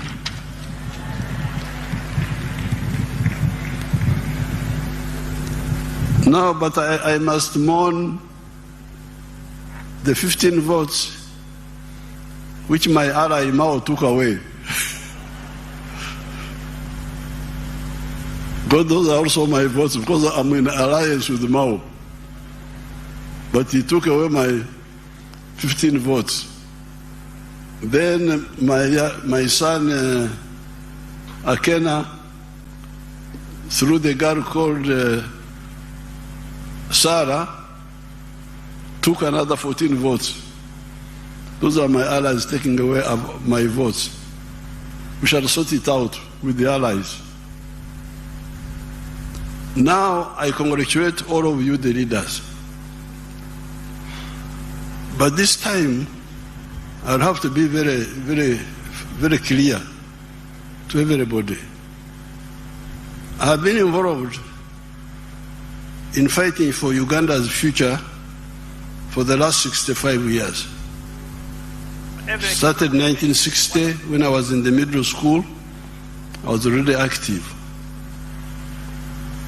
In all these years, we have evolved answers for our people, which help them. I started in the cattle corridor area, the Nyabushozi area. And if you go to the cattle corridor, those people have changed. They have gone from nomadism to settled agriculture, and they have developed a dairy industry which has given them a much better life. They have a lot of things to do. I'm still quarreling with them. They need to go from free range to growing pasture and zero grazing, because they will be much better, but they have moved all the same. After that, 1995, I moved to the rest of the country. And in the 1996 manifesto, we introduced the 4 acres model. Each of the MPs should get those 2 booklets. One booklet called From Wheels at Amatafari, how in the cattle corridor we were able to help people move from grass-thatched houses to permanent buildings. And then the other booklet entitled 4 sectors and 7 activities. This was in the manifesto of 1996. This is 30 years ago. And immediately after, we introduced interest-free capital in the form of entandikwa, being given out at the sub-county level. Now, all these years, we have been introducing programs for the poor people. And those who listen do very well. Show this wonderful parliament, my friend from Karamoja, the one who benefited from the Operation Wealth Creation. Let's see that man of Karamoja. I am a model farmer in Abim district. My village here is called Arangetoy West. Arangetoy Parish, Abuk Town Council, Abim district in Karamoja. The mango trees you are seeing here were given to me by the president through Operation Wealth Creation. I received 200 mango seedlings, and I planted all, and they are all doing well. Apart from this venture, I got money from PDM last year. I got 880,000. And I used 800,000 for buying 10 goats. And the goats are there. They have multiplied. They are now 16. Part of the money of PDM I used for buying cassava stems. Through that money, I've managed to plant 2 acres of cassava. They are now doing well. The first acre I intend to harvest next year in January. Then for the mangoes, you are seeing, I started harvesting last year in 2023. The first harvest, I got 6 million. That was in June. Then second harvest in November, I got another 6 million. So last year, from these mangoes, I got 12 million shillings. I've been selling to the people around. Actually, Soroti Fruit Factory has booked this mango. They want me to take these mangoes tomorrow, 2025, to the factory. Actually, I've been selling locally. I've been selling one at 500 shillings, two 1,000, and people are buying. These mangoes are very good. The mangoes trees you are seeing here are giving me money, a lot of money.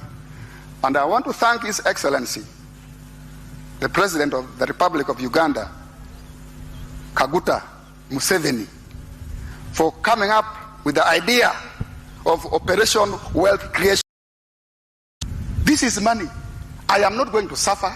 My children will not suffer because of this wealth. I call it wealth now. I always harvest. I don't harvest mango. I harvest money, not mangoes. And next year, if all goes well, I expect to get 18 million first harvest. And then second harvest, I also expect to get 18 million next year, 2025. So altogether, I expect to get 36 million shillings. Now, that is the testimony of somebody from Abim, more than 500 miles from here, who got materials, planting materials, and some money from two of those programs. He first got from Operation Wealth Creation, got seedlings. Now from PDM he got money for cassava and for goats. Now, where we are, after 60 years, 65 years of trying to move our people, I'm in a position to really be very rough with people who want a level of leadership but don't care about the people they lead. In the past, I've been polite. I talk as if I'm a preacher, like John the Baptist. Please, please, please, please. But now, as President of Uganda and Chairman of the NRM, I will be very, very, very, very rough with people who want titles but don't want to help, who betray the people they lead. Why? Because I have already laid a trap for all of those people. I have put money through government programs by begging and begging all these big people, parliament, what? We have got programs on the ground.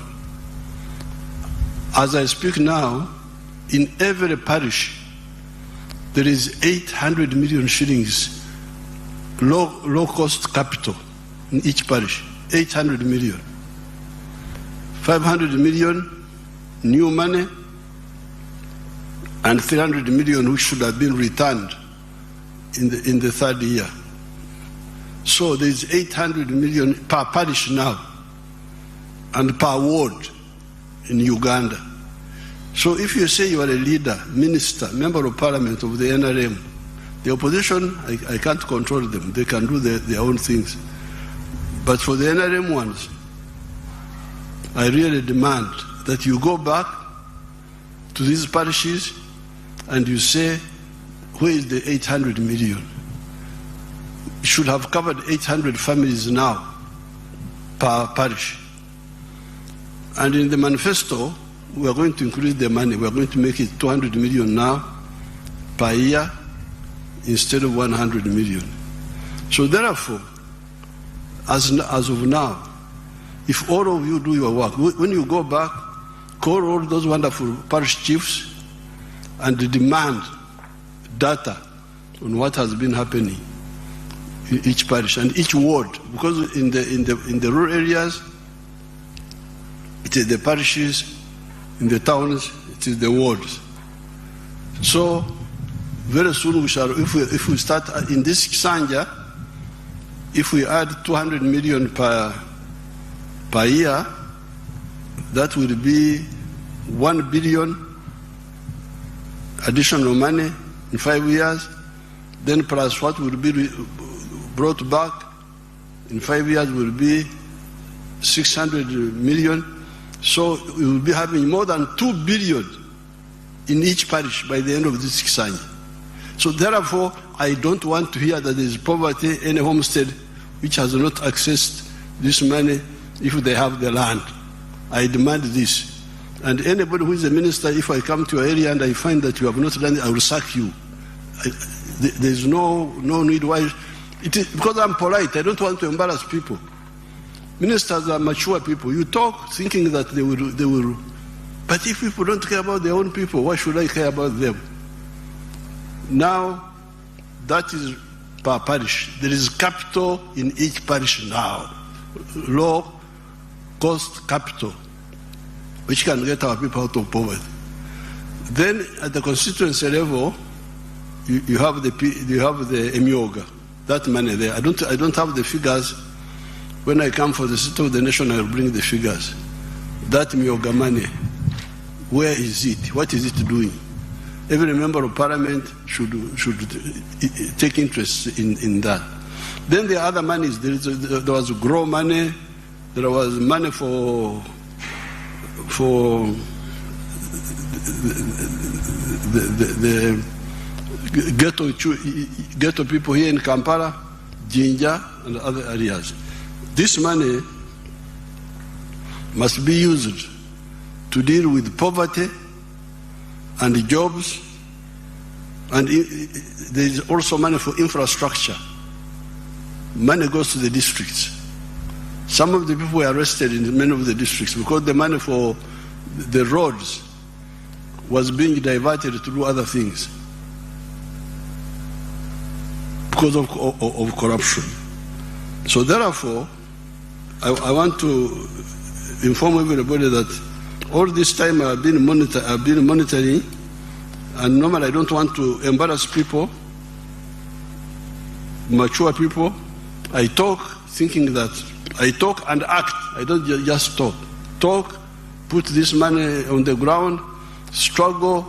It's not always easy, but fortunately we have the money now. It's on the ground. Let's use it to get our people, all our people, out of poverty. When I see people going to Dubai to look for jobs, Dubai in the desert, get jobs there. When here, paradise, we are here, rain, everything is here. Why should people in the desert have more jobs than us?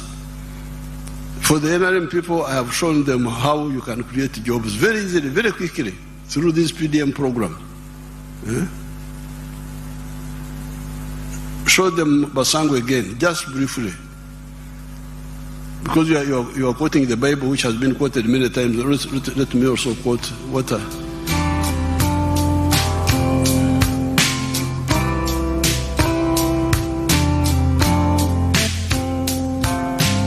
Nze Basangwa Johnson, Managing Director wa Jeka Poultry Farm.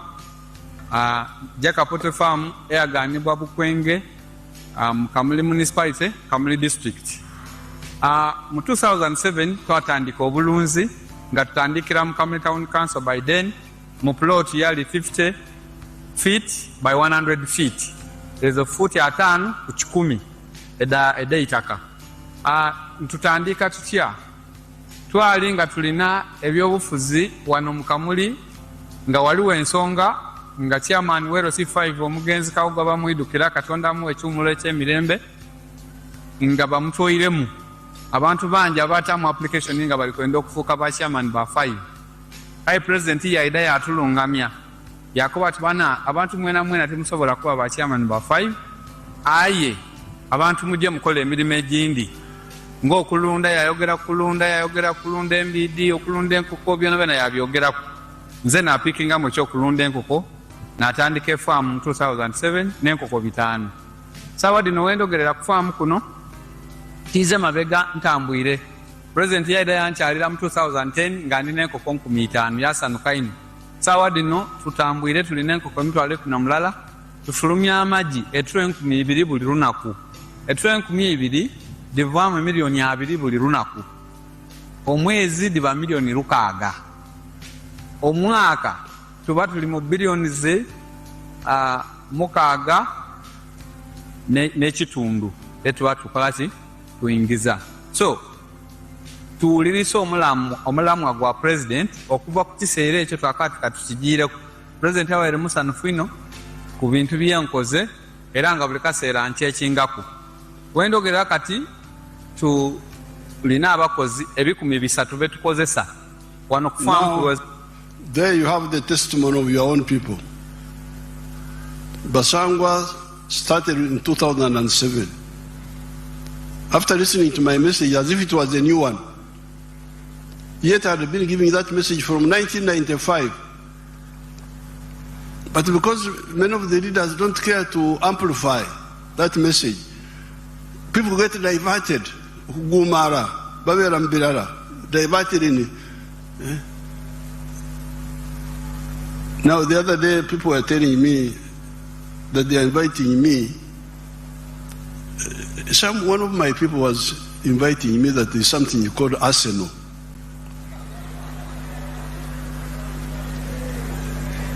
I said, what is Arsenal? That it is a European club of football, that I don't know they have done what, and that I should go to celebrate. Celebrate for what? Please don't divert me. I was a footballer myself. Nobody can tell me about football, but I gave up football in 1966. I am in Uganda. Liberation, poverty, jobs. I will be briefed about this Arsenal. Somebody was writing me that I should go to celebrate Arsenal. Me, Yoweri Museveni.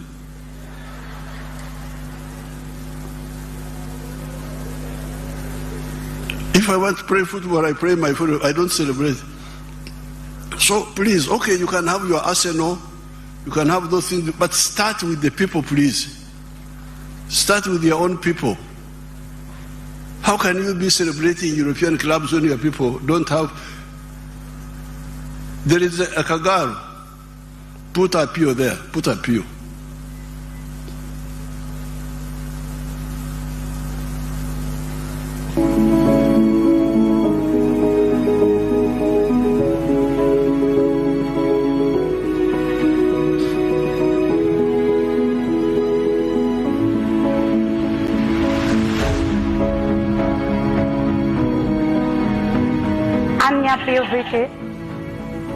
Aburi wan tin mama alingiri sel ti Banya ward ti my town council ti Lira district. Her name is Apio Vicky, a resident of Alingiri Cell, Banya ward, Amach Town Council in Lira district. Hagamu tiene me PDM yari ariatirwa adek. She got the money for PDM in 2023. La bong when tutumia piera bero and 970,000 and then 30,000 remained in the bank.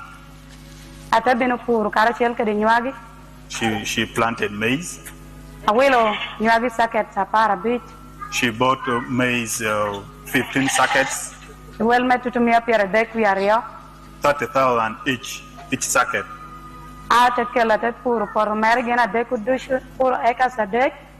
She used it, actually she planted it in 3 acres of land. Preparing the garden cost her 150 for the 3 acres. Weeding cost her 50,000. Now, to expedite the story of Apio, she got the 1 million of PDM. She had been married for 20 years. And she has got grown-up children who are teenagers, like 18, thereabout, whom I saw. In all those years, she had never handled 1 million shillings in her life. And when she got the 1 million, she did not even have the land, her own land. She went and rented land, 3 acres, from somebody and grew maize. Then she harvested maize, sold it, got 2.8 million. And from the 2.8 million, some of it she put back in agriculture, and she bought those sheep which you see there. She's now a rich woman. When I went to campaign, she had now 60 sheep. She's a rich woman, got out of poverty because of the 1 million. Last, I will show you these stories. I don't know where you people, how you can live with such people with such poverty and you just there, Arsenal or what? Eh? Your own people are living in poverty and you're meandering around the world watching other people's clubs. Let's see the girl of Rubirizi. I'm really going to be, I will not tolerate this. I don't want, because I'm polite, talk, thinking that people will pick. But if you can't pick, since God has kept me here for all this time, I will not tolerate this betrayal anymore. Hear this story of this woman. Terrible stories. The one of Rubirizi.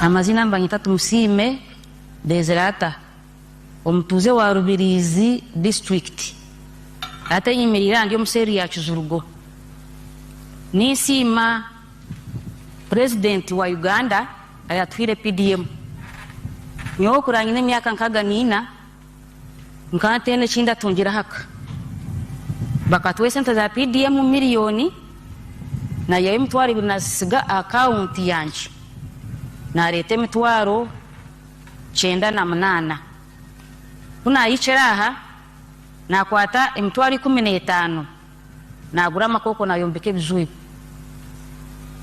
ati na gura magazi gwempunu guringaniri emitwaro 30 na garaka na gura bwana buringanire buti bubiri emitwaro 42 ati kuna maze kubuteko mu kizu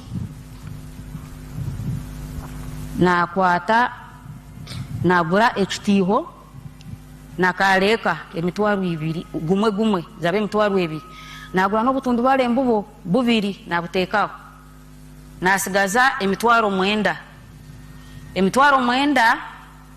na gura mu bwachachu bwempunu kulya na tandikiraho ati kuna bena aliza nkazitunga ebiri 10 kwa 5 1223 kuna bena isha okwikumi umagazi gwempuno go gwaringanira Rwanda kuzampaya ebyo kulya bya sanke byankwata byamburamu buno buna buzira bunu bubiro butobu nagira ntikambuguze ndebere eje yagirenda nabuguze mitwaro ngarangutukuza kurugamu kurunje kwa buri muntu ayine kikachewe nabuguze mitwaro 45 mbuguzire 40 na kwata mitwaro 30 na gura jempuno inenda ebyo kulya chachu ati 15 za sigire na kwata mitwaro 10 na sasuro webati ebebe mpulebebe ati mitwaro 5 na zereza ya nyombe chire ati natanga kurebere jempunu yekabwire bokuzara. Now to cut the long story of that woman, when I visited her, she was 64 years old in age, as she said in Nyankore. But in all those 64 years, she had never owned anything in her home. Put it back in Nyankore so that they hear the beginning.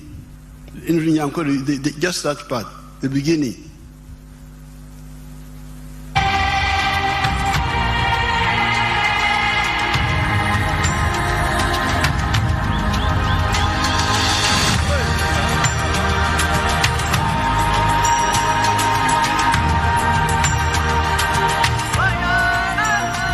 Amazina mbanyita Tusime Deserata omutuze wa Rubirizi district ate nyimirira ndi omuseri ya Kizurugo Nisima President wa Uganda ayatwire PDM.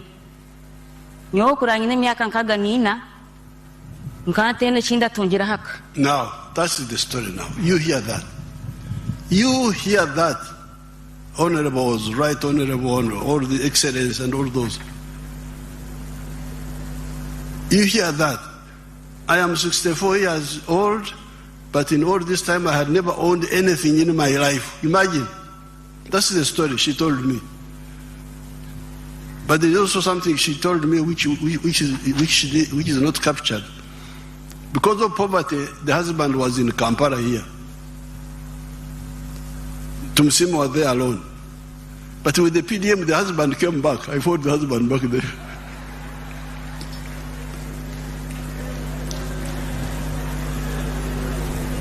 So, Honorable, Right Honorable Speaker, Right Honorable Deputy Speaker, Excellency Vice President, Right Honorable Prime Minister, Honorable. Enough is enough. Every so-called leader must use the government program to eradicate poverty and create jobs. Jobs are created by wealth. Obugaga bwebuzala emirimo. Lonyo is the one producing teach. Teach comes from Lonyo. You cannot have teach without Lonyo, without wealth. So I'm now in very bad mood because the capital is there. So in the past, my case was not so strong because people would say, "How do we start?" Like to Msime, how do I start? But there is now capital there. There's 800 million shillings in each parish already. Use it instead of arsenal. And okay, you can have arsenal, but please solve that fast if you are a leader. Finally,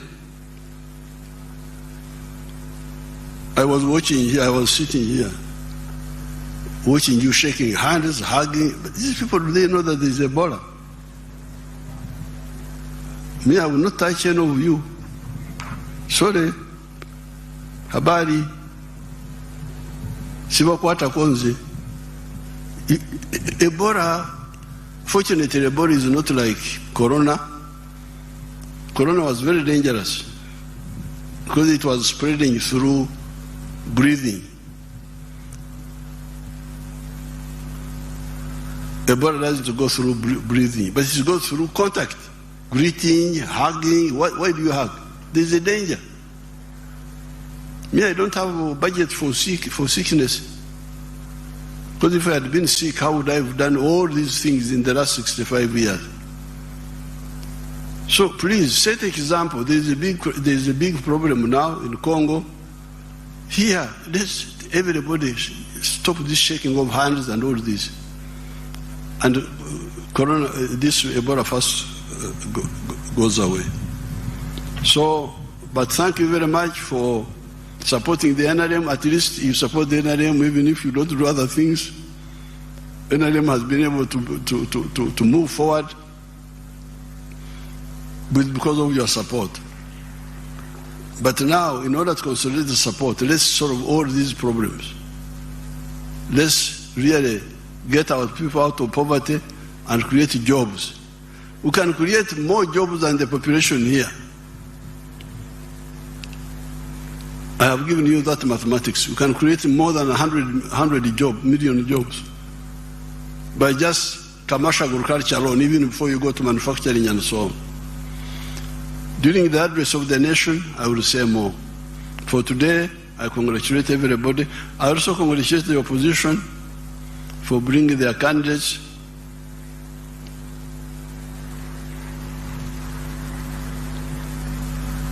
Apoyo Matek, Rubanga Coin. Thank you very much.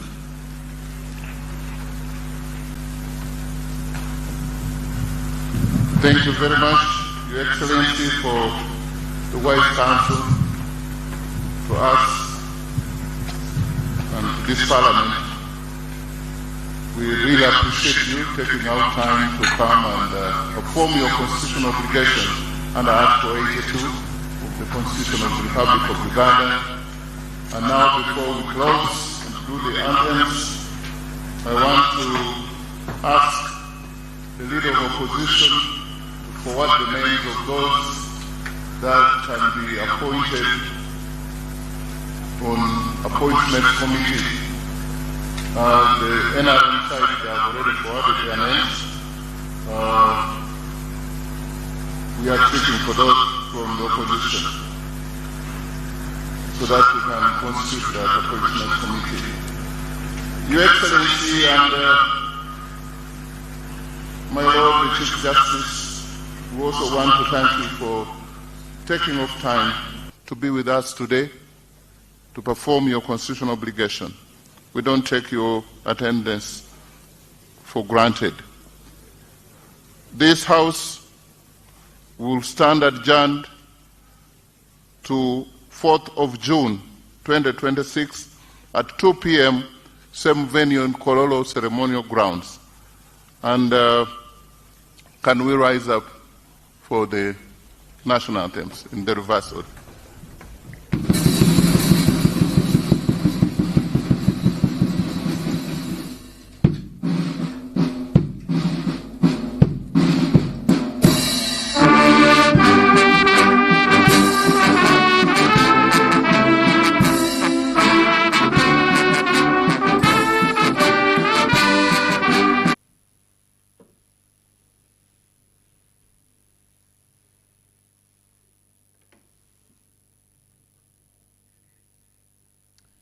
Kale weewaawo akaali niffe ku Baba TV eddakiika dino ebula 17 okutusaawa 12 eddoobire bunaku olwaleero twenda kwebaza kuva tutandikire paka n'essaawa eno tuli kufundikira exercise gye tutandise ku nkyo ku ssaawa dibeire nga 4 we tutandikire Uganda efunye speaker aye exercise yo aye tutandise 12 okuva tudde 12 12 gyatwagana wano Uganda efunye speaker ni deputy speaker eza chairman kisose ng'endorsement weddaali weekyeweire twidye nga tubitawa mu mitendera kuba tulegitimize lero kibayo kyakutuukiriza mukolo kutuukiriza mukolo tiimu bubi as a formality kukita mu mateeka tudeme okuba nti ekyasalibwawo eggulo kubanga singa tuba tukikoze tuti omuntu asobola otwala parliament mu kooti nti timwagoberera mateeka Thomas Sayebwa ni deputy speaker Honorable Jacob Max Max 40 is going to hand over to himself. And then Right Honorable Anita Netamong is going to hand over to what I don't know is whether speaker and deputy speaker about 11th parliament are handing over. Kuba lobe handing over. I think as well she didn't know Kuba. They must hand over. So I don't know about handing over office. We shall find out. I am going to Jacob both Maxon mukwano gwe. Nidikire omukolo gwali ekamuli eyawo ku Central Hotel awo. Yatuukaawo Jacob both ono yatuukaawo nga mama Kadago ndowooza ye ebyayi tibiri tambula bulungi. Aye munawe yafuna Jacob both yasanuka yadda yamuwahagana kuba so gatukoba nti abayagana abali kuwawala be baganana ente edda yakwaya dagandiriingagana mukano so eisano eno tuli bwaine 2026 okuva 2022 waliwo ne wawe okumbuuza nti aikumbuuza nti emirundi emeka gyajja ku parliament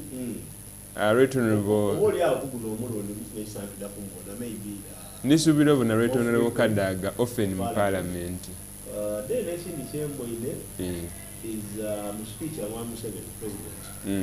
of course Thomas Tayebwa engeri yayogeremu alaze obwolongefu bungi ino mu speech yakamala okulondebwa n'okulayizibwa nga ayira abeerenga muwombeefu ajasi obwewombeefu bweyongeireko alina kyagere yakoba nze ebirubirwa byange tibidda kuswika bibyo iwe mukama wange sipiika ebyange bidda kutambuliranga enuma wa bibyo nakuweereza iwe era yakoba nti ole abayirenga adivaiza we nga deputy speaker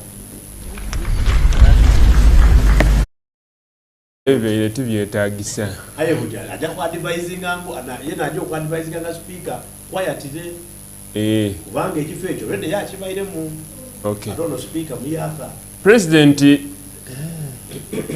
president endogera ye mukambwe president mukambwe omubwine ayogeire nga obukambwe bungi mukumalirizawo alaze nti bano abantu oba oli abo bakuliza ino ebitiibwa byaibwe balemerera okolera abantu era yakuba ati muli kumbona wano nkaaliwo era kwegamba laze nti azifu babaire bamuzaaniranga ku bwo ngaaye ku luno